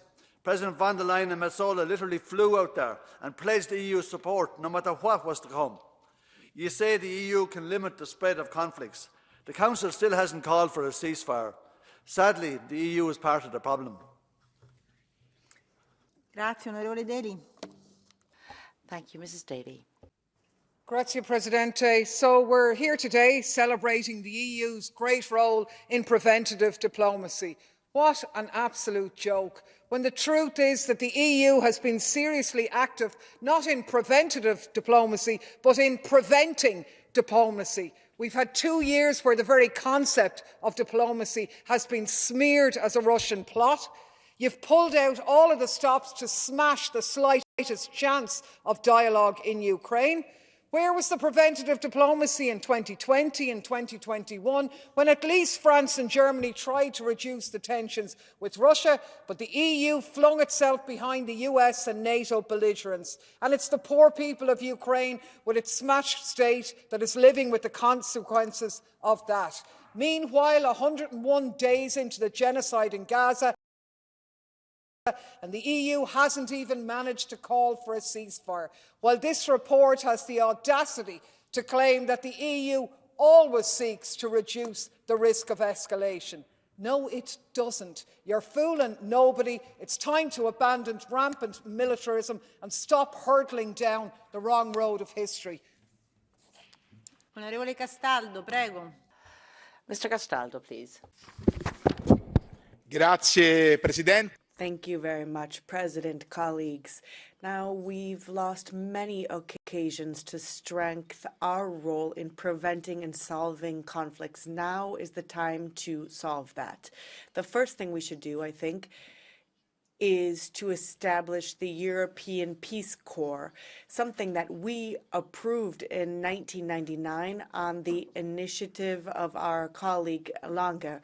Now, this corps was to be set up with experts in preventing and resolving conflicts, so both institutional and not, would make our management of conflicts more consistent, more effective, and more flexible. I'd like to thank all of the colleagues from the AFET committee for the tabling of amendments to the Zovkov report. We're asking for the establishment of this Peace Corps without any delay. It won't be enough, however. Dear colleagues, I'd like to ask for your support for the establishment of the procedure that I have launched via AFET to adopt this resolution prior to the end of the term. We're all moving towards our common objective. Let's all move for more change. Let's make our union a leader in this and not just one that is a part of the inequalities and unbalances on the world chessboard. We need the instruments to do that. Thank you. A nome della Commissione. Thank you so much, Commissioner Schmidt. On behalf of the Commission, you have the floor.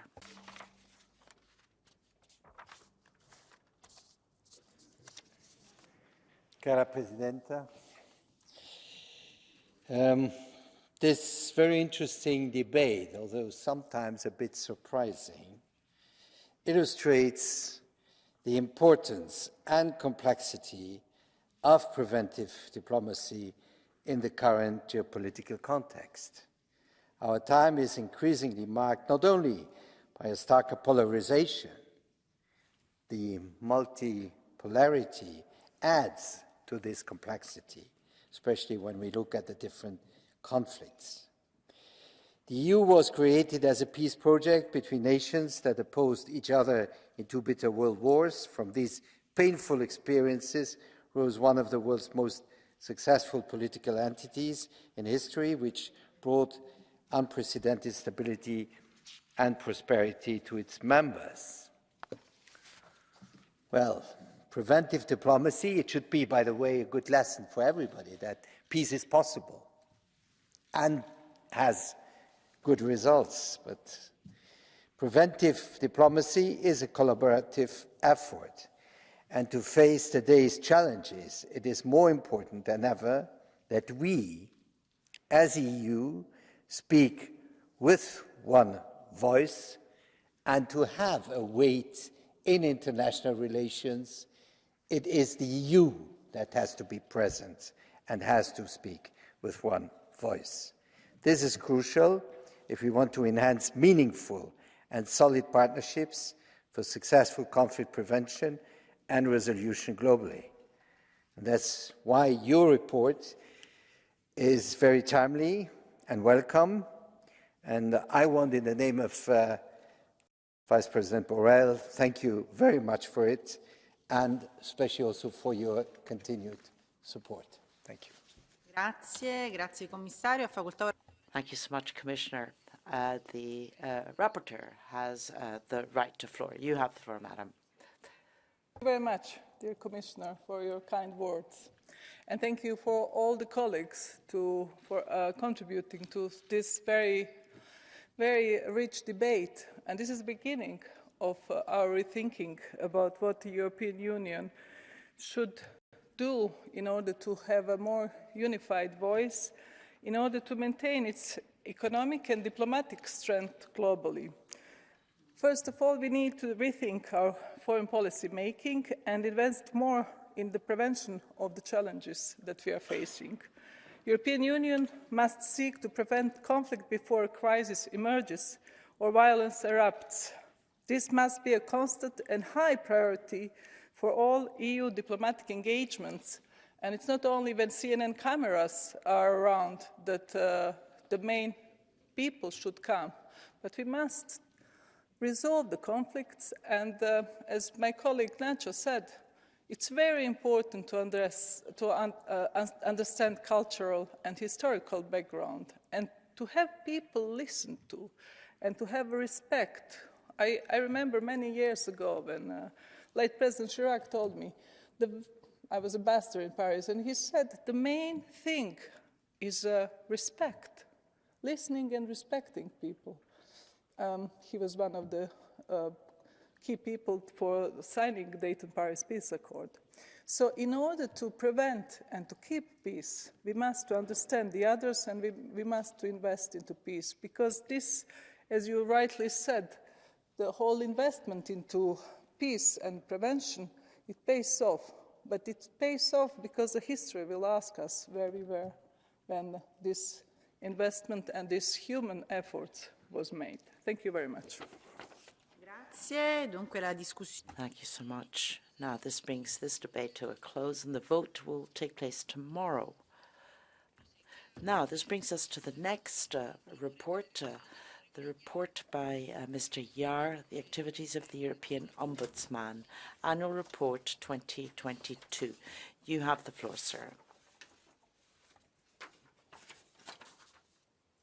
Ja, meine sehr verehrte Honourable Madam Chair, Honourable Ombudsman, I think you're just swapping seats, right, at this moment. Ja.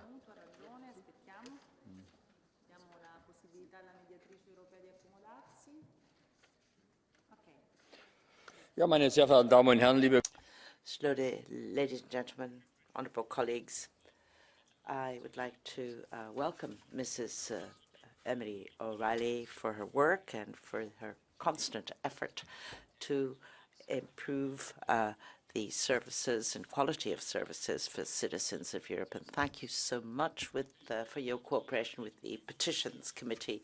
The European Ombudsman helps citizens and organizations and businesses to have difficulties with the administration. She deals with the complaints and also to promote good administrative practices with the solving of active systematic problems through the European Union. In 2022, there were 16,000 citizens that called to the Office of the Ombudsman, which clearly shows the importance of this institution. There were 2,248, 755 related to citizens, and others did not reach their conclusions. And this means that the competences for the Ombudsman, we need to promote this further so that citizens know exactly which of the issues can be taken before the Ombudsman. So we need to explain the competences. In 2022, there were 348 complaints, 300 on the basis, 48 on the basis of complaints, and 4 were own initiatives. And there were 330 investigations. For me, the rights of the individuals to take own initiative issues must be promoted, but I believe that this instrument has been used within measure. The largest part of the complaints related to the Commission. The most important issues in 2022 were the access to information and documents, the culture related to services, and there was also reports in the area of initiatives related to the systematic problems of the European organizations, conflicts of interest, revolving door issues, and reputational risks. Now, therefore, we need to have a further debate of what do we mean by documents? Are there only official documents? What do we do with confidential information? And does this not exist? And the fourth conclusion is, ever since 2022, everyone in the Commission has understood that text messages are documents. And I think the Commission in the future, presumably, will be taking this into account. And to tell you the truth, as a member of the Petitions Committee, I look enviably at the complaints of the Ombudsman, because generally speaking, you deal with these complaints and conclude them within a period of 3 months. This is not the case in the Petitions Committee, and I'm very envious.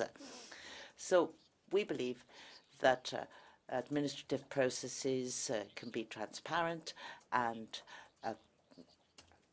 the right to transparency, of course, has its limitations, because the decision-making processes of the European Union sometimes are called into danger. So I am looking forward to this debate. Thank you, Rapporteur. I'd like to welcome the European Ombudsman, Mrs. Dr. Emily O'Ryan. You have the floor.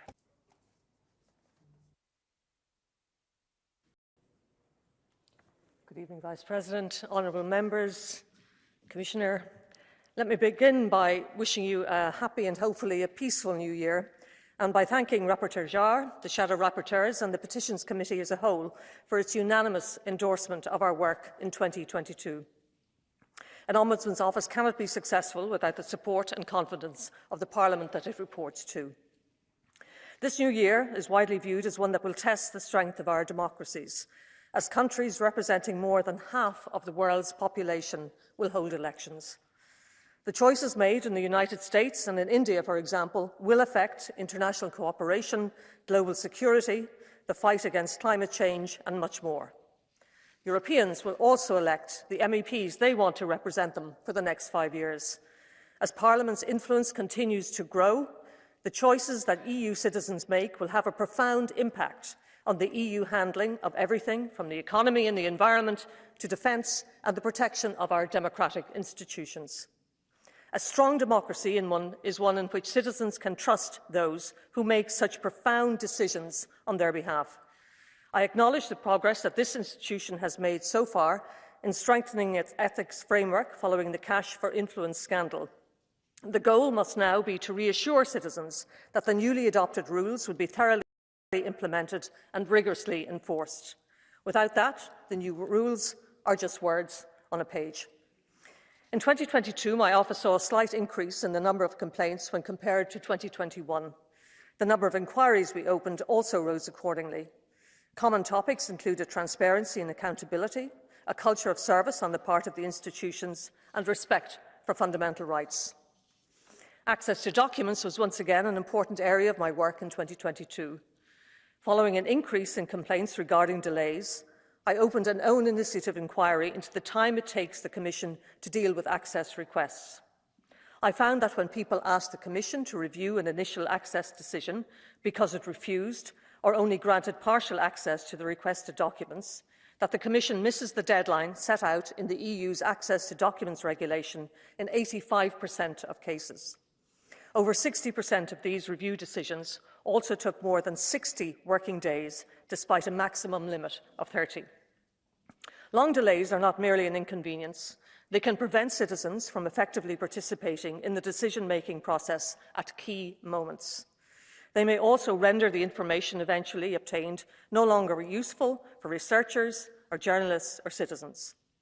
Access delayed is effectively access denied and further serves to weaken that necessary trust that there must be between frequently powerless citizens and very often very powerful institutions. We need to remember that democracy is not only eroded when an authoritarian leader moves to dismantle or undermine democratic institutions, it is also eroded in small ways, such as in failing to allow citizens access to documents that they have a right to access, and with the administration reasonably confident that few of those citizens will challenge them in court. I have called on the Commission to adopt a fundamental change in approach to meeting deadlines. Recent inquiries have shown that the problem, however, continues to persist. And that is why I asked this institution for its formal support via a special report. I was happy to participate in the positive discussions that have already taken place in the Libe Committee, and I look forward to the debate and resolution in plenary on my special report. In 2022, I looked again at how the EU administration handles moves by its staff to related roles in the private sector, a phenomenon known as revolving doors. I called on the European Central Bank to apply stricter rules to these moves, especially when they concern the financial sector. In particular, I suggested that more staff be subject to stricter cooling-off requirements and that the ECB increase the ban on former senior staff lobbying their past colleagues to 1 year. Another area I looked at was citizen participation and how the EU administration interacts with stakeholders and lobbyists.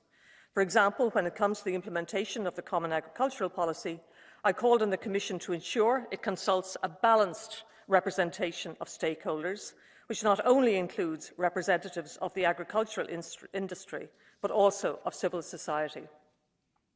And with droughts, forest fires, floods and other natural disasters increasing across our continent, and last year being the warmest on record, the fight against climate change is of vital importance to Europeans. In 2022, I carried out a public consultation to evaluate whether citizens have the opportunities and up-to-date information they need to participate in decision-making related to the environment. Respondents identified a number of concerns, including a lack of transparency around lobbying, difficulty in accessing information concerning trilogue discussions, and trouble with access to documents requests. I have already opened one inquiry following the consultation, which concerns the risk management of dangerous chemicals, and am looking into other possibilities. In relation to fundamental rights, I identified several areas where Frontex could improve its accountability. These include publishing summaries of its operational plans, providing further training to its fundamental rights monitors, and ensuring cultural experts are present during screening interviews. I also inquired into how the Commission monitors EU structural and investment, or ESI, funds to ensure they promote the rights of persons with disabilities to independent living and inclusion in the community. I suggested that the Commission provide clearer guidance to Member States and to its own staff about the need to promote these goals through EU funding, not only through ESI, but also through the newer Recovery and Resilience Facility. Another high point of 2022 was to welcome the Ombudsman of Ukraine and Moldova to the European Network of Ombudsmen, which I have the honour to coordinate. In my 10 years as European Ombudsman, I have seen much positive change in the EU administration as a whole, but also in the work of my own office. In 2022, we closed 48% of all inquiries within 3 months and 86% of inquiries within 1 year. In 2013, when I took office, those figures stood at 22% and 59% respectively. These marked improvements in efficiency have allowed us to provide better service to citizens while also more effectively holding the EU institutions to account. To conclude, the year ahead may be a challenging one, but it also provides an opportunity to unite Europe with its citizens in a way that exemplifies the best of the Union, one that remains faithful to its foundational values and does not bend with contrary and dangerous winds. As Ombudsman, I will continue to do all that I can do to respond to people's concerns and promote good administration. In doing so, I hope to do my part in furthering citizen trust in the EU and in its democratic institutions. Thank you for your support. Thank you very much, Madam Ombudsman. On behalf of the Commission, I'd like to give the floor to Mr. Šefčovič. The floor is yours. Thank you very much, Madam President, Honourable Chair, Honourable Members of the European Parliament, dear Madam O'Reilly, our Ombudsman. First and foremost, I would like to underline that I'm very pleased to take the floor on the European Parliament's report and resolution on the activities of the European Ombudsman in 2022. So we can thank our Ombudsman and her team and her office for important work done in that year. I also would like to thank the rapporteur, Mr. Jahr, the coordinators of the Petty Committee and all its members involved for this annual exercise, providing the views of the European Parliament on the issues that it considers noteworthy in the area of good administration for citizens, businesses and associations. As highlighted in the report and resolution, the work of the European Ombudsman is important to improve administrative practices and to promote accountability and full transparency of the EU institutions. And this is essential for the EU citizens, businesses, associations, but also for the EU administration, because EU administration should always strive to achieve its highest standards in this respect, and even more now, this year, where the EU citizens in the 27 member states will be called to vote for the European elections. The European Commission remains the main addressee of the European Ombudsman's inquiries and initiatives, with 197 inquiries and initiatives out of 348 launched in 2022, representing 57.1% of the total, a slight decrease compared to the 61.5% in 2021. These figures also reflect the fact that the European Commission is the largest EU institution which has many interactions with the citizens. Against this backdrop, the European Commission remains fully committed to act with due respect, due diligence and the highest responsibility towards the citizens' expectations and demands. Although in some cases there might be disagreements, the fact that it is very rare that an inquiry ends up with the final closing decisions of maladministration is an indication that constant dialogue and mutual understanding can provide tangible and concrete results. Indeed, the European Ombudsman's solution proposals, suggestions for improvement and recommendations are taken into account and implemented by the Commission whenever feasible. The report and resolution refers to important issues such as, among others, the interaction between the European Commission and the tobacco industry, the means for ensuring independence and no conflict of interest in advisory and expert groups, the so-called revolving doors phenomenon, the ethical and transparency rules applying to commissioners, the transparency of the EU environmental decision-making process of negotiations of trade agreements, or the recovery and resilience facility funding issues related to the common agricultural policy, as well as the handling of requests for public access to documents or concerns regarding fundamental and human rights. As usual, the European Commission will duly examine the European Parliament's resolution in the coming weeks and will reply in detail to all the issues that concern the Commission, including relevant updates. We remain committed to implement the highest standards in the European public administration. So, Madam President, I look forward to hearing the views of the honourable members, and I thank you all for your attention. Thank you. Thank you very much, sir. Now I'd like to give the floor to Mr. Tomac. Go ahead. Mulțumesc, doamnă președintă. Thank you, Madam President. Distinguished Madam Ombudsman, I'd like to stress the importance of transparency in public administration, including where the European Union institutions seek to lead by example. The principle of transparency is crucial. This is in the interests of citizens having clear and complete information.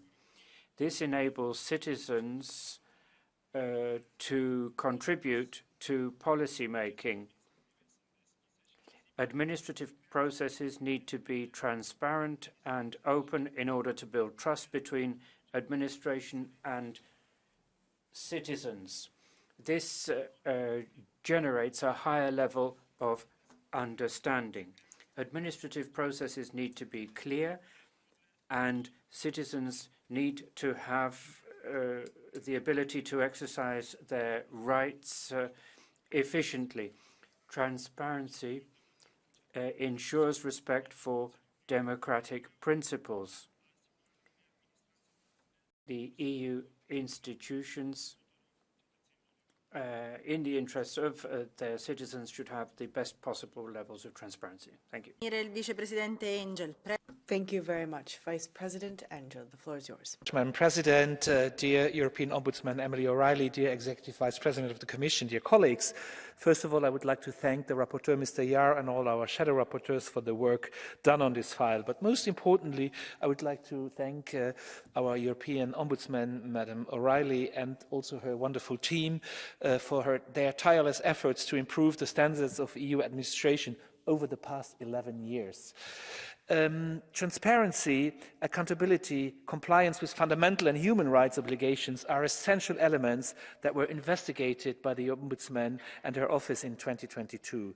And those values are the core of our union, and I'm glad to see that the Ombudsman recommendation helped improving the functioning of our institutions with tangible results. I particularly welcome the inquiry on the revolving door policies of the Commission and also of the European Central Bank, as well as the inquiry on the handling of work-related text and instant messages. For the Socialist and Democrat Group, it is important that our institutions must follow closely the Ombudsman recommendations. At the current stage, more needs to be done to reach an appropriate level of accountability in European public administration. Systemic and significant delays in how the Commission handles requests for public access to documents still exist, and this is unacceptable and rightly considered as maladministration. It is unacceptable that citizens and journalists have to wait sometimes up to 15 months before the Commission processes their requests. The Council's refusal to give full public access to documents related to some negotiations is also a worrying sign of widespread structural problems. The European institutions need to take concrete steps in this regard.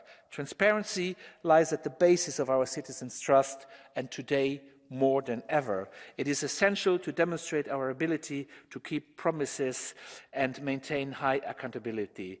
I would also like to thank our Ombudsman for the excellent coordination work she does with the enlarged European network of Ombudsmen. And also, believe me, as a Vice President, I can tell you this Bureau has been very active these last months to strengthen our transparency rules and also our accountability, and it was good that you mentioned it also. Thank you very much for your good work, and also this thanks go to your team. Thank you. Thank you very much. I'd like to give the floor now to Ms. Tom.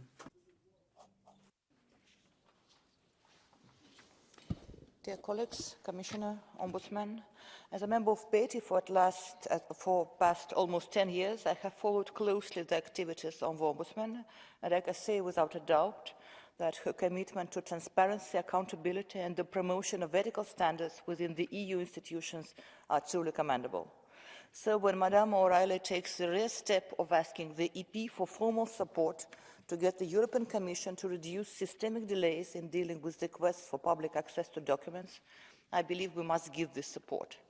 I have personally made requests for access to documents in the past, and I understand how difficult it is to get a clear and complete answer.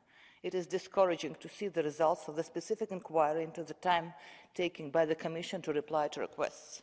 When it comes to asking the Commission to review its initial decision, receiving an answer above the 30-day legal limit has become the norm, not the exception. This makes it clear that we are dealing with a systemic problem in how requests for access to documents are answered. As Parliament, we have to follow up on this issue and make sure that the Commission takes action without delay. Thank you. Thank you very much. I'd like to give the floor now to Ms. Auken. Thank you, Ms. President. Thank you to the Ombudsman as well. It's important what you said. Transparency is crucial so that the citizens can follow our work. I want to stress the excellent work Mrs. O'Reilly has done in this regard and how she's insisted on that purpose.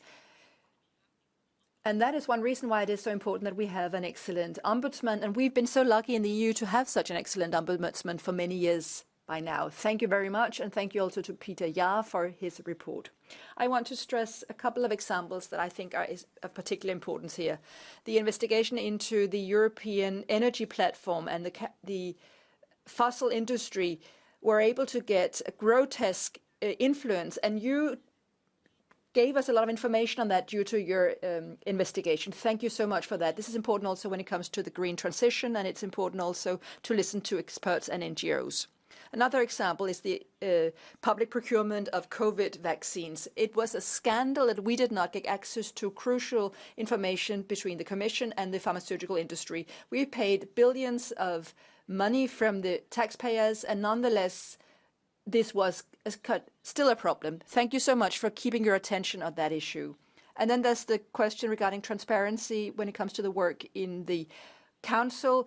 If the citizens are to be able to follow what is done by the Council, then it is crucial they're able to look into the preparatory work carried out there as well. Finally, I would hope that after the next election, we will have yet another true ombudsman, somebody like Emily and her predecessors, somebody who is capable to see the difference between representatives of parties and judges. So lots of good luck to you, my best wishes, and thank you very much. Thank you very much. I'd like to give the floor now to Mr. Zulowski.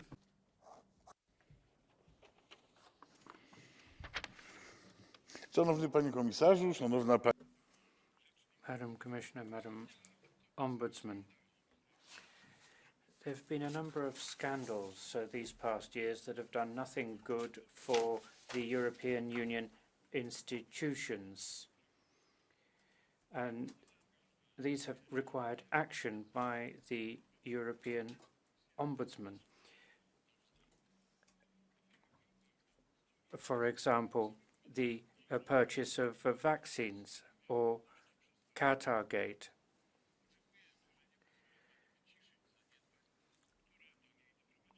I certainly hope that the Ombudsman will ensure that these problems do not go without follow-up. I would also draw your attention to breaches of law and the constitution in Poland by the new government. We now have political prisoners in Poland. We have capture of the public broadcaster. I hope that you will refer to this hypocrisy, these double standards, and the politicization of the EU institutions. Thank you. Thank you very much. Now I'd like to give the floor to Ms. Jean. Thank you very much, Madam President, Madam Ombudsman, Commissioner. Well, the illusion is about to burst, and what we saw with Pfizer, that illusion that we had has been burst thanks to the Ombudsman against an administration that is a champion of bad administration. We've seen the Commission has given up red cards to some member states, but forgot what it needed to do. No replies on their SMSs, on the stocks, on the text messages, on the emails, on the contracts. And there was a complete avoidance of the responsibility. And this shows that there was an inexorable march forward. Thank you very much for this report, Madam O'Reilly. You have done great work to look at the Commission's lack of responsibility. Now, what we've seen is that there's a culture of service and responsibility that are being called into question here. We've seen a lack of transparency in terms of the health directorate. Once we saw the scandal with Pfizer, why did the Commission not hand over documents when it comes to the health data, or documents that were stated by that would be made available by Elmer Cook? Now, when it comes to tobacco and the WHO, this is extremely interesting as well. When we look at the pharmaceutical company and Bill Gates Foundation, again, Madam Ombudsman, thank you for your precious efforts, your great work, and thank you very much, and my best wishes to you in this new year. Thank you very much. I'd like to give the floor now to Ms. Zdanoka. President, colleagues, Madam Ombudsman, Commissioner. Being a long-standing member of the Petitions Committee, I, of course, have to say that these last 2 years we have an excellent work and watched the excellent work of the Ombudsman. I am speaking as the last of the round of all political groups, and it is very rare in our House that all are united in very, very high appreciation of your work. You are best Ombudsman of all times. I'm not speaking very often such words. And of course, the report of Mr. Yar is very, very implicit, as always, and we can understand just from this report how much was done by Ombudsman and which problems are the more essential ones. And I think they are mentioned just in paragraph 20 and 21 and concerns, as many of us told already, transparency. Transparency and qualification of documents, because we know that the problem was how to compare messages. And there is written, black on white, its position of our committee. I hope we will vote by plenary the same statement, that the regulation 1049 as of 2001 is just covering all work-related texts, including messages, and they must be transparent. Thank you very much. Mr. Polchak. Thank you, Madam President, Madam Ombudsman, Vice President. The European Ombudsman is a very important European Union institution. The European Ombudsman can deal with any problems of administrative behavior in any EU institution except the Court of Justice of the European Union. Let me cover a number of areas. The redress mechanism for people who struggle to obtain access to documents. Here you have done great work. There was a case, for example, with the European European Investment Bank and the projects it financed. You did the necessary to ensure that the European Investment Bank published the information and did better in future. In September 22, you carried out a public consultation to assess whether citizens had access to accurate environmental information. The idea was to find out how easily citizens could obtain environmental information and how could they better contribute to the formulation of environmental policy. You obtained 18 responses. I hope that the information obtained was found to be useful. Thank you. Thank you very much. I'd like to give the floor now to Ms. Maestre Martín de Malgro. Señorías. Honourable members, Ombudsman, Vice President, the role of the Ombudsman is crucial to guarantee the rights of European citizens, especially in the light of good administrative practices. Ethics, transparency, and governance of institutions need to prevail. Mrs. O'Reilly has clearly identified the different types of investigations and complaints that have been filed in 2022, which are related to the anomalies or the lacuna delays or difficulties in providing documents by the European Commission, the lack of transparency in interaction with lobbies, or the revolving doors in the European Central Bank, or other issues related to the defense of human rights.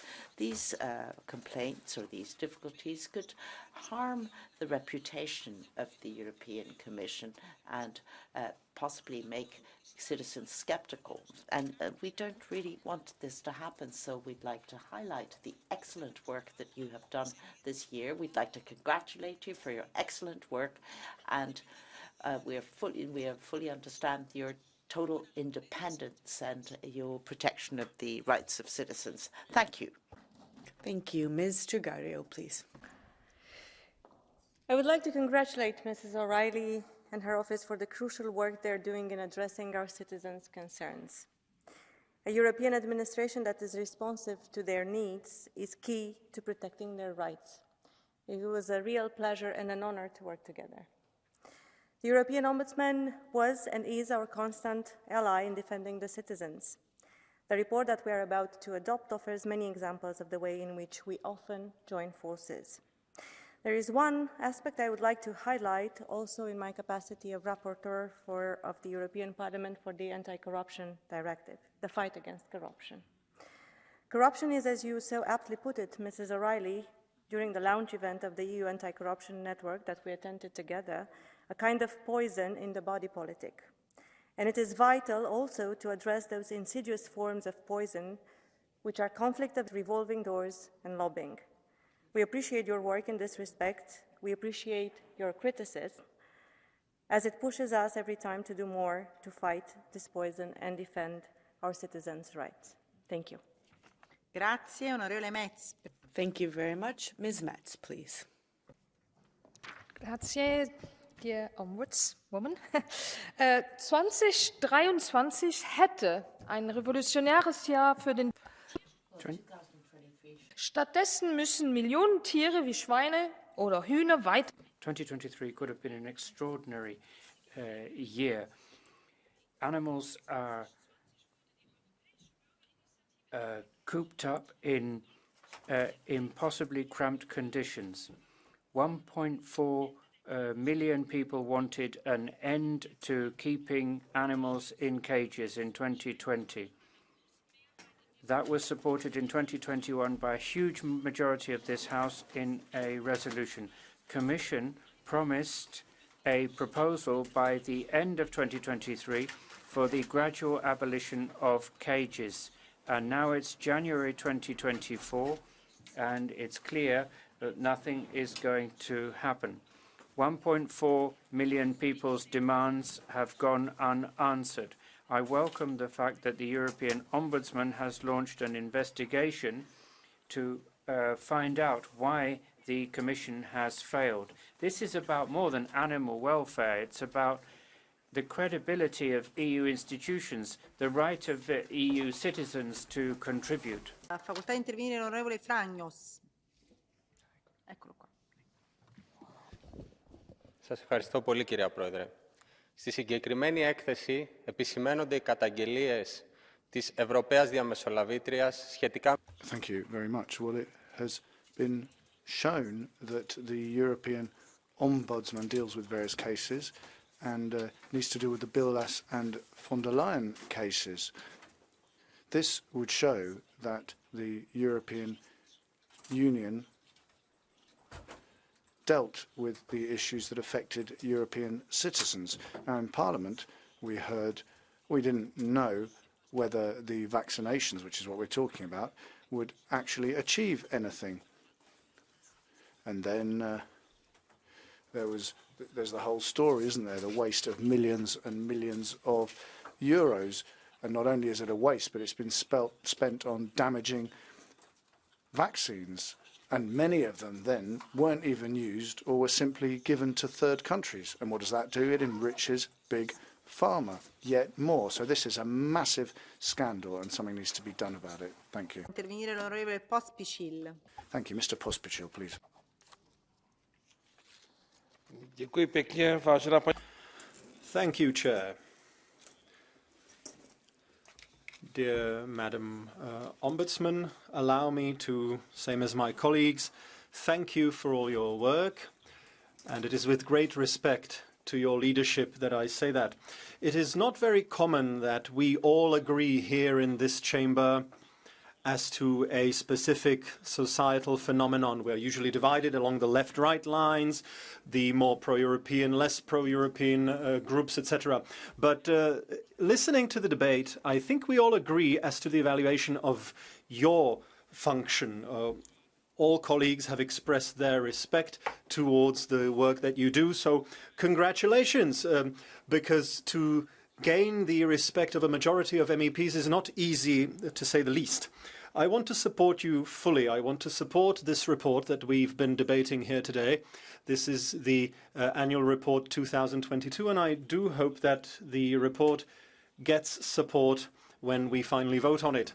I would like to say that I'm especially grateful for how your office contributes to the cultivation of the public offices in the EU. It contributes to a greater transparency, to a greater accessibility of information and documents, which are being published by the EU institutions and bodies. The importance of your office is underlined by the fact that in 2022, your office was requested by over 16,000 citizens, which I think just attests your importance, and thank you for what you do. Thank you. Let's now give Mr. Ajus Saliba the floor, please. Thank you, Madam Chair. Madam O'Reilly, first of all, I would like to congratulate Miss Emily O'Reilly on her remarkable work and commitments taken to continue her efforts in ensuring that the EU delivers the highest standards of administration, transparency and ethics of the EU institutions, its bodies, offices and agencies, as well as guaranteeing accessibility and quality of the services that the EU provides to all EU citizens.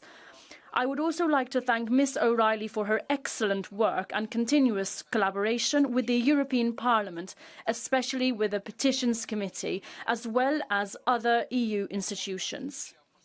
It's important to highlight the Ombudsman's Office improvement in its efficiency rate for the length of inquiry for closed cases in 2022, which covers several areas of EU administration with limited resources.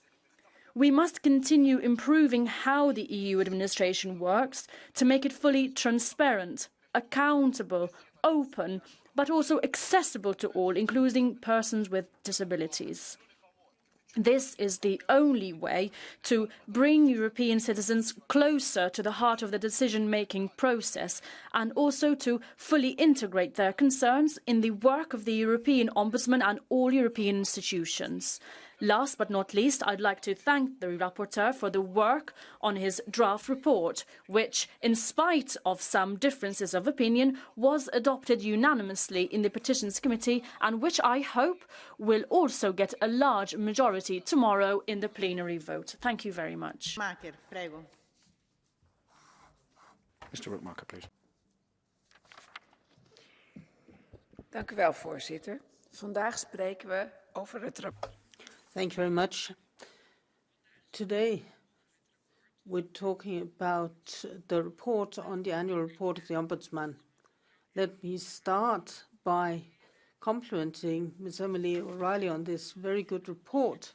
It sets out clearly what action the Ombudsman has taken in 2023 and what the outcome has been. And it's result-based, which I think is very important. I particularly like the effort you've done on the Recovery and Resilience Fund to try and digitize that and to make it easy to apply. Every European should be able to press a button and see where the EU money is spent. That creates confidence. A start has been made, but we need a lot more detail. We need it to be much more complete. And I trust that Ms. O'Reilly will keep a weather eye on this project in the future. The number of complaints about the Parliament, luckily, is nowhere near as high as the number of complaints about the Commission. Nevertheless, I think it's important for the Parliament to zoom in on the complaints about the Parliament so we can learn from our mistakes. Thank you. Thank you. Let's move on to the catch the eye procedure. We have various speakers. Mr. Kelly first, please. Firstly, as an Irish person, I am very pleased and proud of the work of Commissioner O'Reilly, Ombudsman O'Reilly, for a number of years now. She's done her job in a very impartial, professional manner, which has been admitted limited resources. And of course, has been pointed out, has worked very closely with the European Parliament, especially the Petitions Committee. And both the Petitions Committee and the Ombudsman are probably one of the only ways we can get recourse for difficulties and highlight malpractices, especially in relation to European institutions where the Ombudsman is concerned. And I think she did that fearlessly.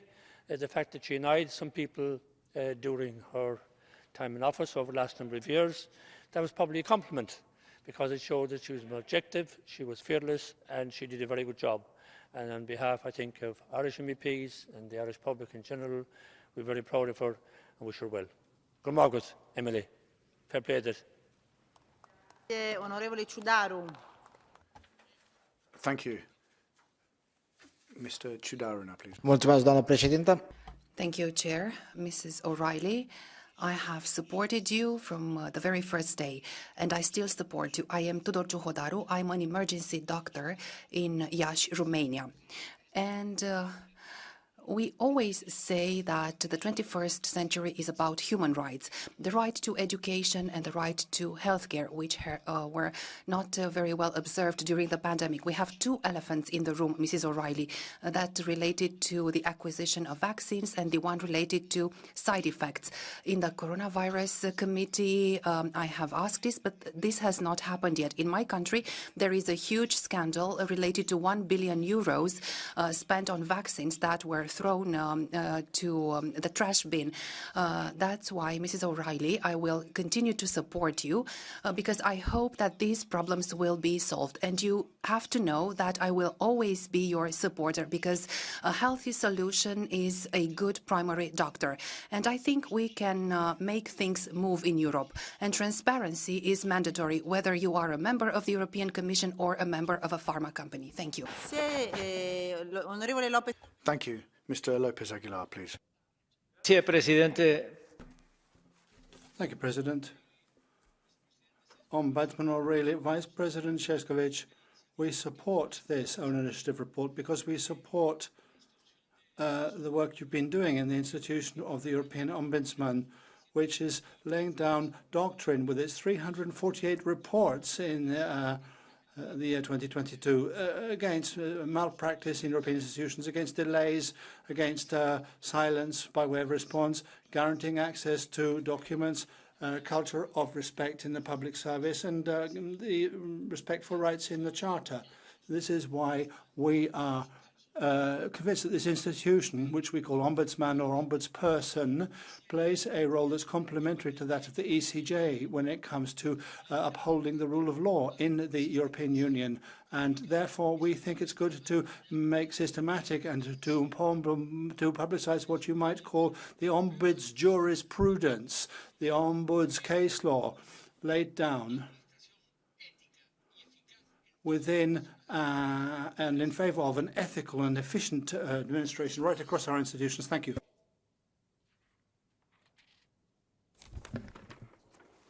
Bonjour, chers collègues, Madame la médiatrice. Good evening, everybody. Ombudsman, thank you very much for all the work you've done. What you said, Gate, I think is very important because it indicates poor administration of the Commission. The Commission exchanged text messages with the managing director of Pfizer to buy 3 billion doses of vaccine. We still don't know what's in those text messages, but they should be accessible to these messages. The 35 billion euros is what we're talking about, and a lot of these doses of vaccine are now expiring. And this is very alarming for everybody. All people in high position in the Commission should give account to the citizens. I hope you're hearing the calls of the citizens on behalf of the Ombudsman's office. We can send them to you by SMS. We now go back to Vice President Šefčovič, please.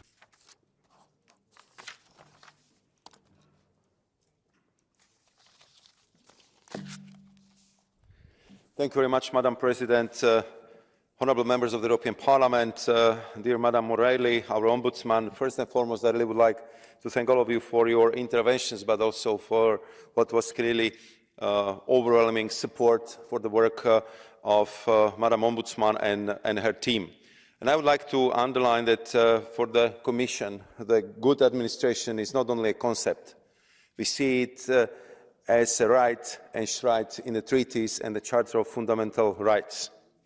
The demands and the needs from EU citizens, businesses and associations for transparent, accessible and efficient EU institutions based on principles notably of non-discrimination, impartiality, objectivity and fairness are therefore legitimate, reasonable and valid. And I think in this particular case, I think we have total agreement with most of the interventions which sounded here this evening.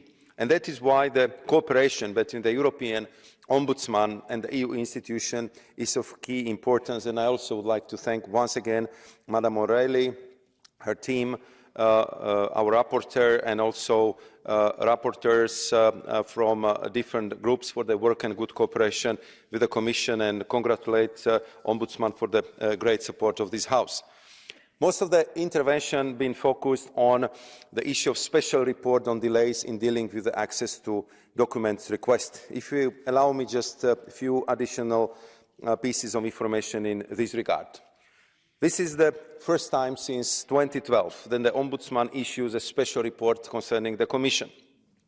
We have, of course, taken note of this special report, which was submitted to the European Parliament in September of the last year, and we stand ready to engage in the discussion with the European Parliament before the relevant committee on this matter and explain what it does to enhance the handling of the request for the public access to documents. The matter, I would like to assure you, is of great importance for the Commission and the EU institution committed to transparency. At this point, the Commission wishes to reiterate that the vast majority of the requests for access to documents submitted to the Commission are handled in a timely manner. The issue of delays concerns mainly requests from applicants to review the initial replies of the institution, the so-called confirmatory applications, and this only represents approximately 4.4% of all requests received by the Commission. The Commission is already implementing most of the suggestions of the European Ombudsman, so I believe that this figure will be further improved. And in particular, we have recently decided to allocate more resources to deal with confirmatory applications. To conclude, I just would like to highlight also one more very important factor, that if we are talking about handling of the request for public access to documents, it's important to highlight that the Commission is able, in general, to process requests for access to documents within time limits prescribed. So in 2021, the average duration in working days for the Commission to take the decision on initial request for public access was 20 days. 20, not 30, 20 days.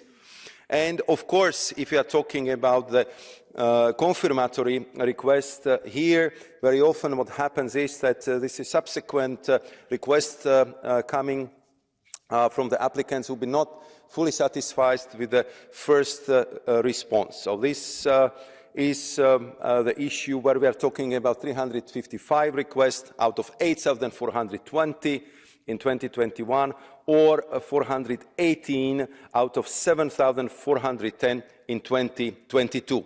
So therefore, the conclusion that this is a systemic problem that affects the handling of requests for public access in general is something which we would like to discuss with Madam Ombudsman, but also in the discussions we will have in relevant committee.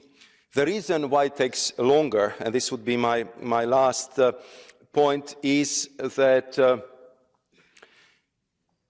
the processing of this request is affected by the fact that they are very often particularly complex due to their legal and technical nature. So we have not only to look at legality of the request, we have to do the thorough research, and we have also to make sure that we would respect the legal requirements resulting from other EU acts, as well as the integration of the fast evolving case law of the EU Court of Justice on this matter. To conclude, I just would like to reiterate that we are ready to work constructively with Madam O'Reilly, with her team, also with the honourable members of this Parliament, to further improve the process and to make sure that our citizens will get all the necessary information in a transparent and speedy manner. Thank you very much, Madam President. Grazie, Vicepresidente. Ora riascoltiamo. Thanks, Vice President. Let's now hear from the European Ombudsman, Mrs. O'Reilly, please. Thank you very much, Madam Vice President. Thank you very much, members, for the attention you've paid to this report, and thank you again to Rapporteur Yar for the great work he's done in uniting the Parliament, which I gather from a couple of contributions is a rare event. So thank you very much indeed. I'd like to thank Executive Vice President Šefčovič for his comments on the special report. I think, you know, statistics can go so far. We acknowledge fully that the Commission is very good at the initial stage in terms of sticking to deadlines and so on. We're talking about the appeal stage, and very often cases that may be complex, but sometimes they're not so complex. They're simply a little bit sensitive for whatever reason. And I think we have to acknowledge that. I acknowledge that sometimes cases are complex. You may have to liaise with other member states or with other institutions or individuals in relation to it. They can be legally complex and all of that. But the deadlines are the deadlines, and if the deadlines aren't sufficient, then perhaps Regulation 1049 should be changed in order to extend the deadlines, because, as I have pointed out, citizens have to respect deadlines. So we get complaints from people who may have applied for an EPSO job through EPSO who may have applied for a grant. They might be a day late, and it doesn't matter. They're not getting that job. They're not getting that opportunity to apply for that job, and they're not going to get the opportunity to have that grant. So I think that has to be recognised. But I'm very glad that the Executive Vice President of the Commission has said that they will look carefully at the report, and I hope that you do, because, as you pointed out, it's very rare that we do make a report to Parliament. We don't do it on a whim. We do it when we've tried everything else and nothing has worked, and that's why we seek your support. So thank you again for the comments that you have made. MEP Angle, I was pleased with what you had to say about the in relation to the European Parliament Bureau and the efforts you're making in relation to increasing transparency. Transparency is not an end in itself. Transparency is a gateway to accountability. So we very much look forward to seeing the results of that. Madam Toom, emphasising the relevance of the special report, which I've just alluded to. Madam Auken, Council Transparency, we've spoken about that, and a lot of the work that we have done has been to make the work of that institution who makes decisions so critically important to every European citizen, especially now when the pace of events can be overwhelming for people, to make that work more transparent without damaging interests that need to be protected.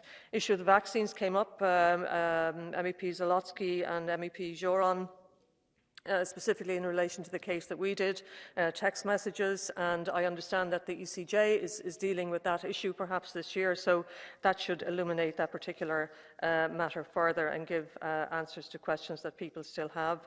Madam Zanoka, the fact, yes, you noted indeed the fact that it's rare that the Parliament comes together in relation to any particular issue. MEP Polchak, the EIB, environmental information, thank you for alluding to those particular cases. Madam Maestre, the need to avoid citizen scepticism, and that is really critical, because we see how citizen scepticism can be weaponised by bad actors to bad ends, and that is really, really important. The anti-corruption directive, Madam Stugariu, I know you're working very hard on that. And you mentioned two areas, what you and I call soft corruption, conflicts of interest, revolving doors, very, very important in relation to inappropriate influencing of the Parliament and the administration more generally. Madam Metz, yes, the animal cages issue in relation to the ECI, we are dealing with that as a complaint that you gave to us, and we will keep you and everybody updated on that. Vaccine procurement, MEP Fraglas, I've already alluded to that. Thank you, MEP Saliba, for the positive comments on our work. The Recovery and Resilience Fund was also mentioned. MEP Kelly, Gurramila Mahagat, for your lovely comments on behalf of your colleagues. I really appreciate it. And you mentioned that we have limited resources, but I refer to our office as a small office with a big mandate, and I put great emphasis on being resilient and using the resources that we have to the best of our ability, and I want to thank all of my colleagues who do that so well and make me look good.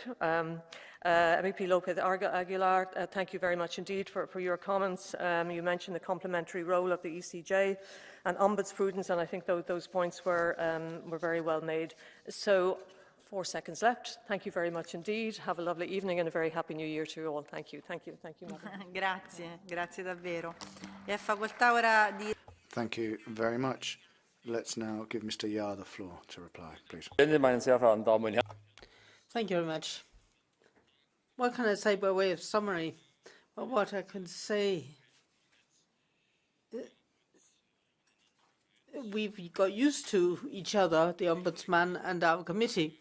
So I think I would say that we need each other and we have respect for each other. We may even be getting to a stage where we like each other. So thank you very much to the Secretariat. Thank you to the shadows. And I'm sure that tomorrow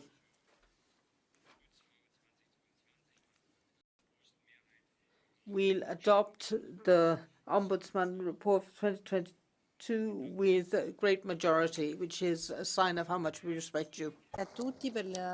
Thank you, and thank you to all of you for a very interesting debate. That concludes that debate, and the vote will take place tomorrow. So we now move on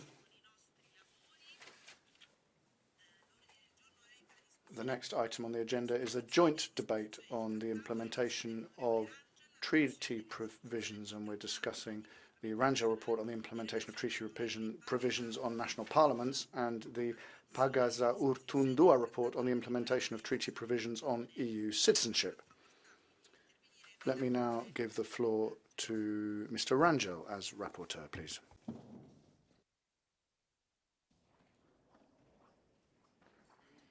Grazie, Presidente, dear Vice President. Os Parlamentos Nacionais, national parliaments are an essential part of Europe's democracy and of national democracy, and therefore their scope to act can always be improved, particularly at a European level. And in this regard, we know that when it comes to subsidiarity, they could exercise more monitoring, more control of European policies and of national governments. And these were the conclusions from the conference. The capacity that national parliaments have to scrutinize, monitor and orient European policy of their national governments. That is why we have here a novel notion in this report on the activity of national parliaments and the way they can exercise their role in the European Union, which is giving more transparency to Council.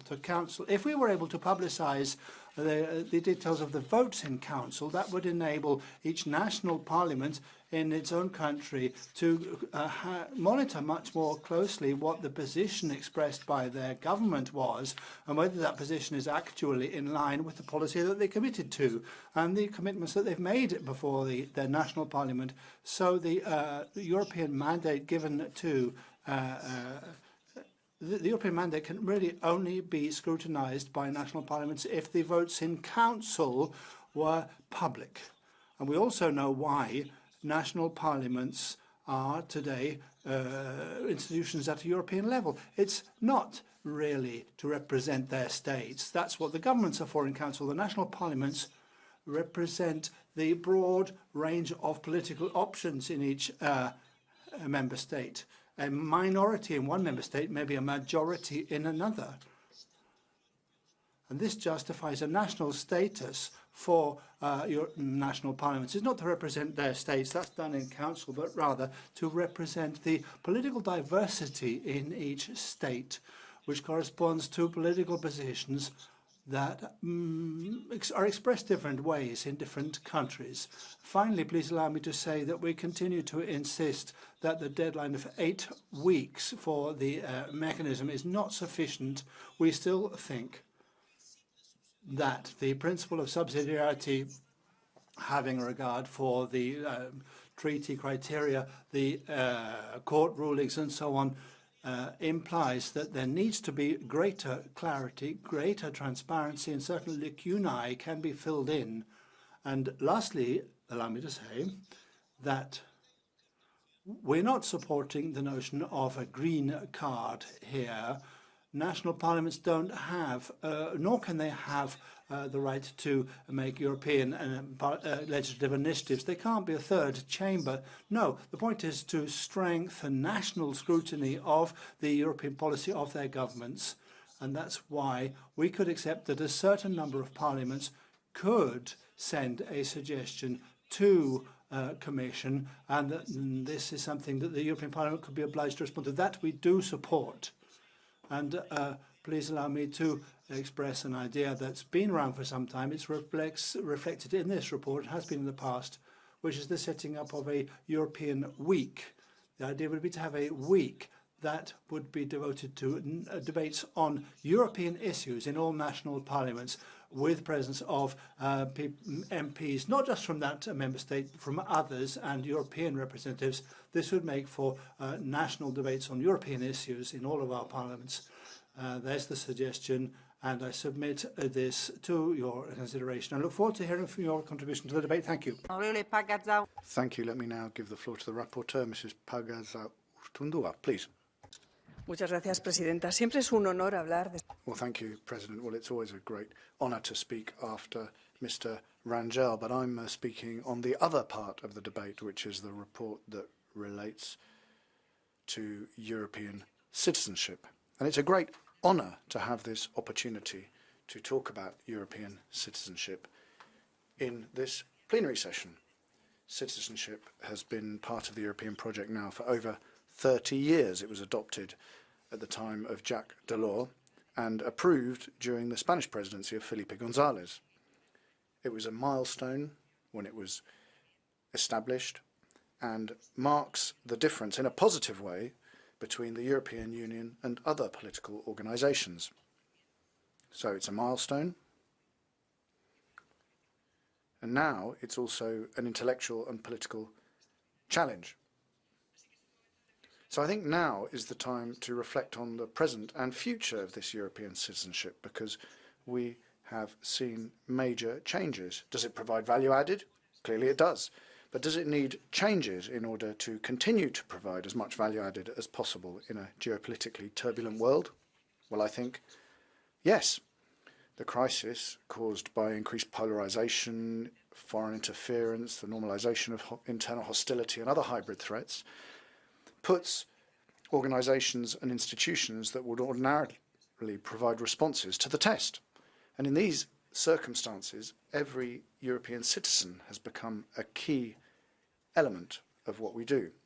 Saying no to Europe in a globalized world would be to open the door to poverty and chaos. And ladies and gentlemen, European citizens are a key part of European infrastructure now. I believe that boosting and updating European citizenship is important for this House and also for the European Union. The Parliament and Commission have worked almost in parallel and with similar deadlines in order to craft their reports on European citizenship. And let me begin by talking about the draft report from the Parliament. It looks at problems that citizens face when they want to exercise their rights and reflects on the present and future of this common citizenship. And I'd like to highlight the following messages. There remain obstacles for the full exercise of European citizenship, in particular in the areas of political rights, freedom of movement and residency, consular protection and equality. We in the European Parliament propose the crafting of an EU statute of citizenship, which compiles current, existing and dispersed rights and other new rights in line with current and future legislation. We also want it to include a horizontal clause, non-discrimination clause. We propose the creation or updating of certain rights in order to have balanced democratic representation by gender in electoral lists, and also to have a permanent digital interactive platform that fosters the participation of citizens in the life of the European Union. We also want there to be recognition of periods of study to work in the European Union. In the digital field, it's essential to recognise universal access to the internet, provide a digital identity to every user, regulate on digital inheritance and clarify citizens' relationships with AI tools. There are other recommendations included in the report, such as creating a European Charter of Digital Rights, adopting school programmes that teach European history and EU history, and increasing participation, particularly of young people, when it comes to the decision-making process in the EU. European citizenship is a strength of the European Union, which we can build on. It gives us a shared democratic identity, which laws don't give us. Let me recall that we can activate Article 25 of the treaties and adopt new provisions which fill in and update rights without reforming the treaties. And I would call on you to support the text of this report so that it be adopted with a large majority. Thank you very much. Et j'invite le vice-président exécutif de la Commission européenne, Monsieur. I would now invite the Vice President of the Commission, Mr. Šefčovič, to take the floor. Merci beaucoup, Monsieur le Président, honourable members. First and foremost, I would like to thank you for this opportunity to discuss these important reports with you here today. And I would like to thank our two rapporteurs, Madame Pagasaur-Tundua and Mr. Rangel, and the members of the AFCO committee for the high quality of these reports. The Commission believes in and fosters strong relations with national parliaments, who are important allies to deliver on citizens' expectations and constructively shape the Union's future. National parliaments and its members can foster engagement and a feeling among citizens of being represented in EU matters. This is crucial these days, when disinformation, propaganda and other threats to our democracies are on the rise. The Commission acknowledges the important contribution that national parliaments can make to creating a European public sphere, as highlighted in the European Parliament's report. The exchange with national parliaments in building coalitions for the positive change is extremely important, as President von der Leyen underlined in her contribution at the COSAC plenary meeting in Prague in 2022. Therefore, the Commission very much appreciates the active engagement of national parliaments beyond the subsidiarity control. We value the suggestions we receive on our initiatives in the framework of our lively political dialogue. The hundreds of such opinions each year show that national parliaments see these also as an important channel to make their voices heard on substance. The Commission encourages national parliaments to engage earlier in the process by providing forward-looking political input, such as on the annual Commission work programme, and using own initiative opinions to tell us about future initiatives that they deem necessary. I am sure that our political dialogue with the national parliaments through the established channels and generally interparliamentary cooperation still bears great potential for addressing current and future challenges. When it comes to EU citizenship, I would like to underline that the Commission is committed to continue to improve the exercise of EU citizenship rights.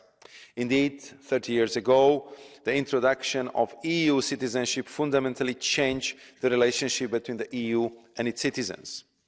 Rights and opportunities that come with this status have become part of our lives when we travel across the EU or outside the EU, or when we take part in the democratic process.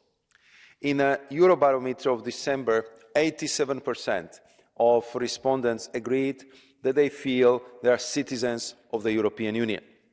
At the same time, only half of the respondents indicated that they feel well informed about their rights.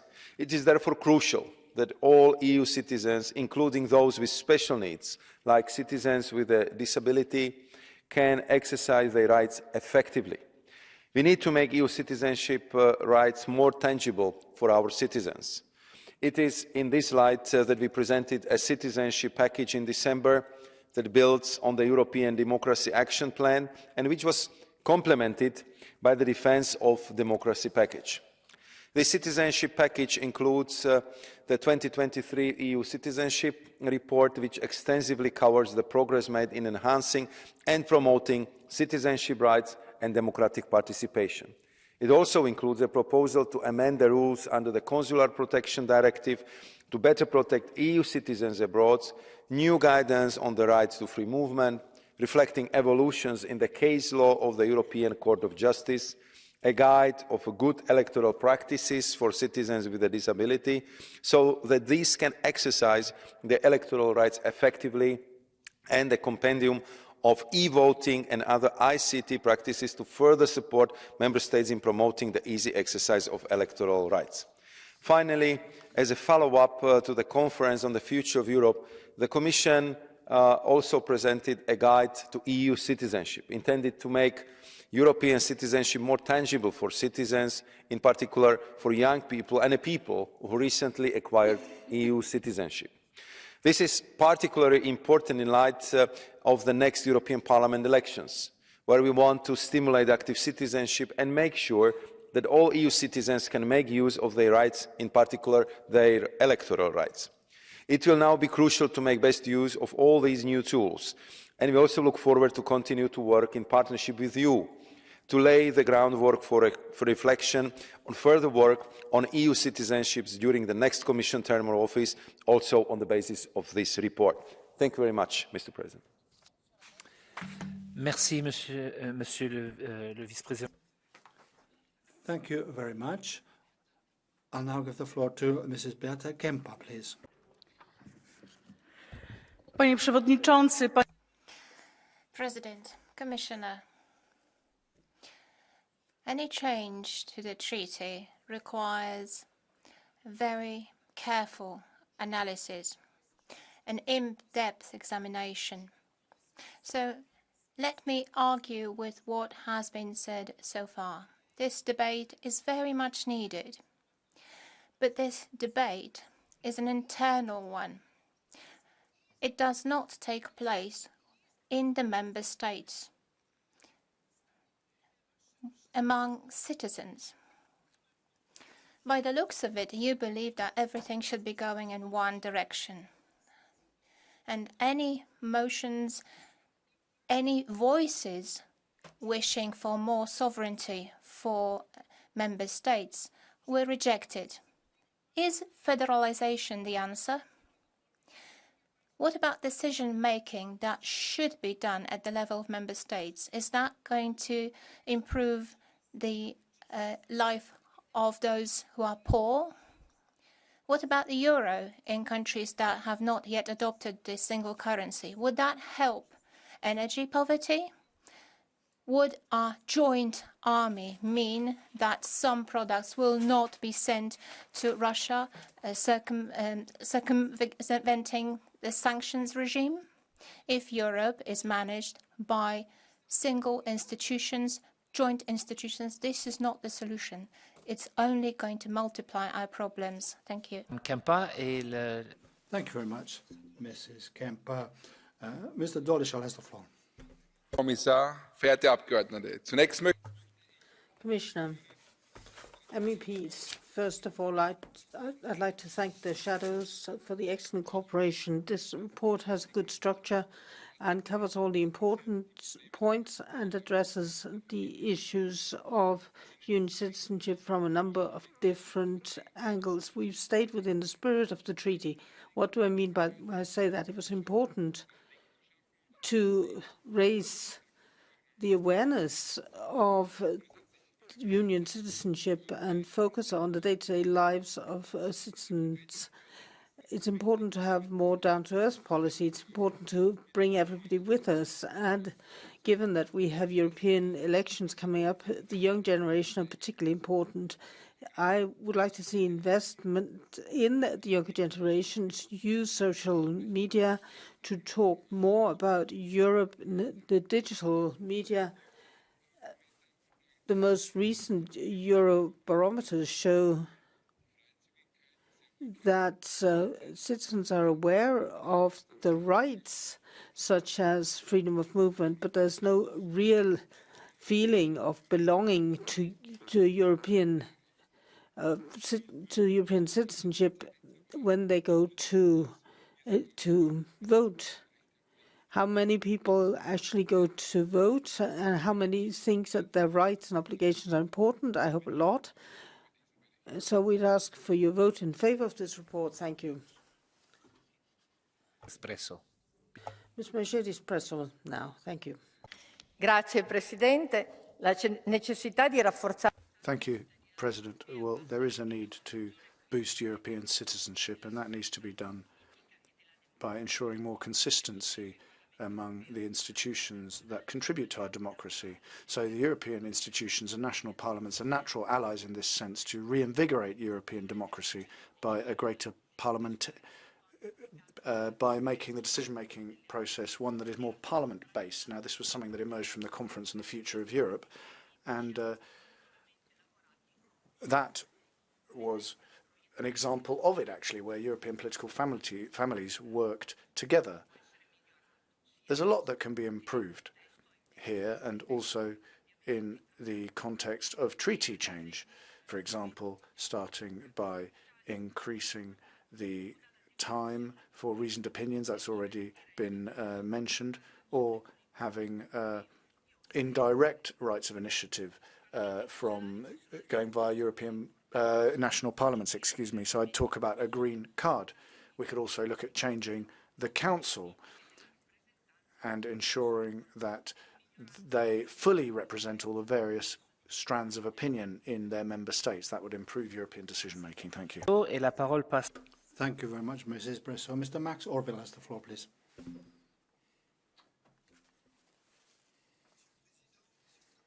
Mr. President, Commissioner, strengthening relations with national parliaments means strengthening Europe's democracy. When the 350 million voters go to the polls on June the 9th, it'll be a great moment for democracy. But European democracy is also achieved through cooperation between national and European members of parliament. After the conference on the future of Europe, and at a time when the Parliament has just adopted our position on the reform of the treaties, it's essential that these relations can be strengthened by facilitating cooperation between parliaments, by publishing the positions of the member states in the Council, and by strengthening the role of European political parties in the European public arena. We will be boosting this cooperation. A living democracy means citizens who are finding their rightful place in the European Union. This is a priority for the Renew Europe group. Commissioner, how and when does the Commission intend to apply these provisions to strengthen relations with national parliaments? Monsieur Orville, et je passe la...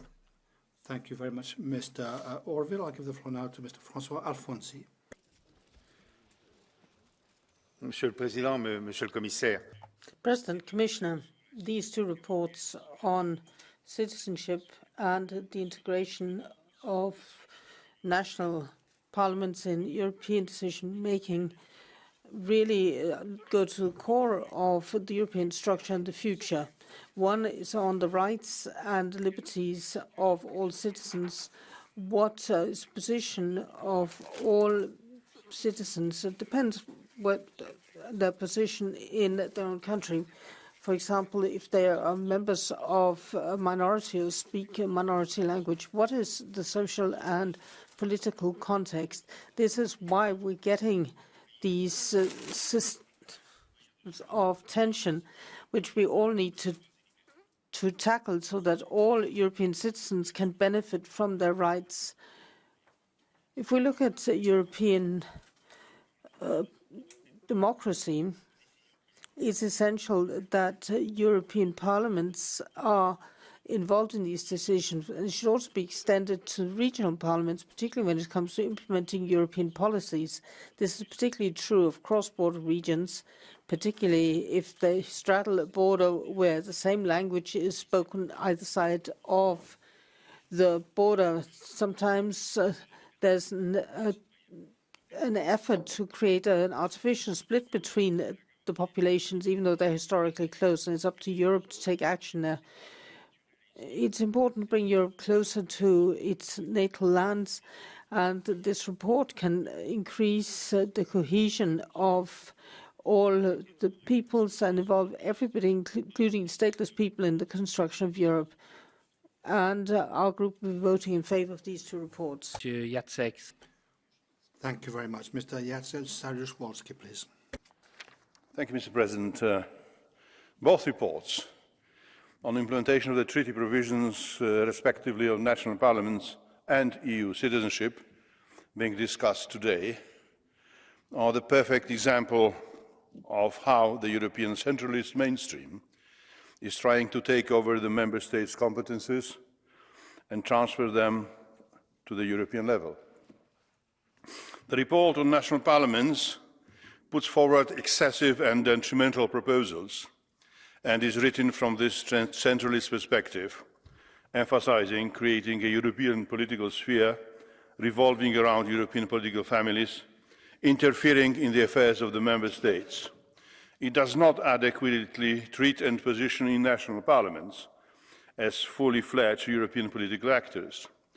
It portrays them as secondary political actors subordinate to the European Parliament. It flatly rejects the red card procedure to repeal EU laws as proposed during the works on the treaty change by European Conservatives and Reformers group. This report advocates direct engagement of European political parties in campaigns for European elections and even referenda in member states, and thus neglecting the diversity and autonomy of the national political scenes. ECR will vote against this report. The second report concerning the EU citizenship is even more controversial, as it proposes to strip the member states of their most fundamental and exclusive prerogatives. Let me remind you that EU citizenship is, according to the EU treaties, closely linked and dependent on nationality of member states, and granting a citizenship is an exclusive competence of member states. There is and should never be no other way to obtain EU citizenship than by obtaining the nationality of member state and citizenship of member state, according to rules which are specific to each member state and take into account their traditions and constitutional order. Granting EU citizenship to third country nationals without them obtaining citizenship of a member state would go against the treaty order. ECR will vote against the second report also. Thank you. Merci, Monsieur Saryusz-Wolski. Thank you, sir. Mr. Gilles Le Breton is the next speaker, please. Chers collègues, Colleagues, the rapporteur, Mr. Angel, thinks about how to have more influence by national parliaments on the European procedures, but I'm not fooled. Let me be quite clear. I don't want this instrumentalization. I want to reinforce the influence of national parliaments on the European political process in a real way. And I see three ways of doing that. First, revitalize the yellow and amber card processes, which should have been able to allow a half or a third of the national parliaments to re-examine certain proposals. We see that this has been a total failure. We need to reduce the threshold to a quarter and a third for this system to become viable. Secondly, create a red card procedure so a majority of national parliaments can cancel a national regulation which they don't want to accept. Thirdly, have more interparliamentary meetings so that national parliaments can discuss among themselves and can have an influence on the European Parliament, which tends to legislate in its Brussels fortress. This is essential so the natural opposite parties for the European Parliament is not the lobbyists and the Commission, but the national parliaments. Helmut Scholz. Mr. Helmut Scholz, please. Herr Präsident, Thank you, President, Vice Presidents. First of all, I'd like to thank both rapporteurs, and I'd like to thank all the shadows for the good reports. The importance of these reports for future union citizenship cannot be undervalued, should not be undervalued. I'd first of all like to speak to the first report here. We're obviously looking at a central challenge of European policy. A lot of people are not even aware that they're union citizens, and they don't actually exercise the rights they have under the treaty. It's a matter of finding ways forward so that we could have a statute of citizenship so that citizens want to use their rights. Having an EU citizen card will not only identify people as EU citizens, but make them feel more part of something. And they will be able to carry this proof of citizenship with them.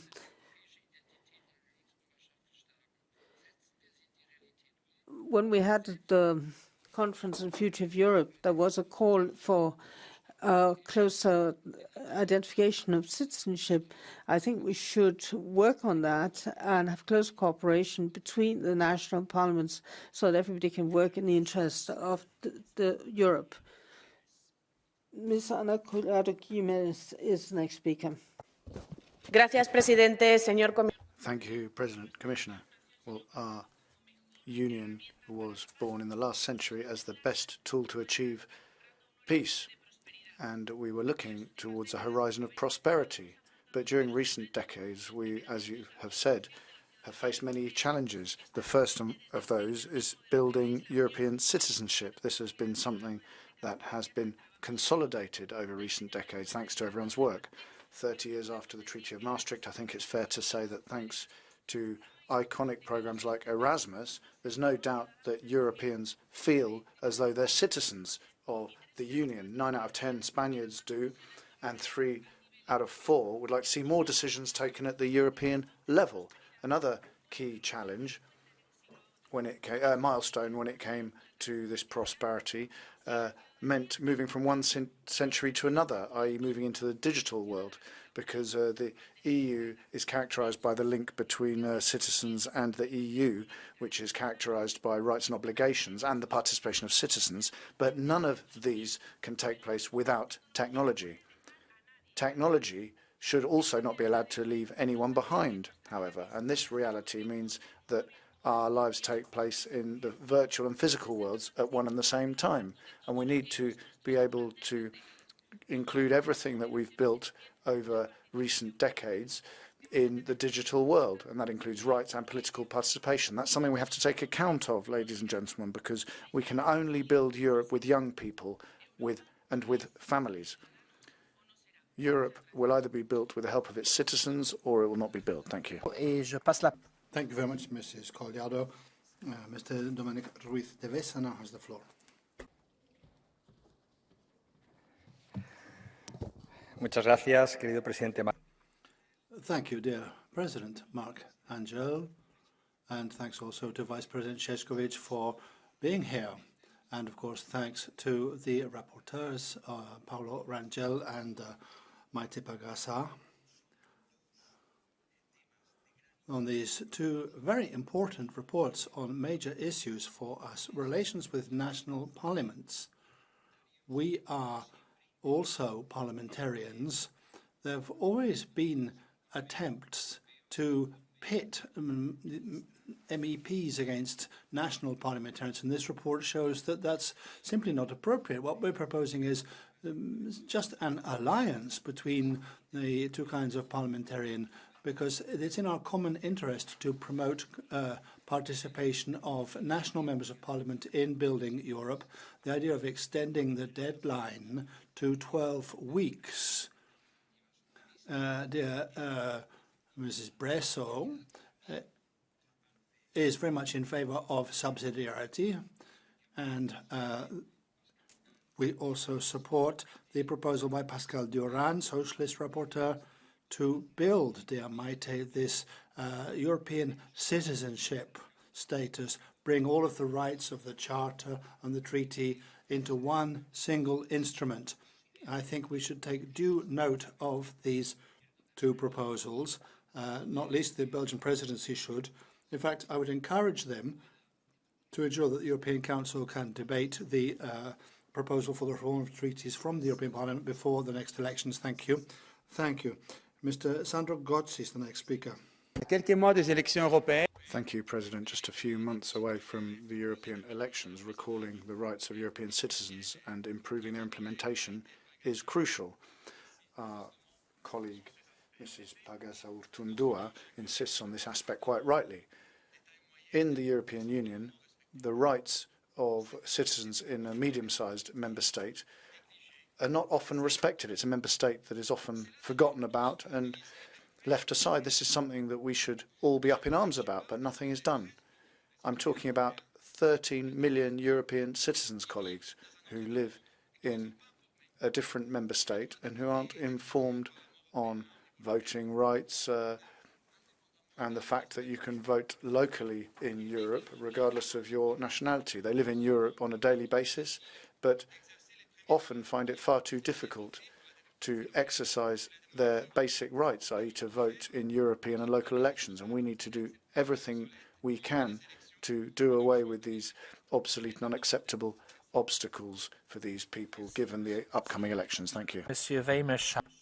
Thank you, Mr. Gozzi. The next speaker is Charlie Weimers. And seldom have I read such unadulterated piffle as the praise heaped on the Conference on the Future of Europe in these reports. National parliaments are elected for a temporary time and contingent on the safeguarding of our country's sovereignty and liberties. National parliamentarians do not have the right to hand over sovereignty without asking for an explicit mandate from the people. The Conference on the Future of Europe was a sham and a scam, giving the European institutions more power because some randomly selected citizens, guided by federalist MEPs, said they want it, is not how democracy works. We should trust the peoples. New powers should only be transferred to the institutions after all national parliaments have secured a majority running on an explicit mandate to transfer power, or lacking this, a positive referendum result in all countries. Thank you. Vielen Dank. Nächster Redner ist Herr Gunnar Beck. Thank you very much. The next speaker is Gunnar Beck. Thank you very much. If we don't have even more migrants, the EU will starve. That's what Commissioner Ylva Johansson said last week.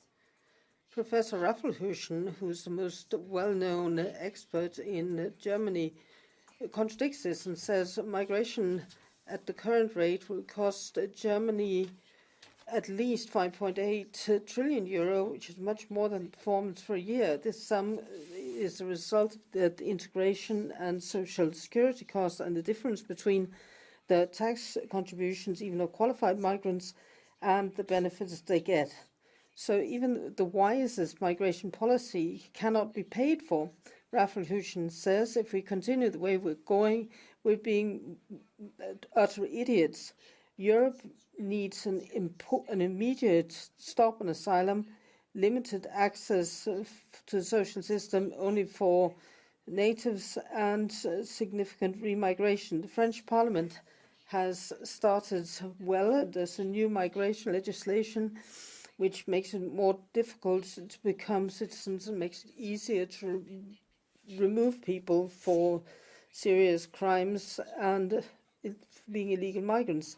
There's sovereignty. The EU Parliament wants to remove from member states through harmonization of national legislation on becoming citizens. Von der Leyen and Johansson's mass migration will thus be made irreversible.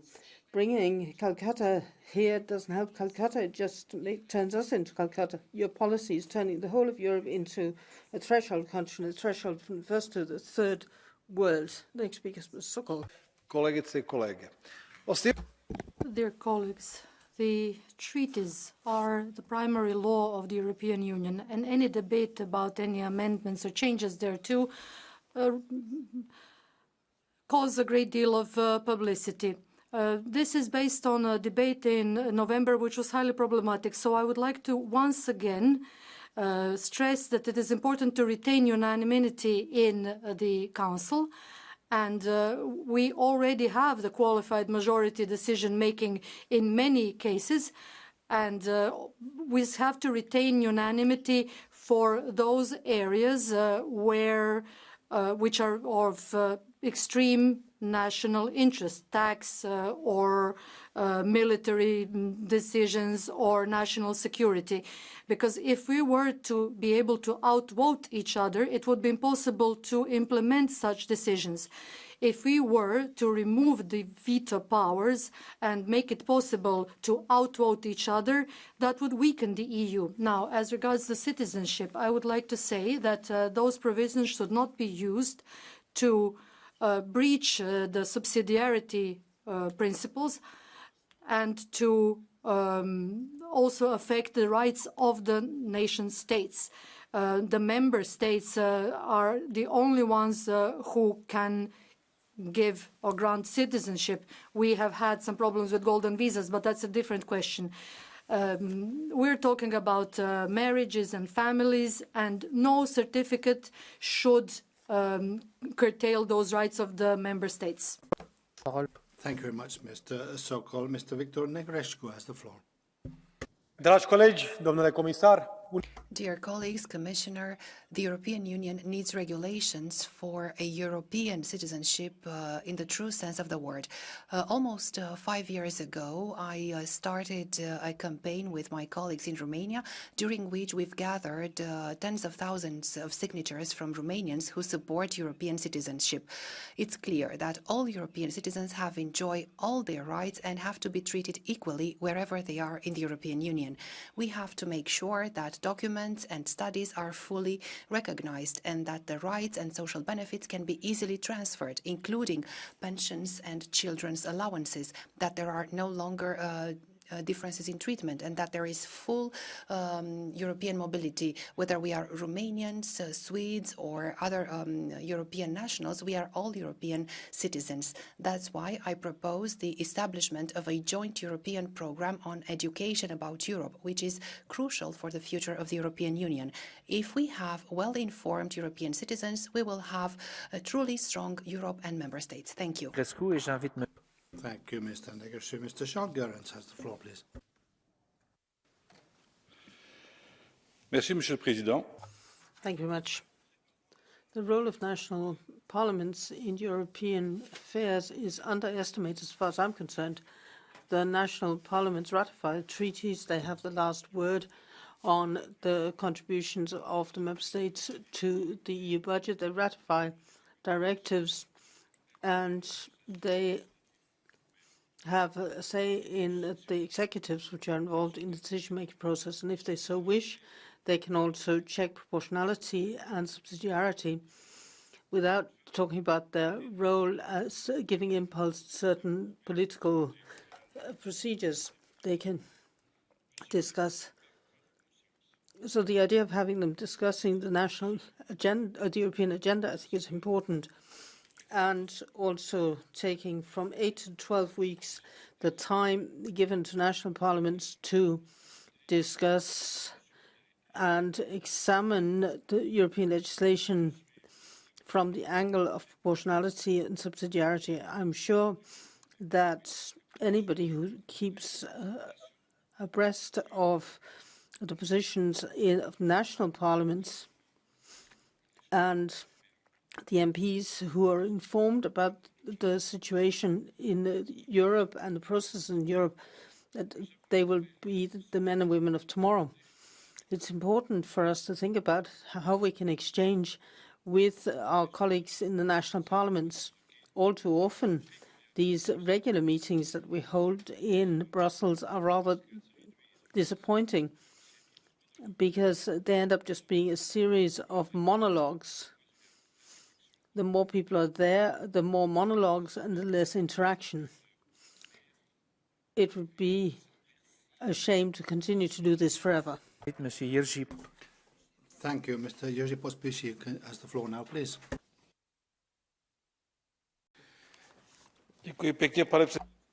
Thank you very much, Chair. Ladies and gentlemen, this is a common debate on two very important topics, the role Pak občanství Evropské unie. Je trošku škoda, že takto důležitá témata, která spolu úplně nesouvisí, máme zhuštěné do... It's rather a shame that these important topics are being condensed into a single debate. Let me address the first topic, in other words, the national parliaments. I believe this is a very important debate indeed. National parliaments are crucial. I've always said that as a national parliamentarian in the Czech Republic. As Minister for Justice, I stress that we should analyze how are national parliaments included into the process of adopting European legislation, and to what extent do the opinions of national parliaments influence the final outcome of European legislation debates?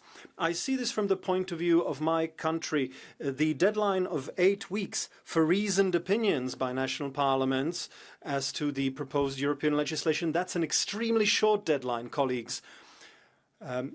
I don't believe we are able to change that because that deadline is given by primary legislation. However, at the same time, there is some talk about a possible interpretation of this deadline where we could potentially achieve that we would be more lenient as to the application of the deadline.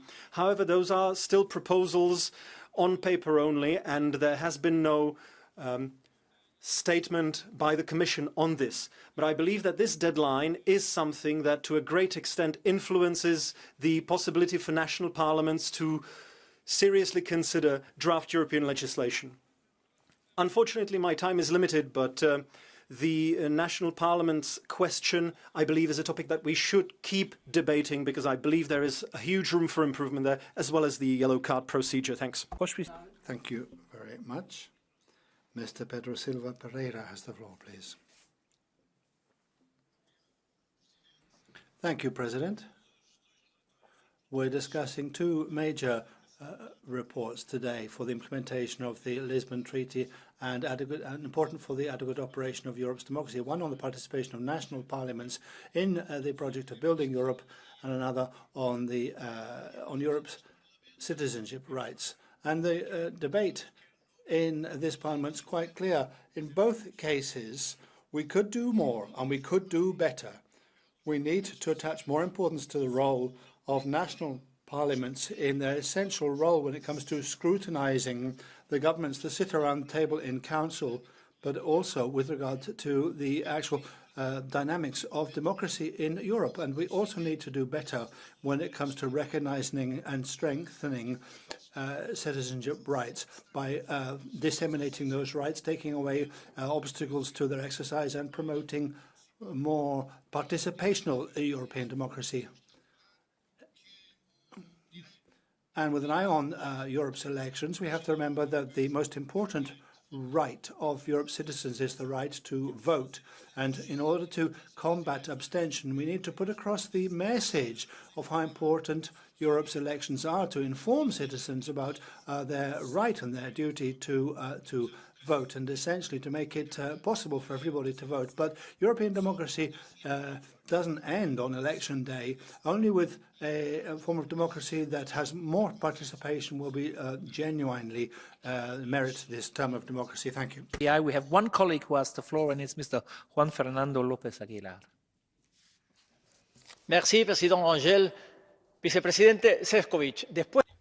Thank you, Mr. Rangel. President Šefčovič, 2 years of hard work it took to hold the Conference on the Future of Europe. There was wide civil society participation here in the European Parliament, and it seems bizarre that we don't have an initiative to boost European citizenship using Court of Justice case law and ensuring that we have the highest possible global standards, but also doing away with the obstacles that currently exist. For example, for same-sex couples, voting rights, depending on who's voting where, freedom of movement, consular protection, and something which would also do away with golden visas and golden passports, because the abuse of this measure has undermined European citizenship. We need the teaching of European history, culture, music, so that we don't repeat the errors of the past, because education is key. And in addition, we want something that generates a feeling of inclusion and belonging to the European Union and being part of this major project that we all share. Thank you very much, President. Au vice-président exécutif, Monsieur Maros Šefčovič. Now, Vice President Maros Šefčovič, please.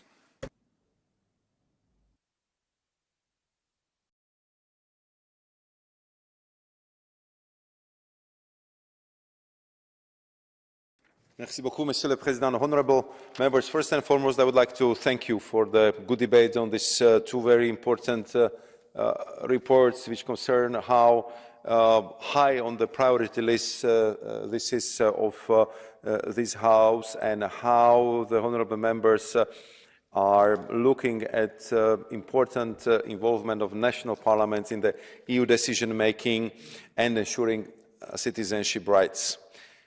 The Commission, as I was stated in my introductory remarks, and I think after this debate it was clearly confirmed that this is very important for you, honourable members. We clearly stand ready to strengthen the dialogue with the national parliaments through the established channels of communication, and also to improve the cooperation to facilitate the input of the national parliaments and to get the feedback from them on the Commission political and legislative initiatives. I realised that many of you intervened on the the perceived short time frame of 8 weeks for subsidiarity scrutiny. As you know, this is clearly stated in the annex to the treaties, but I would like to reassure you that if it comes to this 8-week subsidiarity scrutiny deadline, we've been showing our flexibility, especially if it comes to excluding both winter and summer breaks, but also we've been showing the flexibility during the difficult COVID times, and we always been in close contact with the national parliaments to make sure that we would provide them with additional information when we are coming with the concrete initiatives, and we've been inviting them to comment on our proposals early on, including on the Commission's work programme. And I can assure you that if you look at the statistics and the detailed answers we are providing to the national parliaments, which I'm signing every single day, that this dialogue between the national parliaments and the Commission is indeed very, very lively. I also would like to thank all the honourable members for the interventions on the important topic of the EU citizenship. And I really would like to reiterate that it's crucial for us that we ensure that all EU citizens are fully aware of their citizenship rights and can fully benefit from them. The citizenship package that was presented is already an important step in that regard, but we are, of course, committed in the Commission to ensure that we would continue to build on the further development of EU citizenship, to work closely with you, and I really would like also to thank Honourable Mr. Lopez Aguilar for his ideas, because of course citizenship has wider meaning than just the legal status. All the reference to the education, culture, transferability of the rights are very important if we are living in the United European Union, and it's our common duty to make sure that we will make it as smooth and as efficient as possible for our citizens. Thank you very much, Mr. President. Thank you very much. Merci, Monsieur le Vice-Président. Thank you, Vice President. To wind up the debate, Rapporteur Paolo Rangel has the floor, please. President. Of course, I wanted to thank all colleagues who have made a contribution for having done so, and mainly wanted to draw your attention to 3 items now, which have been evoked already in this debate. The first item is this. The main function of national parliaments, is to scrutinise national governments. And that's a European function as well. And that's why I say it's essential that we make progress towards transparency around votes in the Council. Parliaments can only check whether their government is going along with orientations given it by Parliament, or what positions it's defending in Europe, if they have information on the way that government voted in each council meeting. This would be the very simple way of giving leverage to national parliaments so that they can carry out their main function.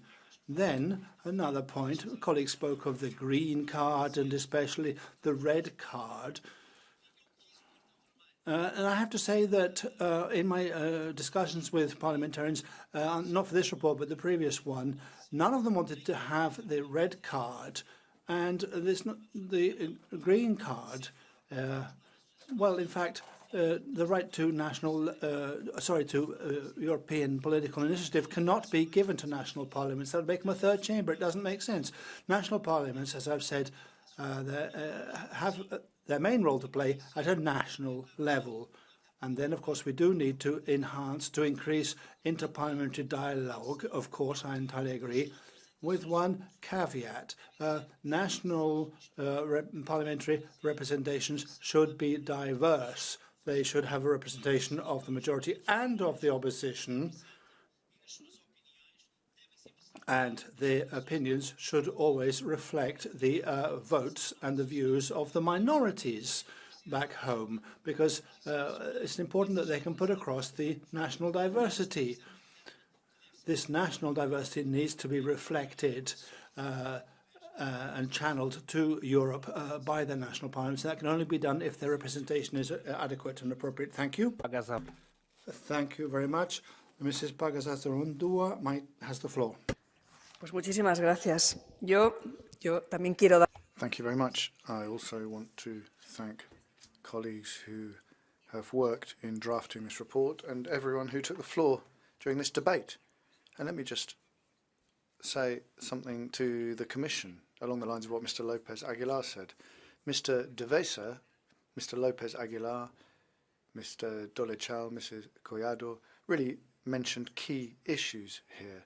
How can we garner the biggest possible amount of value added for European citizenship in the 21st century? Well, what we need to do is to ensure that young people are involved, and also we need to be aware that every single European citizen is crucial for European institutions and the future of our democracy. So we need to be brave, like back in the day, those who proposed European citizenship. Well, we need to be brave like they were. And I don't think our colleague, it could have been said better than my colleagues have said it. We need to do the things that we're suggesting in this report. We welcome what you're doing with regard to consular representation. That's very clear and that's very good stuff. But we really need to invest in European citizenship, because that means investing in the most important critical infrastructure we have, given the turbulent times and foreign interference we're currently seeing. Thank you. Merci, Madame la rapporteure. Thank you very much, Rapporteur. That brings this report to a close. The vote will take place tomorrow. Item on the agenda, which is the Council and Commission statements, fight against the resurgence of neo-fascism in Europe, also based on the parade that took place in Rome on the 7th of January. And I would like to inform you that due to conflicting obligations, the Council Presidency cannot be present for this debate. This debate was added to the agenda on Monday. And we will start with the Commissioner, for the Commission, with Commissioner Ylva Johansson. Please, Madam Commissioner.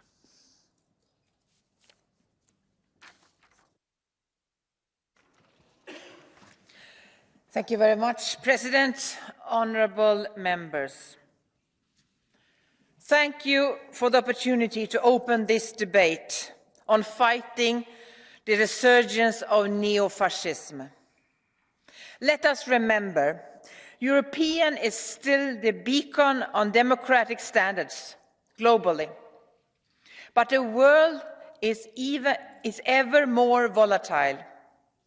There are multiple conflicts, and there are many foreign actors who have an interest in eroding our democratic standards. There are also actors in member states who are attracted to the idea of a strongman approach to power, rejecting not just the international order, but rejecting also the domestic rule of law, rejecting the principles of liberal democracy. These actors are, thankfully, still the exception, but even on the margins, the activities from neo-fascist groups can bring great risk. So I come with a clear message. When it comes to fighting neo-fascism, it's essential that we act quickly and decisively. And it's essential that we act together.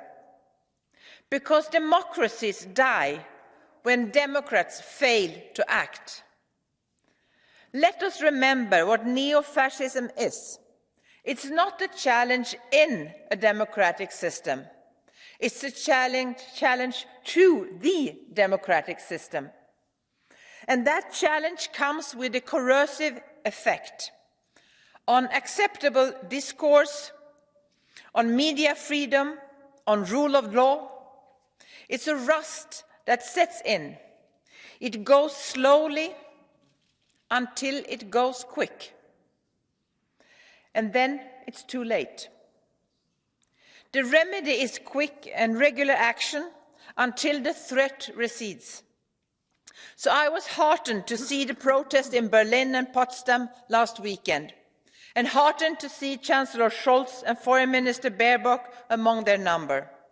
Thousands took the streets in defense of democracy against fascism and racism, and specifically against the revelation that an extreme right meeting had taken place in Potsdam last November. But this is not the only recent instance of overt neo-fascism. Again, only last week, a crowd gave a well-drilled fascist salute at a rally in Rome. Italy's foreign minister has rightly condemned this episode. These incidents are individually troubling in their scale, but they are also troubling in their connections. There is evidence that through online communication, invitations and attendance, there is growing participation of neo-fascist groups across member states' lines. A Europeanization of anti-democratic forces. This makes the rise in neo-fascist incidents a European problem. The Commission has put the fight against the hate crime at the top of the agenda. Article 2 of the Treaty and in the Charter of Fundamental Rights is clear. Hate speech and hate crime are incompatible with the values of the European Union and fundamental rights. On the 6th of December last year, the Commission, under the guidance of Vice Presidents Jourova and Skinas and Commissioner Reynders and Dalli, published the communication on No Place for Hate.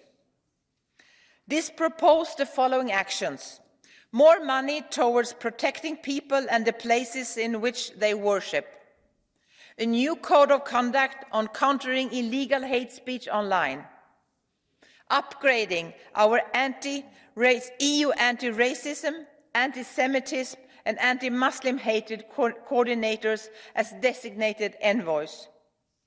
In addition, our radicalisation awareness network saw very early the need to invest in work against the risk of right-wing extremism. It's a daily fight that requires the mobilization of all resources.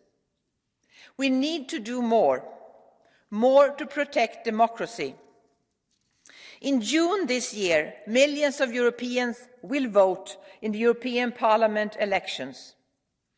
There is no greater celebration of our liberal, democratic and European system. No greater compliment to that system than the prediction of another increase in turnout. A sign that a healthy democratic pulse beats in the EU.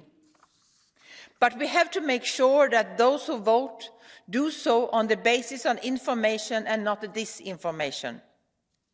Because disinformation is becoming the fast lane to fascism.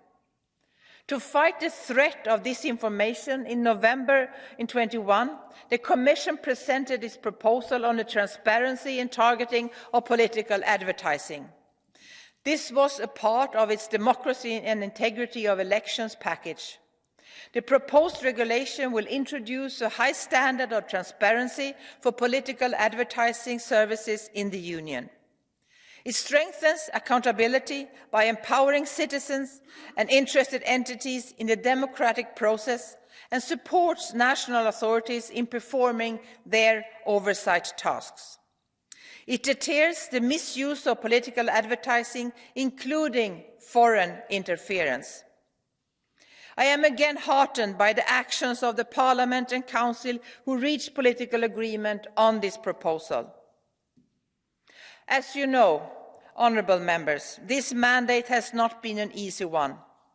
The challenge of the pandemic, the Russian invasion of Ukraine, the cost of living crisis across the European Union, all these have tested people across Europe. It has led to understandable frustration and even alienation. Our job is to address those frustrations with well-thought-out policies and to make sure that the frustration is not exploited, is not cultivated and amplified, and eventually distorted and weaponized. Expressly, to create divisions in our societies. This is where the risk of neo-fascism and the reality of foreign interference intersect. We need to act fast when we see a familiar threat, even if it wears a new mask. We know it as we see it, and we will oppose. Thank you. Thank you, Commissioner Johansson. And I invite the first speaker, Mr. Fulvio Martuscello, please. Se questo dibattito si fosse fermato... Well, if this debate's title had ended with the word Europe, or if the title was also regarding the facts from the 7th of October, we would probably be talking about something much more serious here today. The idea of this debate was to give people the idea that that Italy is no longer a democratic state. I mean, in Italy, the apology of fascism is a crime, and people who undertake those activities are prosecuted. But are we sure that fascism is being properly fought? Look at what happened on the 7th of October. How many of those people who are complaining about what's happened in Rome have spoken out against what happened to Israeli women on the 7th of October? This is terrible Nazism that we saw come alive in what the New York Times said about the violence that was suffered by women. Women were raped, murdered, taken from their homes. Nazism is back in a bullying manner.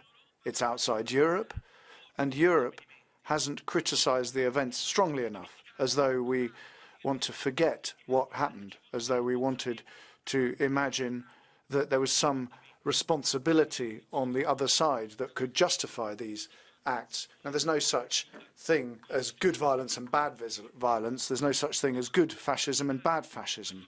So I think the Parliament, just as it raises its voice against those who make the fascist salute in Rome, needs also to criticise in an equally strong manner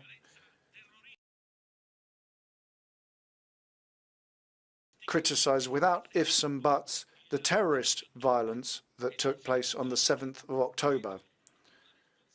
The Parliament shouldn't hide behind efforts to attribute responsibility to Israel. Thank you. Mr. Benifei now, please.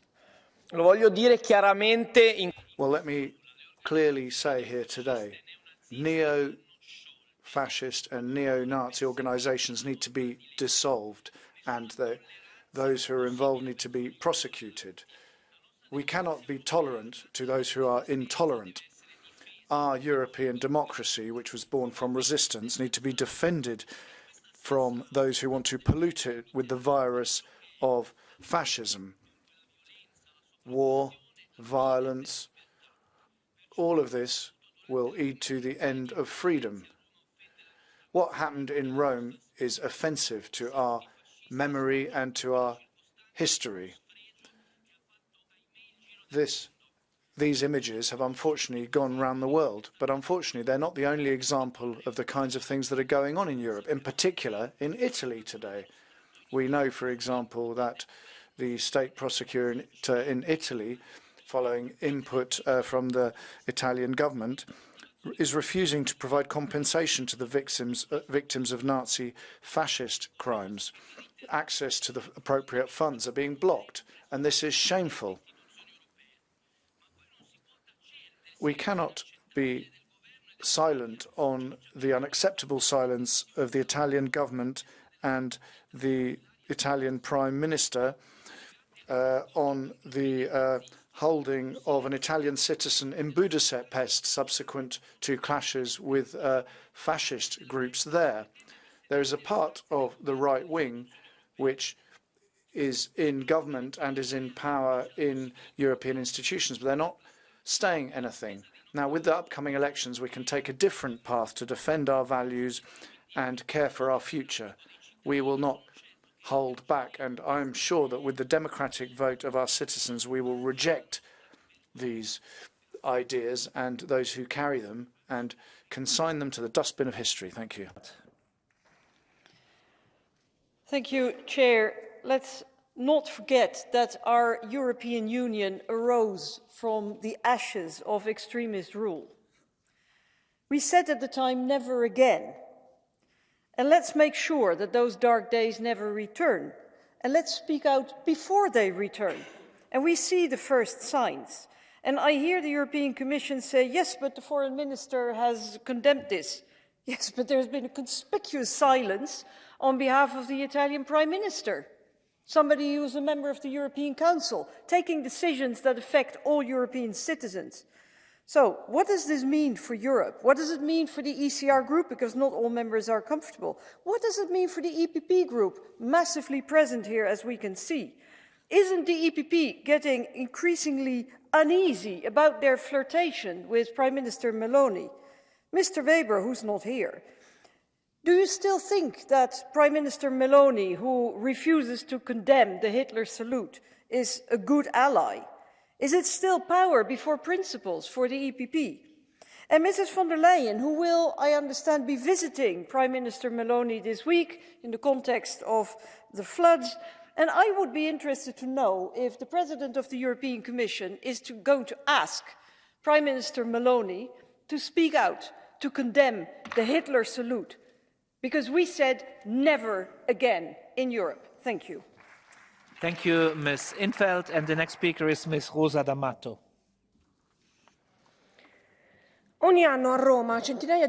Every year in Rome, hundreds of neo-fascists gather to commemorate the Acca Larentia Street deaths. And this violence marked hundreds of activists in the 70s on both sides. But these neo-fascists gather every year. But now, that's been happening every year for a long time, but now we have a party that's emerged from that tradition, and there are people who are high up in government who don't want to cut their links with their past. There are people who minimise what's happened, and there are people who are being quiet. The Italian Prime Minister, Giorgia Meloni, is silent about what happened, in spite of the fact that Italy was born from the resistance to fascism. So this silence legitimizes certain things that have constantly existed in Italy. But we can't have silence in Italy on silence. Fascism and everything that turns around it is unconstitutional in Italy. This is an idea that was swept away by the Italian resistance, and it's unacceptable that it remains in Italy. Europe cannot be silent given what's going on in Italy, their efforts to reinterpret history. Thank you. Grazie, Presidente. Thank you, President. Well, we see an empty plenary chamber. Those members who wanted this debate are not here, and I think that shows what's important for these champagne anti-fascists. It's more important for them to get to their dinner rather than be here in plenary. The idea was to criticise Italy, and that's been done. Italy has been slandered, and the Italian left still fails to understand its political and electoral failure. Let's look at the title of this, The Fight Against the Re-emergence of Neo-Fascism in Europe, also based on the parade that took place in Rome on the 7th of January. Well, first of all, it wasn't a parade, it was a commemoration. And this is something that's being taking place on an annual basis for 40 years.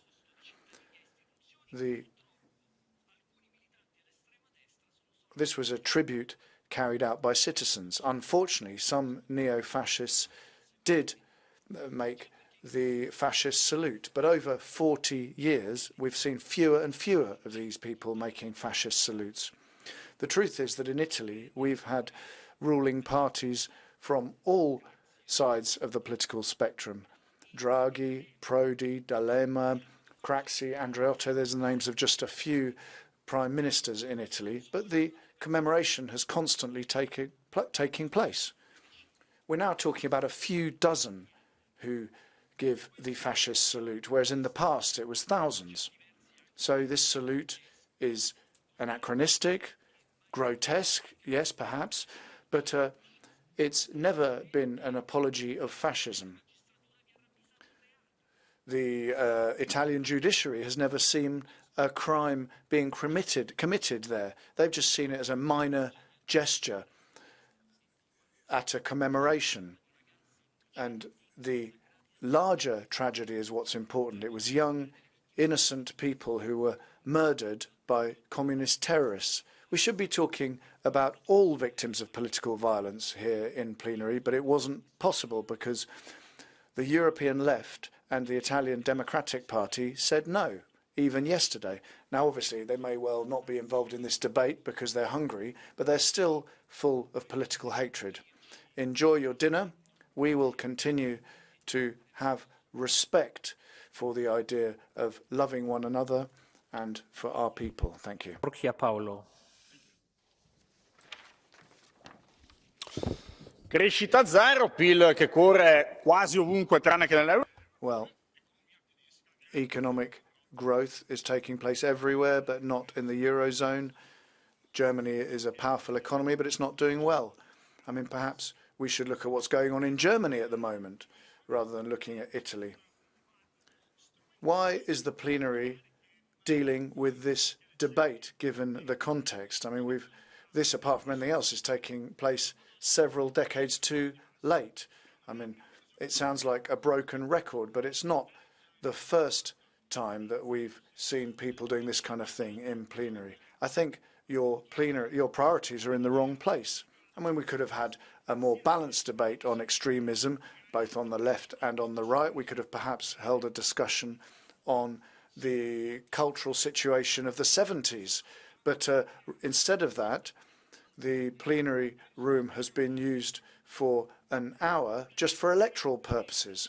The problem is not extremism. The problem is injustice, and that is represented by the fact that there have been too many attacks without anyone being brought to justice. Now, my political story is clear, and I'm not really the person to defend those who are apologists for extremism. I think we need to provide a response to those who are afraid, those who are disadvantaged, those who can't make ends meet. I think we really should deal with that rather than people who are carrying out extremist acts because of a lack of knowledge of history. Thank you.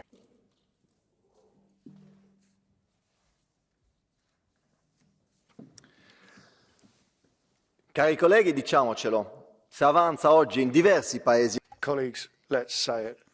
The far right is making progress in many European countries now.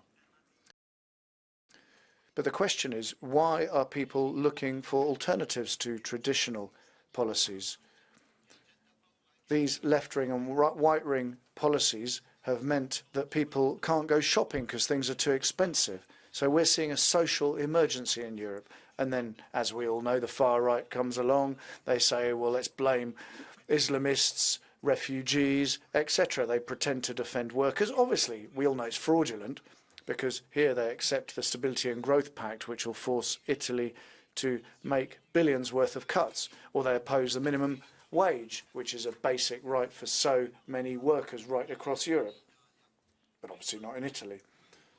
So in order to beat this extreme right-wing populism, we have to provide an appropriate alternative. We have to say no to the Stability and Growth Pact. We have to raise wages in line with inflation. We have to have a decent minimum wage also in Italy, and we have to find solutions for those who don't have jobs. Workers need dignity and hope. What are we waiting for? Botenga, the next speaker is Ms. Tiziana Beghin. Grazie, Presidente. Thank you, President.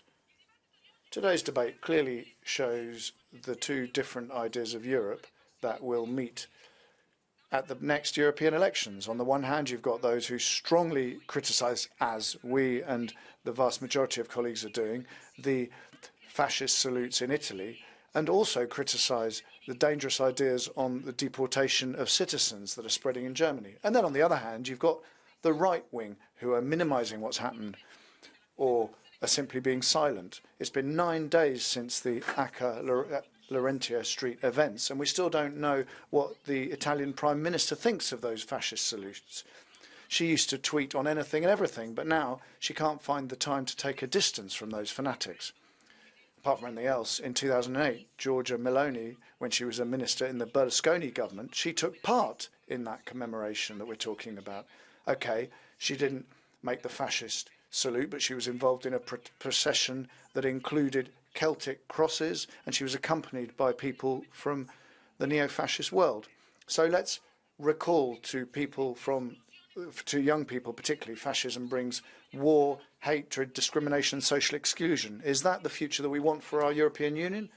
I hope not, because to be pro-European, you have to be first and foremost anti-fascist. Thank you. Next speaker is Mr. Petr Polak.